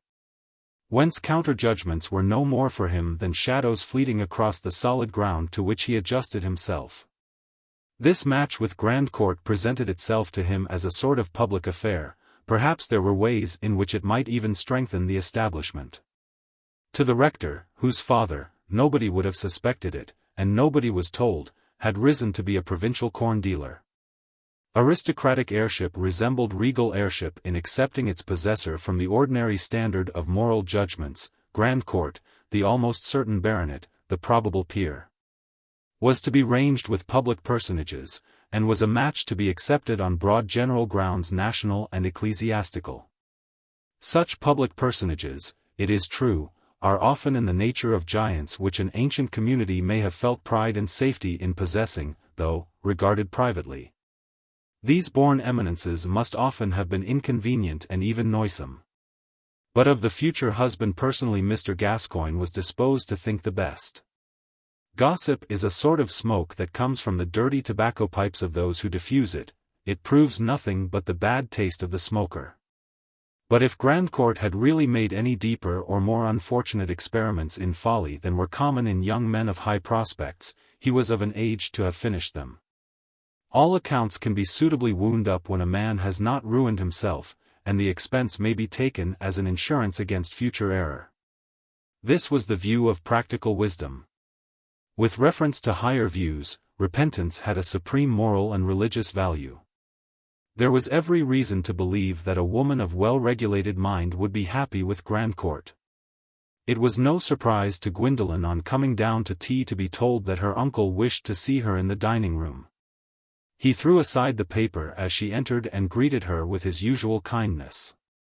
As his wife had remarked, he always made much of Gwendolen, and her importance had risen of late. "My dear," he said, in a fatherly way, moving a chair for her as he held her hand, "I want to speak to you on a subject which is more momentous than any other with regard to your welfare. You will guess what I mean. But I shall speak to you with perfect directness. In such matters I consider myself bound to act as your father. You have no objection, I hope?" "Oh dear, no, uncle. You have always been very kind to me," said Gwendolen, frankly. This evening she was willing, if it were possible, to be a little fortified against her troublesome self, and her resistant temper was in abeyance. The rector's mode of speech always conveyed a thrill of authority, as of a word of command. It seemed to take for granted that there could be no wavering in the audience, and that everyone was going to be rationally obedient. It is naturally a satisfaction to me that the prospect of a marriage for you, advantageous in the highest degree, has presented itself so early. I do not know exactly what has passed between you and Mr. Grandcourt, but I presume there can be little doubt, from the way in which he has distinguished you, that he desires to make you his wife. Gwendolen did not speak immediately, and her uncle said with more emphasis. Have you any doubt of that yourself, my dear? I suppose that is what he has been thinking of. But he may have changed his mind tomorrow, said Gwendolen. Why tomorrow? Has he made advances which you have discouraged? I think he meant, he began to make advances, but I did not encourage them. I turned the conversation. Will you confide in me so far as to tell me your reasons? I am not sure that I had any reasons, uncle. Gwendolen laughed rather artificially. You are quite capable of reflecting, Gwendolen. You are aware that this is not a trivial occasion, and it concerns your establishment for life under circumstances which may not occur again. You have a duty here both to yourself and your family. I wish to understand whether you have any ground for hesitating as to your acceptance of Mr. Grandcourt. I suppose I hesitate without grounds. Gwendolen spoke rather poutingly, and her uncle grew suspicious. Is he disagreeable to you personally? No. Have you heard anything of him which has affected you disagreeably? The rector thought it impossible that Gwendolen could have heard the gossip he had heard, but in any case he must endeavor to put all things in the right light for her. I have heard nothing about him except that he is a great match, said Gwendolen, with some sauciness, and that affects me very agreeably. Then, my dear Gwendolen, I have nothing further to say than this: you hold your fortune in your own hands, a fortune such as rarely happens to a girl in your circumstances, a fortune in fact which almost takes the question out of the range of mere personal feeling, and makes your acceptance of it a duty. If Providence offers you power and position, especially when unclogged by any conditions that are repugnant to you, your course is one of responsibility, into which caprice must not enter. A man does not like to have his attachment trifled with. He may not be at once repelled. These things are matters of individual disposition. But the trifling may be carried too far. And I must point out to you that in case Mr. Grandcourt were repelled without your having refused him, without your having intended ultimately to refuse him, your situation would be a humiliating and painful one. I, for my part, should regard you with severe disapprobation, as the victim of nothing else than your own coquetry and folly. Gwendolen became pallid as she listened to this admonitory speech. The ideas it raised had the force of sensations. Her resistant courage would not help her here, because her uncle was not urging her against her own resolve. He was pressing upon her the motives of dread which she already felt. He was making her more conscious of the risks that lay within herself. She was silent, and the rector observed that he had produced some strong effect. I mean this in kindness, my dear. His tone had softened. I am aware of that, uncle, said Gwendolen, rising and shaking her head back, as if to rouse herself out of painful passivity. I am not foolish. I know that I must be married some time, before it is too late. And I don't see how I could do better than marry Mr. Grandcourt. I mean to accept him, if possible. She felt as if she were reinforcing herself by speaking with this decisiveness to her uncle.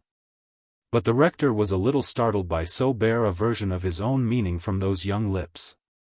He wished that in her mind his advice should be taken in an infusion of sentiments proper to a girl, and such as are presupposed in the advice of a clergyman, although he may not consider them always appropriate to be put forward. He wished his niece parks, carriages, a title, everything that would make this world a pleasant abode. But he wished her not to be cynical, to be, on the contrary, religiously dutiful, and have warm domestic affections. My dear Gwendolen, he said, rising also, and speaking with benignant gravity, I trust that you will find in marriage a new fountain of duty and affection. Marriage is the only true and satisfactory sphere of a woman, and if your marriage with Mr. Grandcourt should be happily decided upon, you will have, probably, an increasing power, both of rank and wealth, which may be used for the benefit of others. These considerations are something higher than romance.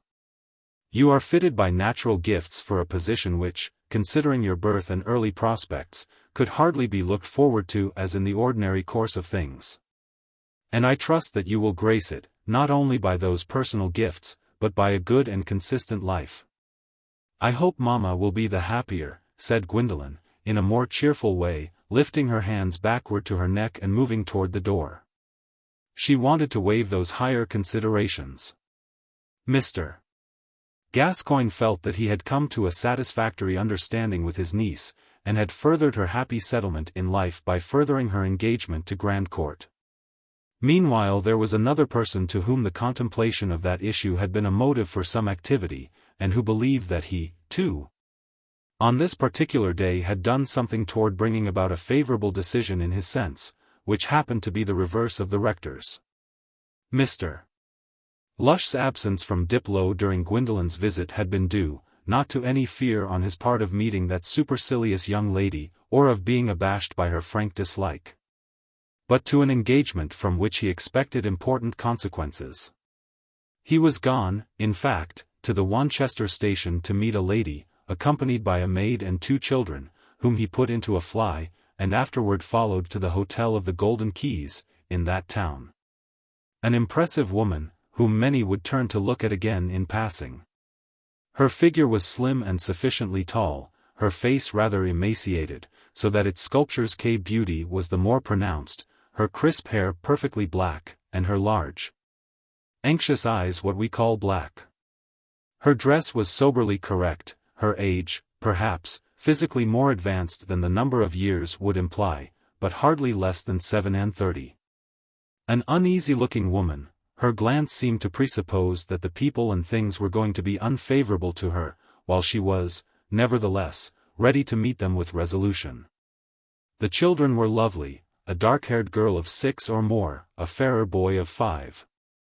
When Lush incautiously expressed some surprise at her having brought the children, she said, with a sharp-toned intonation, "Did you suppose I should come wandering about here by myself? Why should I not bring all 4 if I liked?" "Oh, certainly," said Lush, with his usual fluent nonchalance. He stayed an hour or so in conference with her, and rode back to Diplow in a state of mind that was at once hopeful and busily anxious as to the execution of the little plan on which his hopefulness was based. Grandcourt's marriage to Gwendolen Harleth would not, he believed, be much of a good to either of them, and it would plainly be fraught with disagreeables to himself. But now he felt confident enough to say inwardly, "I will take, nay, I will lay odds that the marriage will never happen." Chapter 14. I will not clothe myself in wreck, where gems, sawed from cramped fingerbones of women drowned, feel chilly vaporous hands of ireful ghosts, clutching my necklace, trick my maiden breast with orphan's heritage. Let your dead love marry its dead. Gwendolen looked lovely and vigorous as a tall, newly opened lily the next morning. There was a reaction of young energy in her, and yesterday's self-distrust seemed no more than the transient shiver on the surface of a full stream.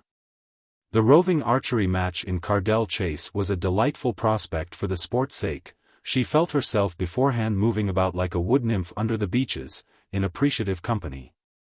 And the imagined scene lent a charm to further advances on the part of Grandcourt, not an impassioned lyrical doffness for the wood nymph, certainly, but so much the better. Today Gwendolen foresaw him making slow conversational approaches to a declaration, and foresaw herself awaiting and encouraging it according to the rational conclusion which she had expressed to her uncle. When she came down to breakfast, after everyone had left the table except Mrs. Davilow, there were letters on her plate. One of them she read with a gathering smile, and then handed it to her mamma, who, on returning it, smiled also, finding new cheerfulness in the good spirits her daughter had shown ever since waking, and said, You don't feel inclined to go 1,000 miles away? Not exactly so far. It was a sad omission not to have written again before this. Can't you write now, before we set out this morning? It is not so pressing. Tomorrow will do. You see they leave town today. I must write to Dover. They will be there till Monday. Shall I write for you, dear, if it teases you? Gwendolen did not speak immediately, but after sipping her coffee, answered brusquely, "Oh no, let it be, I will write tomorrow." Then, feeling a touch of compunction, she looked up and said with playful tenderness, "Dear, old, beautiful mamma." "Old, child, truly." "Please don't, mamma. I meant old for darling. You are hardly 25 years older than I am. When you talk in that way my life shrivels up before me. One can have a great deal of happiness in 25 years, my dear." "I must lose no time in beginning," said Gwendolen, merrily. "The sooner I get my palaces and coaches the better." "And a good husband who adores you, Gwen," said Mrs. Davilow, encouragingly. Gwendolen put out her lips saucily and said nothing. It was a slight drawback on her pleasure in starting that the rector was detained by magistrate's business, and would probably not be able to get to Cardell Chase at all that day. She cared little that Mrs. Gascoigne and Anna chose not to go without him, but her uncle's presence would have seemed to make it a matter of course that the decision taken would be acted on. For decision in itself began to be formidable. Having come close to accepting Grand Court, Gwendolen felt this lot of unhoped for fullness rounding itself too definitely. When we take to wishing a great deal for ourselves, whatever we get soon turns into mere limitation and exclusion. Still there was the reassuring thought that marriage would be the gate into a larger freedom. The place of meeting was a grassy spot called Green Arbor, where a bit of hanging wood made a sheltering amphitheater. It was here that the coachful of servants with provisions had to prepare the picnic meal. And the warden of the chase was to guide the roving archers so as to keep them within the due distance from this center, and hinder them from wandering beyond the limit which had been fixed on, a curve that might be drawn through certain well-known points, such as the double oak, the whispering stones, and the high cross. The plan was to take only a preliminary stroll before luncheon, keeping the main roving expedition for the more exquisite lights of the afternoon. The muster was rapid enough to save everyone from dull moments of waiting. And when the groups began to scatter themselves through the light and shadow made here by closely neighboring beeches and there by rarer oaks, one may suppose that a painter would have been glad to look on. This roving archery was far prettier than the stationary game, but success in shooting at variable marks were less favored by practice. And the hits were distributed among the volunteer archers otherwise than they would have been in target shooting. From this cause, perhaps, as well as from the twofold distraction of being preoccupied and wishing not to betray her preoccupation, Gwendolen did not greatly distinguish herself in these first experiments, unless it were by the lively grace with which she took her comparative failure.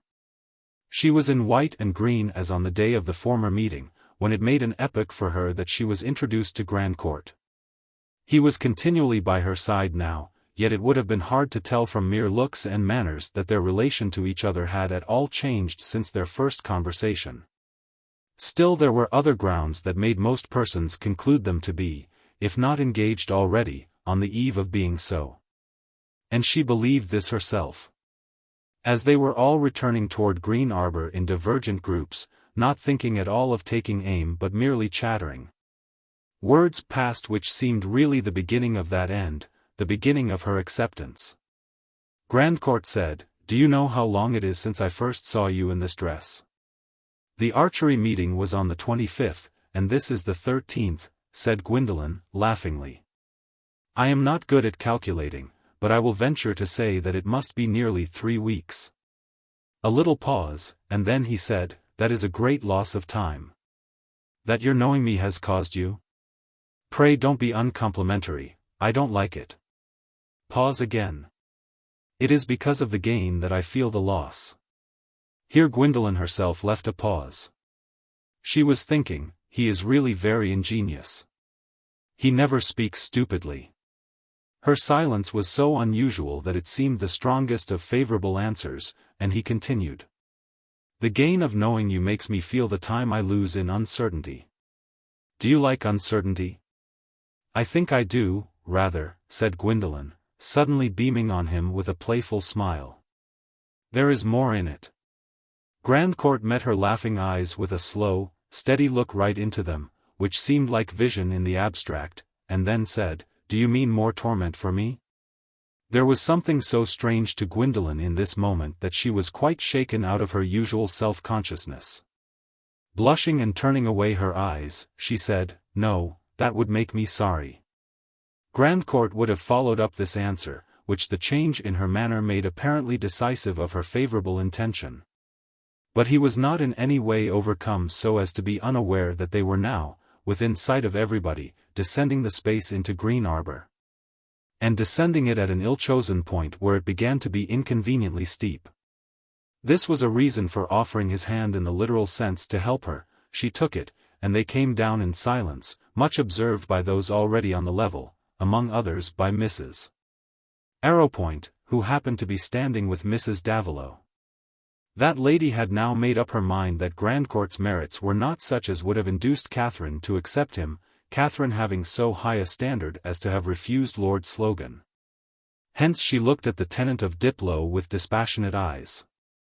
Mr. Grandcourt is not equal as a man to his uncle, Sir Hugo Mallinger, too languid. To be sure, Mr. Grandcourt is a much younger man, but I shouldn't wonder if Sir Hugo were to outlive him, notwithstanding the difference of years. It is ill calculating on successions, concluded Mrs. Arrowpoint, rather too loudly. It is indeed, said Mrs. Davilow, able to assent with quiet cheerfulness. For she was so well satisfied with the actual situation of affairs that her habitual melancholy in their general unsatisfactoriness was altogether in abeyance. I am not concerned to tell of the food that was eaten in that green refectory, or even to dwell on the stories of the forest scenery that spread themselves out beyond the level front of the hollow. Being just now bound to tell a story of life at a stage when the blissful beauty of earth and sky entered only by narrow and oblique inlets into the consciousness, which was busy with a small social drama almost as little penetrated by a feeling of wider relations as if it had been a puppet show. It will be understood that the food and champagne were of the best, the talk and laughter too, in the sense of belonging to the best society, where no one makes an invidious display of anything in particular, and the advantages of the world are taken with that high-bred depreciation which follows from being accustomed to them. Some of the gentlemen strolled a little and indulged in a cigar, there being a sufficient interval before 4 o'clock, the time for beginning to rove again. Among these, strange to say, was Grandcourt, but not Mr. Lush, who seemed to be taking his pleasure quite generously today by making himself particularly serviceable, ordering everything for everybody. And by this activity becoming more than ever a blot on the scene to Gwendolen, though he kept himself amiably aloof from her, and never even looked at her obviously. When there was a general move to prepare for starting, it appeared that the bows had all been put under the charge of Lord Brackenshaw's valet, and Mr. Lush was concerned to save ladies the trouble of fetching theirs from the carriage where they were propped. He did not intend to bring Gwendolen's, but she, fearful lest he should do so, hurried to fetch it herself. The valet, seeing her approach, met her with it, and in giving it into her hand gave also a letter addressed to her. She asked no question about it, perceived at a glance that the address was in a lady's handwriting, of the delicate kind which used to be esteemed feminine before the present uncial period. And moving away with her bow in her hand, saw Mr. Lush coming to fetch other bows. To avoid meeting him she turned aside and walked with her back toward the stand of carriages, opening the letter. It contained these words. If Miss Harleth is in doubt whether she should accept Mr. Grandcourt, let her break from her party after they have passed the Whispering Stones and return to that spot. She will then hear something to decide her, but she can only hear it by keeping this letter a strict secret from everyone. If she does not act according to this letter, she will repent, as the woman who writes it has repented. The secrecy Miss Harleth will feel herself bound in honor to guard. Gwendolen felt an inward shock, but her immediate thought was, it is come in time. It lay in her youthfulness that she was absorbed by the idea of the revelation to be made, and had not even a momentary suspicion of contrivance that could justify her in showing the letter.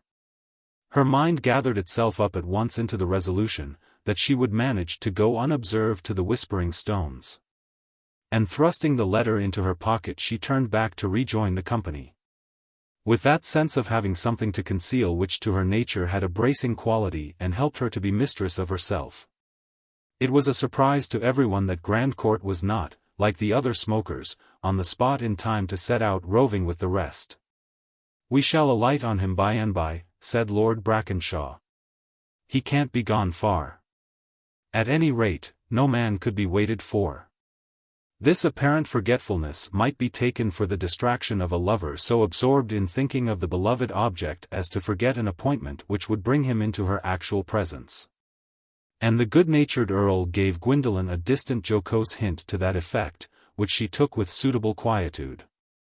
But the thought in her mind was, can he too be starting away from a decision? It was not exactly a pleasant thought to her, but it was near the truth. Starting away, however, was not the right expression for the languor of intention that came over Grandcourt, like a fit of diseased numbness, when an end seemed within easy reach, to desist then. When all expectation was to the contrary, became another gratification of mere will, sublimely independent of definite motive. At that moment he had begun a second large cigar in a vague, hazy obstinacy which, if Lush or any other mortal who might be insulted with impunity had interrupted by overtaking him with a request for his return, would have expressed itself by a slow removal of his cigar. To say in an undertone, "You'll be kind enough to go to the devil, will you?" But he was not interrupted, and the rovers set off without any visible depression of spirits, leaving behind only a few of the less vigorous ladies, including Mrs. Davilow, who preferred a quiet stroll free from obligation to keep up with others. The enjoyment of the day was soon at its highest pitch. The archery getting more spirited and the changing scenes of the forest from roofed grove to open glade growing lovelier with the lengthening shadows. And the deeply felt but undefinable gradations of the mellowing afternoon. It was agreed that they were playing an extemporized As You Like It. And when a pretty compliment had been turned to Gwendolen about her having the part of Rosalind, she felt the more compelled to be surpassing in loveliness. This was not very difficult to her, for the effect of what had happened today was an excitement which needed a vent, a sense of adventure rather than alarm. And a straining toward the management of her retreat, so as not to be impeded. The roving had been lasting nearly an hour before the arrival at the Whispering Stones, two tall conical blocks that leaned toward each other like gigantic grey-mantled figures. They were soon surveyed and passed by with the remark that they would be good ghosts on a starlit night. But a soft sunlight was on them now, and Gwendolen felt daring. The stones were near a fine grove of beeches, where the archers found plenty of marks. "How far are we from Green Arbor now?" said Gwendolen, having got in front by the side of the warden. "Oh, not more than half a mile, taking along the avenue we're going to cross up there, but I shall take round a couple of miles, by the high cross." She was falling back among the rest, when suddenly they seemed all to be hurrying obliquely forward under the guidance of Mr. Lush, and lingering a little where she was, she perceived her opportunity of slipping away. Soon she was out of sight, and without running she seemed to herself to fly along the ground and count the moments nothing till she found herself back again at the Whispering Stones. They turned their blank grey sides to her. What was there on the other side? If there were nothing after all? That was her only dread now, to have to turn back again in mystification. And walking round the right-hand stone without pause, she found herself in front of someone whose large dark eyes met hers at a foot's distance. In spite of expectation, she was startled and shrank back, but in doing so she could take in the whole figure of this stranger and perceive that she was unmistakably a lady. And one who must have been exceedingly handsome. She perceived, also, that a few yards from her were two children seated on the grass. "Miss Harleth," said the lady. "Yes." All Gwendolen's consciousness was wonder. "Have you accepted Mr. Grandcourt?" "No. I have promised to tell you something. And you will promise to keep my secret. However, you may decide you will not tell Mr. Grandcourt, or anyone else, that you have seen me. I promise. My name is Lydia Glasher. Mr. Grandcourt ought not to marry anyone but me. I left my husband and child for him 9 years ago. Those 2 children are his, and we have 2 others, girls, who are older. My husband is dead now, and Mr. Grandcourt ought to marry me. He ought to make that boy his heir. She looked at the boy as she spoke, and Gwendolen's eyes followed hers. The handsome little fellow was puffing out his cheeks in trying to blow a tiny trumpet which remained dumb. His hat hung backward by a string, and his brown curls caught the sun rays. He was a cherub. The 2 women's eyes met again, and Gwendolen said proudly, I will not interfere with your wishes. She looked as if she were shivering, and her lips were pale. You are very attractive, Miss Harleth. But when he first knew me, I too was young. Since then my life has been broken up and embittered. It is not fair that he should be happy and I miserable, and my boy thrust out of sight for another. These words were uttered with a biting accent, but with a determined abstinence from anything violent in tone or manner. Gwendolen, watching Mrs. Glasher's face while she spoke, felt a sort of terror. It was as if some ghastly vision had come to her in a dream and said, I am a woman's life. Have you anything more to say to me? She asked in a low tone, but still proud and coldly. The revulsion within her was not tending to soften her. Everyone seemed hateful. Nothing. You know what I wished you to know. You can inquire about me if you like. My husband was Colonel Glasher. Then I will go, said Gwendolen, moving away with a ceremonious inclination, which was returned with equal grace. In a few minutes Gwendolen was in the beech grove again, but her party had gone out of sight and apparently had not sent in search of her. For all was solitude till she had reached the avenue pointed out by the warden. She determined to take this way back to Green Arbor, which she reached quickly. Rapid movements seeming to her just now a means of suspending the thoughts which might prevent her from behaving with due calm. She had already made up her mind what step she would take. Mrs. Davilow was of course astonished to see Gwendolen returning alone, and was not without some uneasiness which the presence of other ladies hindered her from showing. In answer to her words of surprise Gwendolen said, Oh, I have been rather silly. I lingered behind to look at the whispering stones, and the rest hurried on after something, so I lost sight of them. I thought it best to come home by the short way, the avenue that the warden had told me of. I'm not sorry after all. I had had enough walking. Your party did not meet Mr. Grandcourt, I presume, said Mrs. Arrowpoint, not without intention. No, said Gwendolen, with a little flash of defiance, and a light laugh. And we didn't see any carvings on the trees, either. Where can he be? I should think he has fallen into the pool or had an apoplectic fit. With all Gwendolen's resolve not to betray any agitation, she could not help it that her tone was unusually high and hard, and her mother felt sure that something unpropitious had happened. Mrs. Arrowpoint thought that the self-confident young lady was much piqued, and that Mr. Grandcourt was probably seeing reason to change his mind. If you have no objection, Mamma, I will order the carriage, said Gwendolen. I am tired. And everyone will be going soon. Mrs. Davilow assented. But by the time the carriage was announced as ready, the horses having to be fetched from the stables on the warden's premises, the roving party reappeared, and with them Mr. Grandcourt. Ah, there you are, said Lord Brackenshaw, going up to Gwendolen, who was arranging her mamma's shawl for the drive. We thought at first you had alighted on Grandcourt and he had taken you home. Lush said so.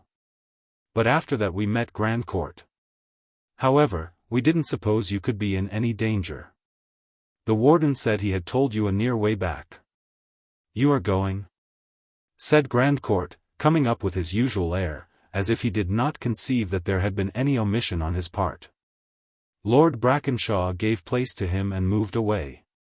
"Yes, we are going," said Gwendolen, looking busily at her scarf, which she was arranging across her shoulders Scotch fashion. "May I call at Effendine tomorrow?" "Oh yes, if you like," said Gwendolen, sweeping him from a distance with her eyelashes. Her voice was light and sharp as the first touch of frost. Mrs. Davilow accepted his arm to lead her to the carriage, but while that was happening, Gwendolen with incredible swiftness had got in advance of them, and had sprung into the carriage. "I got in, Mama, because I wished to be on this side," she said, apologetically. But she had avoided Grandcourt's touch. He only lifted his hat and walked away, with the not unsatisfactory impression that she meant to show herself offended by his neglect. The mother and daughter drove for 5 minutes in silence. Then Gwendolen said, "I intend to join the Langhans at Dover, Mama. I shall pack up immediately on getting home, and set off by the early train. I shall be at Dover almost as soon as they are. We can let them know by telegraph." "Good heavens, child! What can be your reason for saying so?" "My reason for saying it, Mama, is that I mean to do it." "But why do you mean to do it?" "I wish to go away." "Is it because you are offended with Mr. Grandcourt's odd behavior in walking off today?" "It is useless to enter into such questions. I am not going in any case to marry Mr. Grandcourt. Don't interest yourself further about it. What can I say to your uncle, Gwendolen? Consider the position you place me in. You led him to believe only last night that you had made up your mind in favor of Mr. Grandcourt. I am very sorry to cause you annoyance, Mama, dear, but I can't help it," said Gwendolen, with still harder resistance in her tone. "Whatever you or my uncle may think or do, I shall not alter my resolve, and I shall not tell my reason. I don't care what comes of it. I don't care if I never marry anyone. There is nothing worth caring for. I believe all men are bad, and I hate them." "But need you set off in this way, Gwendolen?" said Mrs. Davilow, miserable and helpless. "Now Mama, don't interfere with me. If you have ever had any trouble in your own life, remember it and don't interfere with me. If I am to be miserable, let it be by my own choice." The mother was reduced to trembling silence. She began to see that the difficulty would be lessened if Gwendolen went away. And she did go. The packing was all carefully done that evening, and not long after dawn the next day Mrs. Davilow accompanied her daughter to the railway station. The sweet dews of morning, the cows and horses looking over the hedges without any particular reason, the early travellers on foot with their bundles, seemed all very melancholy and purposeless to them both. The dingy torpor of the railway station, before the ticket could be taken, was still worse. Gwendolen had certainly hardened in the last 24 hours, her mother's trouble evidently counted for little in her present state of mind, which did not essentially differ from the mood that makes men take to worse conduct and their belief in persons or things is upset. Gwendolen's uncontrolled reading, though consisting chiefly in what are called pictures of life, had somehow not prepared her for this encounter with reality. Is that surprising? It is to be believed that attendance at the opera bouffe in the present day would not leave men's minds entirely without shock. If the manners observed there with some applause were suddenly to start up in their own families. Perspective, as its inventor remarked, is a beautiful thing. What horrors of damp huts, where human beings languish, may not become picturesque through aerial distance? What hymning of cancerous vices may we not languish over as sublimest art in the safe remoteness of a strange language and artificial phrase? Yet we keep a repugnance to rheumatism and other painful effects when presented in our personal experience. Mrs. Davilow felt Gwendolen's new phase of indifference keenly, and as she drove back alone, the brightening morning was sadder to her than before. Mr. Grandcourt called that day at Effendine, but nobody was at home. Chapter 15. Festina lente, celerity should be contempered with cunctation. Sir Thomas Browne. Gwendolen, we have seen, passed her time abroad in the new excitement of gambling, and in imagining herself an empress of luck. Having brought from her late experience a vague impression that in this confused world it signified nothing what anyone did, so that they amused themselves. We have seen, too, that certain persons, mysteriously symbolized as Grapnel and company, having also thought of reigning in the realm of luck, and being also bent on amusing themselves, no matter how, had brought about a painful change in her family circumstances. Whence she had returned home, carrying with her, against her inclination, a necklace which she had pawned and someone else had redeemed. While she was going back to England, Grandcourt was coming to find her. Coming, that is, after his own manner, not in haste by express straight from Diplo to Leubronn, where she was understood to be, but so entirely without hurry that he was induced by the presence of some Russian acquaintances to linger at Baden-Baden and make various appointments with them, which, however, his desire to be at Leubronn ultimately caused him to break. Grandcourt's passions were of the intermittent, flickering kind, never flaming out strongly. But a great deal of life goes on without strong passion, myriads of cravats are carefully tied, dinners attended, even speeches made proposing the health of august personages without the zest arising from a strong desire. And a man may make a good appearance in high social positions, may be supposed to know the classics, to have his reserves on science, a strong though repressed opinion on politics, and all the sentiments of the English gentleman, at a small expense of vital energy. Also, he may be obstinate or persistent at the same low rate, and may even show sudden impulses which have a false air of demonic strength because they seem inexplicable, though perhaps their secret lies merely in the want of regulated channels for the soul to move in, good and sufficient ducts of habit without which our nature easily turns to mere ooze and mud, and at any pressure yields nothing but a spurt or a puddle. Grandcourt had not been altogether displeased by Gwendolen's running away from the splendid chance he was holding out to her. The act had some piquancy for him. He liked to think that it was due to resentment of his careless behavior in Cardell Chase, which, when he came to consider it, did appear rather cool. To have brought her so near a tender admission, and then to have walked headlong away from further opportunities of winning the consent which he had made her understand him to be asking for, was enough to provoke a girl of spirit. And to be worth his mastering it was proper that she should have some spirit. Doubtless she meant him to follow her, and it was what he meant too. But for a whole week he took no measures towards starting, and did not even inquire where Miss Harleth was gone. Mr. Lush felt a triumph that was mingled with much distrust. For Grandcourt had said no word to him about her, and looked as neutral as an alligator. There was no telling what might turn up in the slowly churning chances of his mind. Still, to have put off a decision was to have made room for the waste of Grandcourt's energy. The guests at Diplo felt more curiosity than their host. How was it that nothing more was heard of Miss Harleth? Was it credible that she had refused Mr. Grandcourt? Lady Flora Hollis, a lively middle-aged woman, well endowed with curiosity, felt a sudden interest in making a round of calls with Mrs. Torrington, including the rectory, Offendene, and Ketchum, and thus not only got twice over, but also discussed with the Arrowpoints, the information that Miss Harleth was gone to Leubronn with some old friends, the Baron and Baroness von Langen. For the immediate agitation and disappointment of Mrs. Davilow and the Gascoignes had resolved itself into a wish that Gwendolen's disappearance should not be interpreted as anything eccentric or needful to be kept secret. The rector's mind, indeed, entertained the possibility that the marriage was only a little deferred, for Mrs.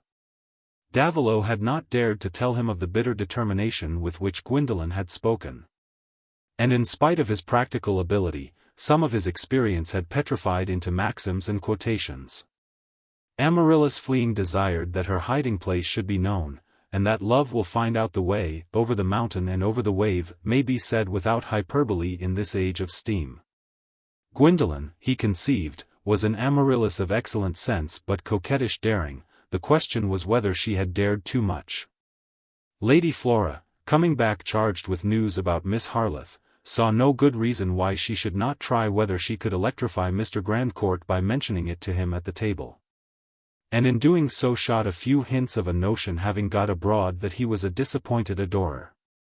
Grandcourt heard with quietude, but with attention. And the next day he ordered Lush to bring about a decent reason for breaking up the party at Diplow by the end of another week. As he meant to go yachting to the Baltic or somewhere, it being impossible to stay at Diplow as if he were a prisoner on parole, with a set of people whom he had never wanted. Lush needed no clearer announcement that Grandcourt was going to Leubronn, but he might go after the manner of a creeping billiard ball and stick on the way. What Mr. Lush intended was to make himself indispensable so that he might go too, and he succeeded. Gwendolen's repulsion for him being a fact that only amused his patron, and made him none the less willing to have Lush always at hand. This was how it happened that Grandcourt arrived at the Tsarina on the 5th day after Gwendolen had left Leubronn, and found there his uncle, Sir Hugo Mallinger, with his family, including Deronda. It is not necessarily a pleasure either to the reigning power or the heir presumptive when their separate affairs, a touch of gout, say, in the one, and a touch of wilfulness in the other, happen to bring them to the same spot. Sir Hugo was an easy-tempered man, tolerant both of differences and defects. But a point of view different from his own concerning the settlement of the family estates fretted him rather more than if it had concerned church discipline or the ballot. And faults were the less venial for belonging to a person whose existence was inconvenient to him. In no case could Grandcourt have been a nephew after his own heart. But as the presumptive heir to the Mallinger estates he was the sign and embodiment of a chief grievance in the baronet's life, the want of a son to inherit the lands, in no portion of which had he himself more than a life interest. For in the ill-advised settlement which his father, Sir Francis, had chosen to make by will, even Diplow with its modicum of land had been left under the same conditions as the ancient and wide inheritance of the two Toppings, Diplow, where Sir Hugo had lived and hunted through many a season in his younger years, and where his wife and daughters ought to have been able to retire after his death. This grievance had naturally gathered emphasis as the years advanced, and Lady Mallinger, after having had 3 daughters in quick succession, had remained for 8 years till now that she was over 40 without producing so much as another girl. While Sir Hugo, almost 20 years older, was at a time of life when, notwithstanding the fashionable retardation of most things from dinners to marriages, a man's hopefulness is apt to show signs of wear, until restored by second childhood. In fact, he had begun to despair of a son, and this confirmation of Grandcourt's interest in the estate certainly tended to make his image and presence the more unwelcome. But, on the other hand, it carried circumstances which disposed Sir Hugo to take care that the relation between them should be kept as friendly as possible. It led him to dwell on a plan which had grown up side by side with his disappointment of an heir.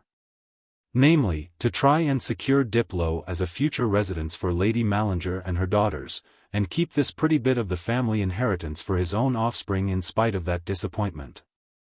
Such knowledge as he had of his nephew's disposition and affairs encouraged the belief that Grandcourt might consent to a transaction by which he would get a good sum of ready money, as an equivalent for his prospective interest in the domain of Diplow and the moderate amount of land attached to it.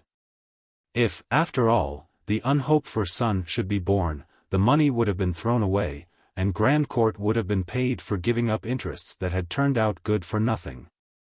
But Sir Hugo set down this risk as nil, and of late years he had husbanded his fortune so well by the working of mines and the sale of leases that he was prepared for an outlay. Here was an object that made him careful to avoid any quarrel with Grandcourt. Some years before, when he was making improvements at the Abbey, and needed Grandcourt's concurrence in his felling an obstructive mass of timber on the domain, he had congratulated himself on finding that there was no active spite against him in his nephew's peculiar mind. And nothing had since occurred to make them hate each other more than was compatible with perfect politeness, or with any accommodation that could be strictly mutual. Grandcourt, on his side, thought his uncle a superfluity and a bore, and felt that the list of things in general would be improved whenever Sir Hugo came to be expunged. But he had been made aware through Lush, always a useful medium, of the baronet's inclinations concerning Diplow. And he was gratified to have the alternative of the money in his mind, even if he had not thought it in the least likely that he would choose to accept it.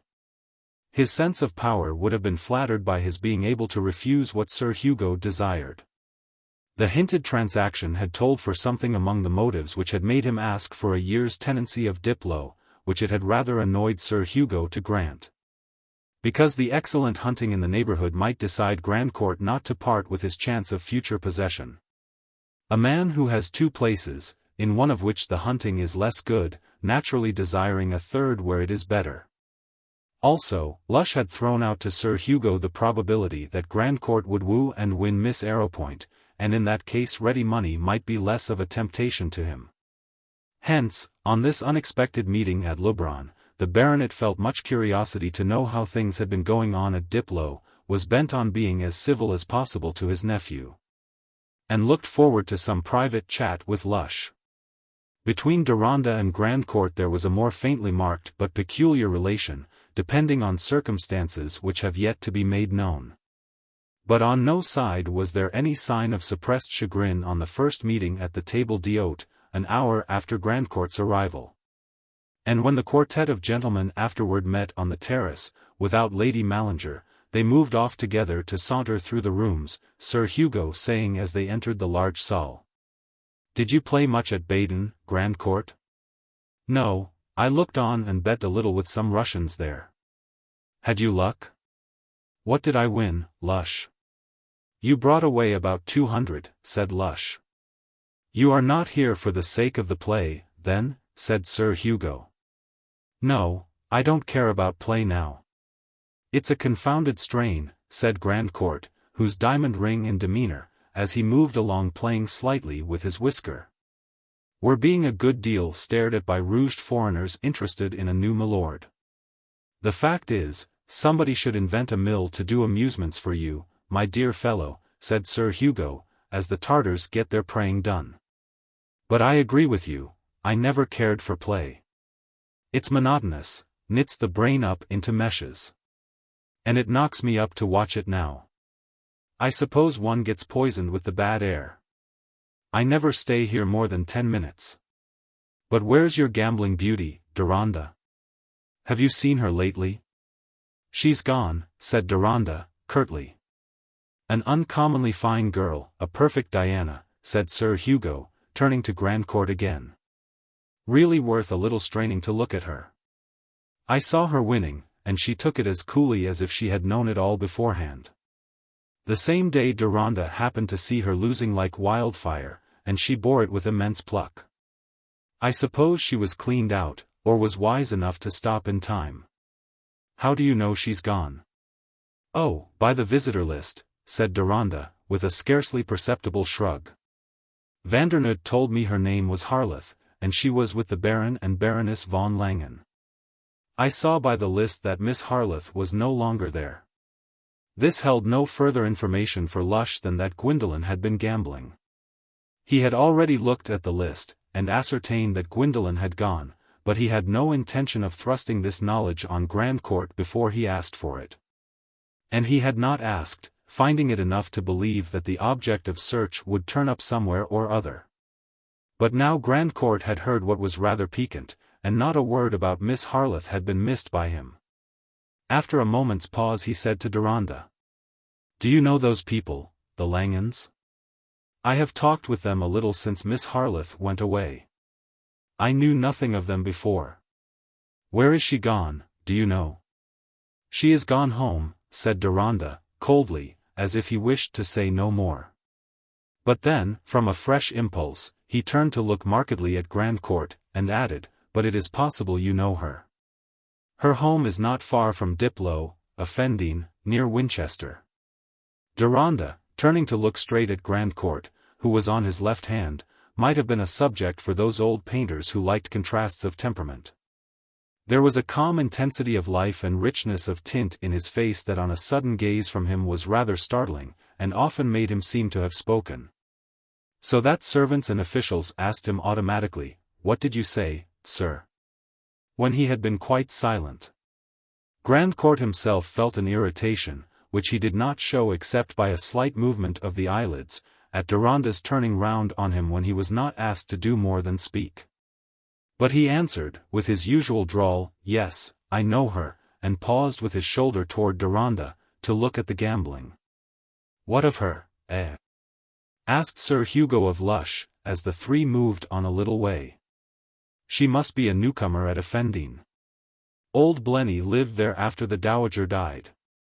"A little too much of her," said Lush, in a low, significant tone, not sorry to let Sir Hugo know the state of affairs. "Why? How?" said the baronet. They all moved out of the salon into an airy promenade.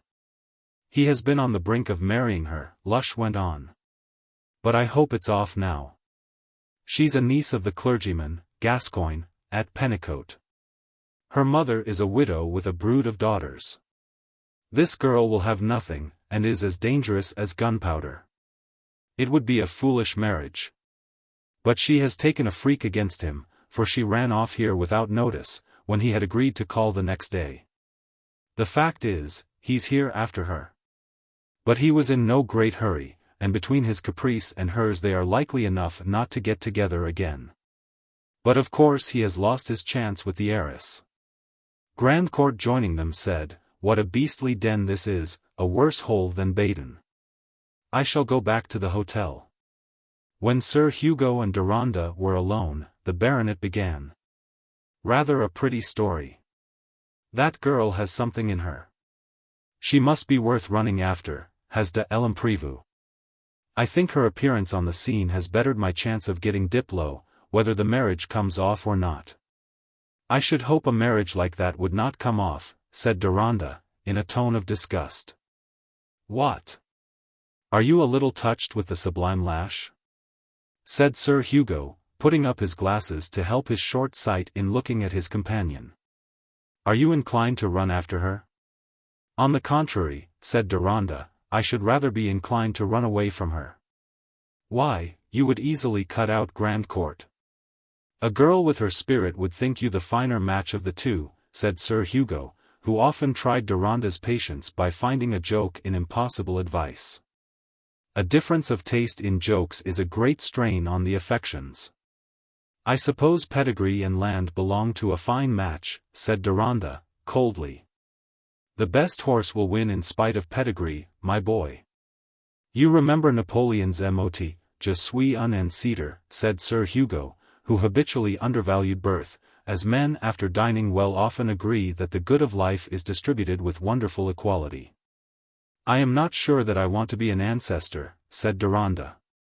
"It doesn't seem to me the rarest sort of origination." "You won't run after the pretty gambler, then?" said Sir Hugo, putting down his glasses. "Decidedly not." This answer was perfectly truthful. Nevertheless, it had passed through Deronda's mind that under other circumstances he should have given way to the interest this girl had raised in him, and tried to know more of her. But his history had given him a stronger bias in another direction. He felt himself in no sense free. Chapter 16.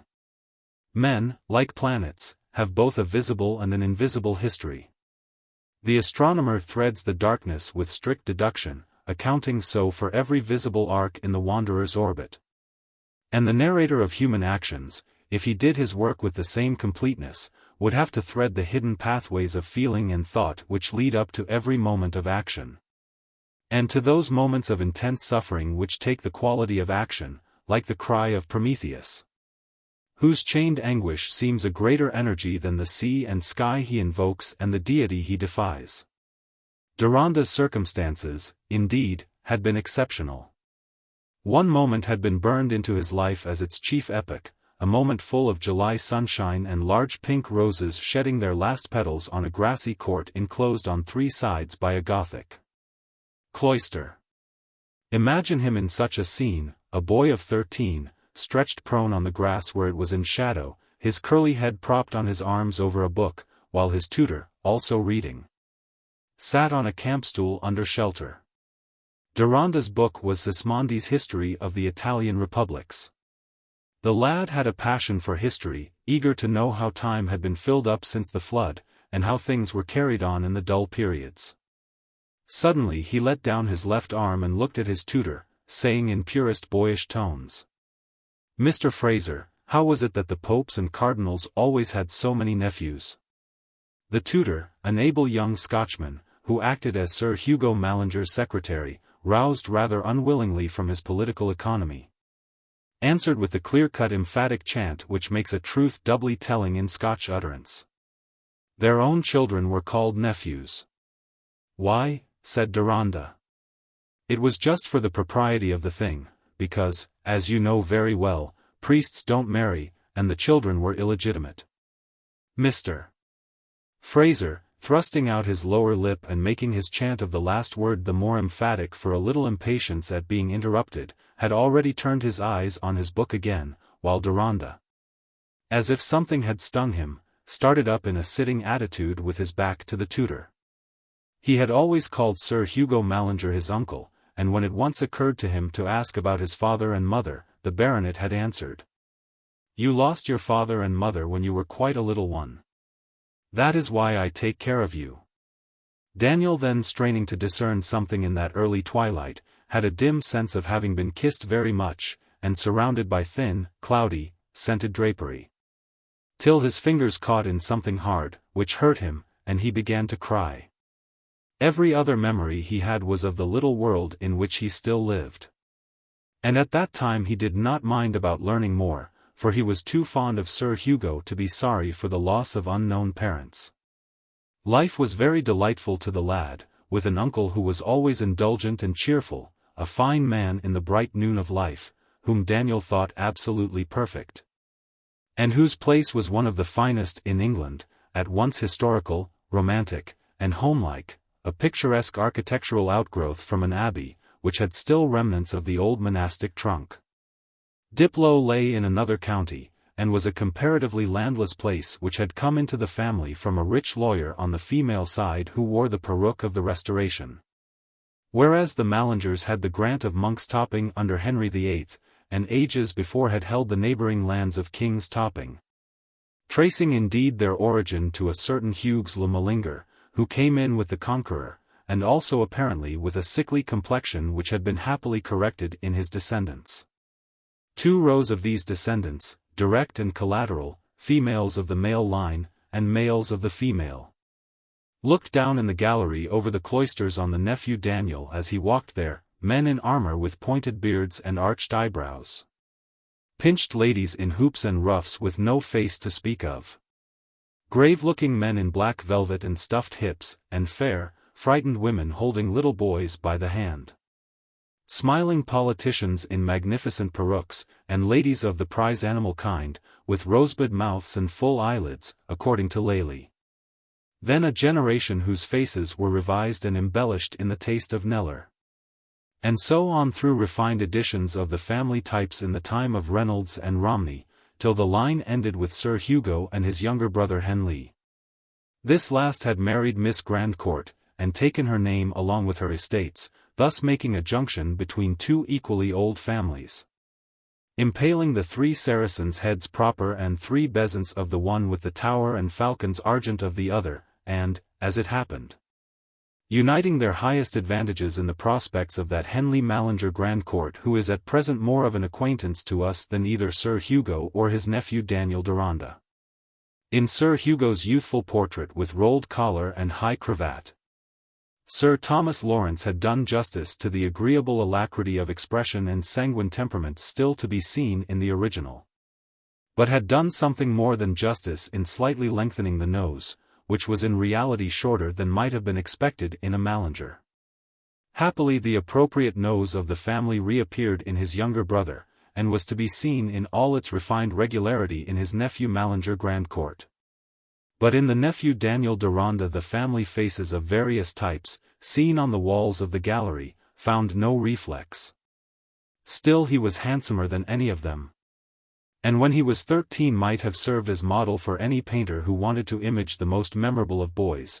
You could hardly have seen his face thoroughly meeting yours without believing that human creatures had done nobly in times past, and might do more nobly in time to come. The finest childlike faces have this consecrating power, and make us shudder anew at all the grossness and basely wrought griefs of the world, lest they should enter here and defile. But at this moment on the grass among the rose petals, Daniel Deronda was making a first acquaintance with those griefs. A new idea had entered his mind, and was beginning to change the aspect of his habitual feelings as happy careless voyagers are changed with the sky suddenly threatened and the thought of danger arises.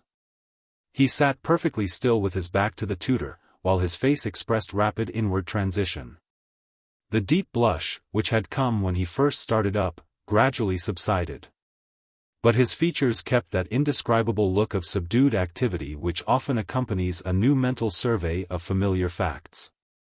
He had not lived with other boys, and his mind showed the same blending of child's ignorance with surprising knowledge which is oftener seen in bright girls. Having read Shakespeare as well as a great deal of history, he could have talked with the wisdom of a bookish child about men who were born out of wedlock and were held unfortunate in consequence, being under disadvantages which required them to be a sort of heroes if they were to work themselves up to an equal standing with their legally born brothers. But he had never brought such knowledge into any association with his own lot, which had been too easy for him ever to think about it, until this moment when there had darted into his mind with the magic of quick comparison the possibility that here was the secret of his own birth, and that the man whom he called uncle was really his father. Some children, even younger than Daniel, have known the first arrival of care, like an ominous irremovable guest in their tender lives, on the discovery that their parents, whom they had imagined able to buy everything, were poor and in hard money troubles. Daniel felt the presence of a new guest who seemed to come with an enigmatic veiled face, and to carry dimly conjectured, dreaded revelations. The ardor which he had given to the imaginary world in his books suddenly rushed toward his own history and spent its pictorial energy there, explaining what he knew, representing the unknown.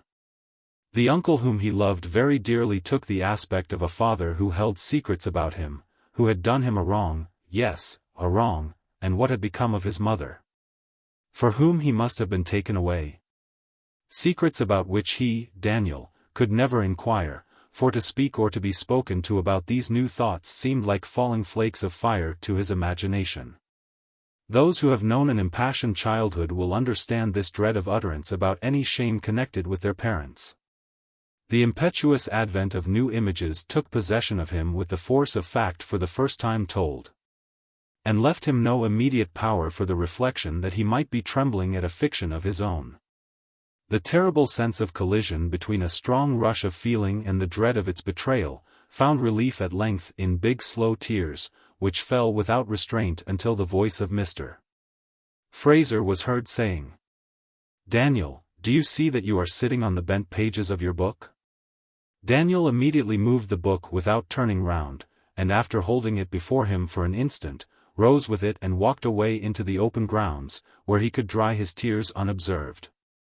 The first shock of suggestion past, he could remember that he had no certainty how things really had been, and that he had been making conjectures about his own history, as he had often made stories about Pericles or Columbus, just to fill up the blanks before they became famous.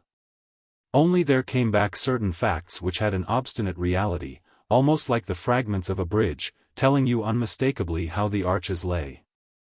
And again there came a mood in which his conjectures seemed like a doubt of religion, to be banished as an offense, and a mean prying after what he was not meant to know.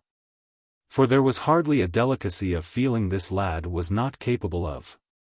But the summing up of all his fluctuating experience at this epoch was that a secret impression had come to him which had given him something like a new sense in relation to all the elements of his life. And the idea that others probably knew things concerning which they did not choose to mention, set up in him a premature reserve which helped to intensify his inward experience. His ears opened now to words which before that July day would have passed by him unnoted. And round every trivial incident which imagination could connect with his suspicions, a newly roused set of feelings were ready to cluster themselves. One such incident a month later wrought itself deeply into his life. Daniel had not only one of those thrilling boy voices which seem to bring an idyllic heaven and earth before our eyes, but a fine musical instinct, and had early made out accompaniments for himself on the piano, while he sang from memory. Since then he had had some teaching, and Sir Hugo, who delighted in the boy, used to ask for his music in the presence of guests.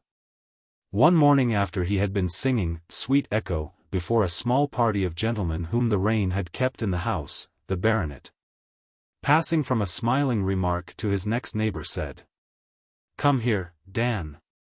The boy came forward with unusual reluctance. He wore an embroidered holland blouse which set off the rich coloring of his head and throat, and the resistant gravity about his mouth and eyes as he was being smiled upon made their beauty the more impressive. Everyone was admiring him. "What do you say to being a great singer? Should you like to be adored by the world and take the house by storm, like Mario and Tamberlik?" Daniel reddened instantaneously, but there was a just perceptible interval before he answered with angry decision. "No, I should hate it." "Well, well, well," said Sir Hugo, with surprised kindliness intended to be soothing. But Daniel turned away quickly, left the room, and going to his own chamber threw himself on the broad windowsill, which was a favorite retreat of his when he had nothing particular to do. Here he could see the rain gradually subsiding with gleams through the parting clouds which lit up a great reach of the park, where the old oaks stood apart from each other, and the bordering wood was pierced with a green glade which met the eastern sky. This was a scene which had always been part of his home, part of the dignified ease which had been a matter of course in his life. And his ardent clinging nature had appropriated it all with affection. He knew a great deal of what it was to be a gentleman by inheritance. And without thinking much about himself, for he was a boy of active perceptions and easily forgot his own existence in that of Robert Bruce, he had never supposed that he could be shut out from such a lot, or have a very different part in the world from that of the uncle who petted him. It is possible, though not greatly believed in at present, to be fond of poverty and take it for a bride, to prefer scoured deal, red quarries, and whitewash for one's private surroundings, to delight in no splendor but what has opened doors for the whole nation, and to glory in having no privileges except such as nature insists on. And noblemen have been known to run away from elaborate ease and the option of idleness, that they might bind themselves for small pay to hard-handed labor. But Daniel's tastes were altogether in keeping with his nurture. His disposition was one in which everyday scenes and habits beget not ennui or rebellion, but delight, affection, aptitudes. And now the lad had been stung to the quick by the idea that his uncle, perhaps his father, thought of a career for him which was totally unlike his own, and which he knew very well was not thought of among possible destinations for the sons of English gentlemen. He had often stayed in London with Sir Hugo, who to indulge the boy's ear had carried him to the opera to hear the great tenors, so that the image of a singer taking the house by storm was very vivid to him. But now, spite of his musical gift, he set himself bitterly against the notion of being dressed up to sing before all those fine people, who would not care about him except as a wonderful toy. That Sir Hugo should have thought of him in that position for a moment seemed to Daniel an unmistakable proof that there was something about his birth which threw him out from the class of gentlemen to which the baronet belonged. Would it ever be mentioned to him? Would the time come when his uncle would tell him everything? He shrank from the prospect. In his imagination he preferred ignorance. If his father had been wicked, Daniel inwardly used strong words, for he was feeling the injury done him as a maimed boy feels the crushed limb which for others is merely reckoned in an average of accidents. If his father had done any wrong, he wished it might never be spoken of to him. It was already a cutting thought that such knowledge might be in other minds. Was it in Mr. Fraser's? Probably not, else he would not have spoken in that way about the Pope's nephews. Daniel fancied, as older people do, that everyone else's consciousness was as active as his own on a matter which was vital to him. Did Turvey the valet know, and old Mrs. French the housekeeper? And Banks the bailiff, with whom he had ridden about the farms on his pony, and now there came back the recollection of a day some years before when he was drinking Mrs. Banks's way, and Banks said to his wife with a wink and a cunning laugh, "He features the mother, eh?" At that time little Daniel had merely thought that Banks made a silly face, as the common farming men often did, laughing at what was not laughable. And he rather resented being winked at and talked of as if he did not understand everything. But now that small incident became information, it was to be reasoned on. How could he be like his mother and not like his father? His mother must have been a Mallinger, if Sir Hugo were his uncle. But no. His father might have been Sir Hugo's brother and have changed his name, as Mr. Henley Mallinger did when he married Miss Grandcourt. But then, why had he never heard Sir Hugo speak of his brother Deronda, as he spoke of his brother Grandcourt? Daniel had never before cared about the family tree, only about that ancestor who had killed 3 Saracens in one encounter. But now his mind turned to a cabinet of estate maps in the library, where he had once seen an illuminated parchment hanging out, that Sir Hugo said was the family tree. The phrase was new and odd to him. He was a little fellow then, hardly more than half his present age, and he gave it no precise meaning. He knew more now and wished that he could examine that parchment. He imagined that the cabinet was always locked, and longed to try it. But here he checked himself. He might be seen, and he would never bring himself near even a silent admission of the sore that had opened in him. It is in such experiences of a boy or girlhood, while elders are debating whether most education lies in science or literature, that the main lines of character are often laid down. If Daniel had been of a less ardently affectionate nature, the reserve about himself and the supposition that others had something to his disadvantage in their minds, might have turned into a hard, proud antagonism. But inborn lovingness was strong enough to keep itself level with resentment. There was hardly any creature in his habitual world that he was not fond of. Teasing them occasionally, of course, all except his uncle, or nunc, as Sir Hugo had taught him to say. For the baronet was the reverse of a straight-laced man, and left his dignity to take care of itself.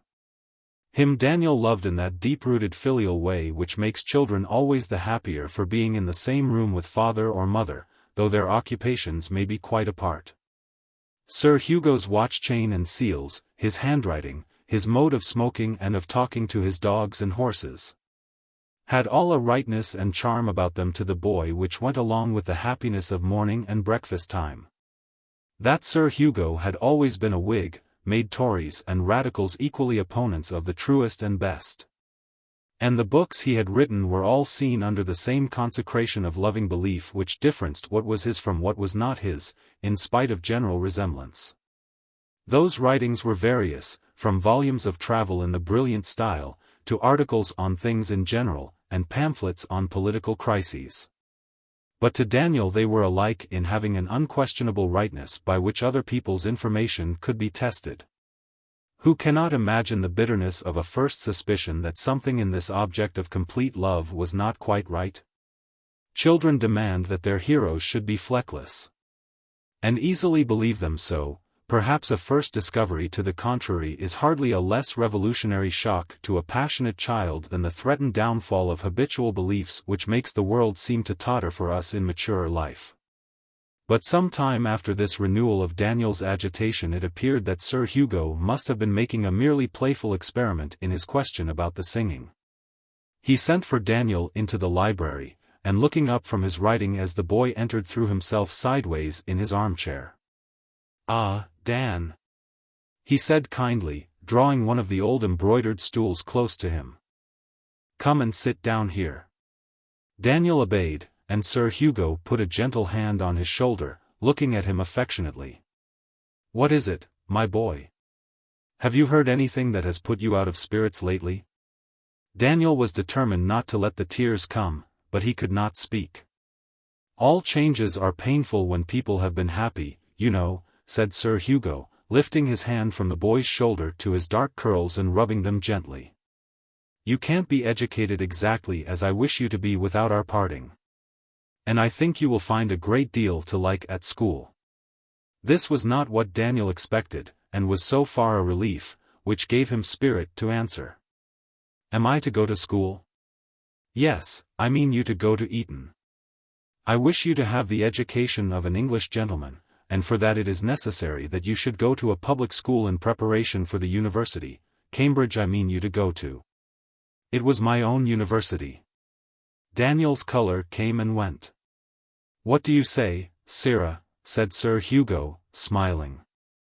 "I should like to be a gentleman," said Daniel, with firm distinctness, "and go to school, if that is what a gentleman's son must do."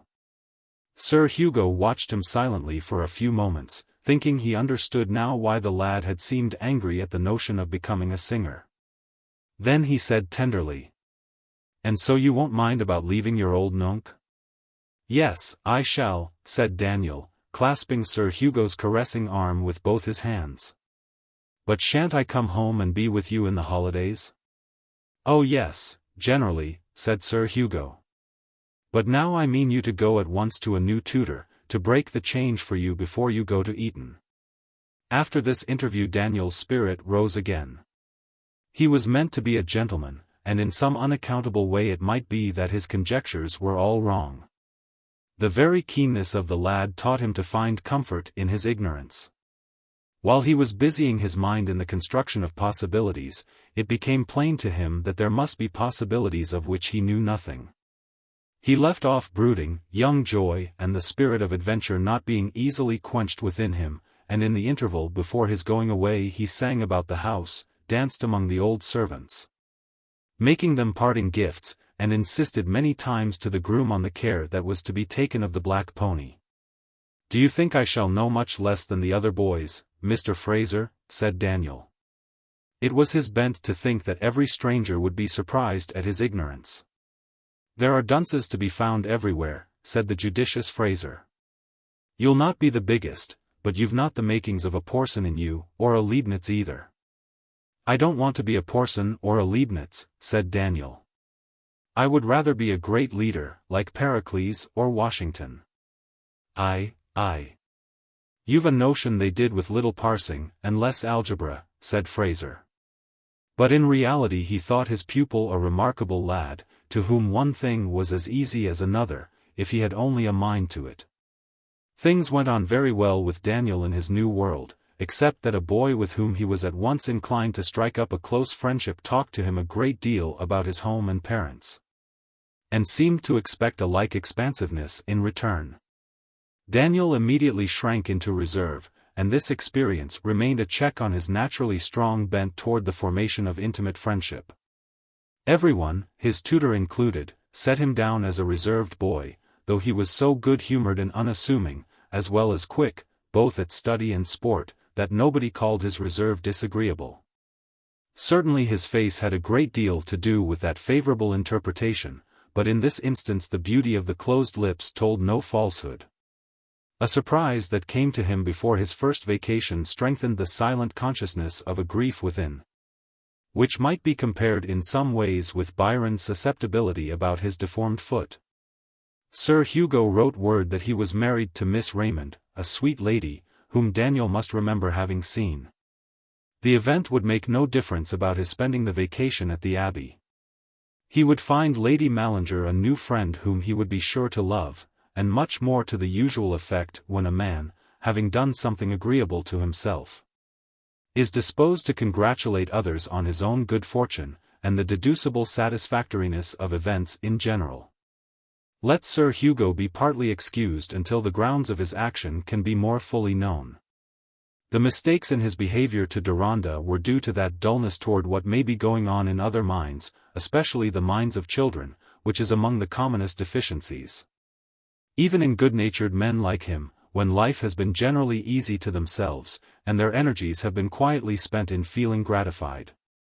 No one was better aware than he that Daniel was generally suspected to be his own son.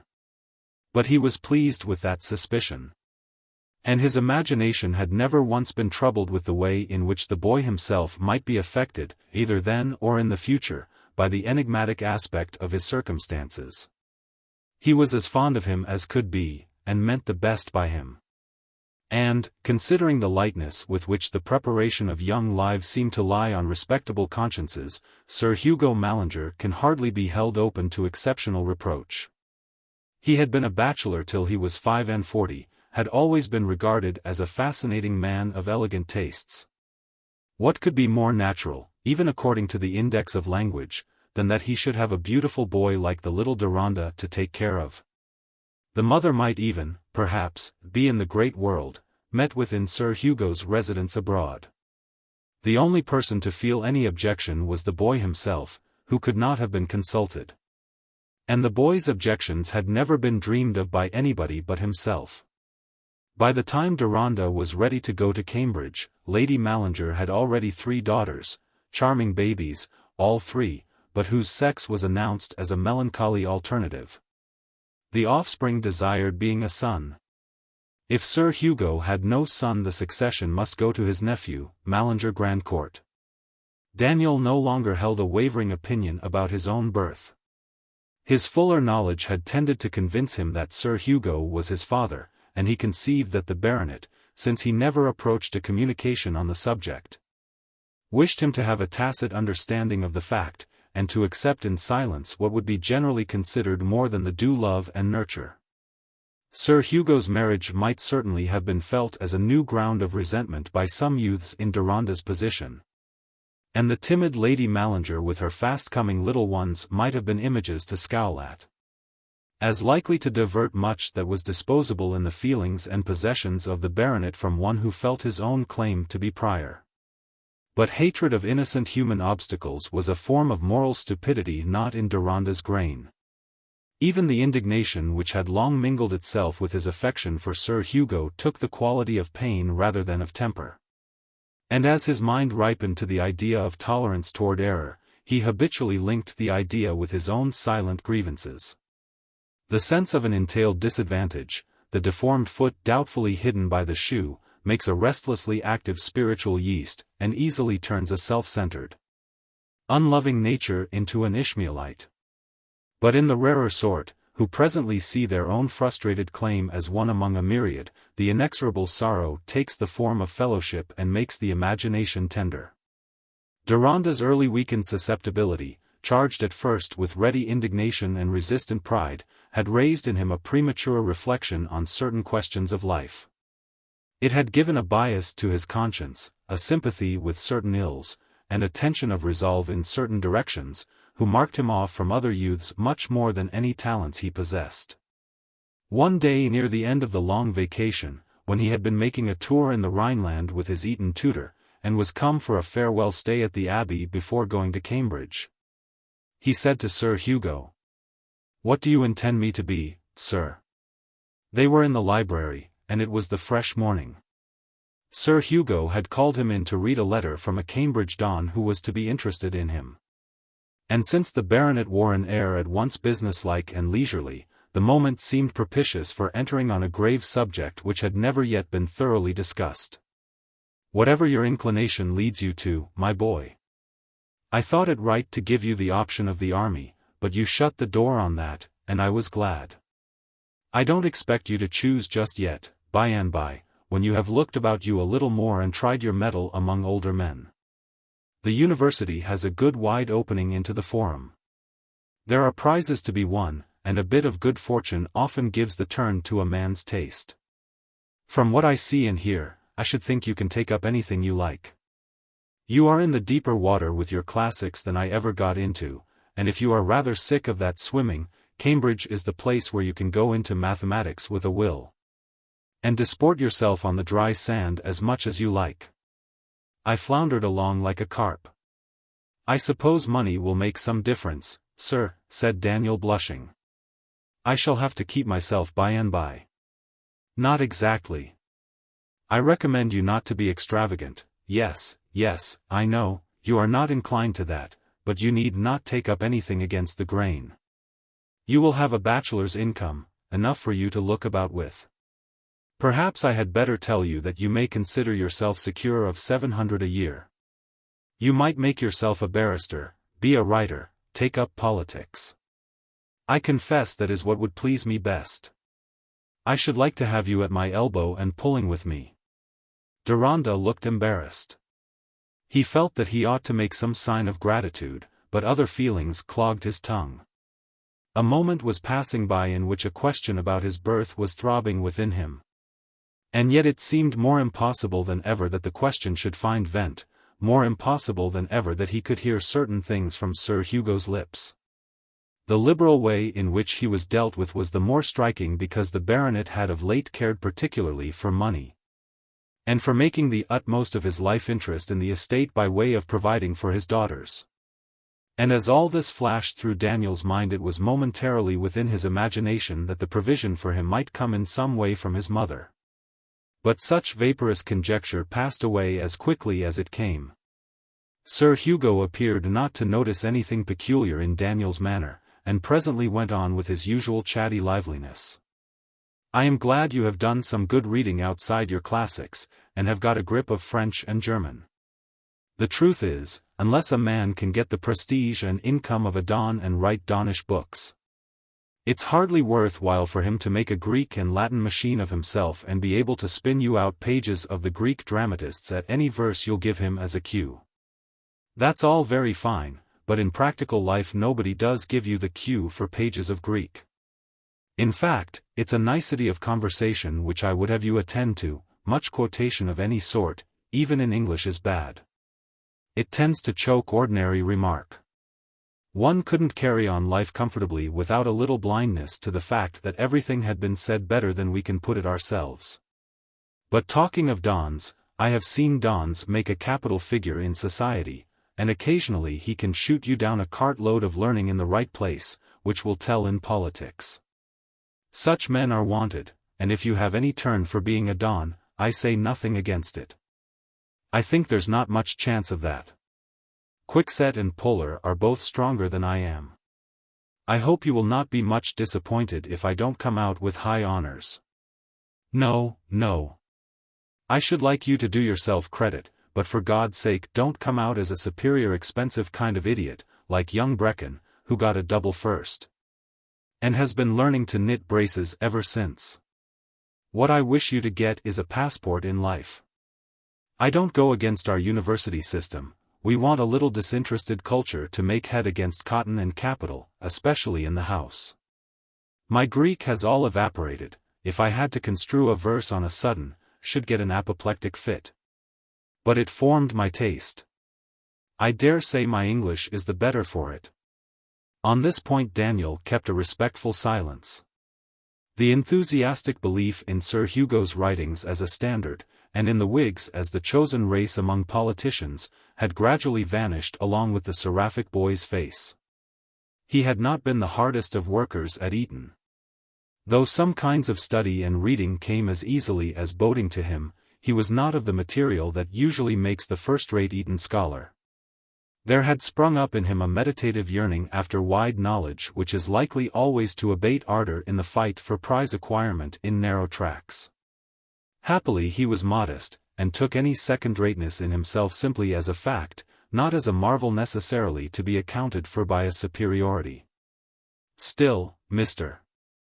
Fraser's high opinion of the lad had not been altogether belied by the youth. Daniel had the stamp of rarity in a subdued fervor of sympathy. An activity of imagination on behalf of others which did not show itself effusively, but was continually seen in acts of considerateness that struck his companions as moral eccentricity. Deronda would have been first-rate if he had had more ambition, was a frequent remark about him. But how could a fellow push his way properly when he objected to swap for his own advantage, knocked under by choice when he was within an inch of victory, and, unlike the great Clive, would rather be the calf than the butcher? It was a mistake, however, to suppose that Deronda had not his share of ambition. We know he had suffered keenly from the belief that there was a tinge of dishonor in his lot. But there are some cases, and his was one of them, in which the sense of injury breeds, not the will to inflict injuries and climb over them as a ladder, but a hatred of all injury. He had his flashes of fierceness and could hit out upon occasion, but the occasions were not always what might have been expected. For in what related to himself his resentful impulses had been early checked by a mastering affectionateness. Love has a habit of saying, "Never mind," to angry self, who, sitting down for the nonce in the lower place, by and by gets used to it. So it was that as Deronda approached manhood his feeling for Sir Hugo, while it was getting more and more mixed with criticism, was gaining in that sort of allowance which reconciles criticism with tenderness. The dear old beautiful home and everything within it, Lady Mallinger and her little ones included, were consecrated for the youth as they had been for the boy, only with a certain difference of light on the objects. The altarpiece was no longer miraculously perfect, painted under infallible guidance. But the human hand discerned in the work was appealing to a reverent tenderness safer from the gusts of discovery. Certainly Deronda's ambition, even in his springtime, lay exceptionally aloof from conspicuous, vulgar triumph, and from other ugly forms of boyish energy. Perhaps because he was early impassioned by ideas, and burned his fire on those heights. One may spend a good deal of energy in disliking and resisting what others pursue. And a boy who is fond of somebody else's pencil case may not be more energetic than another who is fond of giving his own pencil case away. Still, it was not Deronda's disposition to escape from ugly scenes. He was more inclined to sit through them and take care of the fellow least able to take care of himself. It had helped to make him popular that he was sometimes a little compromised by this apparent comradeship. For a meditative interest in learning how human miseries are wrought, as precocious in him as another sort of genius in the poet who writes a Queen Mab at 19, was so infused with kindliness that it easily passed for comradeship. Enough. In many of our neighbors' lives there is much not only of error and lapse, but of a certain exquisite goodness which can never be written or even spoken, only divined by each of us, according to the inward instruction of our own privacy.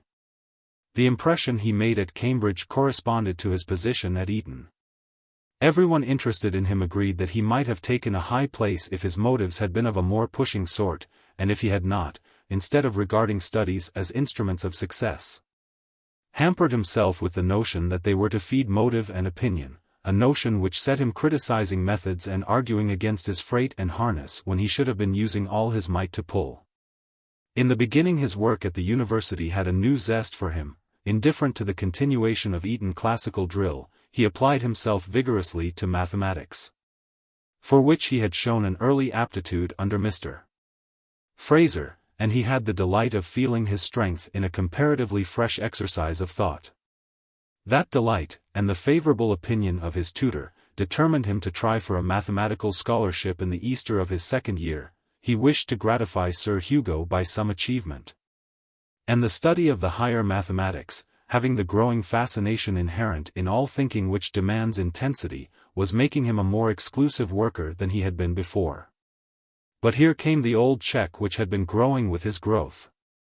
He found the inward bent toward comprehension and thoroughness diverging more and more from the track marked out by the standards of examination. He felt a heightening discontent with the wearing futility and enfeebling strain of a demand for excessive retention and dexterity without any insight into the principles which form the vital connections of knowledge.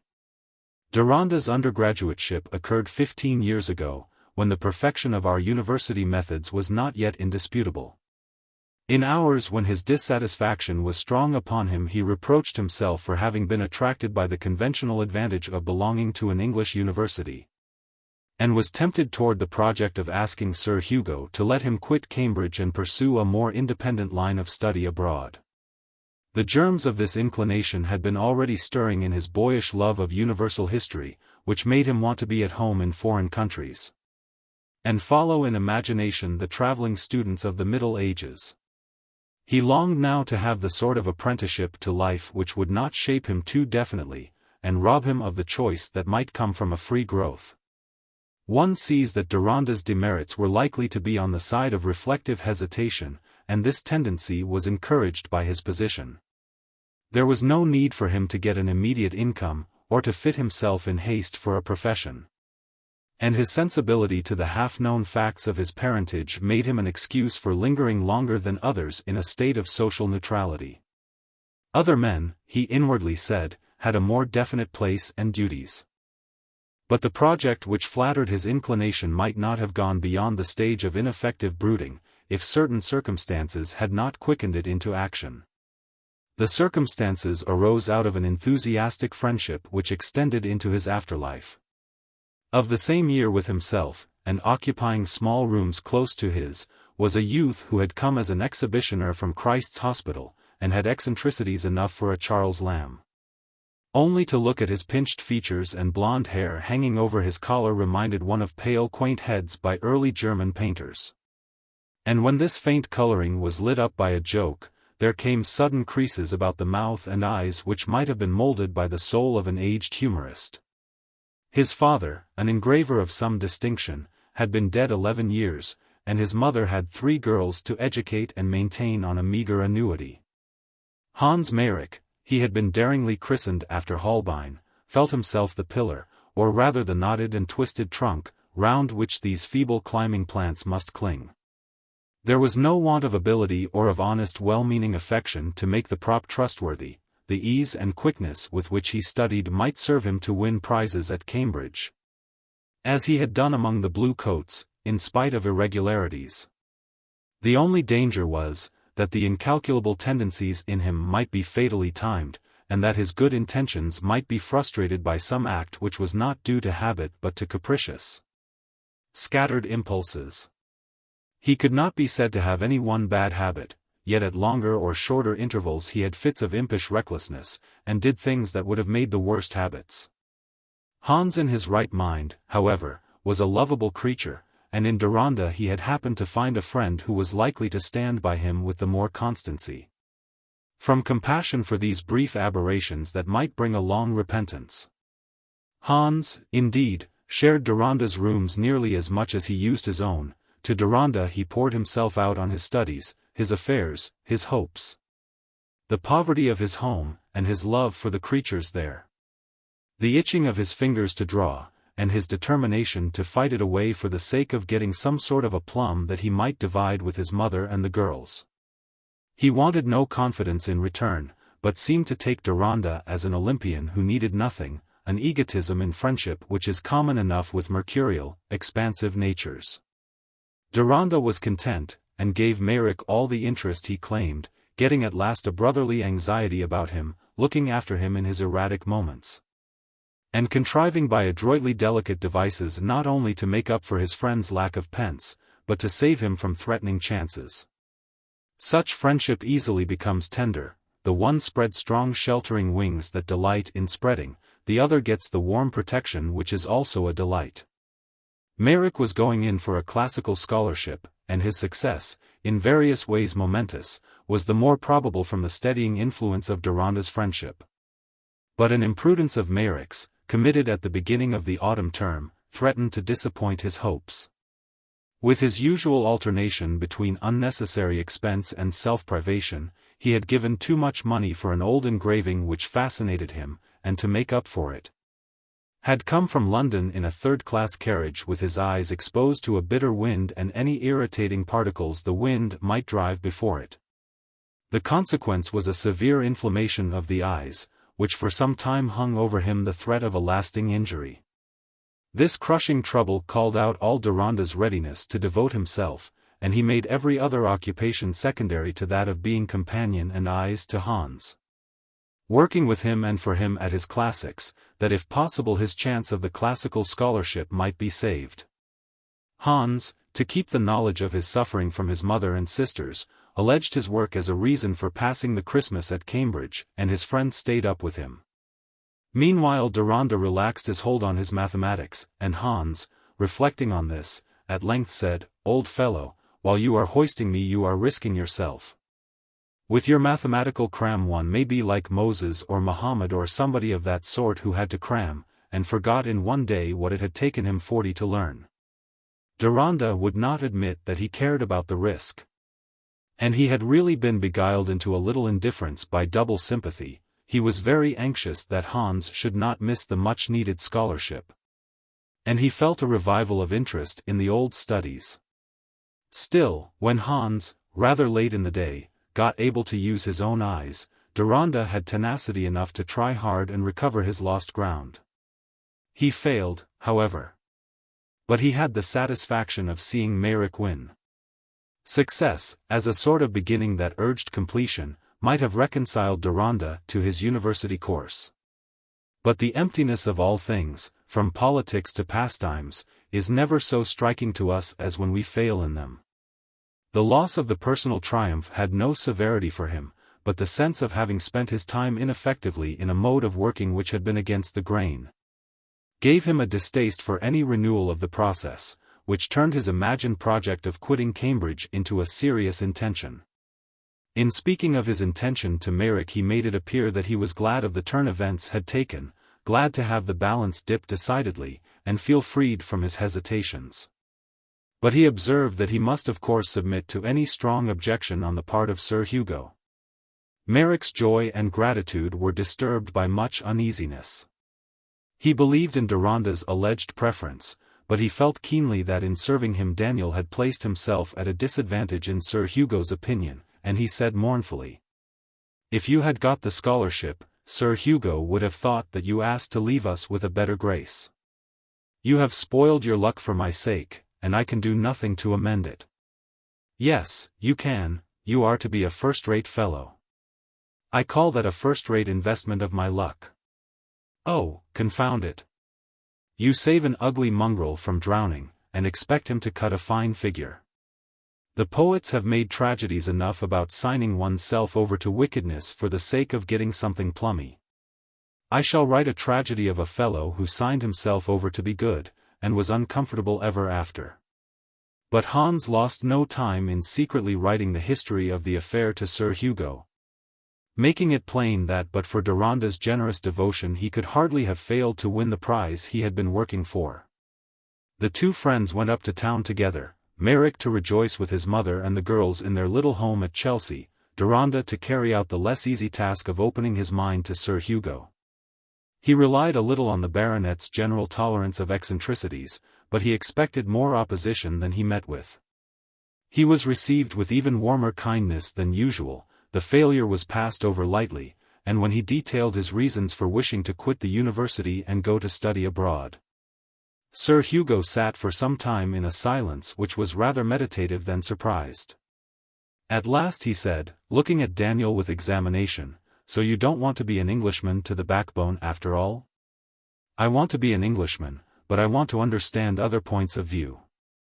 And I want to get rid of a merely English attitude in studies." "I see, you don't want to be turned out in the same mold as every other youngster. And I have nothing to say against your doffing some of our national prejudices. I feel the better myself for having spent a good deal of my time abroad. But, for God's sake, keep an English cut, and don't become indifferent to bad tobacco. And, my dear boy, it is good to be unselfish and generous, but don't carry that too far. It will not do to give yourself to be melted down for the benefit of the tallow trade, you must know where to find yourself. However, I shall put no veto on your going. Wait until I can get off committee, and I'll run over with you." So Deronda went according to his will.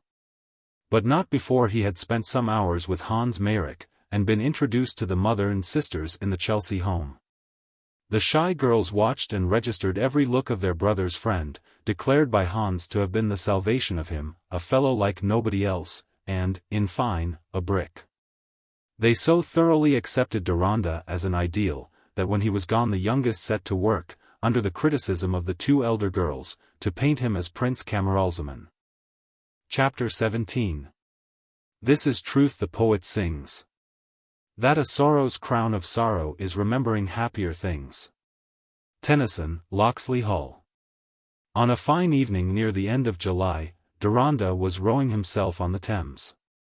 It was already a year or more since he had come back to England, with the understanding that his education was finished, and that he was somehow to take his place in English society.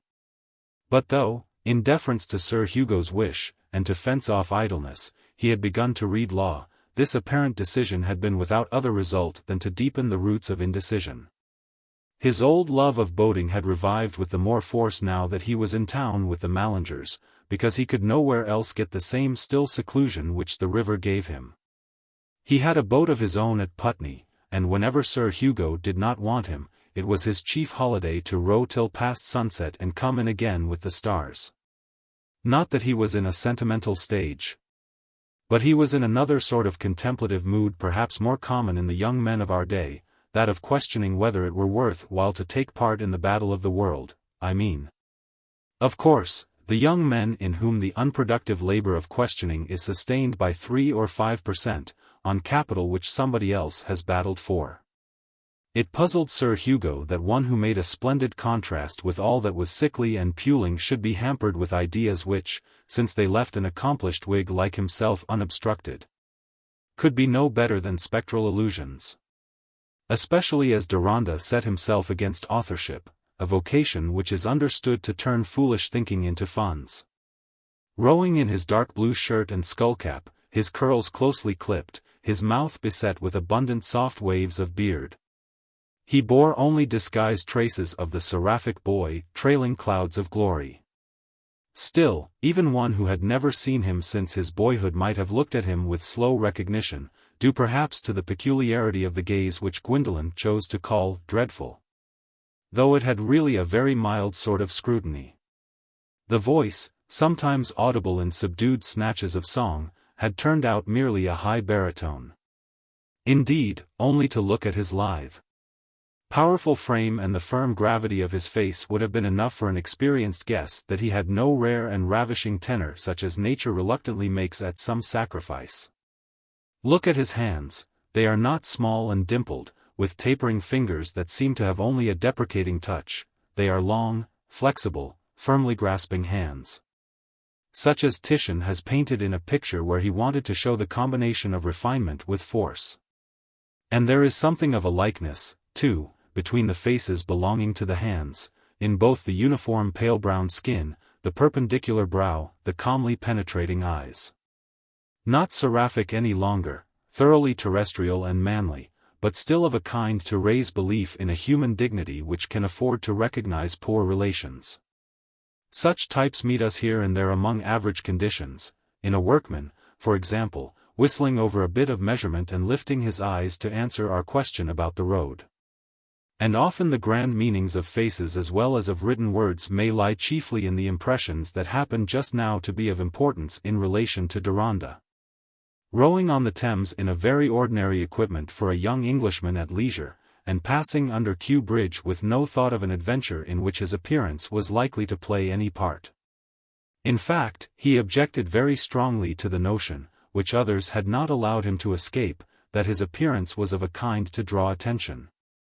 And hints of this, intended to be complimentary, found an angry resonance in him, coming from mingled experiences, to which a clue has already been given. His own face in the glass had during many years associated for him with thoughts of someone whom he must be like, one about whose character and lot he continually wondered, and never dared to ask. In the neighborhood of Kew Bridge, between 6 and 7 o'clock, the river was no solitude. Several persons were sauntering on the towing path, and here and there a boat was plying. Deronda had been rowing fast to get over this spot, when, becoming aware of a great barge advancing toward him, he guided his boat aside, and rested on his oar within a couple of yards of the river brink. He was all the while unconsciously continuing the low-toned chant which had haunted his throat all the way up the river, the gondolier's song in the Otello, where Rossini has worthily set to music the immortal words of Dante. Nessun maggior dolor che ricordarsi del tempo felice. Nella miseria, 1. And, as he rested on his oar, the pianissimo fall of the melodic wail, Nella miseria, was distinctly audible on the brink of the water. 3 or 4 persons had paused at various spots to watch the barge passing the bridge, and doubtless included in their notice the young gentleman in the boat. But probably it was only to one ear that the low vocal sounds came with more significance than if they had been an insect murmur amidst the sum of current noises. Deronda, awaiting the barge, now turning his head to the riverside, and saw at a few yards distant from him a figure which might have been an impersonation of the misery he was unconsciously giving voice to, a girl hardly more than 18, of low slim figure, with most delicate little face, her dark curls pushed behind her ears under a large black hat, a long woolen cloak over her shoulders. Her hands were hanging down clasped before her, and her eyes were fixed on the river with a look of immovable, statue-like despair.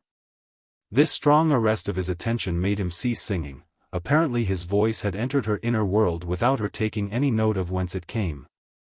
For when it suddenly ceased she changed her attitude slightly, and, looking round with a frightened glance, met Deronda's face.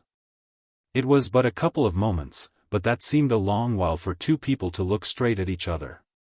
Her look was something like that of a fawn or other gentle animal before it turns to run away, no blush, no special alarm. But only some timidity which yet could not hinder her from a long look before she turned.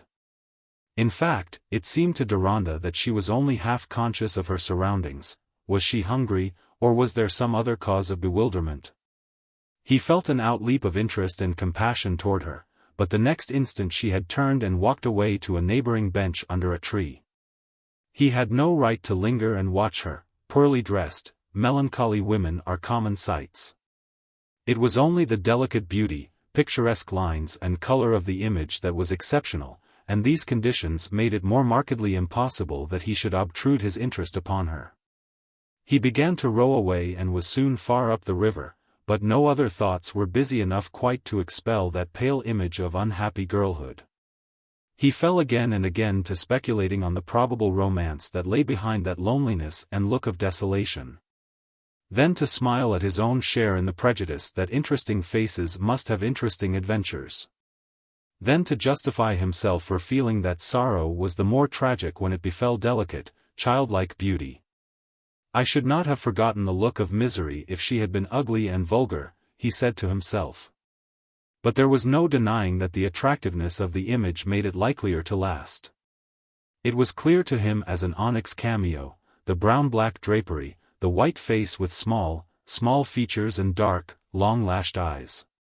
His mind glanced over the girl tragedies that are going on in the world, hidden, unheeded, as if they were but tragedies of the copse or hedgerow, where the helpless drag wounded wings forsakenly, and streak the shadowed moss with the red moment hand of their own death. Deronda of late, in his solitary excursions, had been occupied chiefly with uncertainties about his own course. But those uncertainties, being much at their leisure, were wont to have such wide-sweeping connections with all life and history that the new image of helpless sorrow easily blent itself with what seemed to him the strong array of reasons why he should shrink from getting into that routine of the world which makes men apologize for all its wrongdoing, and take opinions as mere professional equipment, why he should not draw strongly at any thread in the hopelessly entangled scheme of things. He used his oars little, satisfied to go with the tide and be taken back by it. It was his habit to indulge himself in that solemn passivity which easily comes with the lengthening shadows and mellow light, when thinking and desiring melt together imperceptibly. And what in other hours may have seemed argument takes the quality of passionate vision. By the time he had come back again with the tide past Richmond Bridge, the sun was near setting, and the approach of his favorite hour, with its deepening stillness and darkening masses of tree and building between the double glow of the sky and the river, disposed him to linger as if they had been an unfinished strain of music. He looked out for a perfectly solitary spot where he could lodge his boat against the bank, and, throwing himself on his back with his head propped on the cushions, could watch out the light of sunset and the opening of that bead roll which some oriental poet describes as God's call to the little stars, who each answer, "Here am I." He chose a spot in the bend of the river just opposite Kew Gardens, where he had a great breadth of water before him reflecting the glory of the sky, while he himself was in shadow. He lay with his hands behind his head, propped on a level with the boat's edge, so that he could see all round him, but could not be seen by anyone at a few yards' distance. And for a long while he never turned his eyes from the view right in front of him.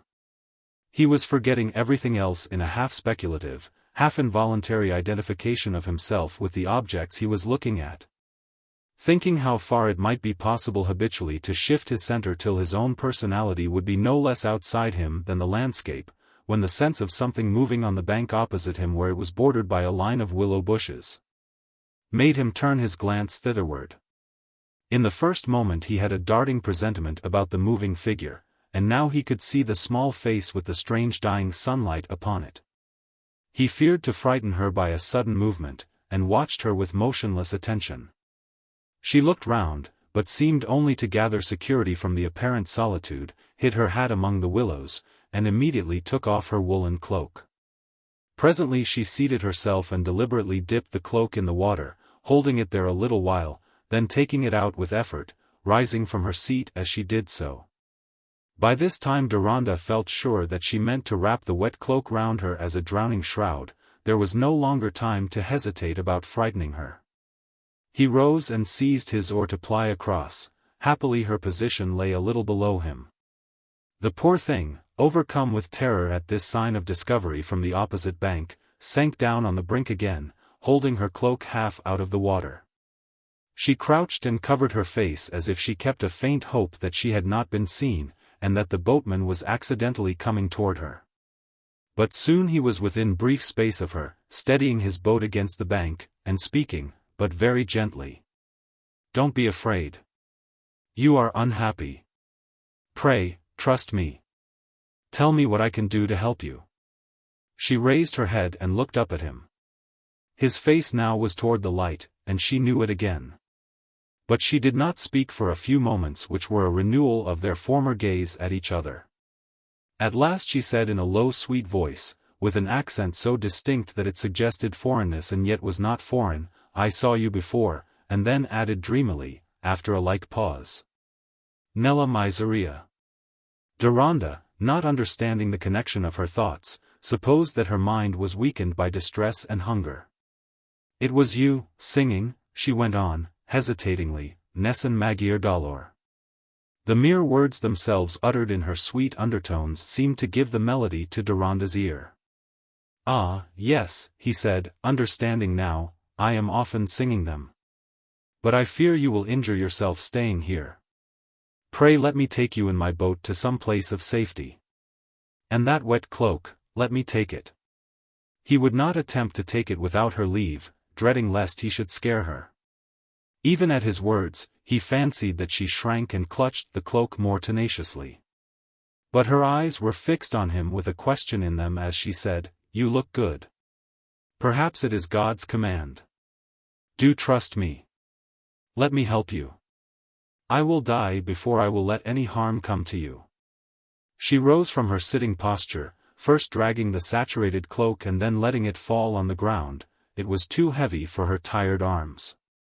Her little woman's figure as she laid her delicate chilled hands together one over the other against her waist, and went a step backward while she leaned her head forward as if not to lose sight of his face, was unspeakably touching. Great God! The words escaped Deronda in a tone so low and solemn that they seemed like a prayer become unconsciously vocal. The agitating impression this forsaken girl was making on him stirred a fibre that lay close to his deepest interest in the fates of women. Perhaps my mother was like this one. The old thought had come now with a new impetus of mingled feeling, and urged that exclamation in which both East and West have for ages concentrated their awe in the presence of inexorable calamity. The low-toned words seemed to have some reassurance in them for the hearer. She stepped forward close to the boat's side, and Deronda put out his hand, hoping now that she would let him help her in. She had already put her tiny hand into his which closed around it, when some new thought struck her, and drawing back she said, "I have nowhere to go, nobody belonging to me in all this land." "I will take you to a lady who has daughters," said Deronda, immediately. He felt a sort of relief in gathering that the wretched home and cruel friends he imagined her to be fleeing from were not in the near background. Still she hesitated, and said more timidly than ever, "Do you belong to the theatre?" "No, I have nothing to do with the theatre," said Deronda, in a decided tone. Then beseechingly, "I will put you in perfect safety at once, with a lady, a good woman, I am sure she will be kind. Let us lose no time, you will make yourself ill. Life may still become sweet to you. There are good people, there are good women who will take care of you." She drew backward no more, but stepped in easily, as if she were used to such action, and sat down on the cushions. "You had a covering for your head," said Deronda. "My hat?" She lifted up her hands to her head. "It is quite hidden in the bush." "I will find it," said Deronda, putting out his hand deprecatingly as she attempted to rise. "The boat is fixed." He jumped out, found the hat, and lifted up the saturated cloak, wringing it and throwing it into the bottom of the boat. "We must carry the cloak away, to prevent anyone who may have noticed you from thinking you have been drowned," he said, cheerfully, as he got in again and presented the old hat to her. I wish I had any other garment than my coat to offer you. But shall you mind throwing it over your shoulders while we are on the water? It is quite an ordinary thing to do, when people return late and are not enough provided with wraps. He held out the coat toward her with a smile, and there came a faint melancholy smile in answer, as she took it and put it on very cleverly. I have some biscuits, should you like them?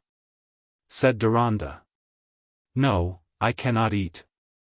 I had still some money left to buy bread. He began to ply his oar without further remark, and they went along swiftly for many minutes without speaking. She did not look at him, but was watching the oar, leaning forward in an attitude of repose. As if she were beginning to feel the comfort of returning warmth and the prospect of life instead of death. The twilight was deepening, the red flush was all gone and the little stars were giving their answer one after another. The moon was rising, but was still entangled among the trees and buildings. The light was not such that he could distinctly discern the expression of her features or her glance.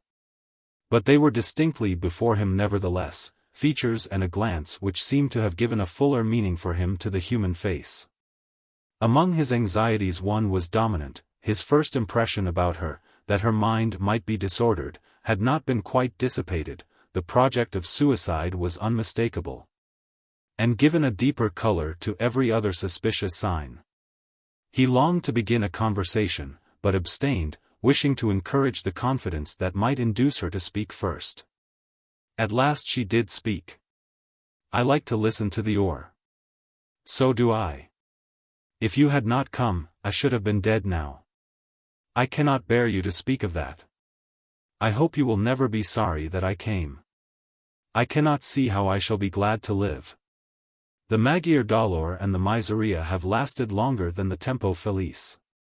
She paused and then went on dreamily, Dolor, Miseria, I think those words are alive. Deronda was mute. To question her seemed an unwarrantable freedom. He shrank from appearing to claim the authority of a benefactor, or to treat her with the less reverence because she was in distress. She went on musingly. I thought it was not wicked. Death and life are one before the eternal. I know our fathers slew their children and then slew themselves, to keep their souls pure. I meant it so. But now I am commanded to live. I cannot see how I shall live. You will find friends. I will find them for you. She shook her head and said mournfully, not my mother and brother. I cannot find them. You are English? You must be, speaking English so perfectly. She did not answer immediately, but looked at Deronda again, straining to see him in the double light. Until now she had been watching the oar. It seemed as if she were half roused, and wondered which part of her impression was dreaming and which waking. Sorrowful isolation had benumbed her sense of reality, and the power of distinguishing outward and inward was continually slipping away from her. Her look was full of wondering timidity such as the forsaken one in the desert might have lifted to the angelic vision before she knew whether his message was in anger or in pity. You want to know if I am English, she said at last, while Deronda was reddening nervously under a gaze which he felt more fully than he saw. I want to know nothing except what you like to tell me, he said, still uneasy in the fear that her mind was wandering. Perhaps it is not good for you to talk. Yes, I will tell you. I am English-born. But I am a Jewess. Deronda was silent, inwardly wondering that he had not said this to himself before, though anyone who had seen delicate-faced Spanish girls might simply have guessed her to be Spanish. Do you despise me for it? She said presently in low tones, which had a sadness that pierced like a cry from a small dumb creature in fear. Why should I? Said Deronda. I am not so foolish. I know many Jews are bad. So are many Christians. But I should not think it fair for you to despise me because of that. My mother and brother were good. But I shall never find them. I am come a long way, from abroad. I ran away, but I cannot tell you, I cannot speak of it. I thought I might find my mother again, God would guide me. But then I despaired. This morning when the light came, I felt as if one word kept sounding within me, never. Never. But now, I begin, to think, her words were broken by rising sobs, I am commanded to live, perhaps we are going to her. With an outburst of weeping she buried her head on her knees. He hoped that this passionate weeping might relieve her excitement. Meanwhile he was inwardly picturing in much embarrassment how he should present himself with her in Park Lane, the course which he had at first unreflectingly determined on. No one kinder and more gentle than Lady Mallinger, but it was hardly probable that she would be at home. And he had a shuddering sense of a lackey staring at this delicate, sorrowful image of womanhood, of glaring lights and fine staircases. And perhaps chilling suspicious manners from lady's maid and housekeeper, that might scare the mind already in a state of dangerous susceptibility. But to take her to any other shelter than a home already known to him was not to be contemplated. He was full of fears about the issue of the adventure which had brought on him a responsibility all the heavier for the strong and agitating impression this childlike creature had made on him. But another resource came to mind, he could venture to take her to Mrs. Merrick's, to the small house at Chelsea, where he had been often enough since his return from abroad to feel sure that he could appeal there to generous hearts, which had a romantic readiness to believe in innocent need and to help it. Hans Merrick was safe away in Italy, and Deronda felt the comfort of presenting himself with his charge at a house where he would be met by a motherly figure of Quakerish neatness. And three girls who hardly knew of any evil closer to them than what lay in history books and dramas, and would at once associate a lovely Jewess with Rebecca in Ivanhoe. Besides thinking that everything they did at Deronda's request would be done for their idol, Hans. The vision of the Chelsea home once raised, Deronda no longer hesitated. The rumbling thither in the cab after the stillness of the water seemed long. Happily his charge had been quiet since her fit of weeping, and submitted like a tired child. When they were in the cab, she laid down her hat and tried to rest her head, but the jolting movement would not let it rest. Still she dozed, and her sweet head hung helpless, first on one side, then on the other. They are too good to have any fear about taking her in, thought Deronda. Her person, her voice, her exquisite utterance, were one strong appeal to belief and tenderness. Yet what had been the history which had brought her to this desolation? He was going on a strange errand, to ask shelter for this waif. Then there occurred to him the beautiful story Plutarch somewhere tells of the Delphic women, how when the Maenads, outworn with their torchlit wanderings, lay down to sleep in the marketplace, the matrons came and stood silently round them to keep guard over their slumbers. Then, when they waked, ministered to them tenderly and saw them safely to their own borders. He could trust the women he was going to for having hearts as good. Deronda felt himself growing older this evening and entering on a new phase in finding a life to which his own had come, perhaps as a rescue. But how to make sure that snatching from death was rescue? The moment of finding a fellow creature is often as full of mingled doubt and exultation as the moment of finding an idea. Chapter 18. Life is a various mother, now she dawns her plumes and brilliance, climbs the marble stairs, with head aloft, nor ever turns her eyes on lackeys who attend her. Now she dwells, grim-clad, up darksome alleys, breathes hot gin, and screams in pauper riot. But to these she came a frugal matron, neat and deft, with cheerful morning thoughts and quick device, to find the much in little. Mrs. Merrick's house was not noisy, the front parlor looked on the river, and the back on gardens, so that though she was reading aloud to her daughters, the window could be left open to freshen the air of the small double room where a lamp and 2 candles were burning. The candles were on a table apart for Kate, who was drawing illustrations for a publisher. The lamp was not only for the reader but for Amy and Mab, who were embroidering satin cushions for The Great World. Outside, the house looked very narrow and shabby, the bright light through the Holland blind showing the heavy old-fashioned window frame. But it is pleasant to know that many such grim-walled slices of space in our foggy London have been and still are the homes of a culture the more spotlessly free from vulgarity. Because poverty has rendered everything like display an impersonal question, and all the grand shows of the world simply a spectacle which rouses petty rivalry or vain effort after possession. The Meyricks was a home of that kind, and they all clung to this particular house in a row because its interior was filled with objects always in the same places, which, for the mother, held memories of her marriage time, and for the young ones seemed as necessary and uncriticized a part of their world as the stars of the Great Bear seen from the back windows. Mrs. Meyrick had borne much stint of other matters that she might be able to keep some engravings specially cherished by her husband. And the narrow spaces of wall held a world history in scenes and heads which the children had early learned by heart. The chairs and tables were also old friends preferred to new. But in these two little parlors with no furniture that a broker would have cared to cheapen except the prints and piano, there was space and apparatus for a wide-glancing, nicely select life, open to the highest things in music, painting and poetry. I am not sure that in the times of greatest scarcity, before Kate could get paid work, these ladies had always had a servant to light their fires and sweep their rooms. Yet they were fastidious in some points, and could not believe that the manners of ladies in the fashionable world were so full of coarse selfishness, petty quarreling, and slang as they are represented to be in what are called literary photographs.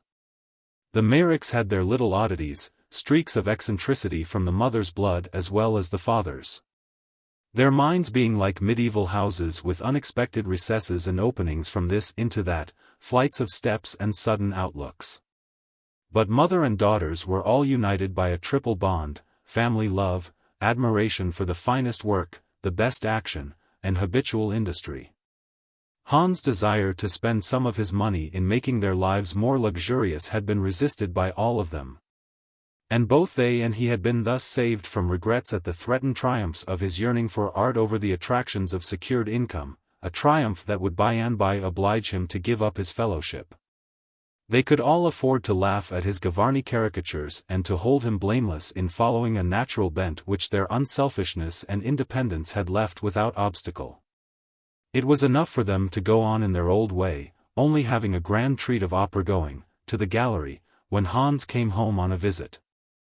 Seeing the group they made this evening, one could hardly wish them to change their way of life. They were all alike small, and so in due proportion to their miniature rooms. Mrs. Meyrick was reading aloud from a French book. She was a lively little woman, half French, half Scotch, with a pretty articulateness of speech that seemed to make daylight in her hearers' understanding. Though she was not yet 50, her rippling hair, covered by a Quakerish net cap, was chiefly grey, but her eyebrows were brown as the bright eyes below them. Her black dress, almost like a priest's cassock with its rows of buttons, suited a neat figure hardly 5 feet high. The daughters were to match the mother, except that Mab had Hans' light hair and complexion, with a bossy, irregular brow, and other quaintnesses that reminded one of him.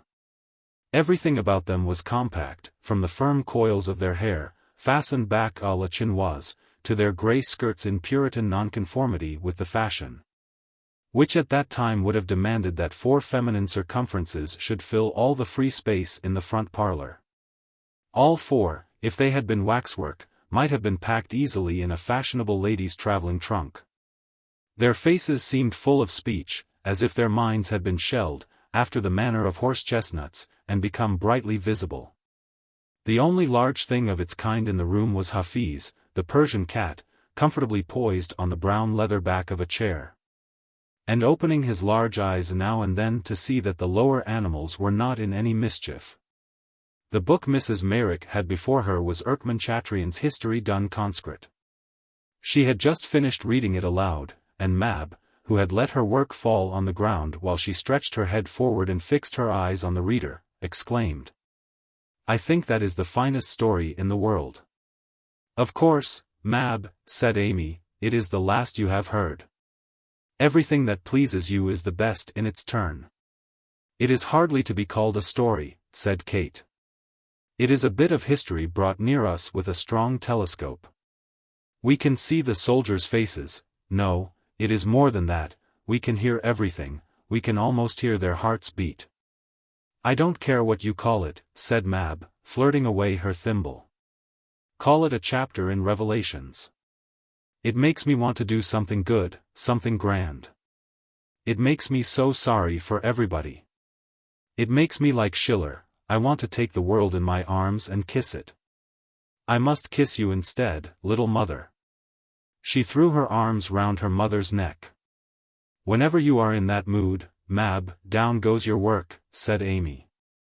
It would be doing something good to finish your cushion without soiling it. Oh, oh, oh, groaned Mab, as she stooped to pick up her work and thimble. I wish I had 3 wounded conscripts to take care of. You would spill their beef tea while you were talking, said Amy. Poor Mab. Don't be hard on her, said the mother. Give me the embroidery now, child.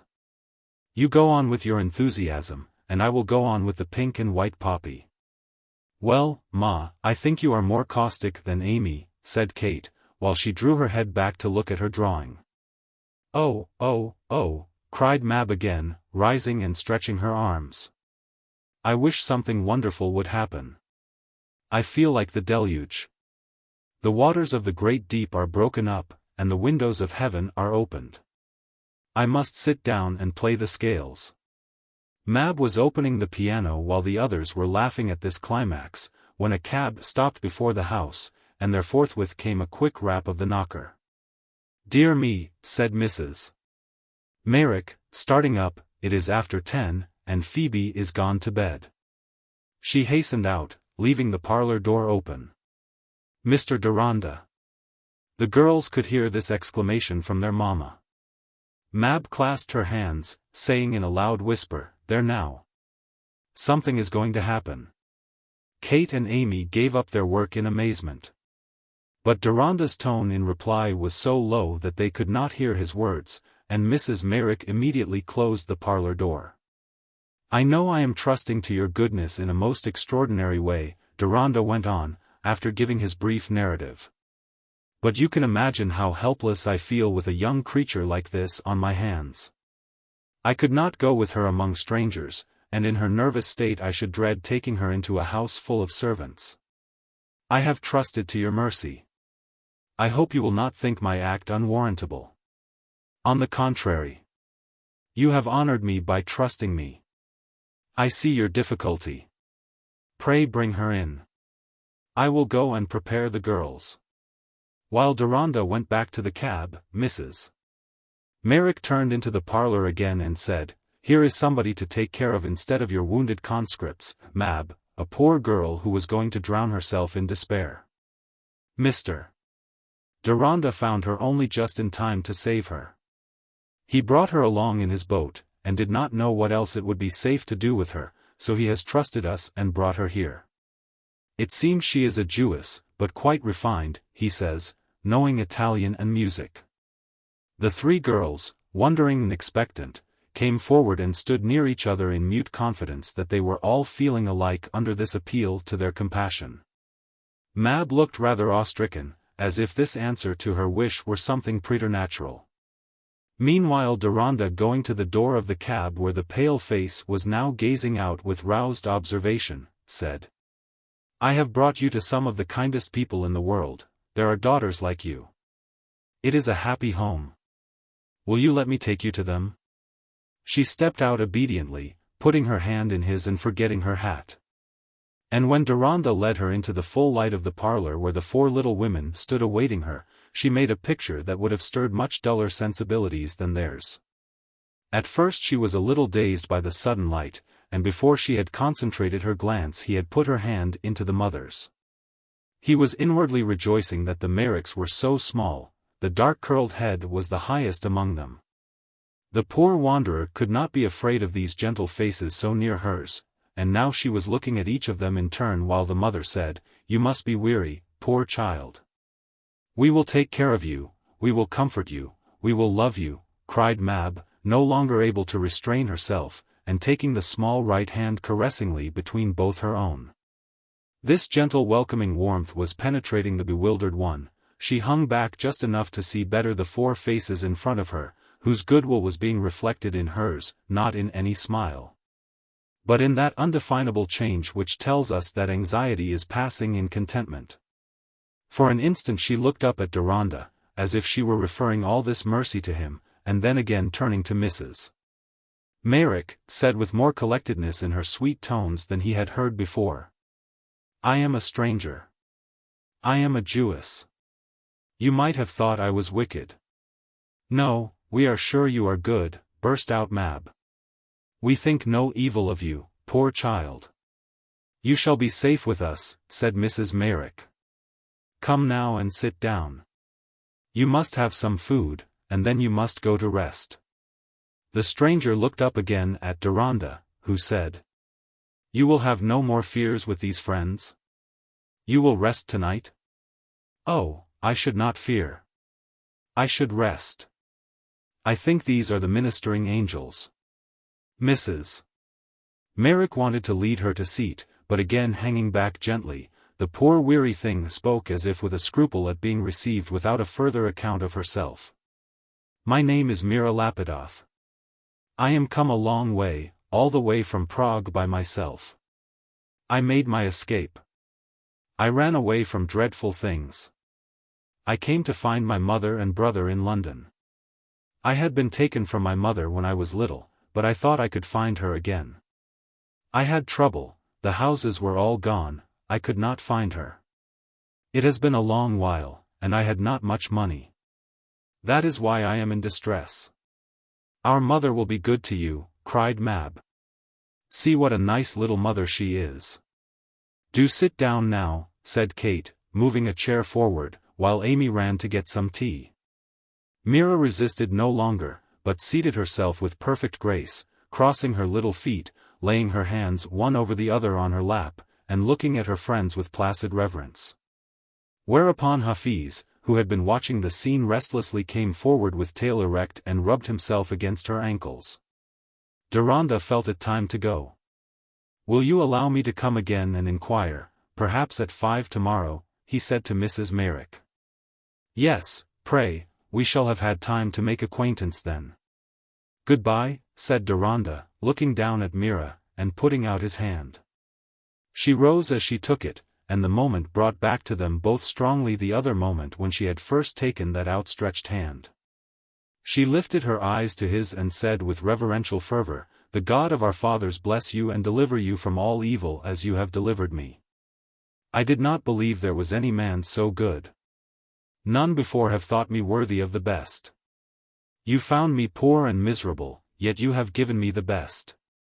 Deronda could not speak, but with silent adieus to the Merricks, hurried away. Book. Chapter 3. Maidens Choosing. Chapter 19. I pity the man who can travel from Dan to Beersheba, and say, "'Tis all barren," and so it is, and so is all the world to him who will not cultivate the fruits it offers. Stern, Sentimental Journey. To say that Deronda was romantic would be to misrepresent him. But under his calm and somewhat self-repressed exterior there was a fervor which made him easily find poetry and romance among the events of everyday life. And perhaps poetry and romance are as plentiful as ever in the world except for those phlegmatic natures who I suspect would in any age have regarded them as a dull form of erroneous thinking. They exist very easily in the same room with the microscope and even in railway carriages. What banishes them is the vacuum in gentlemen and lady passengers. How should all the apparatus of heaven and earth, from the farthest firmament to the tender bosom of the mother who nourished us, make poetry for a mind that had no movements of awe and tenderness? No sense of fellowship which thrills from the near to the distant, and back again from the distant to the near? To Deronda this event of finding Mira was as heart-stirring as anything that befell Orestes or Rinaldo. He sat up half the night, living again through the moments since he had first discerned Mira on the river brink, with the fresh vividness which belongs to emotive memory. When he took up a book to try and dull this urgency of inward vision, the printed words were no more than a network through which he saw and heard everything as clearly as before, saw not only the actual events of 2 hours, But possibilities of what had been and what might be which those events were enough to feed with the warm blood of passionate hope and fear. Something in his own experience caused Mira's search after her mother to lay hold with peculiar force on his imagination. The first prompting of sympathy was to aid her in her search. If given persons were extant in London, there were ways of finding them, as subtle as scientific experiment. The right machinery being set at work. But here the mixed feelings which belonged to Deronda's kindred experience naturally transfused themselves into his anxiety on behalf of Mira.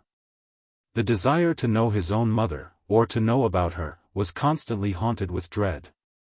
And in imagining what might befall Mira, it quickly occurred to him that finding the mother and brother from whom she had been parted when she was a little one might turn out to be a calamity. When she was in the boat, she said that her mother and brother were good. But the goodness might have been chiefly in her own ignorant innocence and yearning memory, and the 10 or 12 years since the parting had been time enough for much worsening.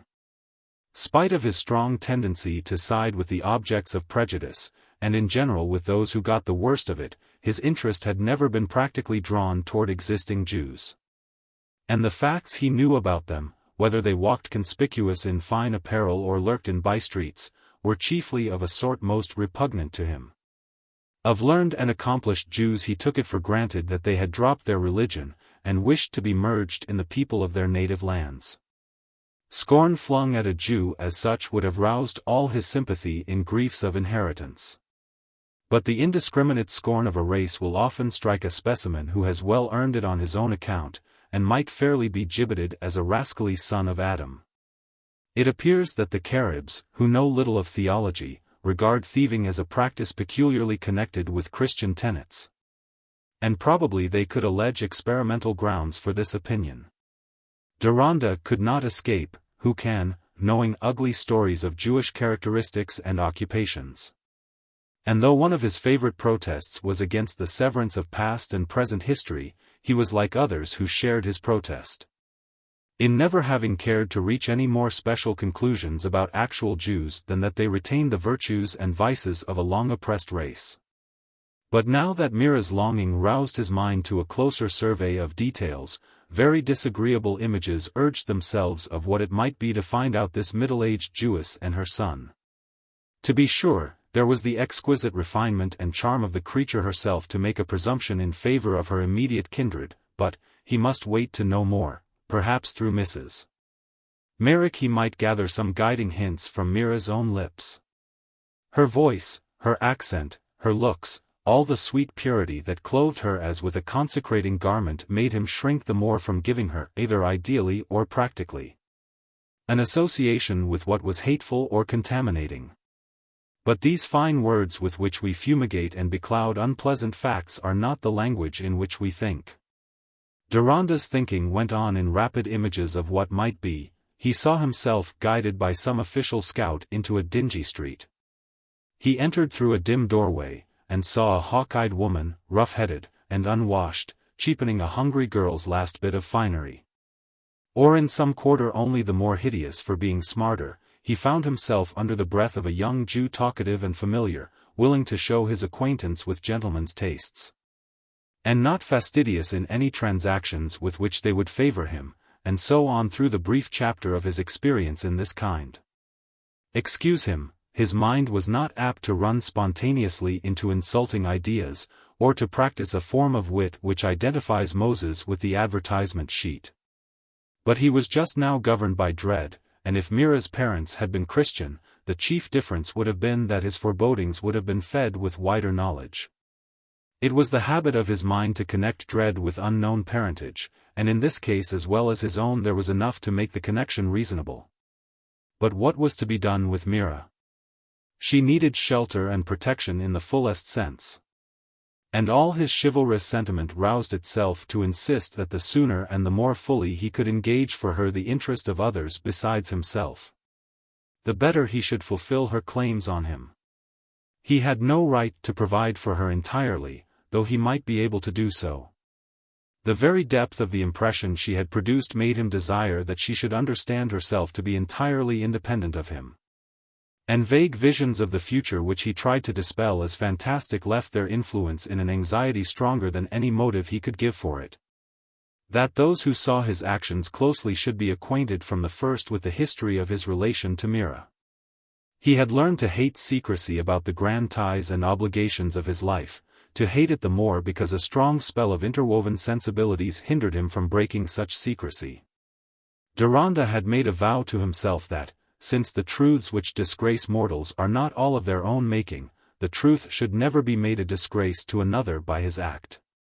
He was not without terror lest he should break this vow, and fall into the apologetic philosophy which explains the world into containing nothing better than one's own conduct. At one moment he resolved to tell the whole of his adventure to Sir Hugo and Lady Mallinger the next morning at breakfast. But the possibility that something quite new might reveal itself on his next visit to Mrs. Merrick's checked this impulse, and he finally went to sleep on the conclusion that he would wait until that visit had been made. Chapter 20. It will hardly be denied that even in this frail and corrupted world, we sometimes meet persons who, in their very mien and aspect, as well as in the whole habit of life, manifest such a signature and stamp of virtue, as to make our judgment of them a matter of intuition rather than the result of continued examination. Alexander Knox, quoted in Southey's Life of Wesley. Mira said that she had slept well that night. And when she came down in Mab's black dress, her dark hair curling in fresh fibrils as it gradually dried from its plenteous bath, she looked like one who was beginning to take comfort after the long sorrow and watching which had paled her cheek and made blue semicircles under her eyes. It was Mab who carried her breakfast and ushered her down, with some pride in the effect produced by a pair of tiny felt slippers which she had rushed out to buy because there were no shoes in the house small enough for Mira, whose borrowed dress ceased about her ankles and displayed the cheap clothing that, molding itself on her feet, seemed an adornment as choice as the sheaths of buds. The farthing buckles were bijoux. "Oh, if you please, mamma," cried Mab, clasping her hands and stooping toward Mira's feet, as she entered the parlor. "Look at the slippers, how beautiful they fit. I declare she is like the Queen Boudoir, 2 delicate feet, the work of the protecting and all-recompensing Creator, support her. And I wonder how they can sustain what is above them." Mira looked down at her own feet in a childlike way and then smiled at Mrs. Merrick, who was saying inwardly, "One could hardly imagine this creature having an evil thought. But wise people would tell me to be cautious." She returned Mira's smile and said, "I fear the feet have had to sustain their burden a little too often lately. But today she will rest and be my companion." "And she will tell you so many things and I shall not hear them," grumbled Mab, who felt herself in the first volume of a delightful romance and obliged to miss some chapters because she had to go to pupils. Kate was already gone to make sketches along the river, and Amy was away on business errands. It was what the mother wished, to be alone with this stranger, whose story must be a sorrowful one, yet was needful to be told. The small front parlor was as good as a temple that morning. The sunlight was on the river and soft air came in through the open window, the walls showed a glorious silent cloud of witnesses, the Virgin soaring amid her cherubic escort. Grand Melancholia with her solemn universe, the prophets and sibyls, the school of Athens, the Last Supper, mystic groups where far-off ages made one moment, grave Holbein and Rembrandt heads. The tragic muse, last-century children at their musings or their play, Italian poets, all were there through the medium of a little black and white. The neat mother who had weathered her troubles, and come out of them with a face still cheerful, was sorting colored wools for her embroidery. Hafiz purred on the window ledge, the clock on the mantelpiece ticked without hurry, and the occasional sound of wheels seemed to lie outside the more massive central quiet. Mrs. Merrick thought that this quiet might be the best invitation to speech on the part of her companion, and chose not to disturb it by remark. Mira sat opposite in her former attitude, her hands clasped on her lap, her ankles crossed, her eyes at first traveling slowly over the objects around her, but finally resting with a sort of placid reverence on Mrs. Merrick. At length she began to speak softly. I remember my mother's face better than anything, yet I was not 7 when I was taken away, and I am 19 now. I can understand that, said Mrs. Merrick. There are some earliest things that last the longest. Oh, yes, it was the earliest. I think my life began with waking up and loving my mother's face. It was so near to me, and her arms were round me, and she sang to me. One hymn she sang so often, and then she taught me to sing it with her. It was the first I ever sang. They were always Hebrew hymns she sang. And because I never knew the meaning of the words, they seemed full of nothing but our love and happiness. When I lay in my little bed and it was all white above me, she used to bend over me, between me and the white, and sing in a sweet, low voice. I can dream myself back into that time when I am awake, and it often comes back to me in my sleep. My hand is very little, I put it up to her face and she kisses it. Sometimes in my dreams I begin to tremble and think that we are both dead, but then I wake up and my hand lies like this, and for a moment I hardly know myself. But if I could see my mother again I should know her. You must expect some change after 12 years, said Mrs. Merrick, gently. See my gray hair, 10 years ago it was bright brown. The days and months pace over us like restless little birds, and leave the marks of their feet backward and forward, especially when they are like birds with heavy hearts, then they tread heavily. Ah, I am sure her heart has been heavy for want of me. But to feel her joy if we could meet again, and I could make her know I love her and give her deep comfort after all her mourning. If that could be, I should mind nothing, I should be glad that I have lived through my trouble. I did despair. The world seemed miserable and wicked. None helped me so that I could bear their looks and words. I felt that my mother was dead, and death was the only way to her. But then in the last moment, yesterday, when I longed for the water to close over me, and I thought that death was the best image of mercy, then goodness came to me living. And I felt trust in the living. And, it is strange, but I began to hope that she was living too. And now I with you, here, this morning, peace and hope have come into me like a flood. I want nothing, I can wait. Because I hope and believe and am grateful, oh, so grateful. You have not thought evil of me, you have not despised me. Mira spoke with low-toned fervor, and sat as still as a picture all the while. Many others would have felt as we do, my dear, said Mrs. Merrick, feeling a mist come over her eyes as she looked at her work. But I did not meet them, they did not come to me. How was it that you were taken from your mother? Ah, I am a long while coming to that. It is dreadful to speak of, yet I must tell you everything. My father, it was he that took me away. I thought we were only going on a little journey, and I was pleased. There was a box with all my little things in. But we went on board a ship, and got farther and farther away from the land. Then I was ill, and I thought it would never end. It was the first misery, and it seemed endless. But at last we landed. I knew nothing then, and believed what my father said. He comforted me, and told me I should go back to my mother. But it was America we had reached, and it was long years before we came back to Europe. At first I often asked my father when we were going back, and I tried to learn writing fast, because I wanted to write to my mother. But one day when he found me trying to write a letter, he took me on his knee and told me that my mother and brother were dead. That was why we did not go back. I remember my brother a little. He carried me once, but he was not always at home. I believed my father when he said that they were dead.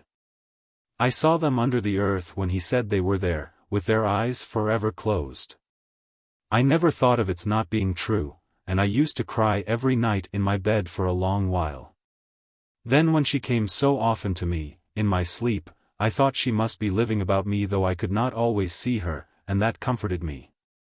I was never afraid in the dark, because of that. And very often in the day I used to shut my eyes and bury my face and try to see her and to hear her singing. I came to do that at last without shutting my eyes.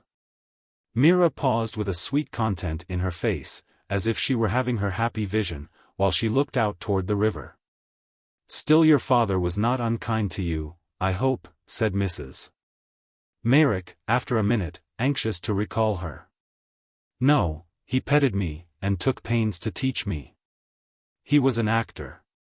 And I found out, after, that the Coburg I used to hear of his going to at home was a theatre. But he had more to do with the theatre than acting. He had not always been an actor. He had been a teacher, and knew many languages. His acting was not very good, I think, but he managed the stage, and wrote and translated plays. An Italian lady, a singer, lived with us a long time. They both taught me, and I had a master besides, who made me learn by heart and recite. I worked quite hard, though I was so little, and I was not 9 when I first went on the stage. I could easily learn things, and I was not afraid. But then and ever since I hated our way of life.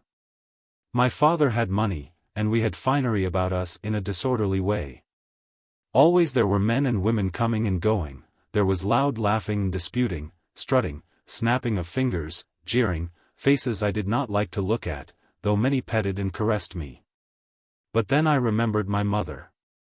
Even at first when I understood nothing, I shrank away from all those things outside me into companionship with thoughts that were not like them.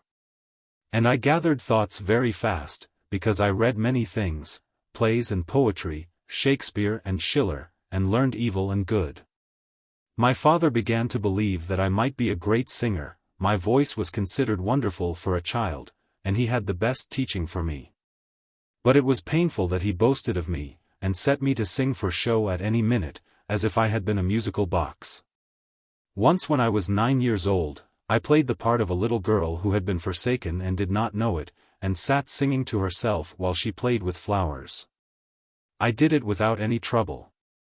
But the clapping and all the sounds of the theatre were hateful to me. And I never liked the praise I had, because it all seemed very hard and unloving. I missed the love and trust one had been born into. I made a life in my own thoughts quite different from everything about me. I chose what seemed to me beautiful out of the plays and everything, and made my world out of it. And it was like a sharp knife always grazing me that we had 2 sorts of life which jarred so with each other, women looking good and gentle on the stage, and saying good things as if they felt them. And directly after I saw them with coarse, ugly manners. My father sometimes noticed my shrinking ways, and Signora said one day, when I had been rehearsing, "She will never be an artist, she has no notion of being anybody but herself. That does very well now, but by and by you will see, she will have no more face and action than a singing bird." My father was angry, and they quarreled. I sat alone and cried, because what she had said was like a long unhappy future unrolled before me. I did not want to be an artist, but this was what my father expected of me. After a while Signora left us, and a governess used to come and give me lessons in different things, because my father began to be afraid of my singing too much, but I still acted from time to time. Rebellious feelings grew stronger in me, and I wished to get away from this life, but I could not tell where to go, and I dreaded the world. Besides, I felt it would be wrong to leave my father. I dreaded doing wrong, for I thought I might get wicked and hateful to myself, in the same way that many others seemed hateful to me. For so long I had never felt my outside world happy, and if I got wicked I should lose my world of happy thoughts where my mother lived with me. That was my childish notion all through those years. Oh, how long they were! Mira fell to musing again. "Had you no teaching about what was your duty?" said Mrs. Merrick. She did not like to say religion, finding herself on inspection rather dim as to what the Hebrew religion might have turned into at this date. "No, only that I ought to do what my father wished. He did not follow our religion at New York, and I think he wanted me not to know much about it.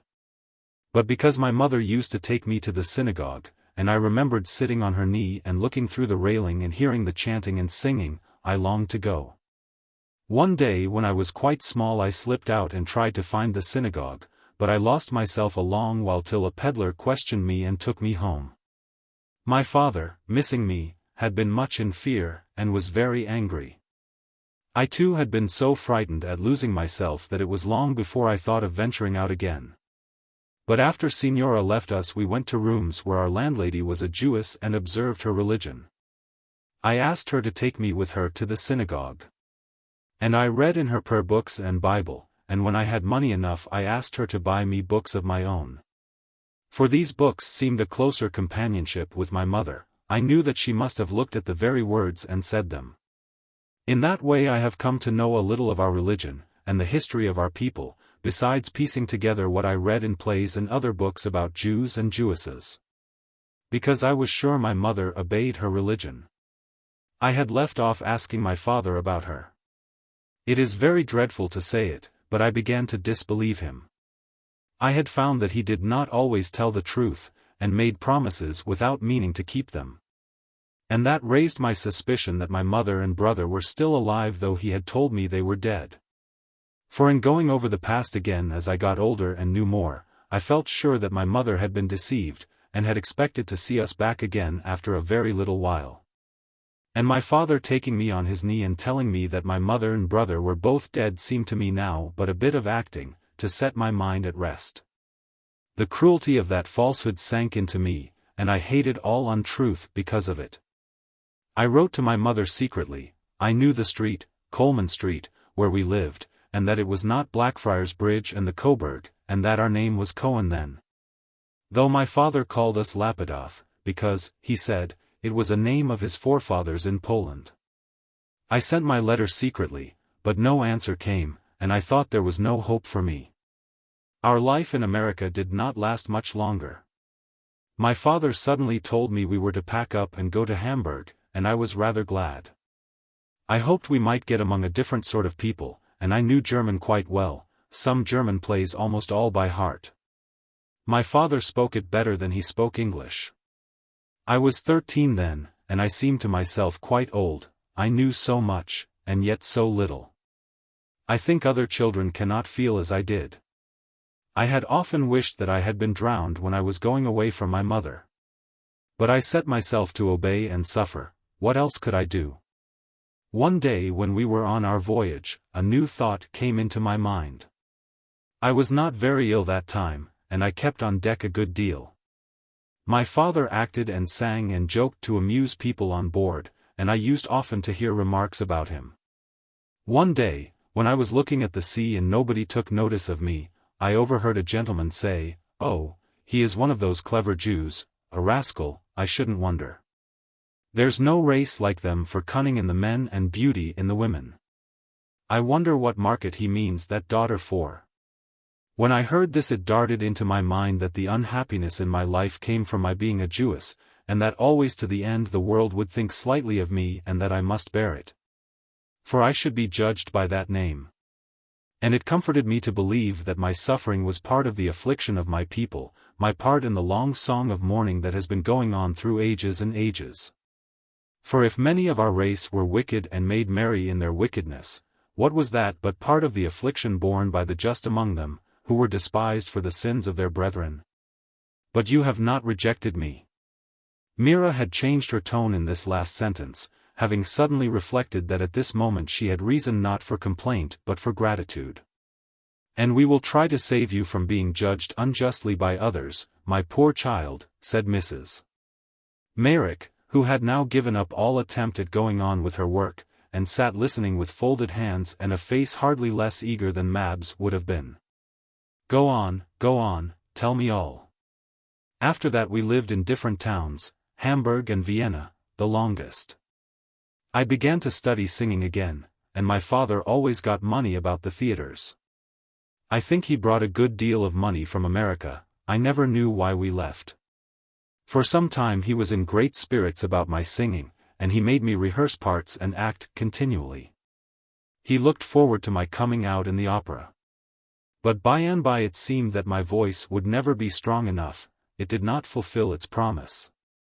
My master at Vienna said, "Don't strain it further, it will never do for the public, it is gold, but a thread of gold dust."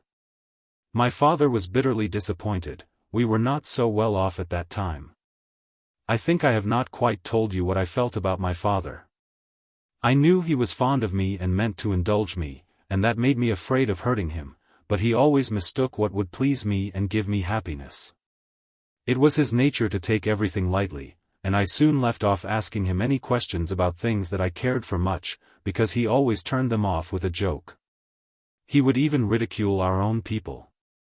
And once when he had been imitating their movements and their tones in praying, only to make others laugh. I could not restrain myself, for I always had an anger in my heart about my mother, and when we were alone, I said, "Father, you ought not to mimic our own people before Christians who mock them. Would it not be bad if I mimicked you, that they might mock you?" But he only shrugged his shoulders and laughed and pinched my chin, and said, "You couldn't do it, my dear." It was this way of turning off everything, that made a great wall between me and my father, and whatever I felt most I took the most care to hide from him. For there were some things, when they were laughed at I could not bear it, the world seemed like a hell to me. Is this world and all the life upon it only like a farce or a vaudeville, where you find no great meanings? Why then are there tragedies and grand operas, where men do difficult things and choose to suffer? I think it is silly to speak of all things as a joke. And I saw that his wishing me to sing the greatest music, and parts in grand operas, was only wishing for what would fetch the greatest price. That hemmed in my gratitude for his affectionateness, and the tenderest feeling I had toward him was pity. Yes, I did sometimes pity him. He had aged and changed. Now he was no longer so lively. I thought he seemed worse, less good to others than to me. Every now and then in the latter years his gaiety went away suddenly, and he would sit at home silent and gloomy. Or he would come in and fling himself down and sob, just as I have done myself when I have been in trouble. If I put my hand on his knee and say, "What is the matter, father?" he would make no answer, but would draw my arm round his neck and put his arm round me and go on crying. There never came any confidence between us, but oh, I was sorry for him. At those moments I knew he must feel his life bitter, and I pressed my cheek against his head and prayed. Those moments were what most bound me to him. And I used to think how much my mother once loved him, else she would not have married him. But soon there came the dreadful time. We had been at Pest and we came back to Vienna. In spite of what my master Leo had said, my father got me an engagement, not at the opera, but to take singing parts at a suburb theatre in Vienna. He had nothing to do with the theatre then. I did not understand what he did, but I think he was continually at a gambling house, though he was careful always about taking me to the theatre. I was very miserable. The plays I acted in were detestable to me. Men came about us and wanted to talk to me, women and men seemed to look at me with a sneering smile. It was no better than a fiery furnace. Perhaps I make it worse than it was, you don't know that life, but the glare and the faces, and my having to go on and act and sing what I hated. And then see people who came to stare at me behind the scenes, it was all so much worse than when I was a little girl. I went through with it, I did it, I had set my mind to obey my father and work, for I saw nothing better that I could do. But I felt that my voice was getting weaker, and I knew that my acting was not good except when it was not really acting, but the part was one that I could be myself in. And some feeling within me carried me along. That was seldom. Then, in the midst of all this, the news came to me one morning that my father had been taken to prison, and he had sent for me. He did not tell me the reason why he was there, but he ordered me to go to an address he gave me, to see a count who would be able to get him released. The address was to some public rooms where I was to ask for the count, and beg him to come to my father. I found him, and recognized him as a gentleman whom I had seen the other night for the first time behind the scenes. That agitated me, for I remembered his way of looking at me and kissing my hand. I thought it was in mockery. But I delivered my errand, and he promised to go immediately to my father, who came home again that very evening, bringing the count with him. I now began to feel a horrible dread of this man, for he worried me with his attentions, his eyes were always on me. I felt sure that whatever else there might be in his mind toward me, below it all there was scorn for the Jewess and the actress. And when he came to me the next day in the theatre and would put my shawl around me, a terror took hold of me. I saw that my father wanted me to look pleased. The count was neither very young nor very old, his hair and eyes were pale, he was tall and walked heavily, and his face was heavy and grave except when he looked at me. He smiled at me, and his smile went through me with horror. I could not tell why he was so much worse to me than other men. Some feelings are like our hearing, they come as sounds do, before we know their reason. My father talked to me about him when we were alone, and praised him, said what a good friend he had been. I said nothing, because I supposed he had got my father out of prison. When the Count came again, my father left the room. He asked me if I liked being on the stage. I said no, I only acted in obedience to my father. He always spoke French, and called me petite ange and such things, which I felt insulting. I knew he meant to make love to me, and I had it firmly in my mind that a nobleman and one who was not a Jew could have no love for me that was not half contempt. But then he told me that I need not act any longer. He wished me to visit him at his beautiful place, where I might be queen of everything. It was difficult to me to speak, I felt so shaken with anger, could only say, I would rather stay on the stage forever, and I left him there. Hurrying out of the room I saw my father sauntering in the passage. My heart was crushed. I went past him and locked myself up. It had sunk into me that my father was in a conspiracy with that man against me. But the next day he persuaded me to come out. He said that I had mistaken everything, and he would explain, if I did not come out and act and fulfill my engagement, we should be ruined and he must starve. So I went on acting, and for a week or more the Count never came near me. My father changed our lodgings, and kept at home except when he went to the theatre with me. He began one day to speak discouragingly of my acting, and say, I could never go on singing in public, should lose my voice, I ought to think of my future, and not put my nonsensical feelings between me and my fortune. He said, what will you do? You will be brought down to sing and beg at people's doors. You have had a splendid offer and ought to accept it. I could not speak, a horror took possession of me when I thought of my mother and of him. I felt for the first time that I should not do wrong to leave him. But the next day he told me that he had put an end to my engagement at the theatre, and that we were to go to Prague. I was getting suspicious of everything, and my will was hardening to act against him. It took us 2 days to pack and get ready. And I had it in my mind that I might be obliged to run away from my father, and then I would come to London and try if it were possible to find my mother. I had a little money, and I sold some things to get more. I packed a few clothes in a little bag that I could carry with me, and I kept my mind on the watch. My father's silence, his letting drop that subject of the Count's offer, made me feel sure that there was a plan against me. I felt as if it had been a plan to take me to a madhouse. I once saw a picture of a madhouse, that I could never forget. It seemed to me very much like some of the life I had seen, the people strutting, quarreling, leering, the faces with cunning and malice in them. It was my will to keep myself from wickedness. And I prayed for help. I had seen what despised women were, and my heart turned against my father, for I saw always behind him that man who made me shudder. You will think I had not enough reason for my suspicions, and perhaps I had not, outside my own feeling. But it seemed to me that my mind had been lit up, and all that might be stood out clear and sharp. If I slept, it was only to see the same sort of things, and I could hardly sleep at all. Through our journey I was everywhere on the watch. I don't know why, but it came before me like a real event, that my father would suddenly leave me and I should find myself with the Count where I could not get away from him. I thought God was warning me, my mother's voice was in my soul.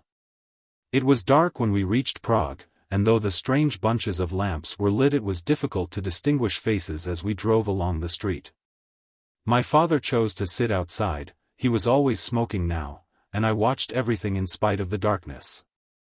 I do believe I could see better then than I ever did before, the strange clearness within seemed to have got outside me. It was not my habit to notice faces and figures much in the street. But this night I saw everyone, and when we passed before a great hotel I caught sight only of a back that was passing in, the light of the great bunch of lamps a good way off fell on it. I knew it, before the face was turned, as it fell into shadow, I knew who it was. Help came to me. I feel sure help came. I did not sleep that night. I put on my plainest things, the cloak and hat I have worn ever since, and I sat watching for the light and the sound of the doors being unbarred.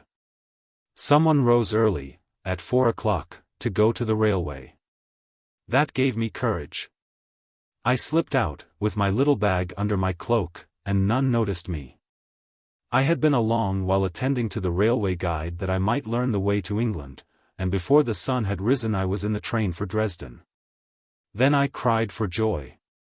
I did not know whether my money would last out, but I trusted.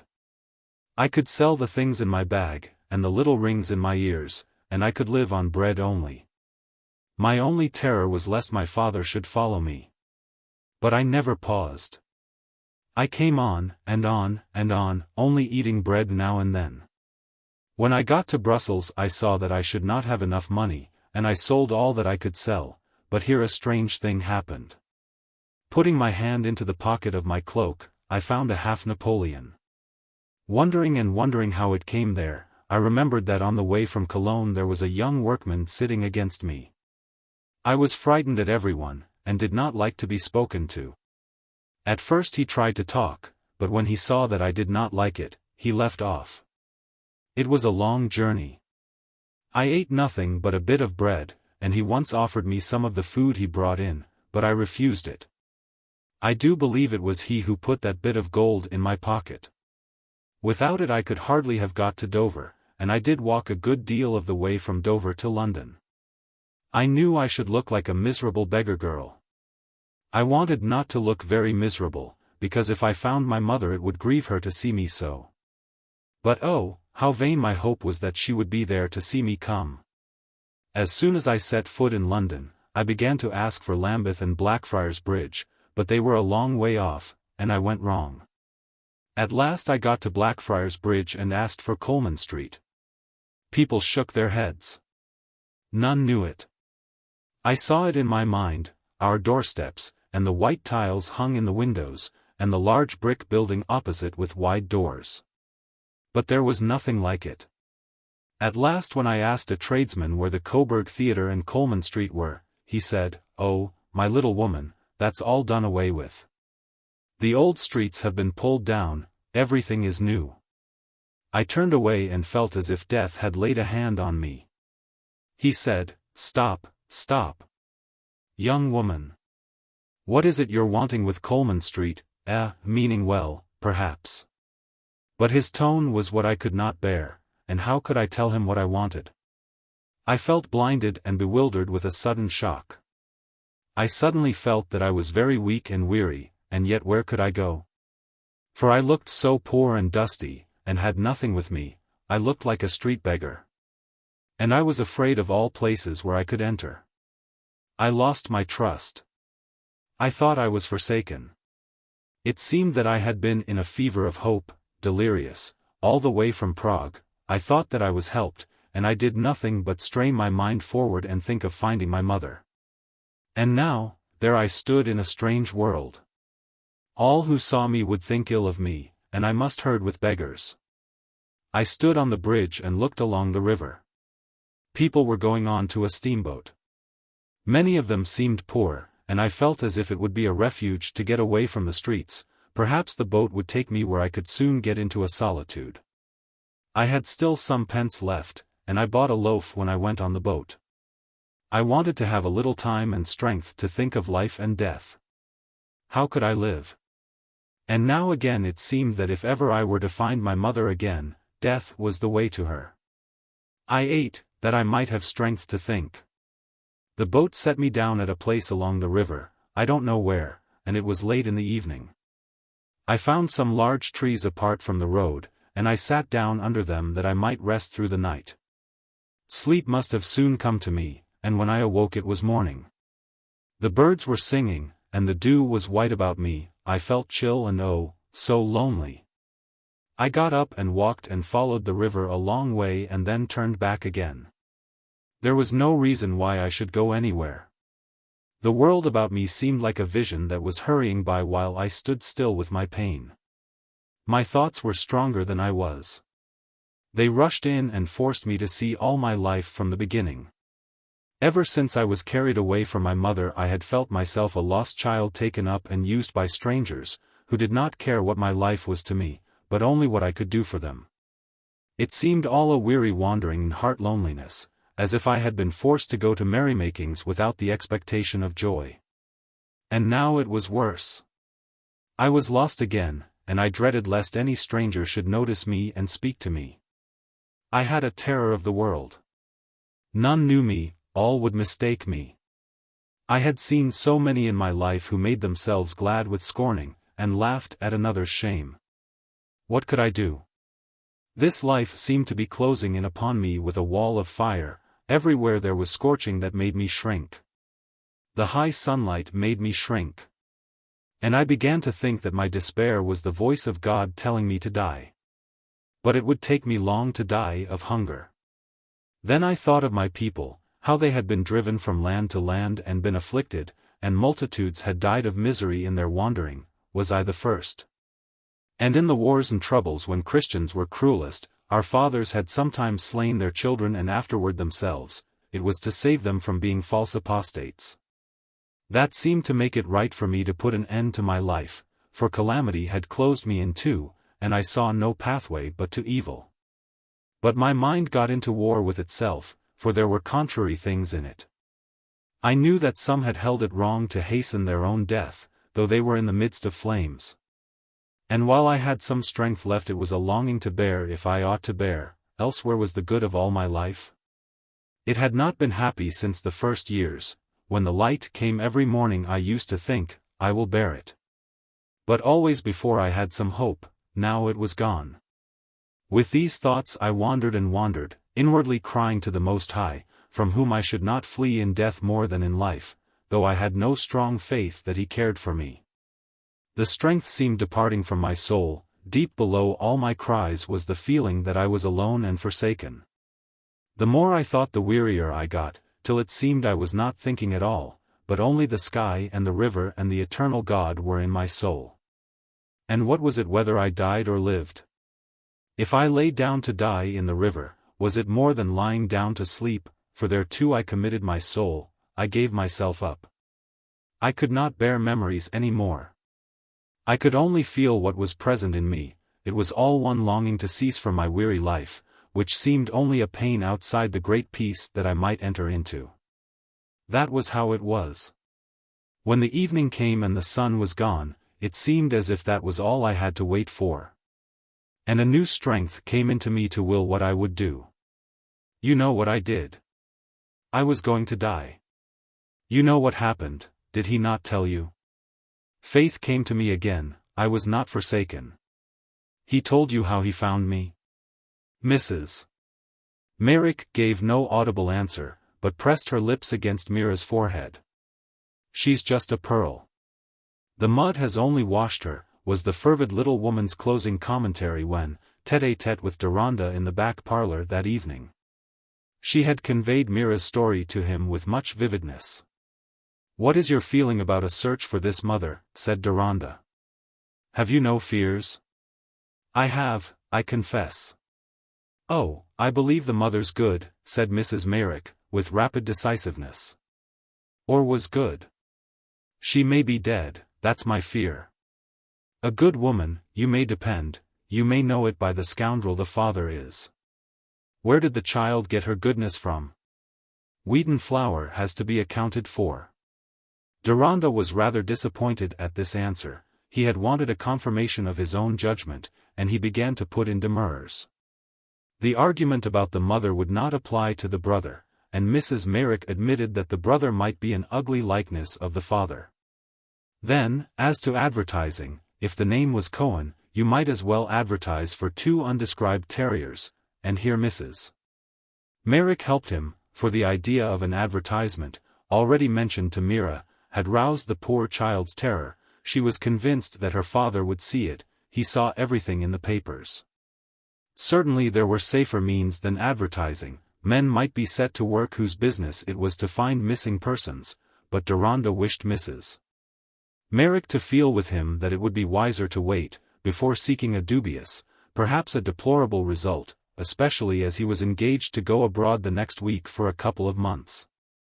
If a search were made, he would like to be at hand, so that Mrs. Merrick might not be unaided in meeting any consequences, supposing that she would generously continue to watch over Mira. "We should be very jealous of anyone who took the task from us," said Mrs. Merrick. "She will stay under my roof, there is Hans's old room for her."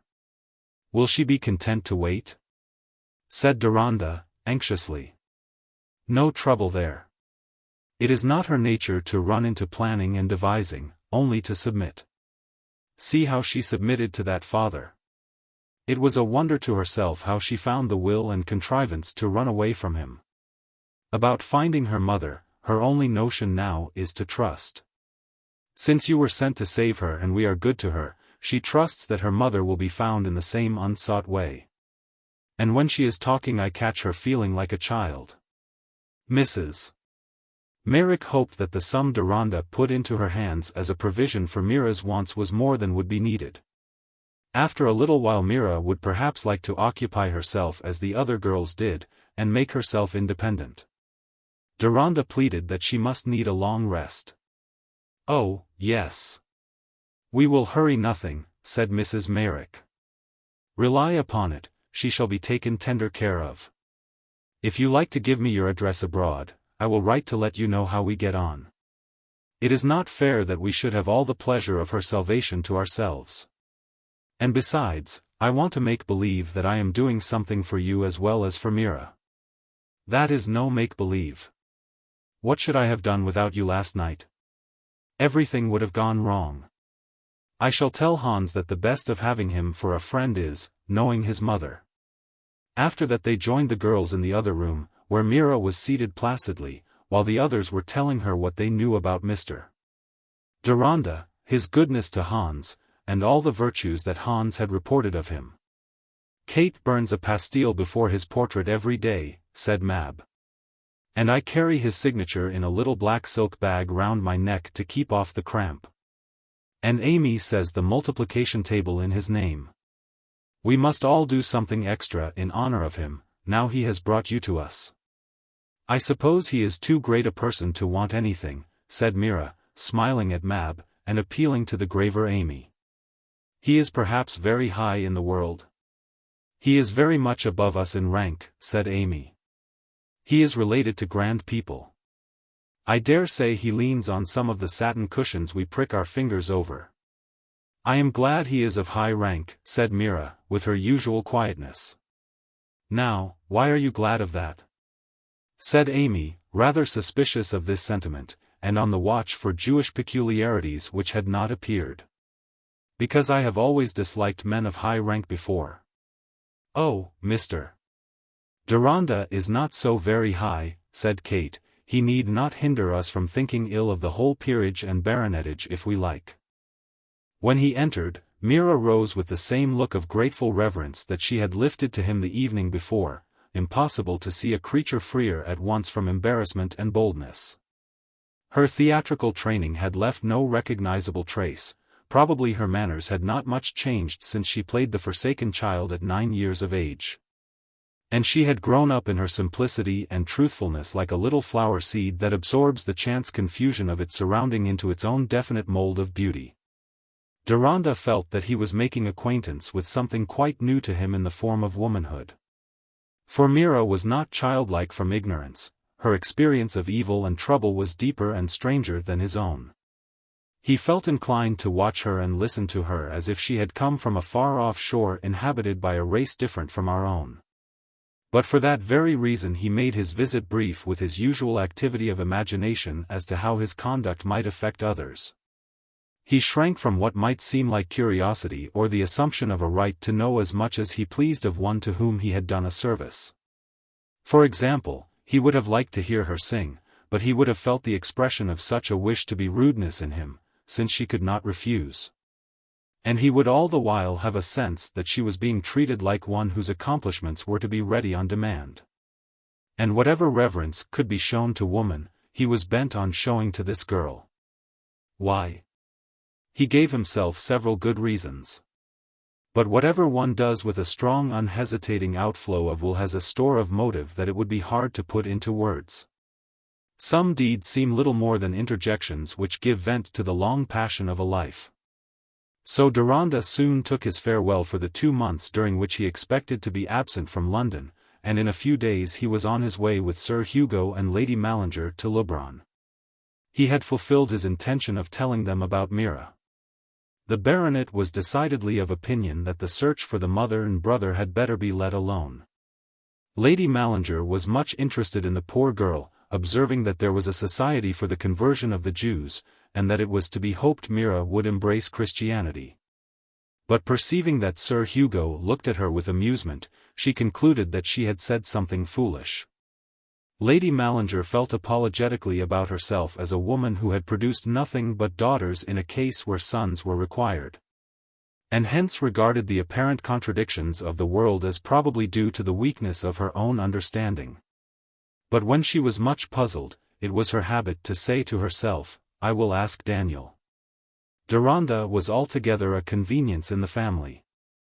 And Sir Hugo too, after intending to do the best for him, had begun to feel that the pleasantest result would be to have this substitute for a son always ready at his elbow. This was the history of Deronda, so far as he knew it, up to the time of that visit to Leubronn in which he saw Gwendolen Harleth at the gaming table. Chapter 21. It is a common sentence that knowledge is power, but who hath duly considered or set forth the power of ignorance? Knowledge slowly builds up what ignorance in an hour pulls down. Knowledge, through patient and frugal centuries, enlarges discovery and makes record of it. Ignorance, wanting its day's dinner, lights a fire with the record, and gives a flavor to its one roast with the burned souls of many generations. Knowledge, instructing the sense, refining and multiplying needs, transforms itself into skill and makes life various with a new 6 days' work. Comes ignorance drunk on the 7th, with a firkin of oil and a match and an easy "let there not be," and the many-colored creation is shriveled up in blackness. Of a truth, knowledge is power, but it is a power reigned by scruple, having a conscience of what must be and what may be. Whereas ignorance is a blind giant who, let him but wax unbound, would make it a sport to seize the pillars that hold up the long-wrought fabric of human good, and turn all the places of joy dark as a buried Babylon. And looking at life parcel-wise, in the growth of a single lot, who having a practised vision may not see that ignorance of the true bond between events, and false conceit of means whereby sequences may be compelled, like that falsity of eyesight which overlooks the gradations of distance, seeing that which is afar off as if it were within a step or a grasp, precipitates the mistaken soul on destruction. It was 10:30 in the morning when Gwendolen Harleth, after her gloomy journey from Leubronn, arrived at the station from which she must drive to Offendene. No carriage or friend was awaiting her, for in the telegram she had sent from Dover she had mentioned a later train. And in her impatience of lingering at a London station she had set off without picturing what it would be to arrive unannounced at half an hour's drive from home, at one of those stations which have been fixed on not as near anywhere, but as equidistant from everywhere. Deposited as a femme soul with her large trunks, and having to wait while a vehicle was being got from the large-sized lantern called the Railway Inn. Gwendolen felt that the dirty paint in the waiting-room, the dusty decanter of flat water, and the texts in large letters calling on her to repent and be converted, were part of the dreary prospect opened by her family troubles. And she hurried away to the outer door looking toward the lane and fields. But here the very gleams of sunshine seemed melancholy, for the autumnal leaves and grass were shivering, and the wind was turning up the feathers of a cock and 2 croaking hens which had doubtless parted with their grown-up offspring and did not know what to do with themselves. The railway official also seemed without resources, and his innocent demeanor in observing Gwendolen and her trunks was rendered intolerable by the cast in his eye. Especially since, being a new man, he did not know her, and must conclude that she was not very high in the world. The vehicle, a dirty old barouche, was within sight, and was being slowly prepared by an elderly laborer. Contemptible details these, to make part of a history. Yet the turn of most lives is hardly to be accounted for without them. They are continually entering with cumulative force into a mood until it gets the mass and momentum of a theory or a motive. Even philosophy is not quite free from such determining influences. And to be dropped solitary at an ugly, irrelevant-looking spot, with a sense of no income on the mind, might well prompt a man to discouraging speculation on the origin of things and the reason of a world where a subtle thinker found himself so badly off. How much more might such trifles tell on a young lady equipped for society with a fastidious taste, an Indian shawl over her arm, some 20 cubic feet of trunks by her side, and a mortal dislike to the new consciousness of poverty which was stimulating her imagination of disagreeables? At any rate they told heavily on poor Gwendolen, and helped to quell her resistant spirit. What was the good of living in the midst of hardships, ugliness, and humiliation? This was the beginning of being at home again, and it was a sample of what she had to expect. Here was the theme on which her discontent rung its sad changes during her slow drive in the uneasy barouche, with one great trunk squeezing the meek driver, and the other fastened with a rope on the seat in front of her. Her ruling vision all the way from Leubronn had been that the family would go abroad again. For of course there must be some little income left. Her mamma did not mean that they would have literally nothing. To go to a dull place abroad and live poorly was the dismal future that threatened her. She had seen plenty of poor English people abroad and imagined herself plunged in the despised dullness of their ill-plenished lives, with Alice, Bertha, Fanny and Isabel all growing up in tediousness around her, while she advanced toward 30 and her mamma got more and more melancholy. But she did not mean to submit, and let misfortune do what it would with her. She had not yet quite believed in the misfortune. But weariness and disgust with this wretched arrival had begun to affect her like an uncomfortable waking, worse than the uneasy dreams which had gone before. The self-delight with which she had kissed her image in the glass had faded before the sense of futility in being anything whatever, charming, clever, resolute. What was the good of it all? Events might turn out anyhow, and men were hateful. Yes, men were hateful. But in these last hours, a certain change had come over their meaning. It is one thing to hate stolen goods, and another thing to hate them the more because their being stolen hinders us from making use of them. Gwendolen had begun to be angry with Grandcourt for being what had hindered her from marrying him, angry with him as the cause of her present dreary lot. But the slow drive was nearly at an end, and the lumbering vehicle coming up the avenue was within sight of the windows. A figure appearing under the portico brought a rush of new and less selfish feeling in Gwendolen. And when springing from the carriage she saw the dear beautiful face with fresh lines of sadness in it, she threw her arms round her mother's neck, and for the moment felt all sorrows only in relation to her mother's feeling about them. Behind, of course, were the sad faces of the 4 superfluous girls, each, poor thing, like those other many thousand sisters of us all, having her peculiar world which was of no importance to anyone else. But all of them feeling Gwendolen's presence to be somehow a relenting of misfortune. Where Gwendolen was, something interesting would happen. Even her hurried submission to their kisses, and, now go away, girls, carried the sort of comfort which all weakness finds in decision and authoritativeness. Good Miss Mary, whose air of meek depression, hitherto held unaccountable in a governess affectionately attached to the family, was now at the general level of circumstances. Did not expect any greeting, but busied herself with the trunks and the coachman's pay, while Mrs. Davilow and Gwendolen hastened upstairs and shut themselves in the black and yellow bedroom. "Never mind, mamma dear," said Gwendolen, tenderly pressing her handkerchief against the tears that were rolling down Mrs. Davilow's cheeks. "Never mind. I don't mind. I will do something. I will be something. Things will come right. It seemed worse because I was away. Come now. You must be glad because I am here." Gwendolen felt every word of that speech. A rush of compassionate tenderness stirred all her capability of generous resolution. And the self-confident projects which had vaguely glanced before her during her journey sprang instantaneously into new definiteness. Suddenly she seemed to perceive how she could be something. It was one of her best moments, and the fond mother, forgetting everything below that tide mark, looked at her with a sort of adoration. She said, "Bless you, my good, good darling. I can be happy, if you can." But later in the day there was an ebb, the old slippery rocks, the old weedy places reappeared. Naturally, there was a shrinking of courage as misfortune ceased to be a mere announcement, and began to disclose itself as a grievous tyrannical inmate. At first, that ugly drive at an end, it was still a Fendine that Gwendolen had come home to, and all surroundings of immediate consequence to her were still there to secure her personal ease. The roomy stillness of the large solid house while she rested, all the luxuries of her toilet cared for without trouble to her, and a little tray with her favorite food brought to her in private. For she had said, "Keep them all away from us today, Mama. Let you and me be alone together."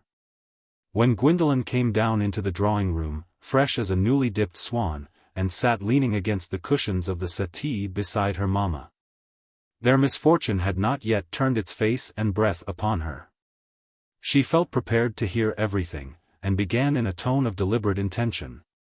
"What have you thought of doing, exactly, Mamma?" "Oh, my dear, the next thing to be done is to move away from this house. Mr. Haynes most fortunately is as glad to have it now as he would have been when we took it. Lord Brackenshaw's agent is to arrange everything with him to the best advantage for us, Basley, you know, not at all an ill-natured man. I cannot help thinking that Lord Brackenshaw would let you stay here rent-free, Mamma," said Gwendolen, whose talents had not been applied to business so much as to discernment of the admiration excited by her charms. "My dear child, Lord Brackenshaw is in Scotland, and knows nothing about us. Neither your uncle nor I would choose to apply to him. Besides, what could we do in this house without servants, and without money to warm it? The sooner we are out the better. We have nothing to carry but our clothes, you know." "I suppose you mean to go abroad, then?" said Gwendolen. After all, this is what she had familiarized her mind with. "Oh, no, dear, no. How could we travel? You never did learn anything about income and expenses," said Mrs. Davilow, trying to smile, and putting her hand on Gwendolen's as she added, mournfully, "That makes it so much harder for you, my pet." "But where are we to go?" said Gwendolen, with a trace of sharpness in her tone. She felt a new current of fear passing through her. "It is all decided. A little furniture is to be got in from the rectory, all that can be spared."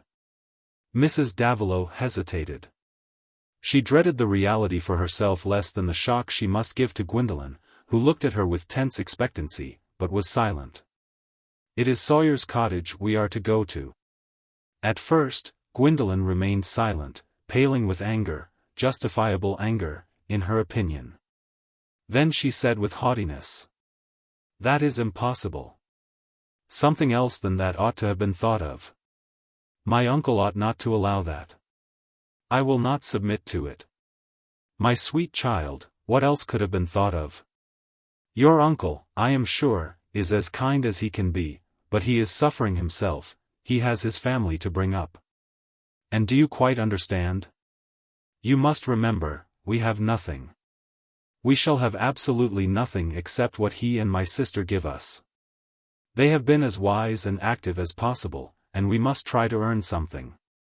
I and the girls are going to work a tablecloth border for the ladies' charity at Winchester, and a communion cloth that the parishioners are to present to Pennicote Church." Mrs. Davilow went into these details timidly, but how else was she to bring the fact of their position home to this poor child who, alas, must submit at present, whatever might be in the background for her? And she herself had a superstition that there must be something better in the background. But surely somewhere else than Sawyer's cottage might have been found, Gwendolen persisted, taken hold of, as if in a nightmare, by the image of this house where an exciseman had lived. "No, indeed, dear. You know houses are scarce, and we may be thankful to get anything so private.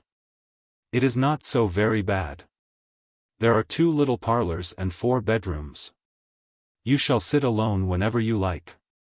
The ebb of sympathetic care for her mamma had gone so low just now, that Gwendolen took no notice of these deprecatory words. I cannot conceive that all your property is gone at once, mamma. How can you be sure in so short a time? It is not a week since you wrote to me. The first news came much earlier, dear. But I would not spoil your pleasure till it was quite necessary. Oh, how vexatious, said Gwendolen, coloring with fresh anger. If I had known, I could have brought home the money I had won, and for want of knowing, I stayed and lost it. I had nearly £200, and it would have done for us to live on a little while, till I could carry out some plan. She paused an instant and then added more impetuously, everything has gone against me. People have come near me only to blight me. Among the people, she was including Deronda. If he had not interfered in her life, she would have gone to the gaming table again with a few Napoleons, and might have won back her losses. We must resign ourselves to the will of Providence, my child, said poor Mrs. Davilow, startled by this revelation of the gambling, but not daring to say more. She felt sure that people meant Grandcourt, about whom her lips were sealed. And Gwendolen answered immediately. But I don't resign myself. I shall do what I can against it. What is the good of calling the people's wickedness Providence? You said in your letter it was Mr. Lassman's fault we had lost our money. Has he run away with it all? No, dear, you don't understand. There were great speculations, he meant to gain. It was all about mines and things of that sort. He risked too much. I don't call that Providence, it was his improvidence with our money, and he ought to be punished. Can't we go to law and recover our fortune? My uncle ought to take measures, and not sit down by such wrongs. We ought to go to law. My dear child, law can never bring back money lost in that way. Your uncle says it is milk spilled upon the ground. Besides, one must have a fortune to get any law. There is no law for people who are ruined. And our money has only gone along with other people's. We are not the only sufferers, others have to resign themselves besides us. But I don't resign myself to live at Sawyer's Cottage and see you working for sixpences and shillings because of that. I shall not do it. I shall do what is more befitting our rank and education. I am sure your uncle and all of us will approve of that, dear, and admire you the more for it, said Mrs. Davilow, glad of an unexpected opening for speaking on a difficult subject.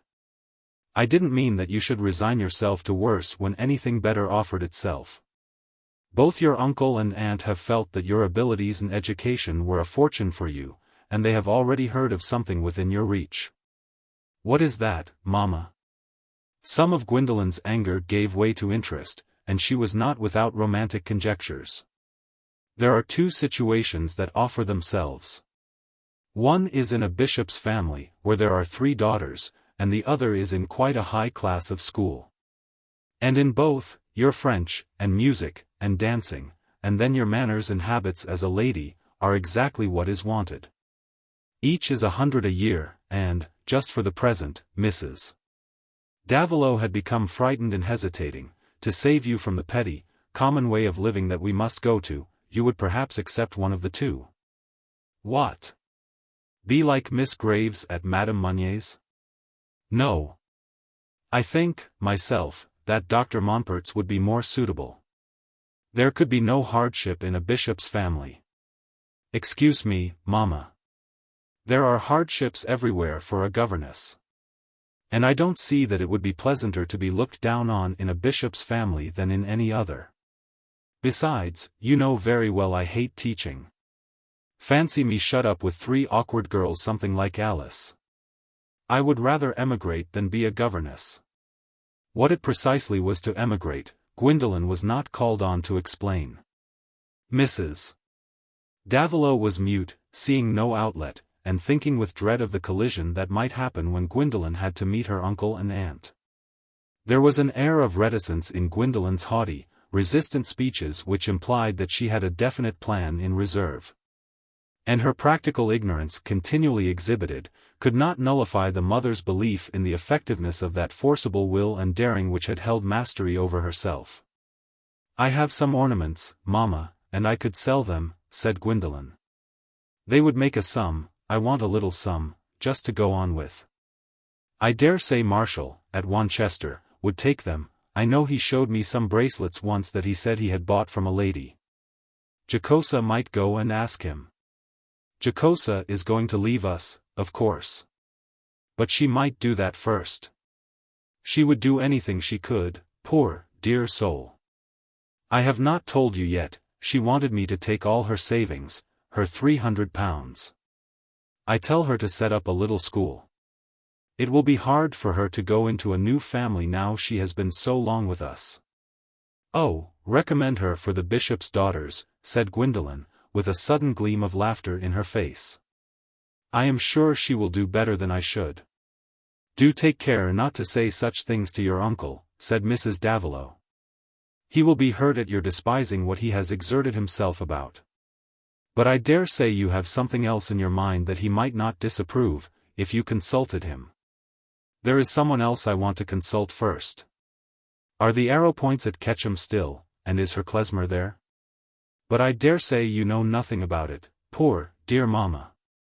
Can Jeffries go on horseback with a note?" "Oh, my dear, Jeffries is not here, and the dealer has taken the horses. But someone could go for us from Leek's farm. The Arrowpoints are at XVIII, I know. Miss Arrowpoint left her card the other day. I could not see her. But I don't know about her klezmer. Do you want to send before tomorrow?" "Yes, as soon as possible." "I will write a note," said Gwendolen, rising. "What can you be thinking of, Gwen?" said Mrs. Davilow, relieved in the midst of her wonderment by signs of alacrity and better humor. "Don't mind what, there's a dear, good mamma," said Gwendolen, reseating herself a moment to give atoning caresses. "I mean to do something. Never mind what until it is all settled. And then you shall be comforted. The dear face, it is 10 years older in these 3 weeks. Now. Don't cry," Gwendolen, holding her mamma's head with both hands, kissed the trembling eyelids. "But mind you don't contradict me or put hindrances in my way. I must decide for myself. I cannot be dictated to by my uncle or anyone else. My life is my own affair. And I think," here her tone took an edge of scorn, "I think I can do better for you than let you live in Sawyer's cottage." In uttering this last sentence Gwendolen again rose, and went to a desk where she wrote the following note to Klezmer. "Miss Harleth presents her compliments to her klezmer. And ventures to request of him the very great favor that he will call upon her, if possible, tomorrow. Her reason for presuming so far on his kindness is of a very serious nature. Unfortunate family circumstances have obliged her to take a course in which she can only turn for advice to the great knowledge and judgment of her klezmer. Pray get this sent to XVIII at once, mamma," said Gwendolen, as she addressed the letter. "The man must be told to wait for an answer. Let no time be lost." For the moment, the absorbing purpose was to get the letter dispatched, but when she had been assured on this point, another anxiety arose and kept her in a state of uneasy excitement. If Klezmer happened not to be at XVIII, what could she do next? Gwendolen's belief in her star, so to speak, had had some bruises. Things had gone against her. A splendid marriage which presented itself within reach had shown a hideous flaw. The chances of roulette had not adjusted themselves to her claims. And a man of whom she knew nothing had thrust himself between her and her intentions. The conduct of those uninteresting people who managed the business of the world had been culpable just in the points most injurious to her in particular. Gwendolen Harleth, with all her beauty and conscious force, felt the close threats of humiliation. For the first time the conditions of this world seemed to her like a hurrying roaring crowd in which she had got astray. No more cared for and protected than a myriad of other girls, in spite of its being a peculiar hardship to her. If Klezmer were not at XVIII, that would be all of a piece with the rest, the unwelcome negative urged itself as a probability. and set her brain working at desperate alternatives which might deliver her from Sawyer's cottage or the ultimate necessity of taking a situation. A phrase that summed up for her the disagreeables most wounding to her pride, most irksome to her tastes. At least so far as her experience enabled her to imagine disagreeables. Still klezmer might be there, and Gwendolen thought of the result in that case with a hopefulness which even cast a satisfactory light over her peculiar troubles. As what might well enter into the biography of celebrities and remarkable persons. And if she had heard her immediate acquaintances cross-examined as to whether they thought her remarkable, the first who said, "No," would have surprised her. Chapter 22. We please our fancy with ideal webs of innovation, but our life meanwhile is in the loom, where busy passion plies the shuttle to and fro, and gives our deeds the accustomed pattern. Gwendolen's note, coming pat betwixt too early and too late, was put into klezmer's hands just when he was leaving Ketchum, and in order to meet her appeal to his kindness he, with some inconvenience to himself, spent the night at Wanchester. There were reasons why he would not remain at Ketchum. That magnificent mansion, fitted with regard to the greatest expense, had in fact become too hot for him, its owners having, like some great politicians, been astonished at an insurrection against the established order of things, which we plain people after the event can perceive to have been prepared under their very noses. There were as usual many guests in the house, and among them one in whom Miss Arrowpoint foresaw a new pretender to her hand, a political man of good family who confidently expected a peerage, and felt on public grounds that he required a larger fortune to support the title properly. Heiresses vary, and persons interested in one of them beforehand are prepared to find that she is too yellow or too red, tall and toppling or short and square, violent and capricious or moony and insipid. But in every case it is taken for granted that she will consider herself an appendage to her fortune, and marry where others think her fortunes ought to go. Nature, however, not only accommodates herself ill to our favorite practices by making only children daughters, but also now and then endows the misplaced daughter with a clear head and a strong will. The Arrowpoints had already felt some anxiety owing to these endowments of their Catherine. She would not accept the view of her social duty which required her to marry a needy nobleman or a commoner on the ladder toward nobility. And they were not without uneasiness concerning her persistence in declining suitable offers. As to the possibility of her being in love with klezmer they were not at all uneasy, a very common sort of blindness. For in general mortals have a great power of being astonished at the presence of an effect toward which they have done everything, and at the absence of an effect toward which they had done nothing but desire it. Parents are astonished at the ignorance of their sons, though they have used the most time-honored and expensive means of securing it.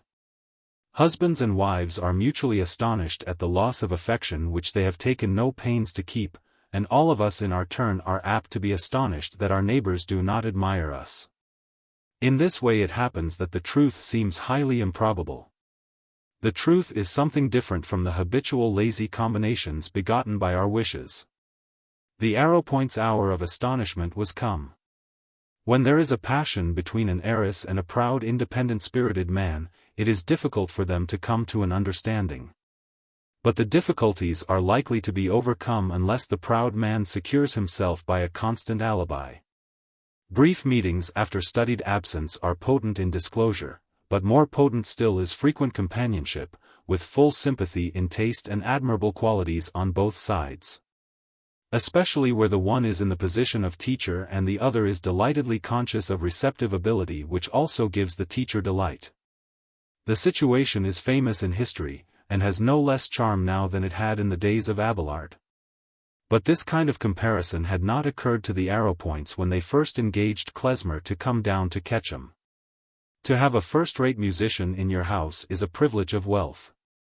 Catherine's musical talent demanded every advantage, and she particularly desired to use her quieter time in the country for more thorough study. Klezmer was not yet a Liszt.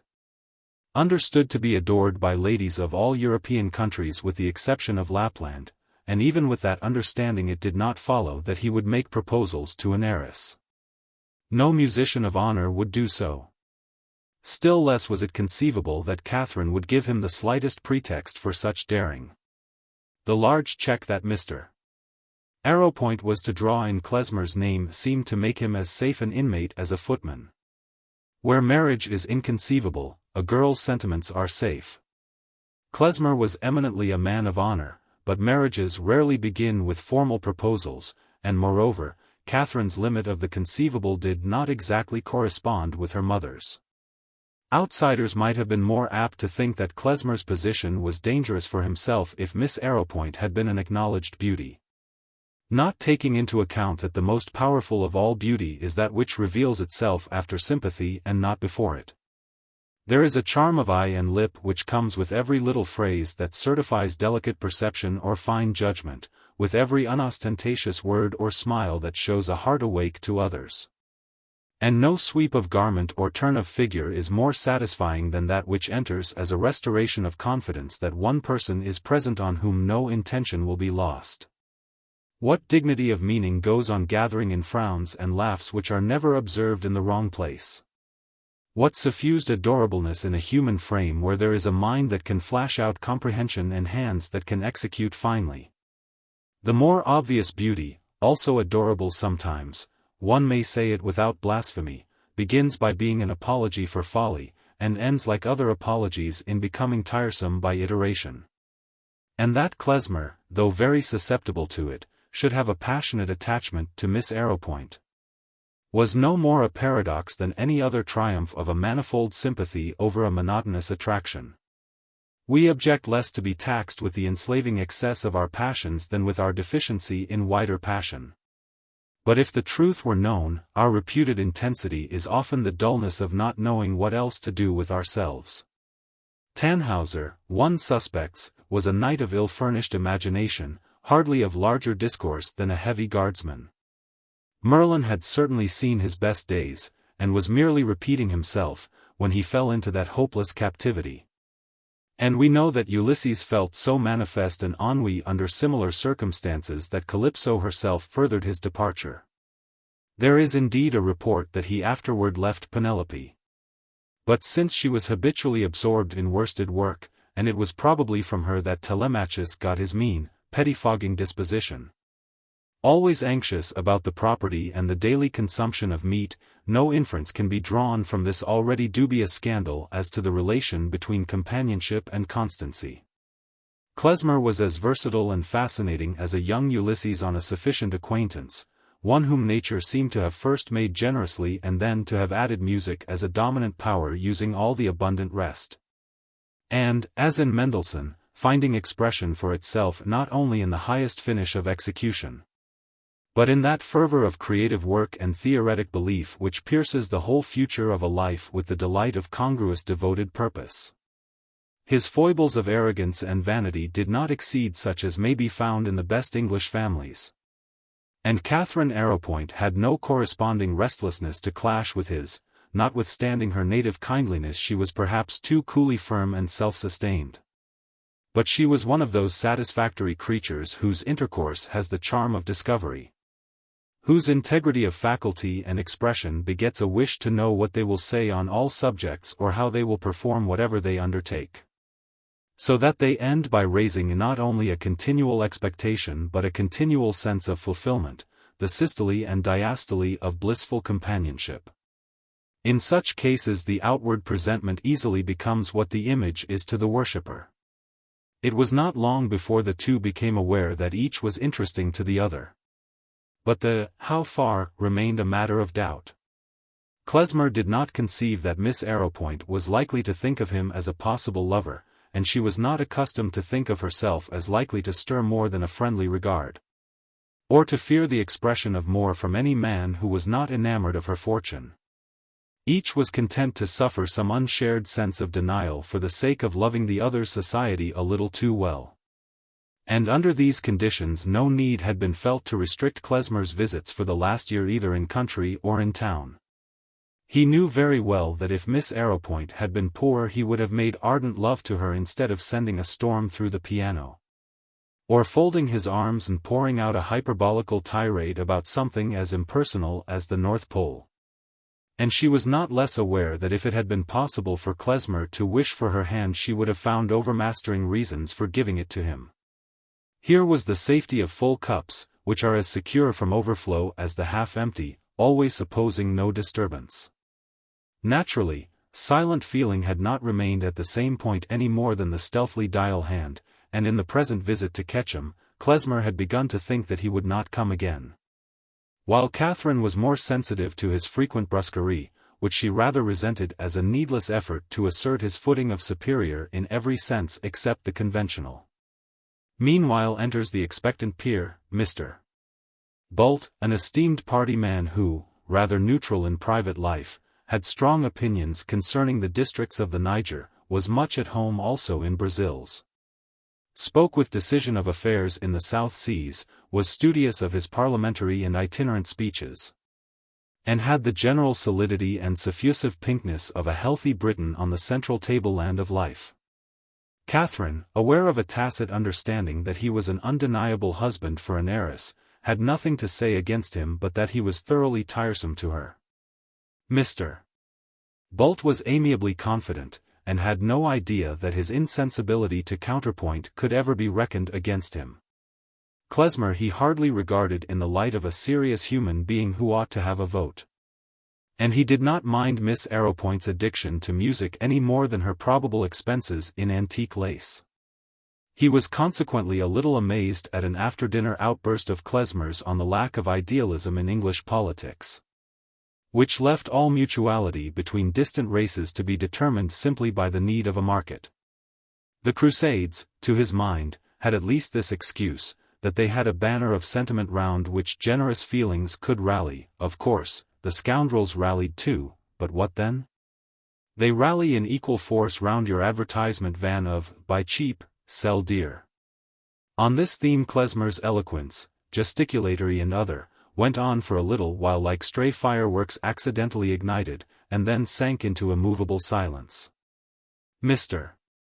Bolt was not surprised that Klezmer's opinions should be flighty, but was astonished at his command of English idiom and his ability to put a point in a way that would have told at a constituents' dinner, to be accounted for probably by his being a Pole, or a Czech, or something of that fermenting sort, in a state of political refugeeism which had obliged him to make a profession of his music.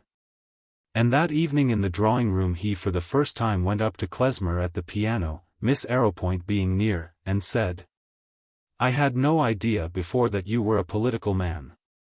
Klezmer's only answer was to fold his arms, put out his nether lip, and stare at Mr. Bolt. "You must have been used to public speaking. You speak uncommonly well, though I don't agree with you. From what you said about sentiment, I fancy you are a panslavist." "No, my name is Elijah. I am the wandering Jew," said Klezmer, flashing a smile at Miss Arrowpoint, and suddenly making a mysterious, wind-like rush backward and forward on the piano. Mr. Bolt felt this buffoonery rather offensive and Polish, but, Miss Arrowpoint being there, did not like to move away. "Herr Klezmer has cosmopolitan ideas," said Miss Arrowpoint, trying to make the best of the situation. "He looks forward to a fusion of races." "With all my heart," said Mr. Bolt, willing to be gracious. "I was sure he had too much talent to be a mere musician." "Ah, sir, you are under some mistake there," said Klezmer, firing up. "No man has too much talent to be a musician. Most men have too little. A creative artist is no more a mere musician than a great statesman is a mere politician. We are not ingenious puppets, sir, who live in a box and look out on the world only when it is gaping for amusement. We help to rule the nations and make the age as much as any other public men. We count ourselves on level benches with legislators. And a man who speaks effectively through music is compelled to something more difficult than parliamentary eloquence." With the last word Klezmer wheeled from the piano and walked away. Miss Arrowpoint colored, and Mr. Bolt observed, with his usual phlegmatic stolidity, "Your pianist does not think small beer of himself." "Herr Klezmer is something more than a pianist," said Miss Arrowpoint, apologetically. "He is a great musician in the fullest sense of the word. He will rank with Schubert and Mendelssohn. Ah, you ladies understand these things, said Mr. Bolt, none the less convinced that these things were frivolous because Klezmer had shown himself a coxcomb. Catherine, always sorry when Klezmer gave himself airs, found an opportunity the next day in the music room to say, "Why were you so heated last night with Mr. Bolt? He meant no harm." "You wish me to be complaisant to him," said Klezmer, rather fiercely. "I think it is hardly worth your while to be other than civil." "You find no difficulty in tolerating him, then? You have a respect for a political platitudinarian as insensible as an ox to everything he can't turn into political capital. You think his monumental obtuseness suited to the dignity of the English gentleman." "I did not say that." "You mean that I acted without dignity, and you are offended with me." "Now you are slightly nearer the truth," said Catherine, smiling. "Then I had better put my burial clothes in my portmanteau and set off at once." "I don't see that. If I have to bear your criticism of my operetta, you should not mind my criticism of your impatience." "But I do mind it. You would have wished me to take his ignorant impertinence about a mere musician without letting him know his place. I am to hear my gods blasphemed as well as myself insulted. But I beg pardon. It is impossible you should see the matter as I do. Even you can't understand the wrath of the artist, he is of another caste for you." "That is true," said Catherine, with some betrayal of feeling. "He is of a caste to which I look up, a caste above mine." Klezmer, who had been seated at a table looking over scores, started up and walked to a little distance, from which he said, "That is finely felt, I am grateful. But I had better go, all the same. I have made up my mind to go, for good and all. You can get on exceedingly well without me, your operetta is on wheels, it will go of itself. And your Mr. Bull's company fits me, wie die Faust ins Auge. I am neglecting my engagements. I must go off to St. Petersburg." There was no answer. "You agree with me that I had better go?" said Klezmer, with some irritation. "Certainly, if that is what your business and feeling prompt. I have only to wonder that you have consented to give us so much of your time in the last year. There must be treble the interest to you anywhere else. I have never thought of you consenting to come here as anything else than a sacrifice." "Why should I make the sacrifice?" said Klezmer, going to seat himself at the piano, and touching the keys so as to give with the delicacy of an echo in the far distance a melody which he had set to Heine's, Ich hab dich geliebt und liebe dich noch. "That is the mystery," said Catherine, not wanting to affect anything, but from mere agitation. From the same cause she was tearing a piece of paper into minute morsels, as if at a task of utmost multiplication imposed by a cruel fairy. "You can conceive no motive?" said Klezmer, folding his arms. "None that seems in the least probable." "Then I shall tell you. It is because you are to me the chief woman in the world, the throned lady whose colors I carry between my heart and my armor." Catherine's hands trembled so much that she could no longer tear the paper, still less could her lips utter a word. Klezmer went on. "This would be the last impertinence in me, if I meant to found anything upon it. That is out of the question. I meant no such thing. But you once said it was your doom to suspect every man who courted you of being an adventurer. And what made you angriest was men's imputing to you the folly of believing that they courted you for your own sake. Did you not say so?" "Very likely," was the answer, in a low murmur. It was a bitter word. "Well, at least one man who has seen women as plenty as flowers in May has lingered about you for your own sake. And since he is one whom you can never marry, you will believe him. There is an argument in favor of some other man. But don't give yourself for a meal to a minotaur like Bolt. I shall go now and pack. I shall make my excuses to Mrs. Arrowpoint." Klezmer rose as he ended, and walked quickly toward the door. "You must take this heap of manuscript," then said Catherine, suddenly making a desperate effort. She had risen to fetch the heap from another table. Klezmer came back, and they had the length of the folio sheets between them. "Why should I not marry the man who loves me, if I love him?" said Catherine. To her the effort was something like the leap of a woman from the deck into the lifeboat. It would be too hard, impossible, you could not carry it through. "I am not worth what you would have to encounter. I will not accept the sacrifice. It would be thought a mésalliance for you, and I should be liable to the worst accusations." "Is it the accusations you are afraid of?" "I am afraid of nothing but that we should miss the passing of our lives together." The decisive word had been spoken, there was no doubt concerning the end willed by each, there only remained the way of arriving at it, and Catherine determined to take the straightest possible. She went to her father and mother in the library, and told them that she had promised to marry Klezmer. Mrs. Arrowpoint's state of mind was pitiable. Imagine Jean-Jacques, after his essay on the corrupting influence of the arts, waking up among children of nature who had no idea of grilling the raw bone they offered him for breakfast with the primitive couvert of a flint knife. Or Saint Just, after fervidly denouncing all recognition of preeminence, receiving a vote of thanks for the unbroken mediocrity of his speech, which warranted the dullest patriots in delivering themselves at equal length. Something of the same sort befell the authoress of Tasso, when what she had safely demanded of the dead Leonora was enacted by her own Catherine. It is hard for us to live up to our own eloquence, and keep pace with our winged words, while we are treading the solid earth and are liable to heavy dining. Besides, it has long been understood that the proprieties of literature are not those of practical life. Mrs. Arrowpoint naturally wished for the best of everything. She not only liked to feel herself at a higher level of literary sentiment than the ladies with whom she associated, she wished not to be behind them in any point of social consideration. While Klezmer was seen in the light of a patronized musician, his peculiarities were picturesque and acceptable, but to see him by a sudden flash in the light of her son-in-law gave her a burning sense of what the world would say.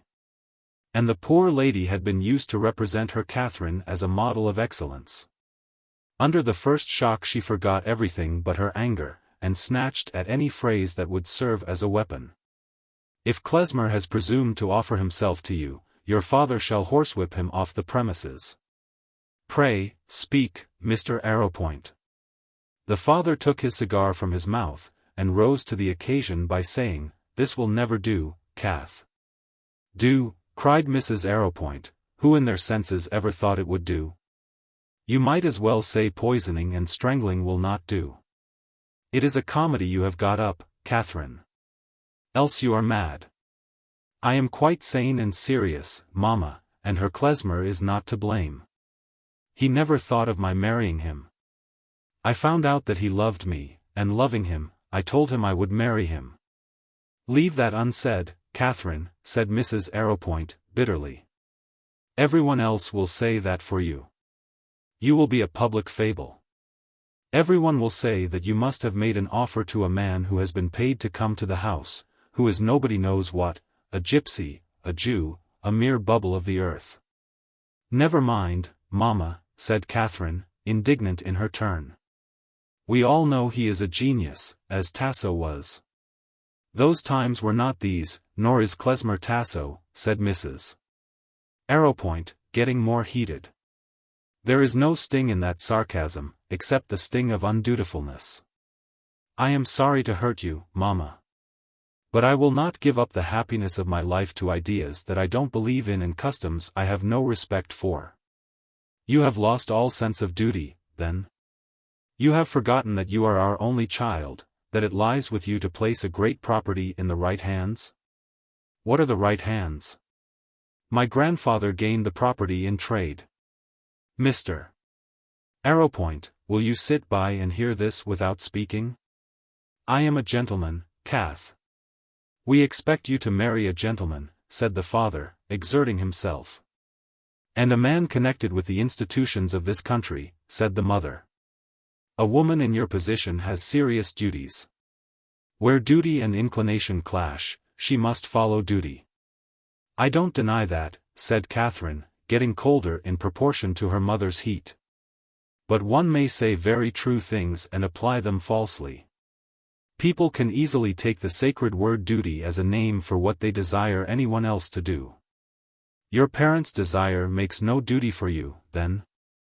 Yes, within reason. But before I give up the happiness of my life. Catherine, it will not be your happiness, said Mrs. Arrowpoint, in her most raven-like tones. Well, what seems to me my happiness, before I give it up, I must see some better reason than the wish that I should marry a nobleman. Or a man who votes with a party that he may be turned into a nobleman. I feel at liberty to marry the man I love and think worthy, unless some higher duty forbids. And so it does, Catherine, though you are blinded and cannot see it. It is a woman's duty not to lower herself. You are lowering yourself. Mr. Arrowpoint, will you tell your daughter what is her duty? You must see, Catherine, that Klezmer is not the man for you, said Mr. Arrowpoint. He won't do at the head of estates. He has a deuced foreign look, is an unpractical man.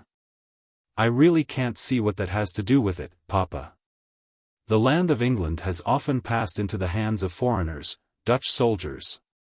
Sons of foreign women of bad character. If our land were sold tomorrow it would very likely pass into the hands of some foreign merchant on 'change.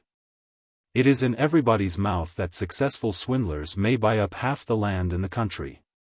How can I stem that tide? It will never do to argue about marriage, Kath, said Mr. Arrowpoint.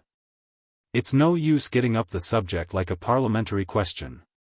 We must do as other people do. We must think of the nation and the public good.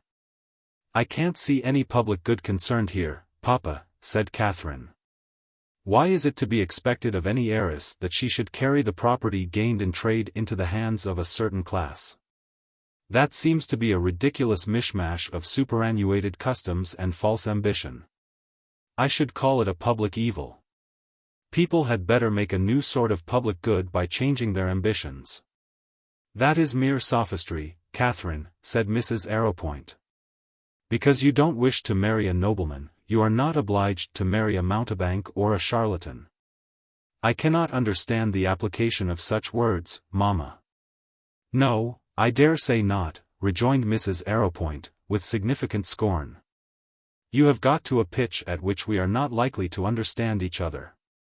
It can't be done, Kath, said Mr. Arrowpoint, wishing to substitute a better-humored reasoning for his wife's impetuosity.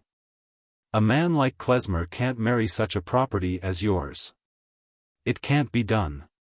It certainly will not be done, said Mrs. Arrowpoint, imperiously. Where is the man? Let him be fetched. I cannot fetch him to be insulted, said Catherine. Nothing will be achieved by that. I suppose you would wish him to know that in marrying you he will not marry your fortune, said Mrs. Arrowpoint. Certainly, if it were so, I should wish him to know it. Then you had better fetch him. Catherine only went into the music room and said, Come. She felt no need to prepare Klezmer. Her Klezmer, said Mrs. Arrowpoint, with a rather contemptuous stateliness, it is unnecessary to repeat what has passed between us and our daughter. Mr. Arrowpoint will tell you our resolution. Your marrying is out of the question, said Mr. Arrowpoint, rather too heavily weighted with his task, and standing in an embarrassment unrelieved by a cigar. It is a wild scheme altogether. A man has been called out for less. You have taken a base advantage of our confidence, burst in Mrs. Arrowpoint, unable to carry out her purpose and leave the burden of speech to her husband. Klezmer made a low bow in silent irony. The pretension is ridiculous. You had better give it up and leave the house at once, continued Mr. Arrowpoint. He wished to do without mentioning the money. I can give up nothing without reference to your daughter's wish, said Klezmer. My engagement is to her. It is useless to discuss the question, said Mrs. Arrowpoint. We shall never consent to the marriage. If Catherine disobeys us we shall disinherit her. You will not marry her fortune. It is right you should know that. Madam, her fortune has been the only thing I have had to regret about her. But I must ask her if she will not think the sacrifice greater than I am worthy of.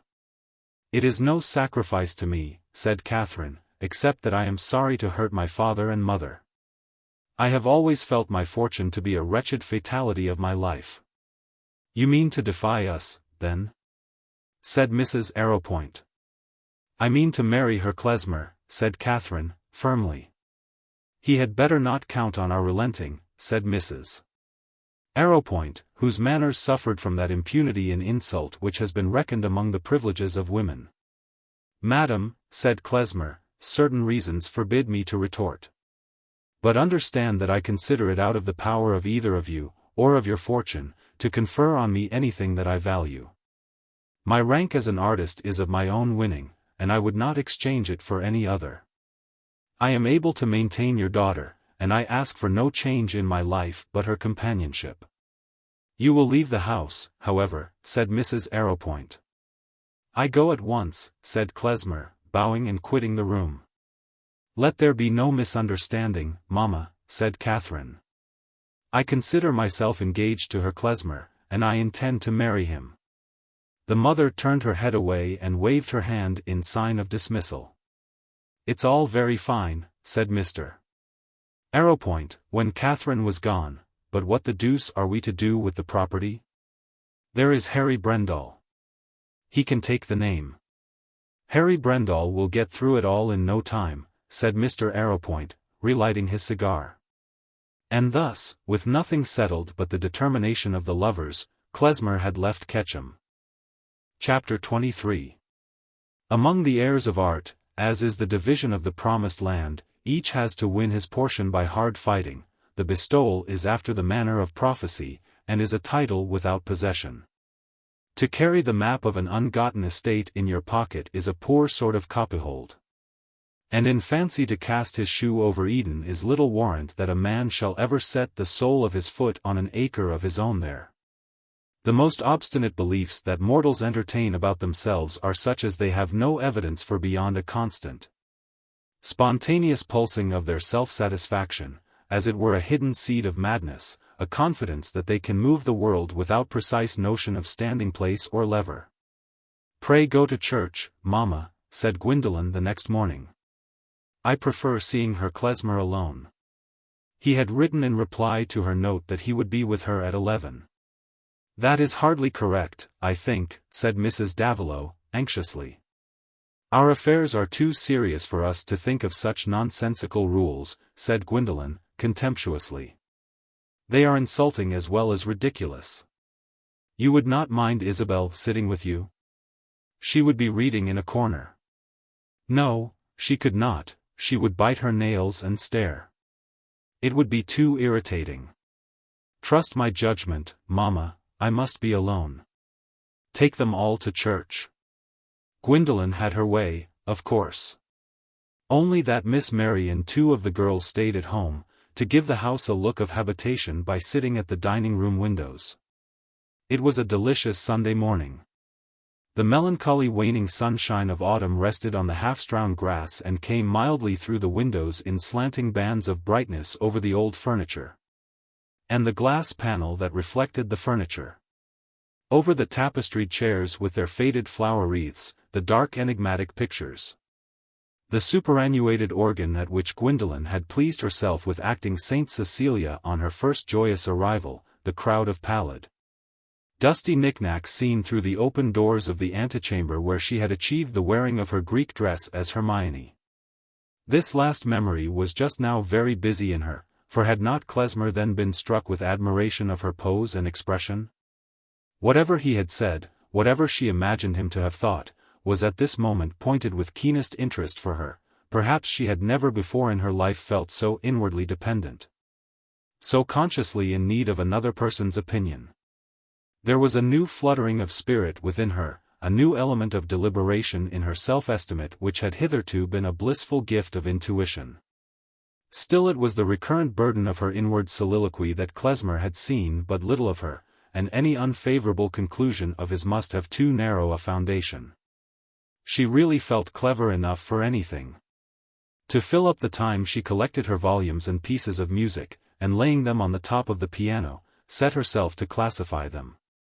Then, catching the reflection of her movements in the glass panel, she was diverted to the contemplation of the image there and walked toward it. Dressed in black, without a single ornament, and with the warm whiteness of her skin set off between her light brown coronet of hair and her square-cut bodice. She might have tempted an artist to try again the Roman trick of a statue in black, white, and tawny marble. Seeing her image slowly advancing, she thought, "I am beautiful," not exultingly, but with grave decision. Being beautiful was after all the condition on which she most needed external testimony. If anyone objected to the turn of her nose or the form of her neck and chin, she had not the sense that she could presently show her power of attainment in these branches of feminine perfection. There was not much time to fill up in this way before the sound of wheels, the loud ring, and the opening doors assured her that she was not by any accident to be disappointed. This slightly increased her inward flutter. In spite of her self-confidence, she dreaded klezmer as part of that unmanageable world which was independent of her wishes, something vitriolic that would not cease to burn because you smiled or frowned at it. Poor thing! She was at a higher crisis of her woman's fate than in her last experience with Grandcourt. The questioning then, was whether she should take a particular man as a husband. The inmost fold of her questioning now was whether she need take a husband at all, whether she could not achieve substantially for herself and no gratified ambition without bondage. Klezmer made his most deferential bow in the wide doorway of the antechamber, showing also the deference of the finest grey kerseymere trousers and perfect gloves, the masters of those who know, are happily altogether human. Gwendolen met him with unusual gravity, and holding out her hand said, "It is most kind of you to come, Herr Klezmer. I hope you have not thought me presumptuous." "I took your wish as a command that did me honor," said Klezmer, with answering gravity. He was really putting by his own affairs in order to give his utmost attention to what Gwendolen might have to say. But his temperament was still in a state of excitation from the events of yesterday, likely enough to give his expressions a more than usually biting edge. Gwendolen for once was under too great a strain of feeling to remember formalities.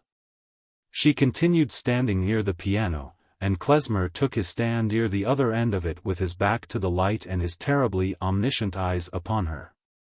No affectation was of use, and she began without delay. "I wish to consult you, Herr Klezmer. We have lost all our fortune, we have nothing.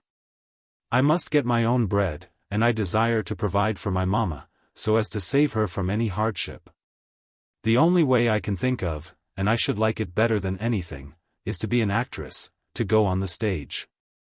But, of course, I should like to take a high position. And I thought, if you thought I could," here Gwendolen became a little more nervous, "it would be better for me to be a singer, to study singing also." Klezmer put down his hat upon the piano, and folded his arms as if to concentrate himself. "I know," Gwendolen resumed, turning from pale to pink and back again, "I know that my method of singing is very defective, but I have been ill-taught. I could be better taught, I could study. And you will understand my wish, to sing and act too, like Grisi, is a much higher position. Naturally, I should wish to take as high rank as I can. And I can rely on your judgment. I am sure you will tell me the truth." Gwendolen somehow had the conviction that now she made this serious appeal the truth would be favorable. Still Klezmer did not speak. He drew off his gloves quickly, tossed them into his hat, rested his hands on his hips, and walked to the other end of the room. He was filled with compassion for this girl, he wanted to put a guard on his speech. When he turned again, he looked at her with a mild frown of inquiry, and said with gentle though quick utterance, "You have never seen anything, I think, of artists and their lives? I mean of musicians, actors, artists of that kind?" "Oh, no," said Gwendolen, not perturbed by a reference to this obvious fact in the history of a young lady hitherto well provided for. "You are, pardon me," said Klezmer, again pausing near the piano, "in coming to a conclusion on such a matter as this, everything must be taken into consideration. You are perhaps 20? "I am 21, said Gwendolen, a slight fear rising in her. "Do you think I am too old?" Klezmer pouted his under lip and shook his long fingers upward in a manner totally enigmatic. "Many persons begin later than others," said Gwendolen, betrayed by her habitual consciousness of having valuable information to bestow. Klezmer took no notice, but said with more studied gentleness than ever, "You have probably not thought of an artistic career until now, you did not entertain the notion. The longing, what shall I say? You did not wish yourself an actress or anything of that sort, till the present trouble?" "Not exactly, but I was fond of acting. I have acted. You saw me, if you remember, you saw me here in charades, and as Hermione," said Gwendolen, really fearing that Klezmer had forgotten. "Yes, yes," he answered quickly, I remember perfectly," and again walked to the other end of the room. It was difficult for him to refrain from this kind of movement when he was in any argument either audible or silent. Gwendolen felt that she was being weighed. The delay was unpleasant. But she did not yet conceive that the scale could dip on the wrong side, and it seemed to her only graceful to say, "I shall be very much obliged to you for taking the trouble to give me your advice. Whatever it may be." "Miss Harleth," said Klezmer, turning toward her and speaking with a slight increase of accent, "I will veil nothing from you in this matter. I should reckon myself guilty if I put a false visage on things, made them too black or too white. The gods have a curse for him who willingly tells another the wrong road. And if I misled one who is so young, so beautiful, who, I trust, will find her happiness along the right road, I should regard myself as a Boswicht." In the last word Klezmer's voice had dropped to a loud whisper. Gwendolen felt a sinking of heart under this unexpected solemnity, and kept a sort of fascinated gaze on Klezmer's face, as he went on. "You are a beautiful young lady, you have been brought up in ease, you have done what you would, you have not said to yourself, I must know this exactly, I must understand this exactly. I must do this exactly." In uttering these three terrible musts, Klezmer lifted up three long fingers in succession. "In sum, you have not been called upon to be anything but a charming young lady, whom it is an impoliteness to find fault with." He paused an instant. Then resting his fingers on his hips again, and thrusting out his powerful chin, he said, "Well, then, with that preparation, you wish to try the life of an artist. You wish to try a life of arduous, unceasing work, and uncertain praise. Your praise would have to be earned, like your bread, and both would come slowly, scantily, what do I say? They may hardly come at all." This tone of discouragement, which Klezmer had hoped might suffice without anything more unpleasant, roused some resistance in Gwendolen. With a slight turn of her head away from him, and an air of pique, she said, "I thought that you, being an artist, would consider the life one of the most honorable and delightful. And if I can do nothing better, I suppose I can put up with the same risks as other people do."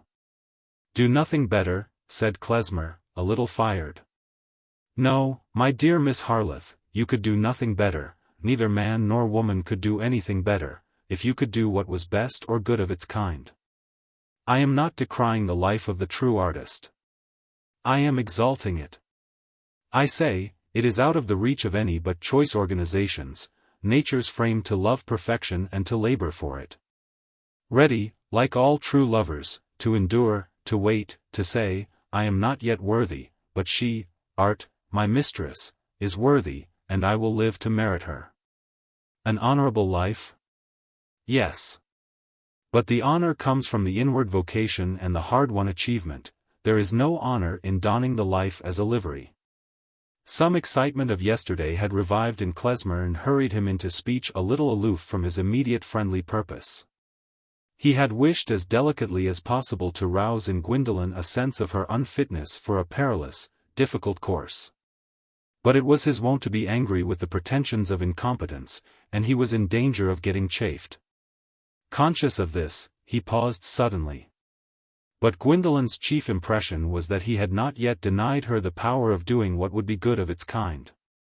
Klezmer's fervor seemed to be a sort of glamour such as he was prone to throw over things in general, and what she desired to assure him of was that she was not afraid of some preliminary hardships.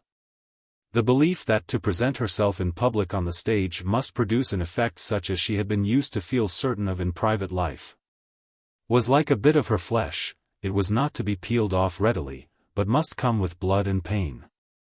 She said, in a tone of some insistence, "I am quite prepared to bear hardships at first.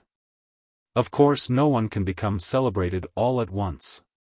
And it is not necessary that everyone should be first-rate, either actresses or singers. If you would be so kind as to tell me what steps I should take, I shall have the courage to take them.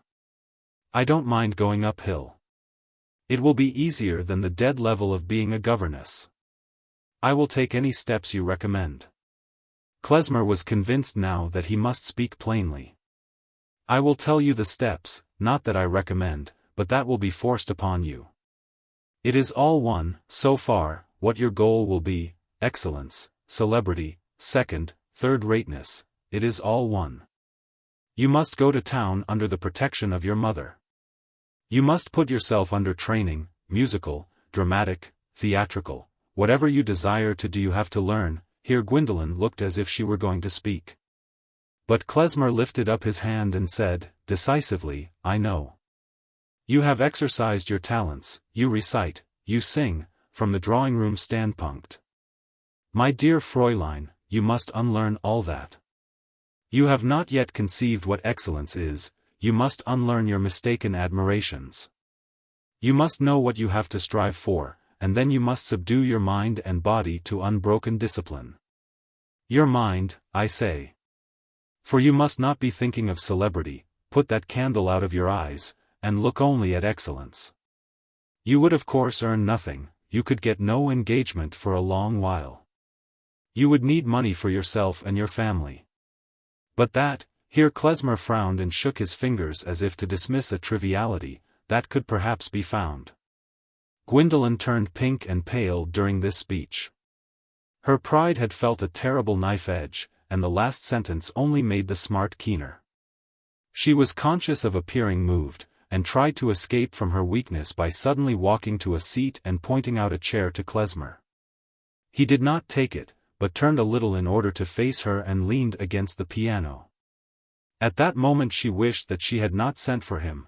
This first experience of being taken on some other ground than that of her social rank and her beauty was becoming bitter to her. Klezmer, preoccupied with a serious purpose, went on without change of tone. "Now, what sort of issue might be fairly expected from all this self-denial? You would ask that. It is right that your eyes should be open to it. I will tell you truthfully. This issue would be uncertain, and, most probably, would not be worth much." At these relentless words Klezmer put out his lip and looked through his spectacles with the air of a monster impenetrable by beauty. Gwendolen's eyes began to burn, but the dread of showing weakness urged her to added self-control. She compelled herself to say, in a hard tone, "You think I want talent, or am too old to begin?" Klezmer made a sort of hum, and then descended on an emphatic yes. The desire and the training should have begun 7 years ago, or a good deal earlier. A mountebank's child who helps her father to earn shillings when she is 6 years old, a child that inherits a singing throat from a long line of choristers and learns to sing as it learns to talk, has a likelier beginning. Any great achievement in acting or in music grows with the growth. Whenever an artist has been able to say, "I came, I saw, I conquered," it has been at the end of patient practice. Genius at first is little more than a great capacity for receiving discipline. Singing and acting, like the fine dexterity of the juggler with his cups and balls, require a shaping of the organs toward a finer and finer certainty of effect. Your muscles, your whole frame, must go like a watch, true to a hair.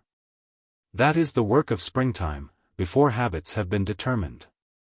"I did not pretend to genius," said Gwendolen, still feeling that she might somehow do what Klezmer wanted to represent as impossible. "I only supposed that I might have a little talent, enough to improve." "I don't deny that," said Klezmer. "If you had been put in the right track some years ago and had worked well you might now have made a public singer, though I don't think your voice would have counted for much in public. For the stage your personal charms and intelligence might then have told without the present drawback of inexperience, lack of discipline, lack of instruction.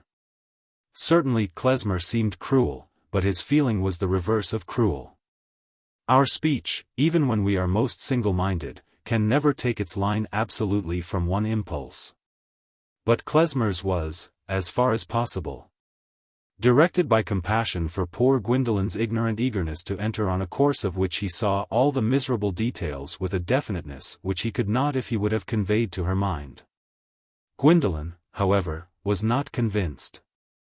Her self-opinion rallied, and since the counselor whom she had called in gave a decision of such severe peremptoriness, she was tempted to think that his judgment was not only fallible but biased. It occurred to her that a simpler and wiser step for her to have taken would have been to send a letter through the post to the manager of a London theatre, asking him to make an appointment. She would make no further reference to her singing. Klezmer, she saw, had set himself against her singing. But she felt equal to arguing with him about her going on the stage, and she answered in a resistant tone. I understood, of course, that no one can be a finished actress at once.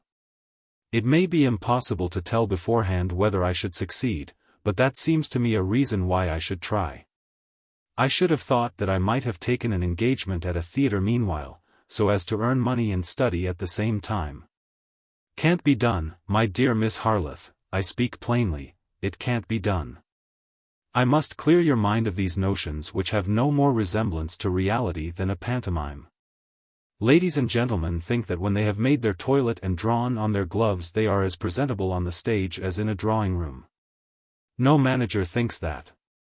With all your grace and charm, if you were to present yourself as an aspirant to the stage, a manager would either require you to pay as an amateur for being allowed to perform, or he would tell you to go and be taught, trained to bear yourself on the stage, as a horse, however beautiful, must be trained for the circus.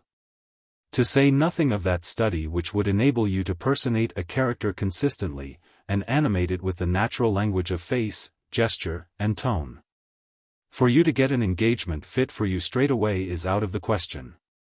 I really cannot understand that, said Gwendolen, rather haughtily, then, checking herself, she added in another tone, I shall be obliged to you if you will explain how it is that such poor actresses get engaged. I have been to the theatre several times, and I am sure there were actresses who seemed to me to act not at all well and who were quite plain. Ah, my dear Miss Harleth, that is the easy criticism of the buyer.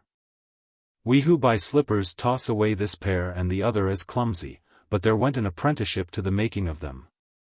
Excuse me, you could not at present teach one of those actresses, but there is certainly much that she could teach you. For example, she can pitch her voice so as to be heard. 10 to 1 you could not do it till after many trials. Merely to stand and move on the stage is an art, requires practice. It is understood that we are not now talking of a comparse in a petty theatre who earns the wages of a needlewoman. That is out of the question for you. Of course I must earn more than that, said Gwendolen, with a sense of wincing rather than of being refuted. But I think I could soon learn to do tolerably well all those little things you have mentioned. I am not so very stupid. And even in Paris, I am sure, I saw 2 actresses playing important ladies' parts who were not at all ladies and quite ugly. I suppose I have no particular talent, but I must think it is an advantage, even on the stage, to be a lady and not a perfect fright. Ah, let us understand each other, said Klezmer, with a flash of new meaning. I was speaking of what you would have to go through if you aimed at becoming a real artist, if you took music and the drama as a higher vocation in which you would strive after excellence. On that head, what I have said stands fast. You would find, after your education in doing things slackly for 21 years, great difficulties in study. You would find mortifications in the treatment you would get when you presented yourself on the footing of skill. You would be subjected to tests. People would no longer feign not to see your blunders. You would at first only be accepted on trial. You would have to bear what I may call a glaring insignificance. Any success must be won by the utmost patience. You would have to keep your place in a crowd, and after all it is likely you would lose it and get out of sight. If you determine to face these hardships and still try, you will have the dignity of a high purpose, even though you may have chosen unfortunately. You will have some merit, though you may win no prize. You have asked my judgment on your chances of winning. I don't pretend to speak absolutely. But measuring probabilities, my judgment is, you will hardly achieve more than mediocrity. Klezmer had delivered himself with emphatic rapidity, and now paused a moment. Gwendolen was motionless, looking at her hands, which lay over each other on her lap, till the deep-toned, long-drawn "but," with which he resumed, had a startling effect. And made her look at him again. But, there are certainly other ideas, other dispositions with which a young lady may take up an art that will bring her before the public. She may rely on the unquestioned power of her beauty as a passport. She may desire to exhibit herself to an admiration which dispenses with skill. This goes a certain way on the stage, not in music, but on the stage, beauty is taken when there is nothing more commanding to be had. Not without some drilling, however, as I have said before, technicalities have in any case to be mastered. But these accepted, we have here nothing to do with art. The woman who takes up this career is not an artist, she is usually one who thinks of entering on a luxurious life by a short and easy road, perhaps by marriage, that is her most brilliant chance. And the rarest. Still, her career will not be luxurious to begin with, she can hardly earn her own poor bread independently at once, and the indignities she will be liable to are such as I will not speak of. I desire to be independent, said Gwendolen, deeply stung and confusedly apprehending some scorn for herself in Klezmer's words. That was my reason for asking whether I could not get an immediate engagement. Of course I cannot know how things go on about theaters. But I thought that I could have made myself independent. I have no money, and I will not accept help from anyone. Her wounded pride could not rest without making this disclaimer. It was intolerable to her that Klezmer should imagine her to have expected other help from him than advice. That is a hard saying for your friends, said Klezmer, recovering the gentleness of tone with which he had begun the conversation. I have given you pain. That was inevitable. I was bound to put the truth, the unvarnished truth, before you. I have not said, I will not say, you will do wrong to choose the hard, climbing path of an endeavoring artist. You have to compare its difficulties with those of any less hazardous, any more private course which opens itself to you. If you take that more courageous resolve, I will ask leave to shake hands with you on the strength of our Freemasonry, where we are all vowed to the service of art. And to serve her by helping every fellow servant. Gwendolen was silent, again looking at her hands. She felt herself very far away from taking the resolve that would enforce acceptance. And after waiting an instant or two, Klezmer went on with deepened seriousness. Where there is the duty of service there must be the duty of accepting it. The question is not one of personal obligation. And in relation to practical matters immediately affecting your future, excuse my permitting myself to mention in confidence an affair of my own. I am expecting an event which would make it easy for me to exert myself on your behalf in furthering your opportunities of instruction and residence in London, under the care, that is, of your family, without need for anxiety on your part. If you resolve to take art as a bread study, you need only undertake the study at first, the bread will be found without trouble. The event I mean is my marriage, in fact, you will receive this as a matter of confidence, my marriage with Miss Arrowpoint. Which will more than double such right as I have to be trusted by you as a friend. Your friendship will have greatly risen in value for her by your having adopted that generous labor. Gwendolen's face had begun to burn. That Klezmer was about to marry Miss Arrowpoint caused her no surprise, and at another moment she would have amused herself in quickly imagining the scenes that must have occurred at XVIII. But what engrossed her feeling, what filled her imagination now, was the panorama of her own immediate future that Klezmer's words seemed to have unfolded. The suggestion of Miss Arrowpoint as a patroness was only another detail added to its repulsiveness. Klezmer's proposal to help her seemed an additional irritation after the humiliating judgment he had passed on her capabilities. His words had really bitten into her self-confidence and turned it into the pain of a bleeding wound. And the idea of presenting herself before other judges was now poisoned with the dread that they also might be harsh, they also would not recognize the talent she was conscious of. But she controlled herself, and rose from her seat before she made any answer. It seemed natural that she should pause. She went to the piano and looked absently at leaves of music, pinching up the corners. At last she turned toward Klezmer and said, with almost her usual air of proud equality, which in this interview had not been hitherto perceptible. "I congratulate you sincerely, Herr Klezmer. I think I never saw anyone so admirable as Miss Arrowpoint. And I have to thank you for every sort of kindness this morning. But I can't decide now. If I make the resolve you have spoken of, I will use your permission, I will let you know.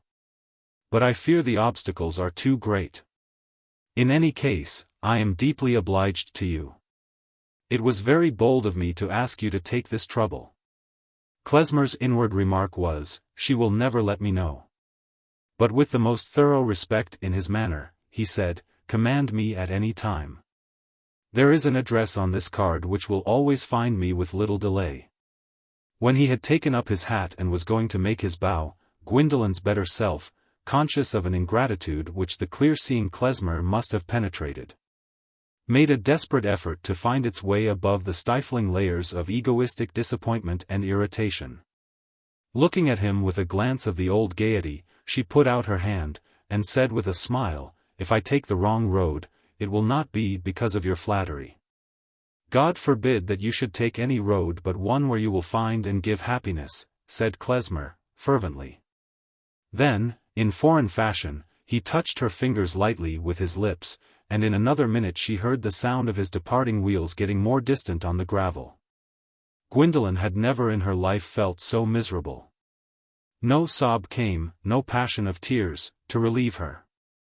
Her eyes were burning.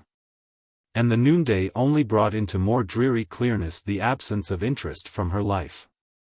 All memories, all objects, the pieces of music displayed, the open piano, the very reflection of herself in the glass, seemed no better than the packed-up shows of a departing fair. For the first time since her consciousness began, she was having a vision of herself on the common level, and had lost the innate sense that there were reasons why she should not be slighted. Elbowed, jostled, treated like a passenger with a third-class ticket, in spite of private objections on her own part. She did not move about, the prospects begotten by disappointment were too oppressively preoccupying. She threw herself into the shadiest corner of a settee, and pressed her fingers over her burning eyelids.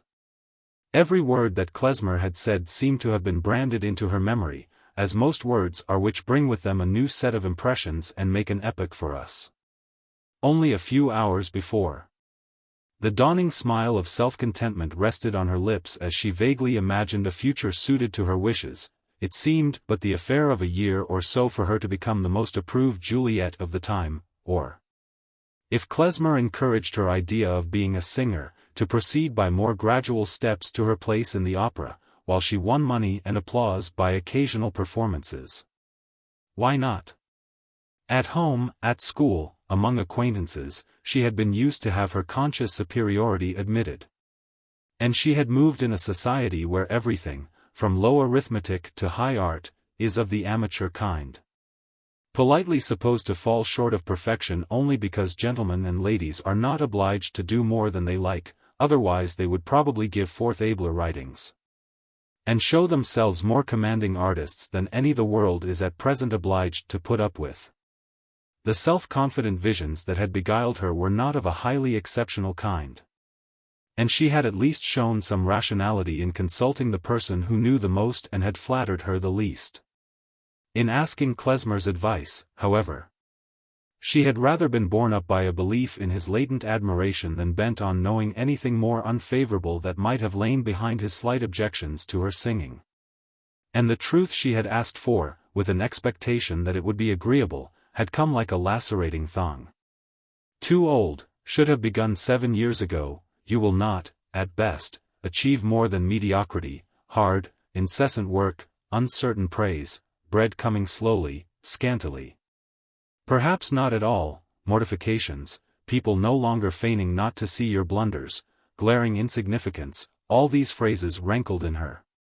And even more galling was the hint that she could only be accepted on the stage as a beauty who hoped to get a husband. The indignities that she might be visited with had no very definite form for her, but the mere association of anything called indignity with herself roused a resentful alarm. And along with the vaguer images which were raised by those biting words, came the precise conception of disagreeables which her experience enabled her to imagine. How could she take her mamma and the 4 sisters to London? If it were not possible for her to earn money at once? And as for submitting to be a protégé, and asking her mamma to submit with her to the humiliation of being supported by Miss Arrowpoint, that was as bad as being a governess, nay, worse. For suppose the end of all her study to be as worthless as Klezmer clearly expected it to be, the sense of favors received and never repaid, would embitter the miseries of disappointment. Klezmer doubtless had magnificent ideas about helping artists, but how could he know the feelings of ladies in such matters? It was all over, she had entertained a mistaken hope. And there was an end of it. An end of it, said Gwendolen, aloud, starting from her seat as she heard the steps and voices of her mamma and sisters coming in from church. She hurried to the piano and began gathering together her pieces of music with assumed diligence. While the expression on her pale face and in her burning eyes was what would have suited a woman enduring a wrong which she might not resent, but would probably revenge. "Well, my darling," said gentle Mrs. Davilow, entering, "I see by the wheelmarks that Klezmer has been here. Have you been satisfied with the interview?" She had some guesses as to its object, but felt timid about implying them. "Satisfied, mamma?" "Oh, yes," said Gwendolen, in a high, hard tone, for which she must be excused, because she dreaded a scene of emotion. If she did not set herself resolutely to feign proud indifference, she felt that she must fall into a passionate outburst of despair, which would cut her mamma more deeply than all the rest of their calamities. "Your uncle and aunt were disappointed at not seeing you," said Mrs. Davilow, coming near the piano, and watching Gwendolen's movements. "I only said that you wanted rest." "Quite right, mamma," said Gwendolen, in the same tone, turning to put away some music. "Am I not to know anything now, Gwendolen? Am I always to be in the dark?" said Mrs. Davilow, too keenly sensitive to her daughter's manner and expression not to fear that something painful had occurred. "There is really nothing to tell now, mamma," said Gwendolen, in a still higher voice. "I had a mistaken idea about something I could do. Herr Klezmer has undeceived me. That is all. Don't look and speak in that way, my dear child, I cannot bear it," said Mrs. Davilow, breaking down. She felt an undefinable terror. Gwendolen looked at her a moment in silence, biting her inner lip.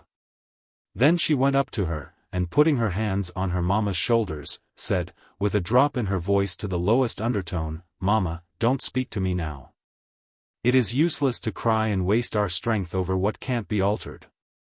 You will live at Sawyer's Cottage, and I am going to the bishop's daughters. There is no more to be said. Things cannot be altered, and who cares? It makes no difference to anyone else what we do. We must try not to care ourselves.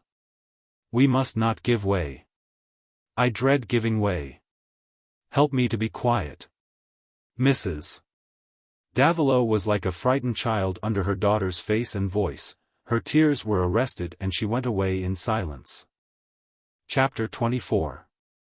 I question things but do not find one that will answer to my mind.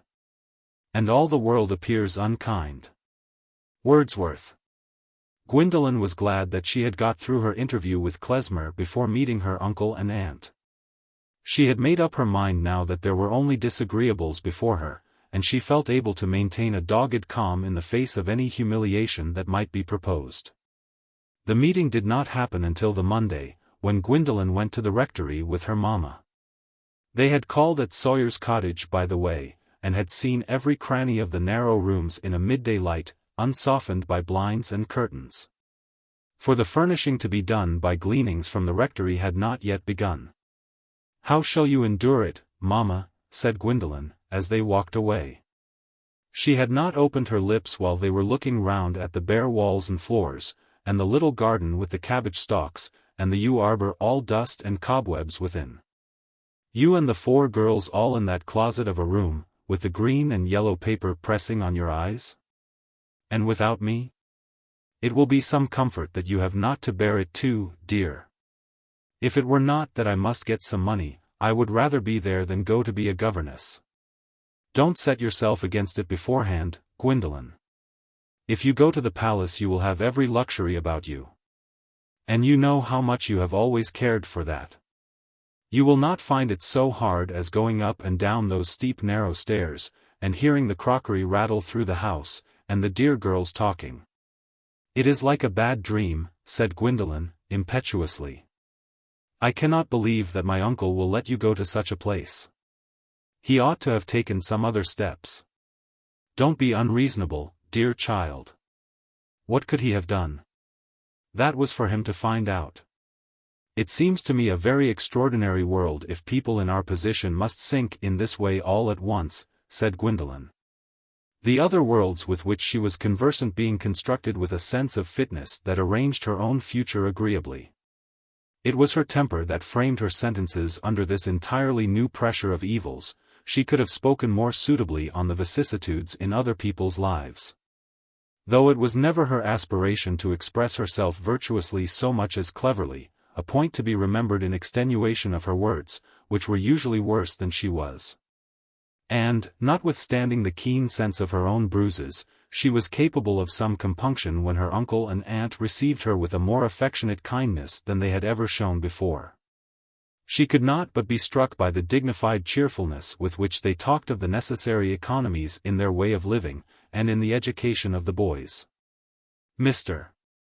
Gascoigne's worth of character, a little obscured by worldly opportunities, as the poetic beauty of women is obscured by the demands of fashionable dressing, showed itself to great advantage under this sudden reduction of fortune. Prompt and methodical, he had set himself not only to put down his carriage, but to reconsider his worn suits of clothes, to leave off meat for breakfast, to do without periodicals, to get Edwy from school and arrange hours of study for all the boys under himself, and to order the whole establishment on the sparest footing possible. For all healthy people economy has its pleasures, and the rector's spirit had spread through the household. Mrs. Gascoigne and Anna, who always made Papa their model, really did not miss anything they cared about for themselves. And in all sincerity felt that the saddest part of the family losses was the change for Mrs. Davilow and her children. Anna for the first time could merge her resentment on behalf of Rex in her sympathy with Gwendolen, and Mrs. Gascoigne was disposed to hope that trouble would have a salutary effect on her niece, without thinking it her duty to add any bitters by way of increasing the salutariness. They had both been busy devising how to get blinds and curtains for the cottage out of the household stores. But with delicate feeling they left these matters in the background, and talked at first of Gwendolen's journey, and the comfort it was to her mamma to have her at home again. In fact there was nothing for Gwendolen to take as a justification for extending her discontent with events to the persons immediately around her, and she felt shaken into a more alert attention, as if by a call to drill that everybody else was obeying. When her uncle began in a voice of firm kindness to talk to her of the efforts he had been making to get her a situation which would offer her as many advantages as possible. Mr. Gascoigne had not forgotten Grandcourt. But the possibility of further advances from that quarter was something too vague for a man of his good sense to be determined by it. Uncertainties of that kind must not now slacken his action in doing the best he could for his niece under actual conditions. I felt that there was no time to be lost, Gwendolen, for a position in a good family where you will have some consideration is not to be had at a moment's notice. And however long we waited we could hardly find one where you would be better off than at Bishop Mompert's. I am known to both him and Mrs. Mompert, and that of course is an advantage to you. Our correspondence has gone on favorably, but I cannot be surprised that Mrs. Mompert wishes to see you before making an absolute engagement. She thinks of arranging for you to meet her at Wanchester when she is on her way to town. I dare say you will feel the interview rather trying for you, my dear. But you will have a little time to prepare your mind. Do you know why she wants to see me, uncle? Said Gwendolen, whose mind had quickly gone over various reasons that an imaginary Mrs. Mompert with 3 daughters might be supposed to entertain, reasons all of a disagreeable kind to the person presenting herself for inspection. The rector smiled. Don't be alarmed, my dear. She would like to have a more precise idea of you than my report can give. And a mother is naturally scrupulous about a companion for her daughters. I have told her you are very young. But she herself exercises a close supervision over her daughter's education, and that makes her less anxious as to age. She is a woman of taste and also of strict principle, and objects to having a French person in the house. I feel sure that she will think your manners and accomplishments as good as she is likely to find. And over the religious and moral tone of the education she, and indeed the bishop himself, will preside.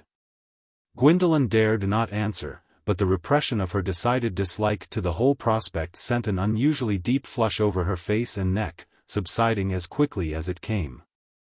Anna, full of tender fears, put her little hand into her cousin's, and Mr.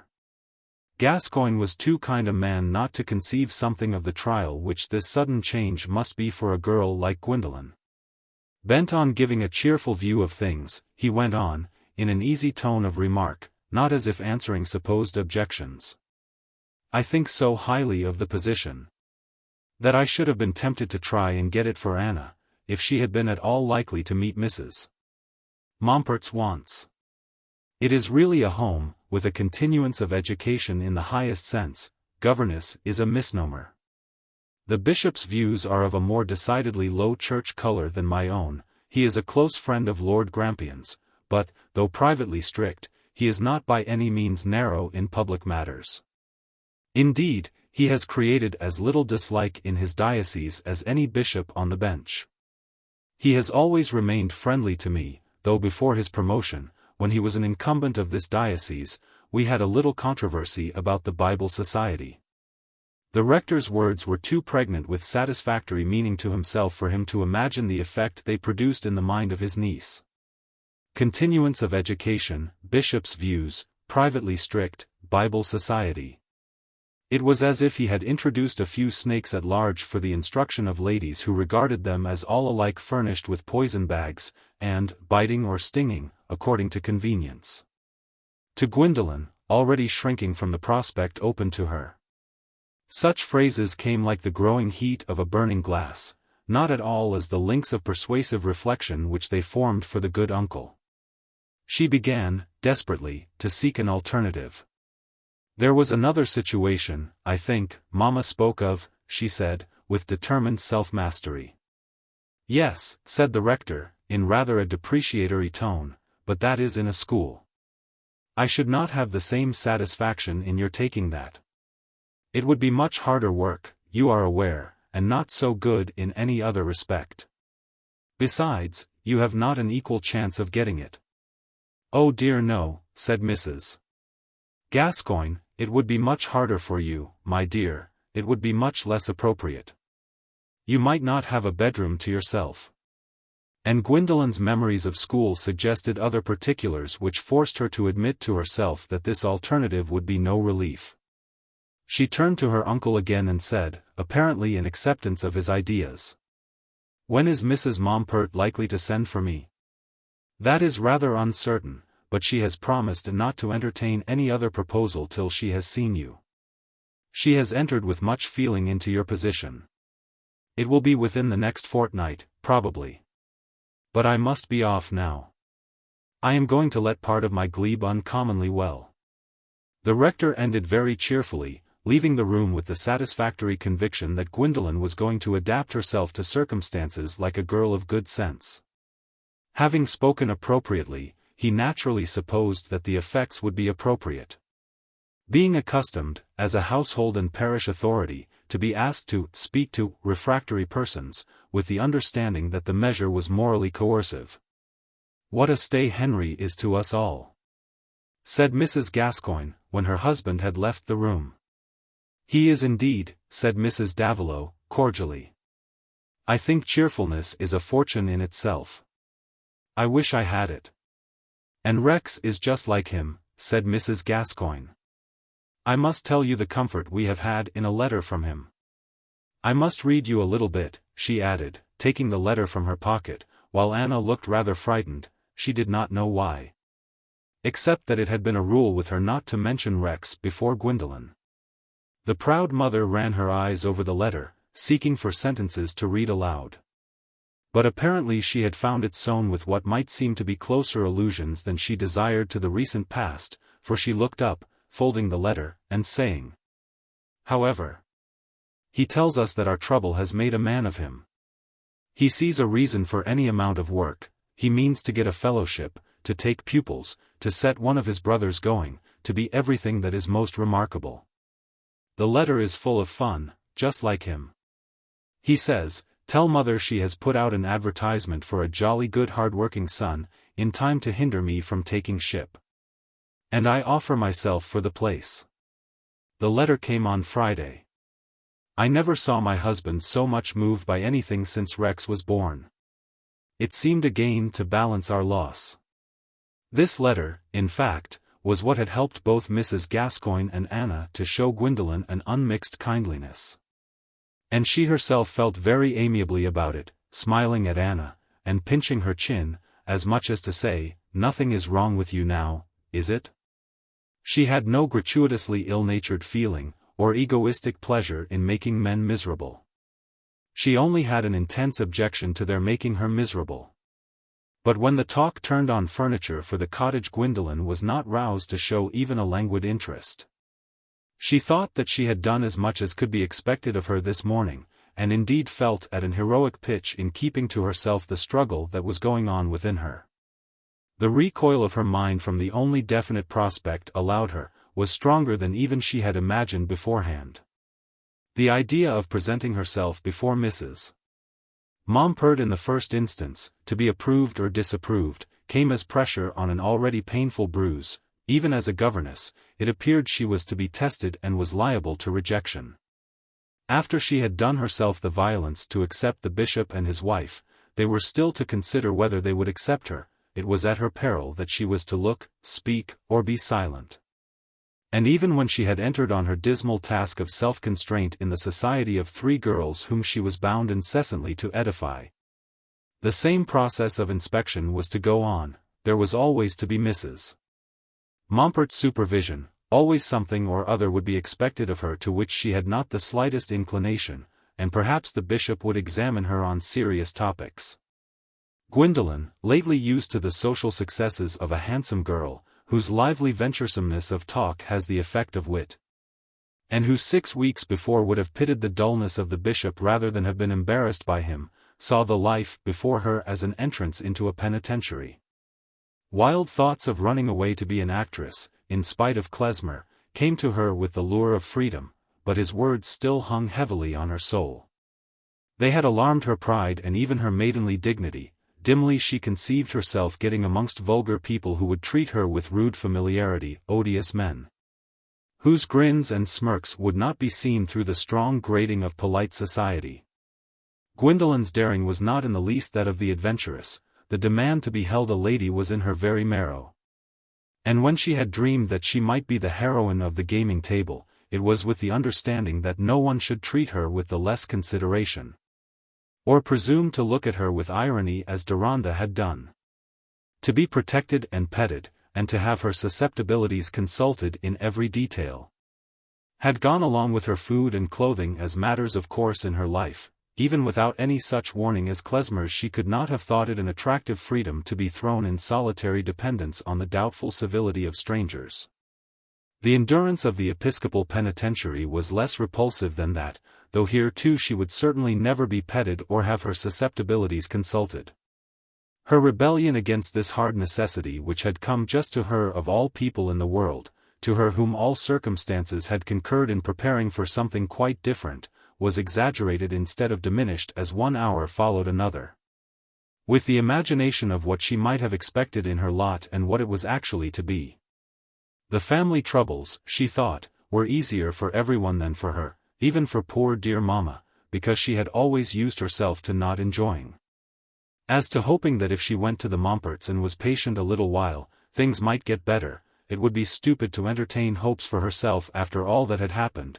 Her talents, it appeared, would never be recognized as anything remarkable, and there was not a single direction in which probability seemed to flatter her wishes. Some beautiful girls who, like her, had read romances where even plain governesses are centers of attraction and are sought in marriage, might have solaced themselves a little by transporting such pictures into their own future. But even if Gwendolen's experience had led her to dwell on lovemaking and marriage as her Elysium, her heart was too much oppressed by what was near to her, in both the past and the future, for her to project her anticipations very far off. She had a world nausea upon her, and saw no reason all through her life why she should wish to live. No religious view of trouble helped her. Her troubles had in her opinion all been caused by other people's disagreeable or wicked conduct. And there was really nothing pleasant to be counted on in the world, that was her feeling. Everything else she had heard said about trouble was mere phrase-making not attractive enough for her to have caught it up and repeated it. As to the sweetness of labor and fulfilled claims, the interest of inward and outward activity, the impersonal delights of life as a perpetual discovery, the dues of courage, fortitude, industry, which it is mere baseness not to pay toward the common burden, the supreme worth of the teacher's vocation. These, even if they had been eloquently preached to her, could have been no more than faintly apprehended doctrines. The fact which wrought upon her was her invariable observation that for a lady to become a governess, to take a situation, was to descend in life and to be treated at best with a compassionate patronage. And poor Gwendolen had never dissociated happiness from personal preeminence and éclat. That where these threatened to forsake her, she should take life to be hardly worth the having, cannot make her so unlike the rest of us, men or women, that we should cast her out of our compassion.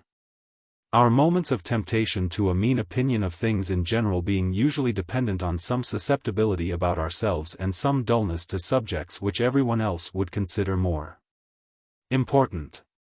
Surely a young creature is pitiable who has the labyrinth of life before her and no clue, to whom distrust in herself and her good fortune has come as a sudden shock, like a rent across the path that she was treading carelessly. In spite of her healthy frame, her irreconcilable repugnance affected her even physically. She felt a sort of numbness and could set about nothing. The least urgency, even that she should take her meals, was an irritation to her. The speech of others on any subject seemed unreasonable, because it did not include her feeling and was an ignorant claim on her. It was not in her nature to busy herself with the fancies of suicide to which disappointed young people are prone. What occupied and exasperated her was the sense that there was nothing for her but to live in a way she hated. She avoided going to the rectory again. It was too intolerable to have to look and talk as if she were compliant. And she could not exert herself to show interest about the furniture of that horrible cottage. Miss Mary was staying on purpose to help, and such people as Jocosa liked that sort of thing. Her mother had to make excuses for her not appearing, even when Anna came to see her. For that calm which Gwendolen had promised herself to maintain had changed into sick motivelessness. She thought, I suppose I shall begin to pretend by and by, but why should I do it now? Her mother watched her with silent distress. And, lapsing into the habit of indulgent tenderness, she began to think what she imagined that Gwendolen was thinking, and to wish that everything should give way to the possibility of making her darling less miserable. One day when she was in the black and yellow bedroom and her mother was lingering there under the pretext of considering and arranging Gwendolen's articles of dress, she suddenly roused herself to fetch the casket which contained the ornaments. "Mamma," she began, glancing over the upper layer, "I had forgotten these things. Why didn't you remind me of them? Do see about getting them sold. You will not mind about parting with them. You gave them all to me long ago." She lifted the upper tray and looked below. "If we can do without them, darling, I would rather keep them for you," said Mrs. Davilow, seating herself beside Gwendolen with a feeling of relief that she was beginning to talk about something. The usual relation between them had become reversed. It was now the mother who tried to cheer the daughter. "Why, how came you to put that pocket handkerchief in here?" It was the handkerchief with the corner torn off which Gwendolen had thrust in with the turquoise necklace. "It happened to be with the necklace, I was in a hurry," said Gwendolen, taking the handkerchief away and putting it in her pocket. "Don't sell the necklace, Mama," she added, a new feeling having come over her about that rescue of it which had formerly been so offensive. "No, dear, no. It was made out of your dear father's chain. And I should prefer not selling the other things. None of them are of any great value. All my best ornaments were taken from me long ago." Mrs. Davilow colored. She usually avoided any reference to such facts about Gwendolen's stepfather as that he had carried off his wife's jewelry and disposed of it. After a moment's pause she went on. "And these things have not been reckoned on for any expenses. Carry them with you." "That would be quite useless, Mama," said Gwendolen, coldly. "Governesses don't wear ornaments. You had better get me a grey frieze livery and a straw poke, such as my aunt's charity children wear." "No, dear, no, don't take that view of it. I feel sure the Momperts will like you the better for being graceful and elegant. I am not at all sure what the Momperts will like me to be. It is enough that I am expected to be what they like," said Gwendolen bitterly. "If there is anything you would object to less, anything that could be done, instead of your going to the bishop's, do say so, Gwendolen. Tell me what is in your heart." "I will try for anything you wish," said the mother, beseechingly. "Don't keep things away from me.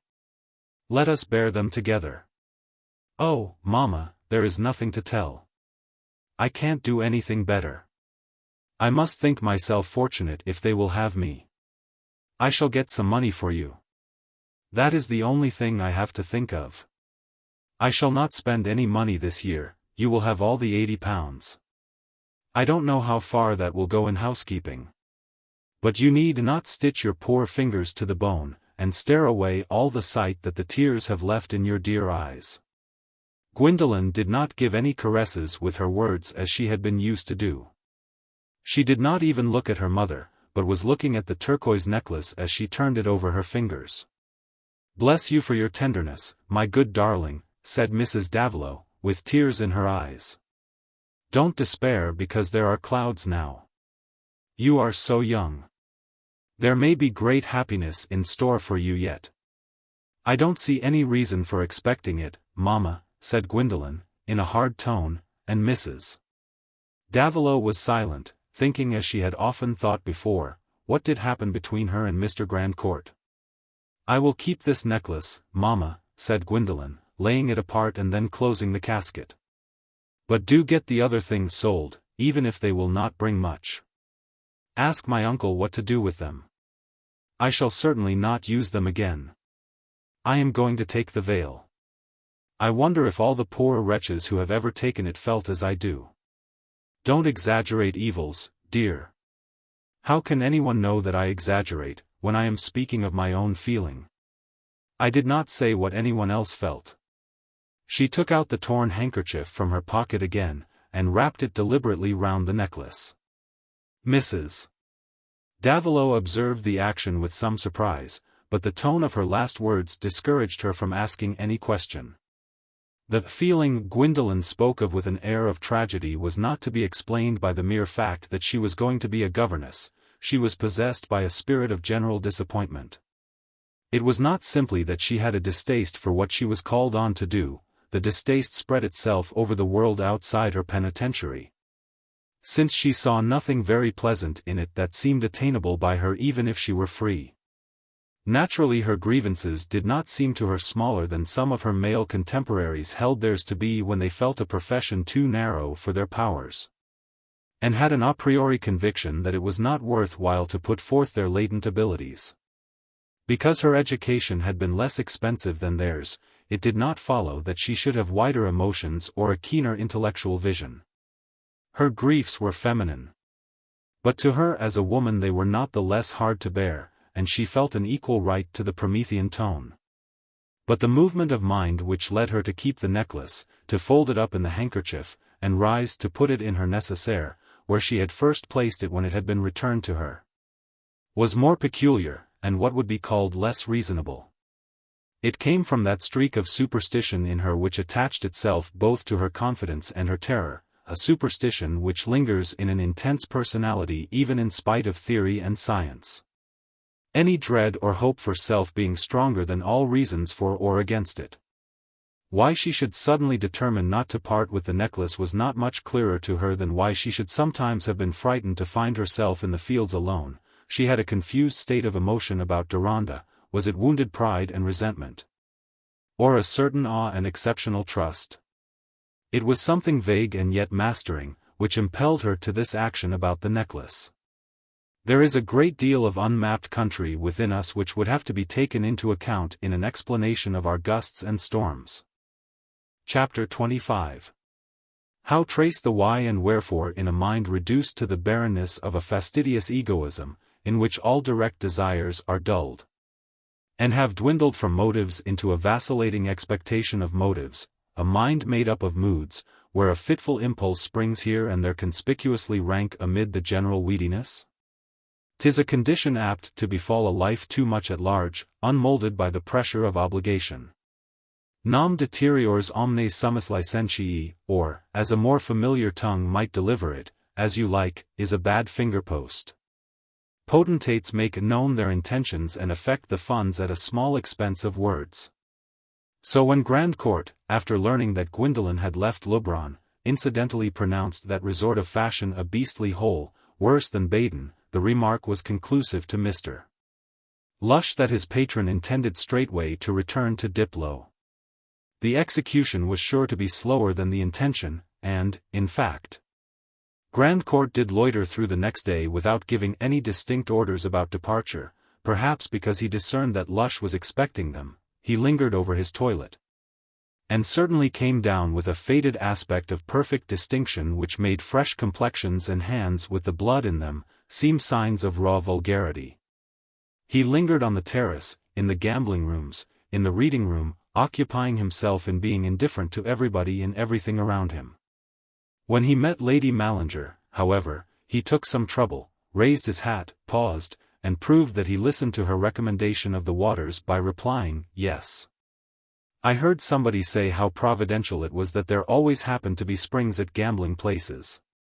"Oh, that was a joke," said innocent Lady Mallinger, misled by Grandcourt's languid seriousness, in imitation of the old one about the towns and the rivers, you know. "Ah, perhaps," said Grandcourt, without change of expression. Lady Mallinger thought this worth telling to Sir Hugo, who said, "Oh, my dear, he is not a fool. You must not suppose that he can't see a joke. He can play his cards as well as most of us." "He has never seemed to me a very sensible man," said Lady Mallinger, in excuse of herself. She had a secret objection to meeting Grandcourt, who was little else to her than a large living sign of what she felt to be her failure as a wife, the not having presented Sir Hugo with a son. Her constant reflection was that her husband might fairly regret his choice, and if he had not been very good might have treated her with some roughness in consequence. Gentlemen naturally disliking to be disappointed. Deronda, too, had a recognition from Grandcourt, for which he was not grateful, though he took care to return it with perfect civility. No reasoning as to the foundations of custom could do away with the early-rooted feeling that his birth had been attended with injury for which his father was to blame. And seeing that but for this injury Grandcourt's prospects might have been his, he was proudly resolute not to behave in any way that might be interpreted into irritation on that score. He saw a very easy descent into mean unreasoning rancor and triumph in others' frustration. And being determined not to go down that ugly pit, he turned his back on it, clinging to the kindlier affections within him as a possession. Pride certainly helped him well, the pride of not recognizing a disadvantage for one's self which vulgar minds are disposed to exaggerate. Such as the shabby equipage of poverty, he would not have a man like Grandcourt suppose himself envied by him. But there is no guarding against interpretation. Grandcourt did believe that Deronda, poor devil, who he had no doubt was his cousin by the father's side, inwardly winced under their mutual position. Wherefore the presence of that less lucky person was more agreeable to him than it would otherwise have been.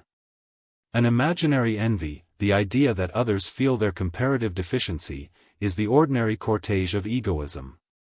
And his pet dogs were not the only beings that Grandcourt liked to feel his power over in making them jealous. Hence he was civil enough to exchange several words with Deronda on the terrace about the hunting round Diplo, and even said, "You had better come over for a run or two when the season begins."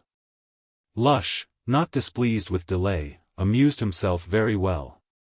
Partly in gossiping with Sir Hugo and in answering his questions about Grandcourt's affairs so far as they might affect his willingness to part with his interest in Diplo. Also about Grandcourt's personal entanglements, the baronet knew enough already for Lush to feel released from silence on a sunny autumn day, when there was nothing more agreeable to do in lounging promenades than to speak freely of a tyrannous patron behind his back. Sir Hugo willingly inclined his ear to a little good-humoured scandal, which he was fond of calling traits d'amours. But he was strict in keeping such communications from hearers who might take them too seriously. Whatever knowledge he had of his nephew's secrets, he had never spoken of it to Deronda, who considered Grandcourt a pale-blooded mortal, but was far from wishing to hear how the red corpuscles had been washed out of him. It was Lush's policy and inclination to gratify everybody when he had no reason to the contrary. And the baronet always treated him well, as one of those easy-handled personages who, frequenting the society of gentlemen, without being exactly gentlemen themselves, can be the more serviceable. Like the second-best articles of our wardrobe, which we use with a comfortable freedom from anxiety. "Well, you will let me know the turn of events," said Sir Hugo, "if this marriage seems likely to come off after all, or if anything else happens to make the want of money pressing. My plan would be much better for him than burdening Rylands." "That's true," said Lush, "only it must not be urged on him, just placed in his way that the scent may tickle him. Grandcourt is not a man to be always led by what makes for his own interest, especially if you let him see that it makes for your interest too. I'm attached to him, of course. I've given up everything else for the sake of keeping by him, and it has lasted a good 15 years now. He would not easily get anyone else to fill my place. He's a peculiar character, is Henley Grandcourt, and it has been growing on him of late years. However, I'm of a constant disposition, and I've been a sort of guardian to him since he was 20. An uncommonly fascinating fellow he was then, to be sure, and could be now, if he liked. I'm attached to him, and it would be a good deal worse for him if he missed me at his elbow." Sir Hugo did not think it needful to express his sympathy or even assent, and perhaps Lush himself did not expect this sketch of his motives to be taken as exact. But how can a man avoid himself as a subject in conversation? And he must make some sort of decent toilet in words, as in cloth and linen. Lush's listener was not severe, a member of Parliament could allow for the necessities of verbal toilet, and the dialogue went on without any change of mutual estimate. However, Lush's easy prospect of indefinite procrastination was cut off the next morning by Grandcourt saluting him with the question, "Are you making all the arrangements for our starting by the Paris train?" "I didn't know you meant to start," said Lush, not exactly taken by surprise. "You might have known," said Grandcourt, looking at the burned length of his cigar, and speaking in that lowered tone which was usual with him when he meant to express disgust and be peremptory. "Just see to everything, will you? And mind no brute gets into the same carriage with us. And leave my PPC at the Mallingers." In consequence they were at Paris the next day. But here Lush was gratified by the proposal or command that he should go straight on to Diplo and see that everything was right, while Grandcourt and the valet remained behind. And it was not until several days later that Lush received the telegram ordering the carriage to the Winchester station. He had used the interim actively, not only in carrying out Grandcourt's orders about the stud and household, but in learning all he could of Gwendolen, and how things were going on at Effendine. What was the probable effect that the news of the family misfortunes would have on Grandcourt's fitful obstinacy he felt to be quite incalculable. So far as the girl's poverty might be an argument that she would accept an offer from him now in spite of any previous coyness. It might remove that bitter objection to risk or repulse which Lush divined to be one of Grandcourt's deterring motives. On the other hand, the certainty of acceptance was just the sort of thing to make him lapse hither and thither with no more apparent will than a moth. Lush had had his patron under close observation for many years, and knew him perhaps better than he knew any other subject. But to know Grandcourt was to doubt what he would do in any particular case. It might happen that he would behave with an apparent magnanimity, like the hero of a modern French drama, whose sudden start into moral splendor after much lying and meanness leaves you little confidence as to any part of his career that may follow the fall of the curtain. Indeed, what attitude would have been more honorable for a final scene than that of declining to seek an heiress for her money, and determining to marry the attractive girl who had none? But Lush had some general certainties about Grandcourt, and one was that of all inward movements those of generosity were least likely to occur in him. Of what use, however, is a general certainty that an insect will not walk with his head hindmost, when what you need to know is the play of inward stimulus that sends him hither and thither in a network of possible paths? Thus Lush was much at fault as to the probable issue between Grandcourt and Gwendolen, when what he desired was a perfect confidence that they would never be married. He would have consented willingly that Grandcourt should marry an heiress, or that he should marry Mrs. Glasher. In the one match there would have been the immediate abundance that prospective heirship could not supply, in the other there would have been the security of the wife's gratitude. For Lush had always been Mrs. Glasher's friend, and that the future Mrs. Grandcourt should not be socially received could not affect his private comfort. He would not have minded, either, that there should be no marriage in question at all. But he felt himself justified in doing his utmost to hinder a marriage with a girl who was likely to bring nothing but trouble to her husband, not to speak of annoyance if not ultimate injury to her husband's old companion, whose future Mr.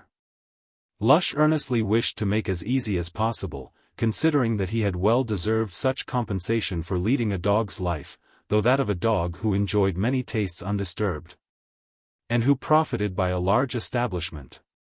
He wished for himself what he felt to be good, and was not conscious of wishing harm to anyone else, unless perhaps it were just now a little harm to the inconvenient and impertinent Gwendolen. But the easiest humored of luxury and music, the toad-eater the least liable to nausea, must be expected to have his susceptibilities. And Mr. Lush was accustomed to be treated by the world in general as an apt, agreeable fellow. He had not made up his mind to be insulted by more than one person. With this imperfect preparation of a war policy, Lush was awaiting Grandcourt's arrival, doing little more than wondering how the campaign would begin. The first day Grandcourt was much occupied with the stables, and amongst other things he ordered a groom to put a side-saddle on Criterion and let him review the horse's paces. This marked indication of purpose set Lush on considering over again whether he should incur the ticklish consequences of speaking first, while he was still sure that no compromising step had been taken. And he rose the next morning almost resolved that if Grandcourt seemed in as good a humor as yesterday and entered at all into talk, he would let drop the interesting facts about Gwendolen and her family, just to see how they would work, and to get some guidance. But Grandcourt did not enter into talk, and in answer to a question even about his own convenience, no fish could have maintained a more unwinking silence. After he had read his letters he gave various orders to be executed or transmitted by Lush, and then thrust his shoulder toward that useful person, who accordingly rose to leave the room. But before he was out of the door Grandcourt turned his head slightly and gave a broken, languid "Oh." "What is it?" said Lush, who, it must have been observed, did not take his dusty puddings with a respectful air. "Shut the door, will you? I can't speak into the corridor." Lush closed the door, came forward, and chose to sit down. After a little pause Grandcourt said, "Is Miss Harleth at Effendine?" He was quite certain that Lush had made it his business to inquire about her, and he had some pleasure in thinking that Lush did not want him to inquire. "Well, I hardly know," said Lush, carelessly. "The family's utterly done up. They and the Gascoignes too have lost all their money. It's owing to some rascally banking business. The poor mother hasn't a sou, it seems. She and the girls have to huddle themselves into a little cottage like a labourer's. Don't lie to me, if you please, said Grandcourt, in his lowest audible tone. It's not amusing, and it answers no other purpose. What do you mean? Said Lush, more nettled than was common with him, the prospect before him being more than commonly disturbing. Just tell me the truth, will you? It's no invention of mine. I have heard the story from several. Basley, Brackenshaw's man, for one. He is getting a new tenant for Effendine. I don't mean that. Is Miss Harleth there, or is she not? Said Grandcourt, in his former tone. Upon my soul, I can't tell, said Lush, rather sulkily. She may have left yesterday. I heard she had taken a situation as governess. She may be gone to it for what I know. But if you wanted to see her, no doubt the mother would send for her back. This sneer slipped off his tongue without strict intention. Send Hutchins to inquire whether she will be there tomorrow. Lush did not move. Like many persons who have thought over beforehand what they shall say in given cases, he was impelled by an unexpected irritation to say some of those prearranged things before the cases were given. Grandcourt, in fact, was likely to get into a scrape so tremendous that it was impossible to let him take the first step toward it without remonstrance. Lush retained enough caution to use a tone of rational friendliness, still he felt his own value to his patron, and was prepared to be daring. It would be as well for you to remember, Grandcourt, that you are coming under closer fire now. There can be none of the ordinary flirting done, which may mean everything or nothing. You must make up your mind whether you wish to be accepted, and more than that, how you would like being refused. Either one or the other. You can't be philandering after her again for 6 weeks. Grandcourt said nothing, but pressed the newspaper down on his knees and began to light another cigar. Lush took this as a sign that he was willing to listen, and was the more bent on using the opportunity. He wanted, if possible, to find out which would be the more potent cause of hesitation, probable acceptance or probable refusal. Everything has a more serious look now than it had before. There is her family to be provided for. You could not let your wife's mother live in beggary. It will be a confoundedly hampering affair. Marriage will pin you down in a way you haven't been used to. And in point of money you have not too much elbow room. And after all, what will you get by it? You are master over your estates, present or future, as far as choosing your heir goes. It's a pity to go on encumbering them for a mere whim, which you may repent of in a 12-month. I should be sorry to see you making a mess of your life in that way. If there were anything solid to be gained by the marriage, that would be a different affair.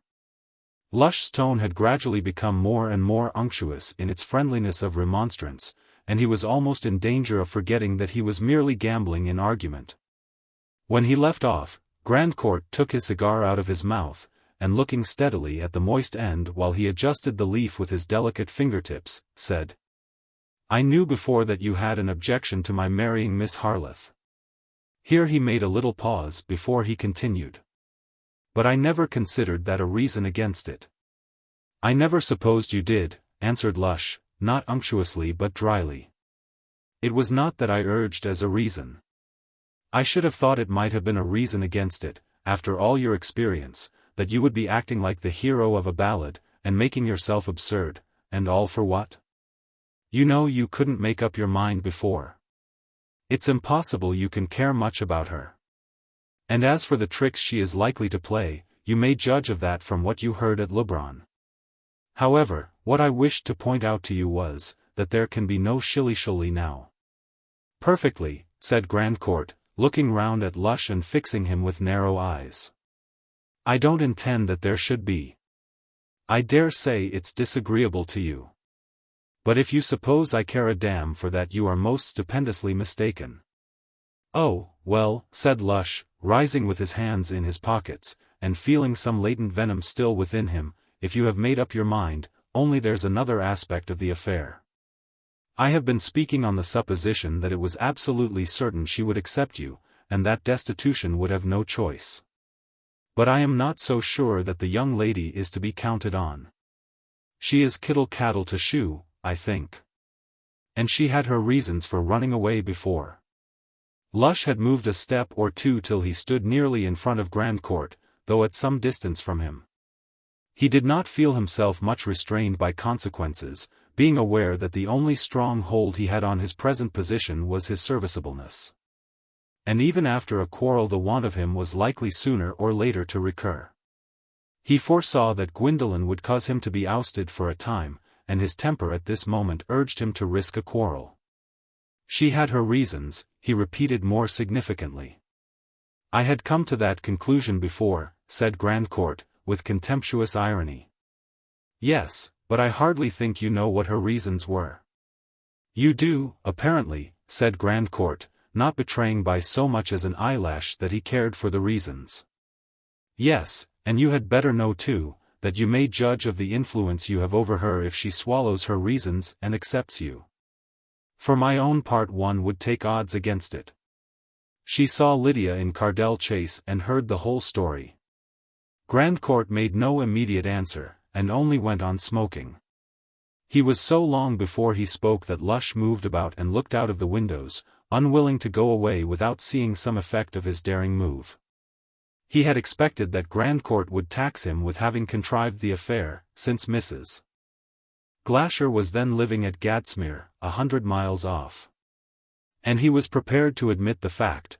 What he cared about was that Grandcourt should be staggered by the sense that his intended advances must be made to a girl who had that knowledge in her mind and had been scared by it. At length Grandcourt, seeing Lush turn toward him, looked at him again and said, contemptuously, "What follows?" Here certainly was a mate in answer to Lush's check. And though his exasperation with Grandcourt was perhaps stronger than it had ever been before, it would have been idiocy to act as if any further move could be useful. He gave a slight shrug with one shoulder, and was going to walk away, when Grandcourt, turning on his seat toward the table, said, as quietly as if nothing had occurred, "Oblige me by pushing that pen and paper here, will you?" No thunderous, bullying superior could have exercised the imperious spell that Grandcourt did. Why, instead of being obeyed, he had never been told to go to a warmer place, was perhaps a mystery to those who found themselves obeying him. The pen and paper were pushed to him, and as he took them he said, "Just wait for this letter." He scrawled with ease, and the brief note was quickly addressed. "Let Hutchins go with it at once, will you?" said Grandcourt, pushing the letter away from him. As Lush had expected, it was addressed to Miss Harleth, Effendine. When his irritation had cooled down he was glad there had been no explosive quarrel, but he felt sure that there was a notch made against him, and that somehow or other he was intended to pay. It was also clear to him that the immediate effect of his revelation had been to harden Grandcourt's previous determination. But as to the particular movements that made this process in his baffling mind, Lush could only toss up his chin in despair of a theory. Chapter 26. He brings white asses laden with the freight of Tyrian vessels, purple, gold and balm. To bribe my will, I'll bid them chase him forth, nor let him breathe the taint of his surmise. On my secure resolve. Aye, 'tis secure. And therefore let him come to spread his freight. For firmness hath its appetite and craves the stronger lure more strongly to resist. Would know the touch of gold to fling it off. Scent wine to feel its lip the soberer. Behold soft byssus, ivory, and plumes. To say, they're fair, but I will none of them. And flout enticement in the very face. Mr. Gascoigne one day came to Effendine with what he felt to be the satisfactory news that Mrs. Mompert had fixed Tuesday in the following week for her interview with Gwendolen at Wanchester. He said nothing of his having incidentally heard that Mr. Grandcourt had returned to Diplow. Knowing no more than she did that Leubronn had been the goal of her admirer's journeying. And feeling that it would be unkind uselessly to revive the memory of a brilliant prospect under the present reverses. In his secret soul he thought of his niece's unintelligible caprice with regret, but he vindicated her to himself by considering that Grandcourt had been the first to behave oddly, in suddenly walking away when there had the best opportunity for crowning his marked attentions.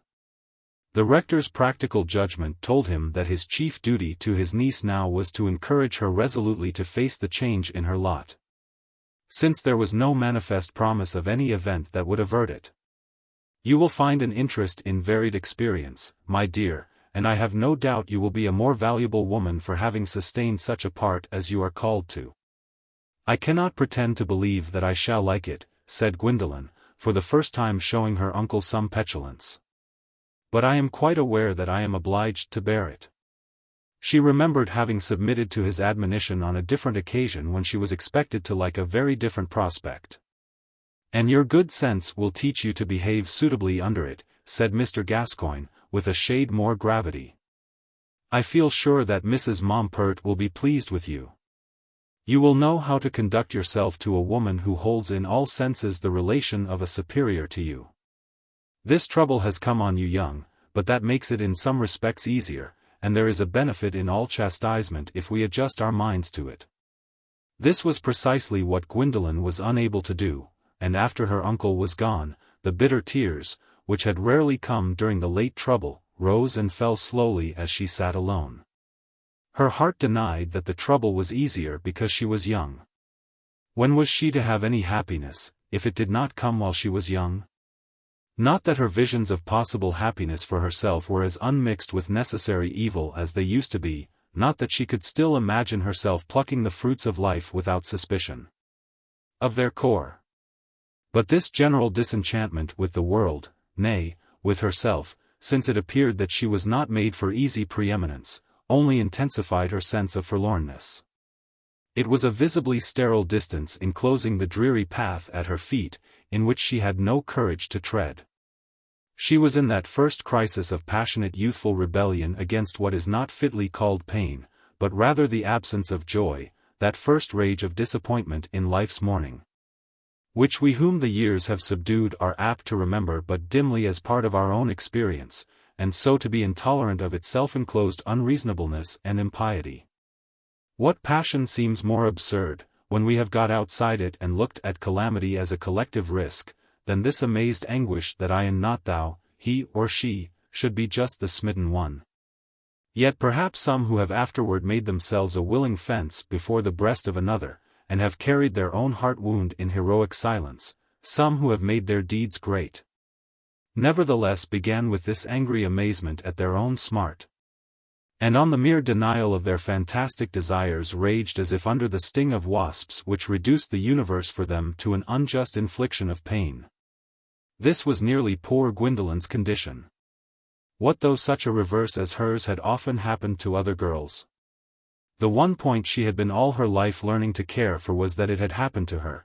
It was what she felt under Klesmer's demonstration that she was not remarkable enough to command fortune by force of will and merit.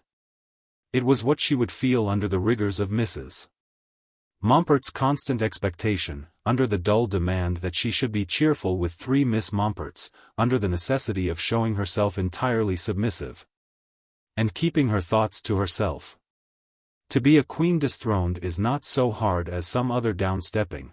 Imagine one who had been made to believe in his own divinity finding all homage withdrawn, and himself unable to perform a miracle that would recall the homage and restore his own confidence. Something akin to this illusion and this helplessness had befallen the poor spoiled child, with the lovely lips and eyes and the majestic figure, which seemed now to have no magic in them. She rose from the low ottoman where she had been sitting purposeless, and walked up and down the drawing-room, resting her elbow on one palm while she leaned down her cheek on the other. And a slow tear fell. She thought, I have always, ever since I was little, felt that Mamma was not a happy woman, and now I dare say I shall be more unhappy than she has been.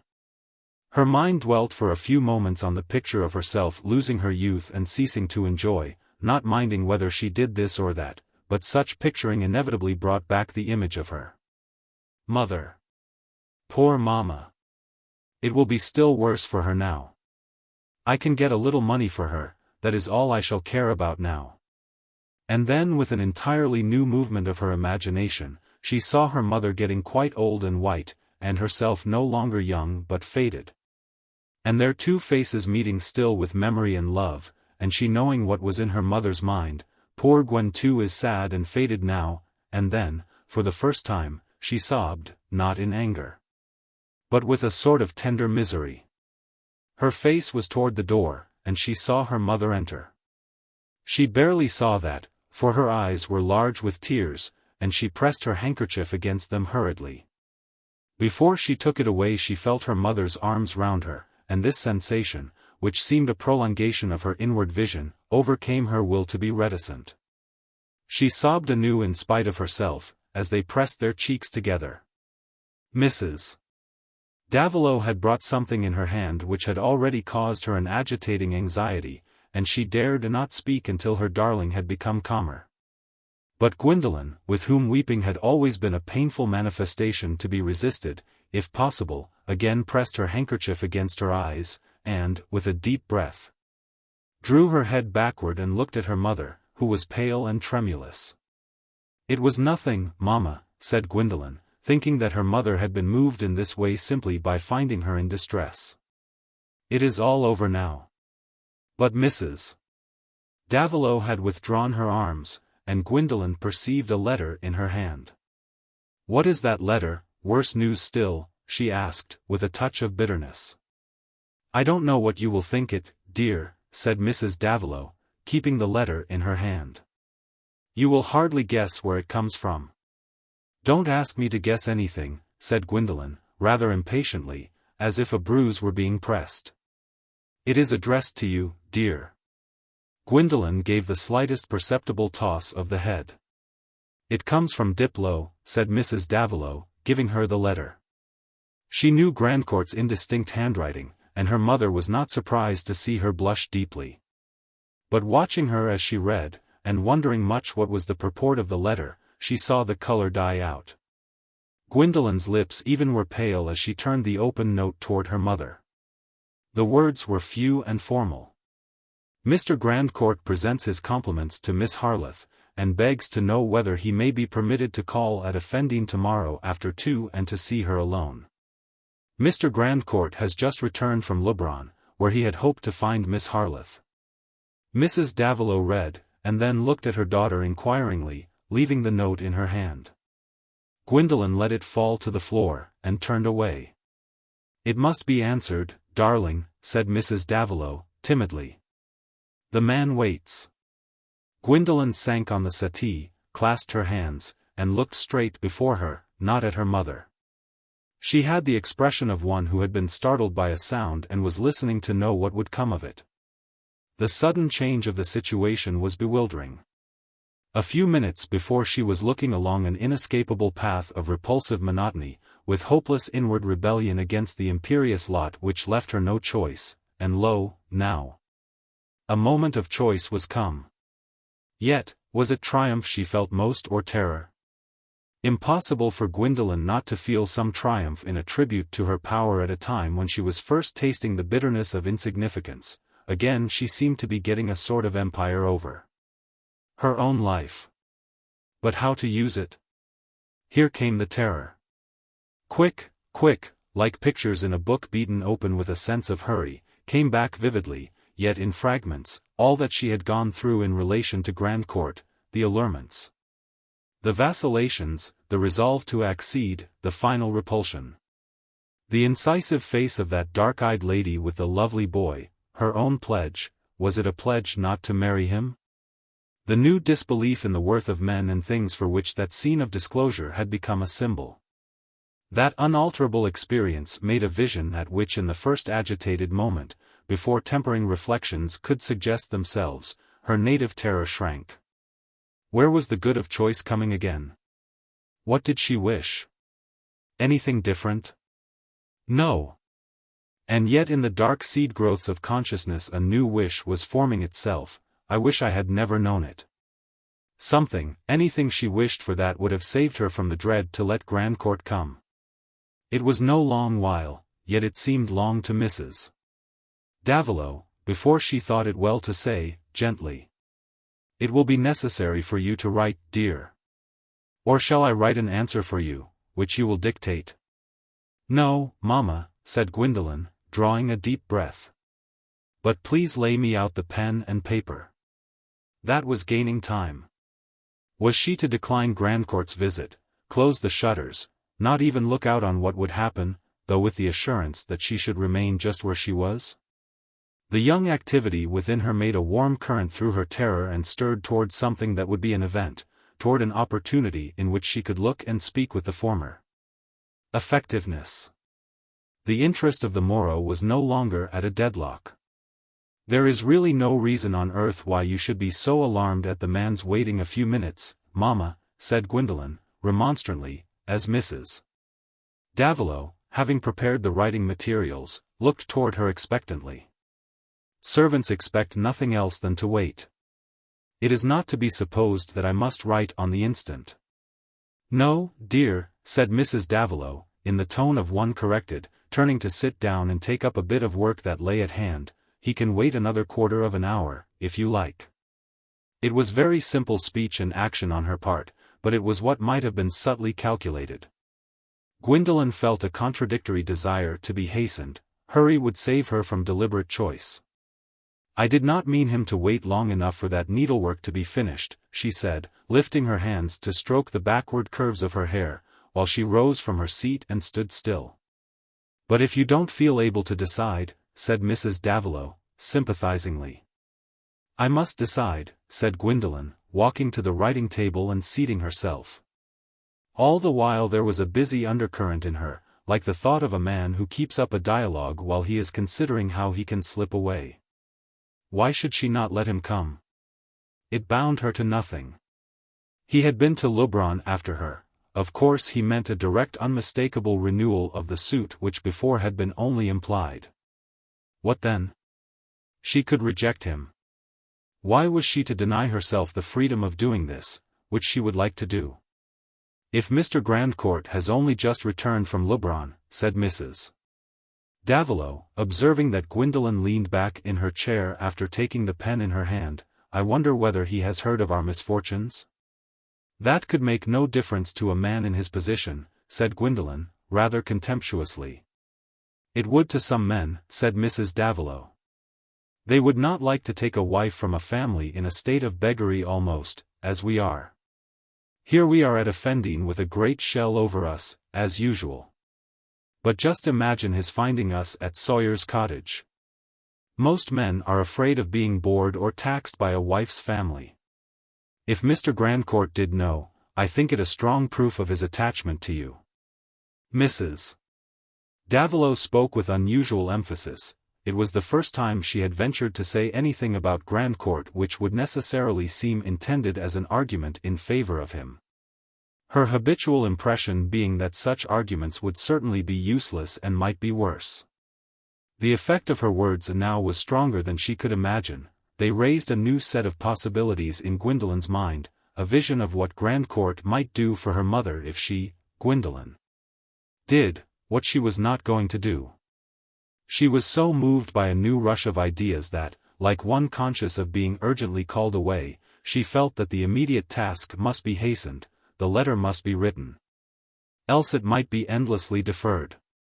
After all, she acted in a hurry, as she had wished to do. To act in a hurry was to have a reason for keeping away from an absolute decision, and to leave open as many issues as possible. She wrote, Miss Harleth presents her compliments to Mr. Grandcourt. She will be at home after 2 o'clock tomorrow. Before addressing the note she said, pray ring the bell, mamma, if there is anyone to answer it. She really did not know who did the work of the house. It was not till after the letter had been taken away and Gwendolen had risen again, stretching out one arm and then resting it on her head, with a low moan which had a sound of relief in it, that Mrs. Davilow ventured to ask. What did you say, Gwen? I said that I should be at home, answered Gwendolen, rather loftily. Then after a pause, you must not expect, because Mr. Grandcourt is coming, that anything is going to happen, mamma. I don't allow myself to expect anything, dear. I desire you to follow your own feeling. You have never told me what that was. What is the use of telling, said Gwendolen, hearing a reproach in that true statement. When I have anything pleasant to tell, you may be sure I will tell you. But Mr. Grandcourt will consider that you have already accepted him, in allowing him to come. His note tells you plainly enough that he is coming to make you an offer. Very well. And I wish to have the pleasure of refusing him. Mrs.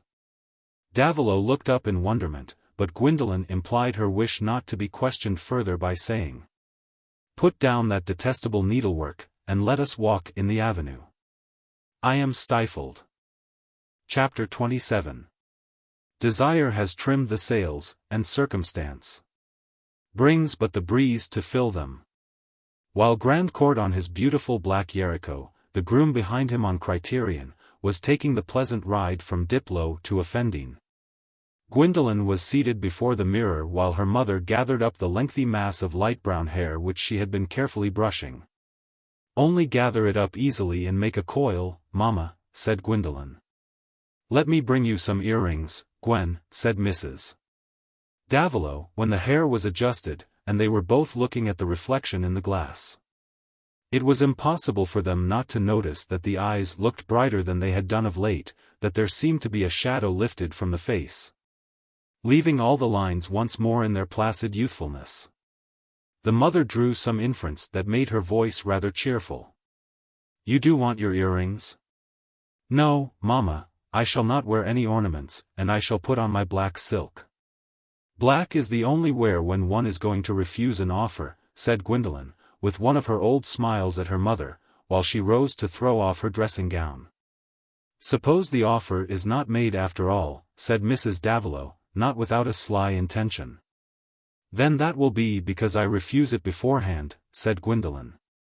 "It comes to the same thing." There was a proud little toss of the head as she said this. And when she walked downstairs in her long black robes, there was just that firm poise of head and elasticity of form which had lately been missing, as in a parched plant.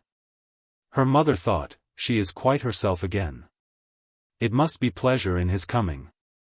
Can her mind be really made up against him?" Gwendolen would have been rather angry if that thought had been uttered. Perhaps all the more because through the last 20 hours, with a brief interruption of sleep, she had been so occupied with perpetually alternating images and arguments for and against the possibility of her marrying Grandcourt, that the conclusion which she had determined on beforehand ceased to have any hold on her consciousness. The alternate dip of counterbalancing thoughts begotten of counterbalancing desires had brought her into a state in which no conclusion could look fixed to her. She would have expressed her resolve as before. But it was a form out of which the blood had been sucked, no more a part of quivering life than the "God's will be done" of one who is eagerly watching chances. She did not mean to accept Grandcourt. From the first moment of receiving his letter she had meant to refuse him. Still, that could not but prompt her to look the unwelcome reasons full in the face until she had a little less awe of them. Could not hinder her imagination from filling out her knowledge in various ways, some of which seemed to change the aspect of what she knew.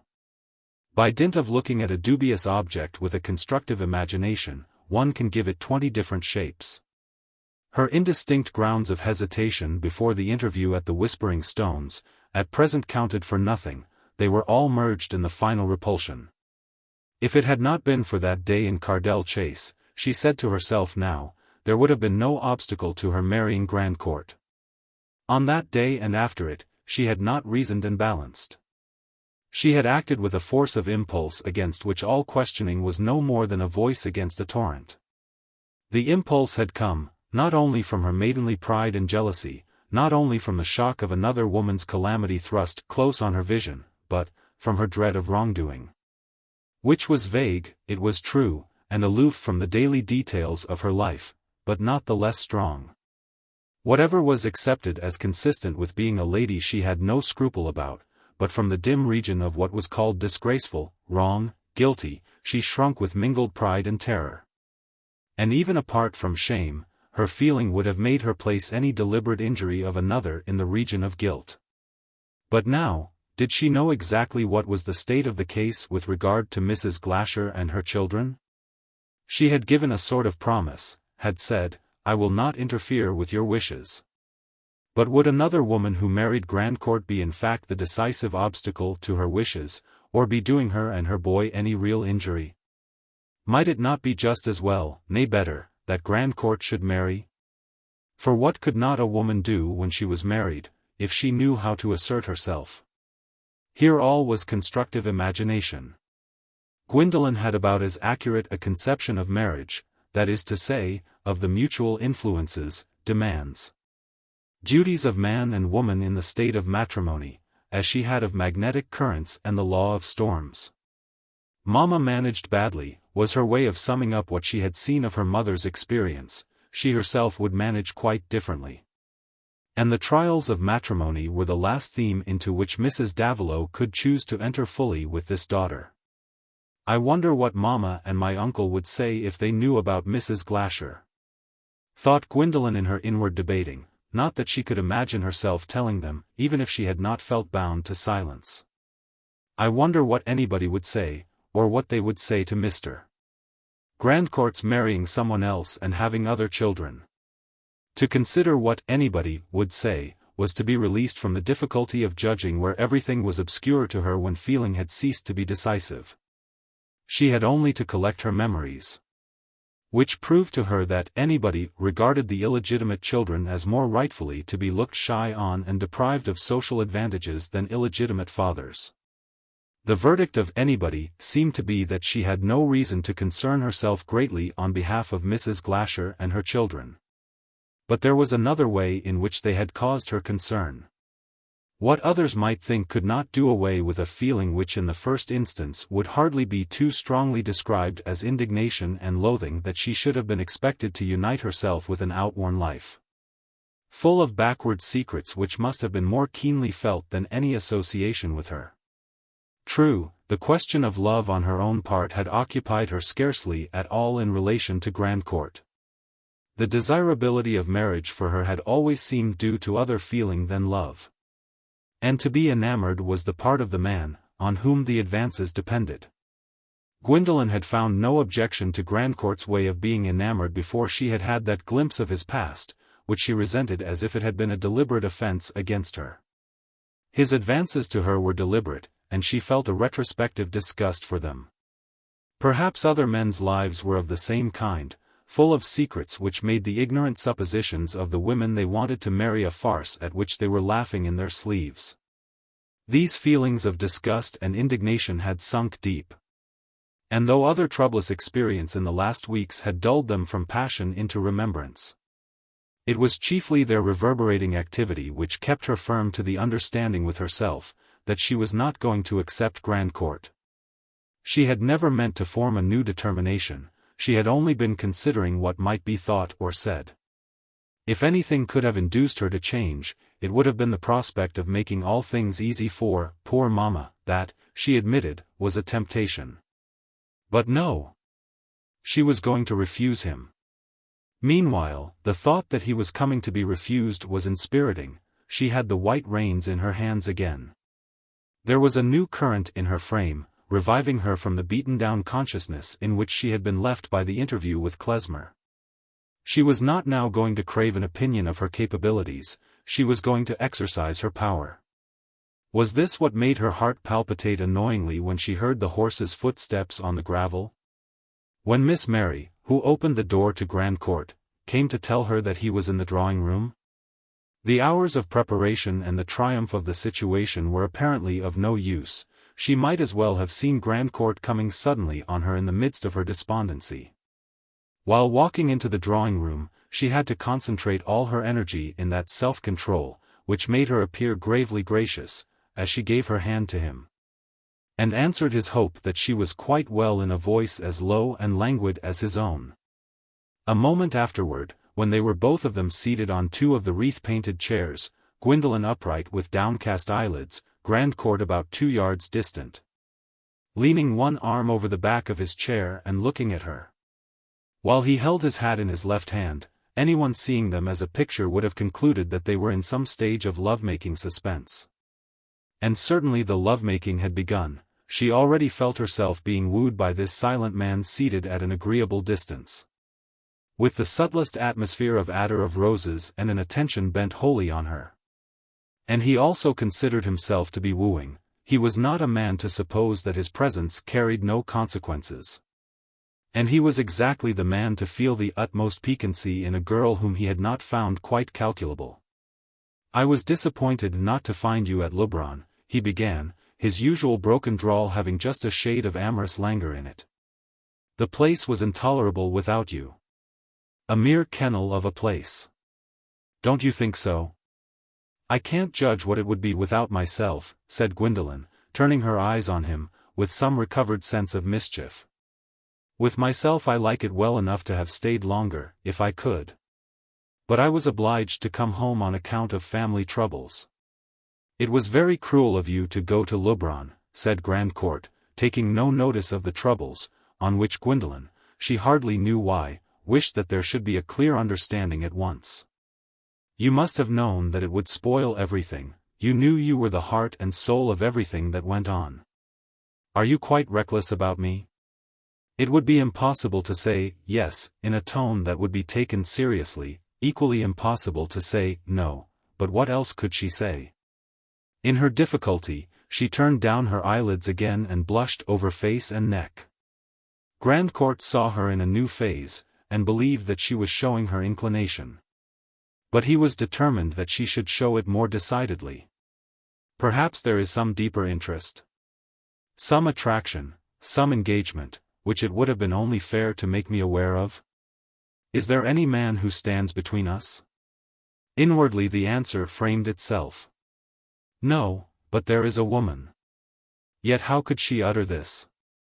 Even if she had not promised that woman to be silent, it would have been impossible for her to enter on the subject with Grandcourt. But how could she arrest his wooing by beginning to make a formal speech? "I perceive your intention, it is most flattering," etc. A fish honestly invited to come and be eaten has a clear course in declining, but how if it finds itself swimming against a net? And apart from the network, would she have dared at once to say anything decisive? Gwendolen had not time to be clear on that point. As it was, she felt compelled to silence, and after a pause, Grandcourt said, "Am I to understand that someone else is preferred?" Gwendolen, now impatient of her own embarrassment, determined to rush at the difficulty and free herself. She raised her eyes again and said with something of her former clearness and defiance, "No," wishing him to understand. "What then?" "I may not be ready to take you." There was nothing that Grandcourt could not understand which he perceived likely to affect his amour propre. "The last thing I would do, is to importune you. I should not hope to win you by making myself a bore. If there were no hope for me, I would ask you to tell me so at once, that I might just ride away to, no matter where." Almost to her own astonishment, Gwendolen felt a sudden alarm at the image of Grandcourt finally riding away. What would be left her then? Nothing but the former dreariness. She liked him to be there. She snatched at the subject that would defer any decisive answer. "I fear you are not aware of what has happened to us.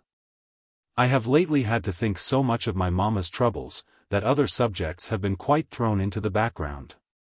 She has lost all her fortune, and we are going to leave this place. I must ask you to excuse my seeming preoccupied." In eluding a direct appeal, Gwendolen recovered some of her self-possession. She spoke with dignity and looked straight at Grandcourt, whose long, narrow, impenetrable eyes met hers, and mysteriously arrested them, mysteriously. For the subtly varied drama between man and woman is often such as can hardly be rendered in words put together like dominoes, according to obvious fixed marks. The word of all work, love, will no more express the myriad modes of mutual attraction, than the word thought can inform you what is passing through your neighbor's mind. It would be hard to tell on which side, Gwendolen's or Grandcourt's, the influence was more mixed.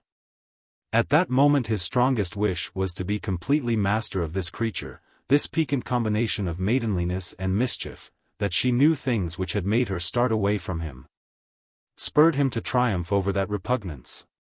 And he was believing that he should triumph. And she, piteous equality in the need to dominate. She was overcome like the thirsty one who is drawn toward the seeming water in the desert. Overcome by the suffused sense that here in this man's homage to her lay the rescue from helpless subjection to an oppressive lot. All the while they were looking at each other, and Grandcourt said, slowly and languidly, as if it were of no importance, other things having been settled. You will tell me now, I hope, that Mrs. Davilow's loss of fortune will not trouble you further. You will trust me to prevent it from weighing upon her. You will give me the claim to provide against that. The little pauses and refined drawlings with which this speech was uttered, gave time for Gwendolen to go through the dream of a life. As the words penetrated her, they had the effect of a draught of wine, which suddenly makes all things easier, desirable things not so wrong, and people in general less disagreeable. She had a momentary phantasmal love for this man who chose his words so well, and who was a mere incarnation of delicate homage. Repugnance, dread, scruples, these were dim as remembered pains, while she was already tasting relief under the immediate pain of hopelessness. She imagined herself already springing to her mother, and being playful again. Yet when Grandcourt had ceased to speak, there was an instant in which she was conscious of being at the turning of the ways. You are very generous, she said, not moving her eyes, and speaking with a gentle intonation. You accept what will make such things a matter of course? Said Grandcourt, without any new eagerness. You consent to become my wife? This time Gwendolen remained quite pale. Something made her rise from her seat in spite of herself and walk to a little distance. Then she turned and with her hands folded before her stood in silence. Grandcourt immediately rose too, resting his hat on the chair, but still keeping hold of it. The evident hesitation of this destitute girl to take his splendid offer stung him into a keenness of interest such as he had not known for years. None the less because he attributed her hesitation entirely to her knowledge about Mrs. Glasher. In that attitude of preparation, he said, "Do you command me to go?" No familiar spirit could have suggested to him more effective words. "No," said Gwendolen. She could not let him go, that negative was a clutch. She seemed to herself to be, after all, only drifted toward the tremendous decision, but drifting depends on something besides the currents when the sails have been set beforehand. "You accept my devotion," said Grandcourt, holding his hat by his side and looking straight into her eyes, without other movement. Their eyes meeting in that way seemed to allow any length of pause, but wait as long as she would, how could she contradict herself? What had she detained him for? He had shut out any explanation. "Yes," came as gravely from Gwendolen's lips as if she had been answering to her name in a court of justice. He received it gravely, and they still looked at each other in the same attitude. Was there ever such a way before of accepting the bliss-giving yes? Grandcourt liked better to be at that distance from her, and to feel under a ceremony imposed by an indefinable prohibition that breathed from Gwendolen's bearing. But he did at length lay down his hat and advance to take her hand, just pressing his lips upon it and letting it go again. She thought his behavior perfect, and gained a sense of freedom which made her almost ready to be mischievous. Her yes entailed so little at this moment that there was nothing to screen the reversal of her gloomy prospects. Her vision was filled by her own release from the Momperts, and her mother's release from Sawyer's Cottage. With a happy curl of the lips, she said, "Will you not see Mamma? I will fetch her." "Let us wait a little," said Grandcourt, in his favorite attitude, having his left forefinger and thumb in his waistcoat pocket, and with his right hand caressing his whisker. While he stood near Gwendolen and looked at her, not unlike a gentleman who has a felicitous introduction at an evening party. "Have you anything else to say to me?" said Gwendolen, playfully. "Yes, I know having things said to you is a great bore," said Grandcourt, rather sympathetically. "Not when they are things I like to hear. Will it bother you to be asked how soon we can be married?" "I think it will, today," said Gwendolen, putting up her chin saucily. "Not today, then, but tomorrow. Think of it before I come tomorrow." In a fortnight, or 3 weeks, as soon as possible. Ah, you think you will be tired of my company, said Gwendolen. I notice when people are married the husband is not so much with his wife as when they are engaged. But perhaps I shall like that better, too. She laughed charmingly. You shall have whatever you like, said Grandcourt. And nothing that I don't like, please say that.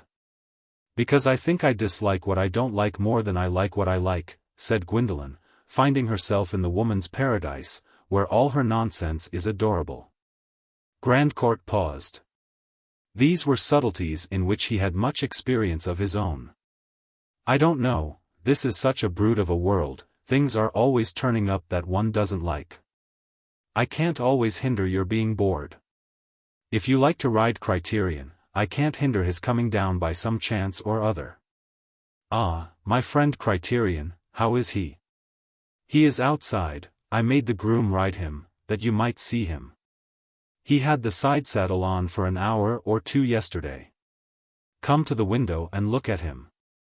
They could see the 2 horses being taken slowly round the sweep, and the beautiful creatures, in their fine grooming, sent a thrill of exultation through Gwendolen. They were the symbols of command and luxury, in delightful contrast with the ugliness of poverty and humiliation at which she had lately been looking close. Will you ride Criterion tomorrow? Said Grandcourt. If you will, everything shall be arranged. I should like it of all things, said Gwendolen. I want to lose myself in a gallop again. But now I must go and fetch Mamma. Take my arm to the door, then, said Grandcourt, and she accepted. Their faces were very near each other, being almost on a level, and he was looking at her. She thought his manners as a lover more agreeable than any she had seen described. She had no alarm lest he meant to kiss her, and was so much at her ease, that she suddenly paused in the middle of the room and said half archly, half earnestly. Oh! While I think of it, there is something I dislike that you can save me from. I do not like Mr. Lush's company. You shall not have it. I'll get rid of him. You are not fond of him yourself? Not in the least. I let him hang on me because he has always been a poor devil, said Grandcourt, in an adagio of utter indifference. They got him to travel with me when I was a lad. He was always that coarse-haired kind of brute, sort of cross between a hog and a dilettante. Gwendolen laughed. All that seemed kind and natural enough, Grandcourt's fastidiousness enhanced the kindness. And when they reached the door, his way of opening it for her was the perfection of easy homage. Really, she thought, he was likely to be the least disagreeable of husbands. Mrs. Davilow was waiting anxiously in her bedroom when Gwendolen entered, stepped toward her quickly, and kissing her on both cheeks said in a low tone, "Come down, Mamma, and see Mr. Grandcourt. I am engaged to him." "My darling child," said Mrs. Davilow, with a surprise that was rather solemn than glad. "Yes," said Gwendolen, in the same tone, and with a quickness which implied that it was needless to ask questions. "Everything is settled. You are not going to Sawyer's cottage, I am not going to be inspected by Mrs. Mompert, and everything is to be as I like. So come down with me immediately."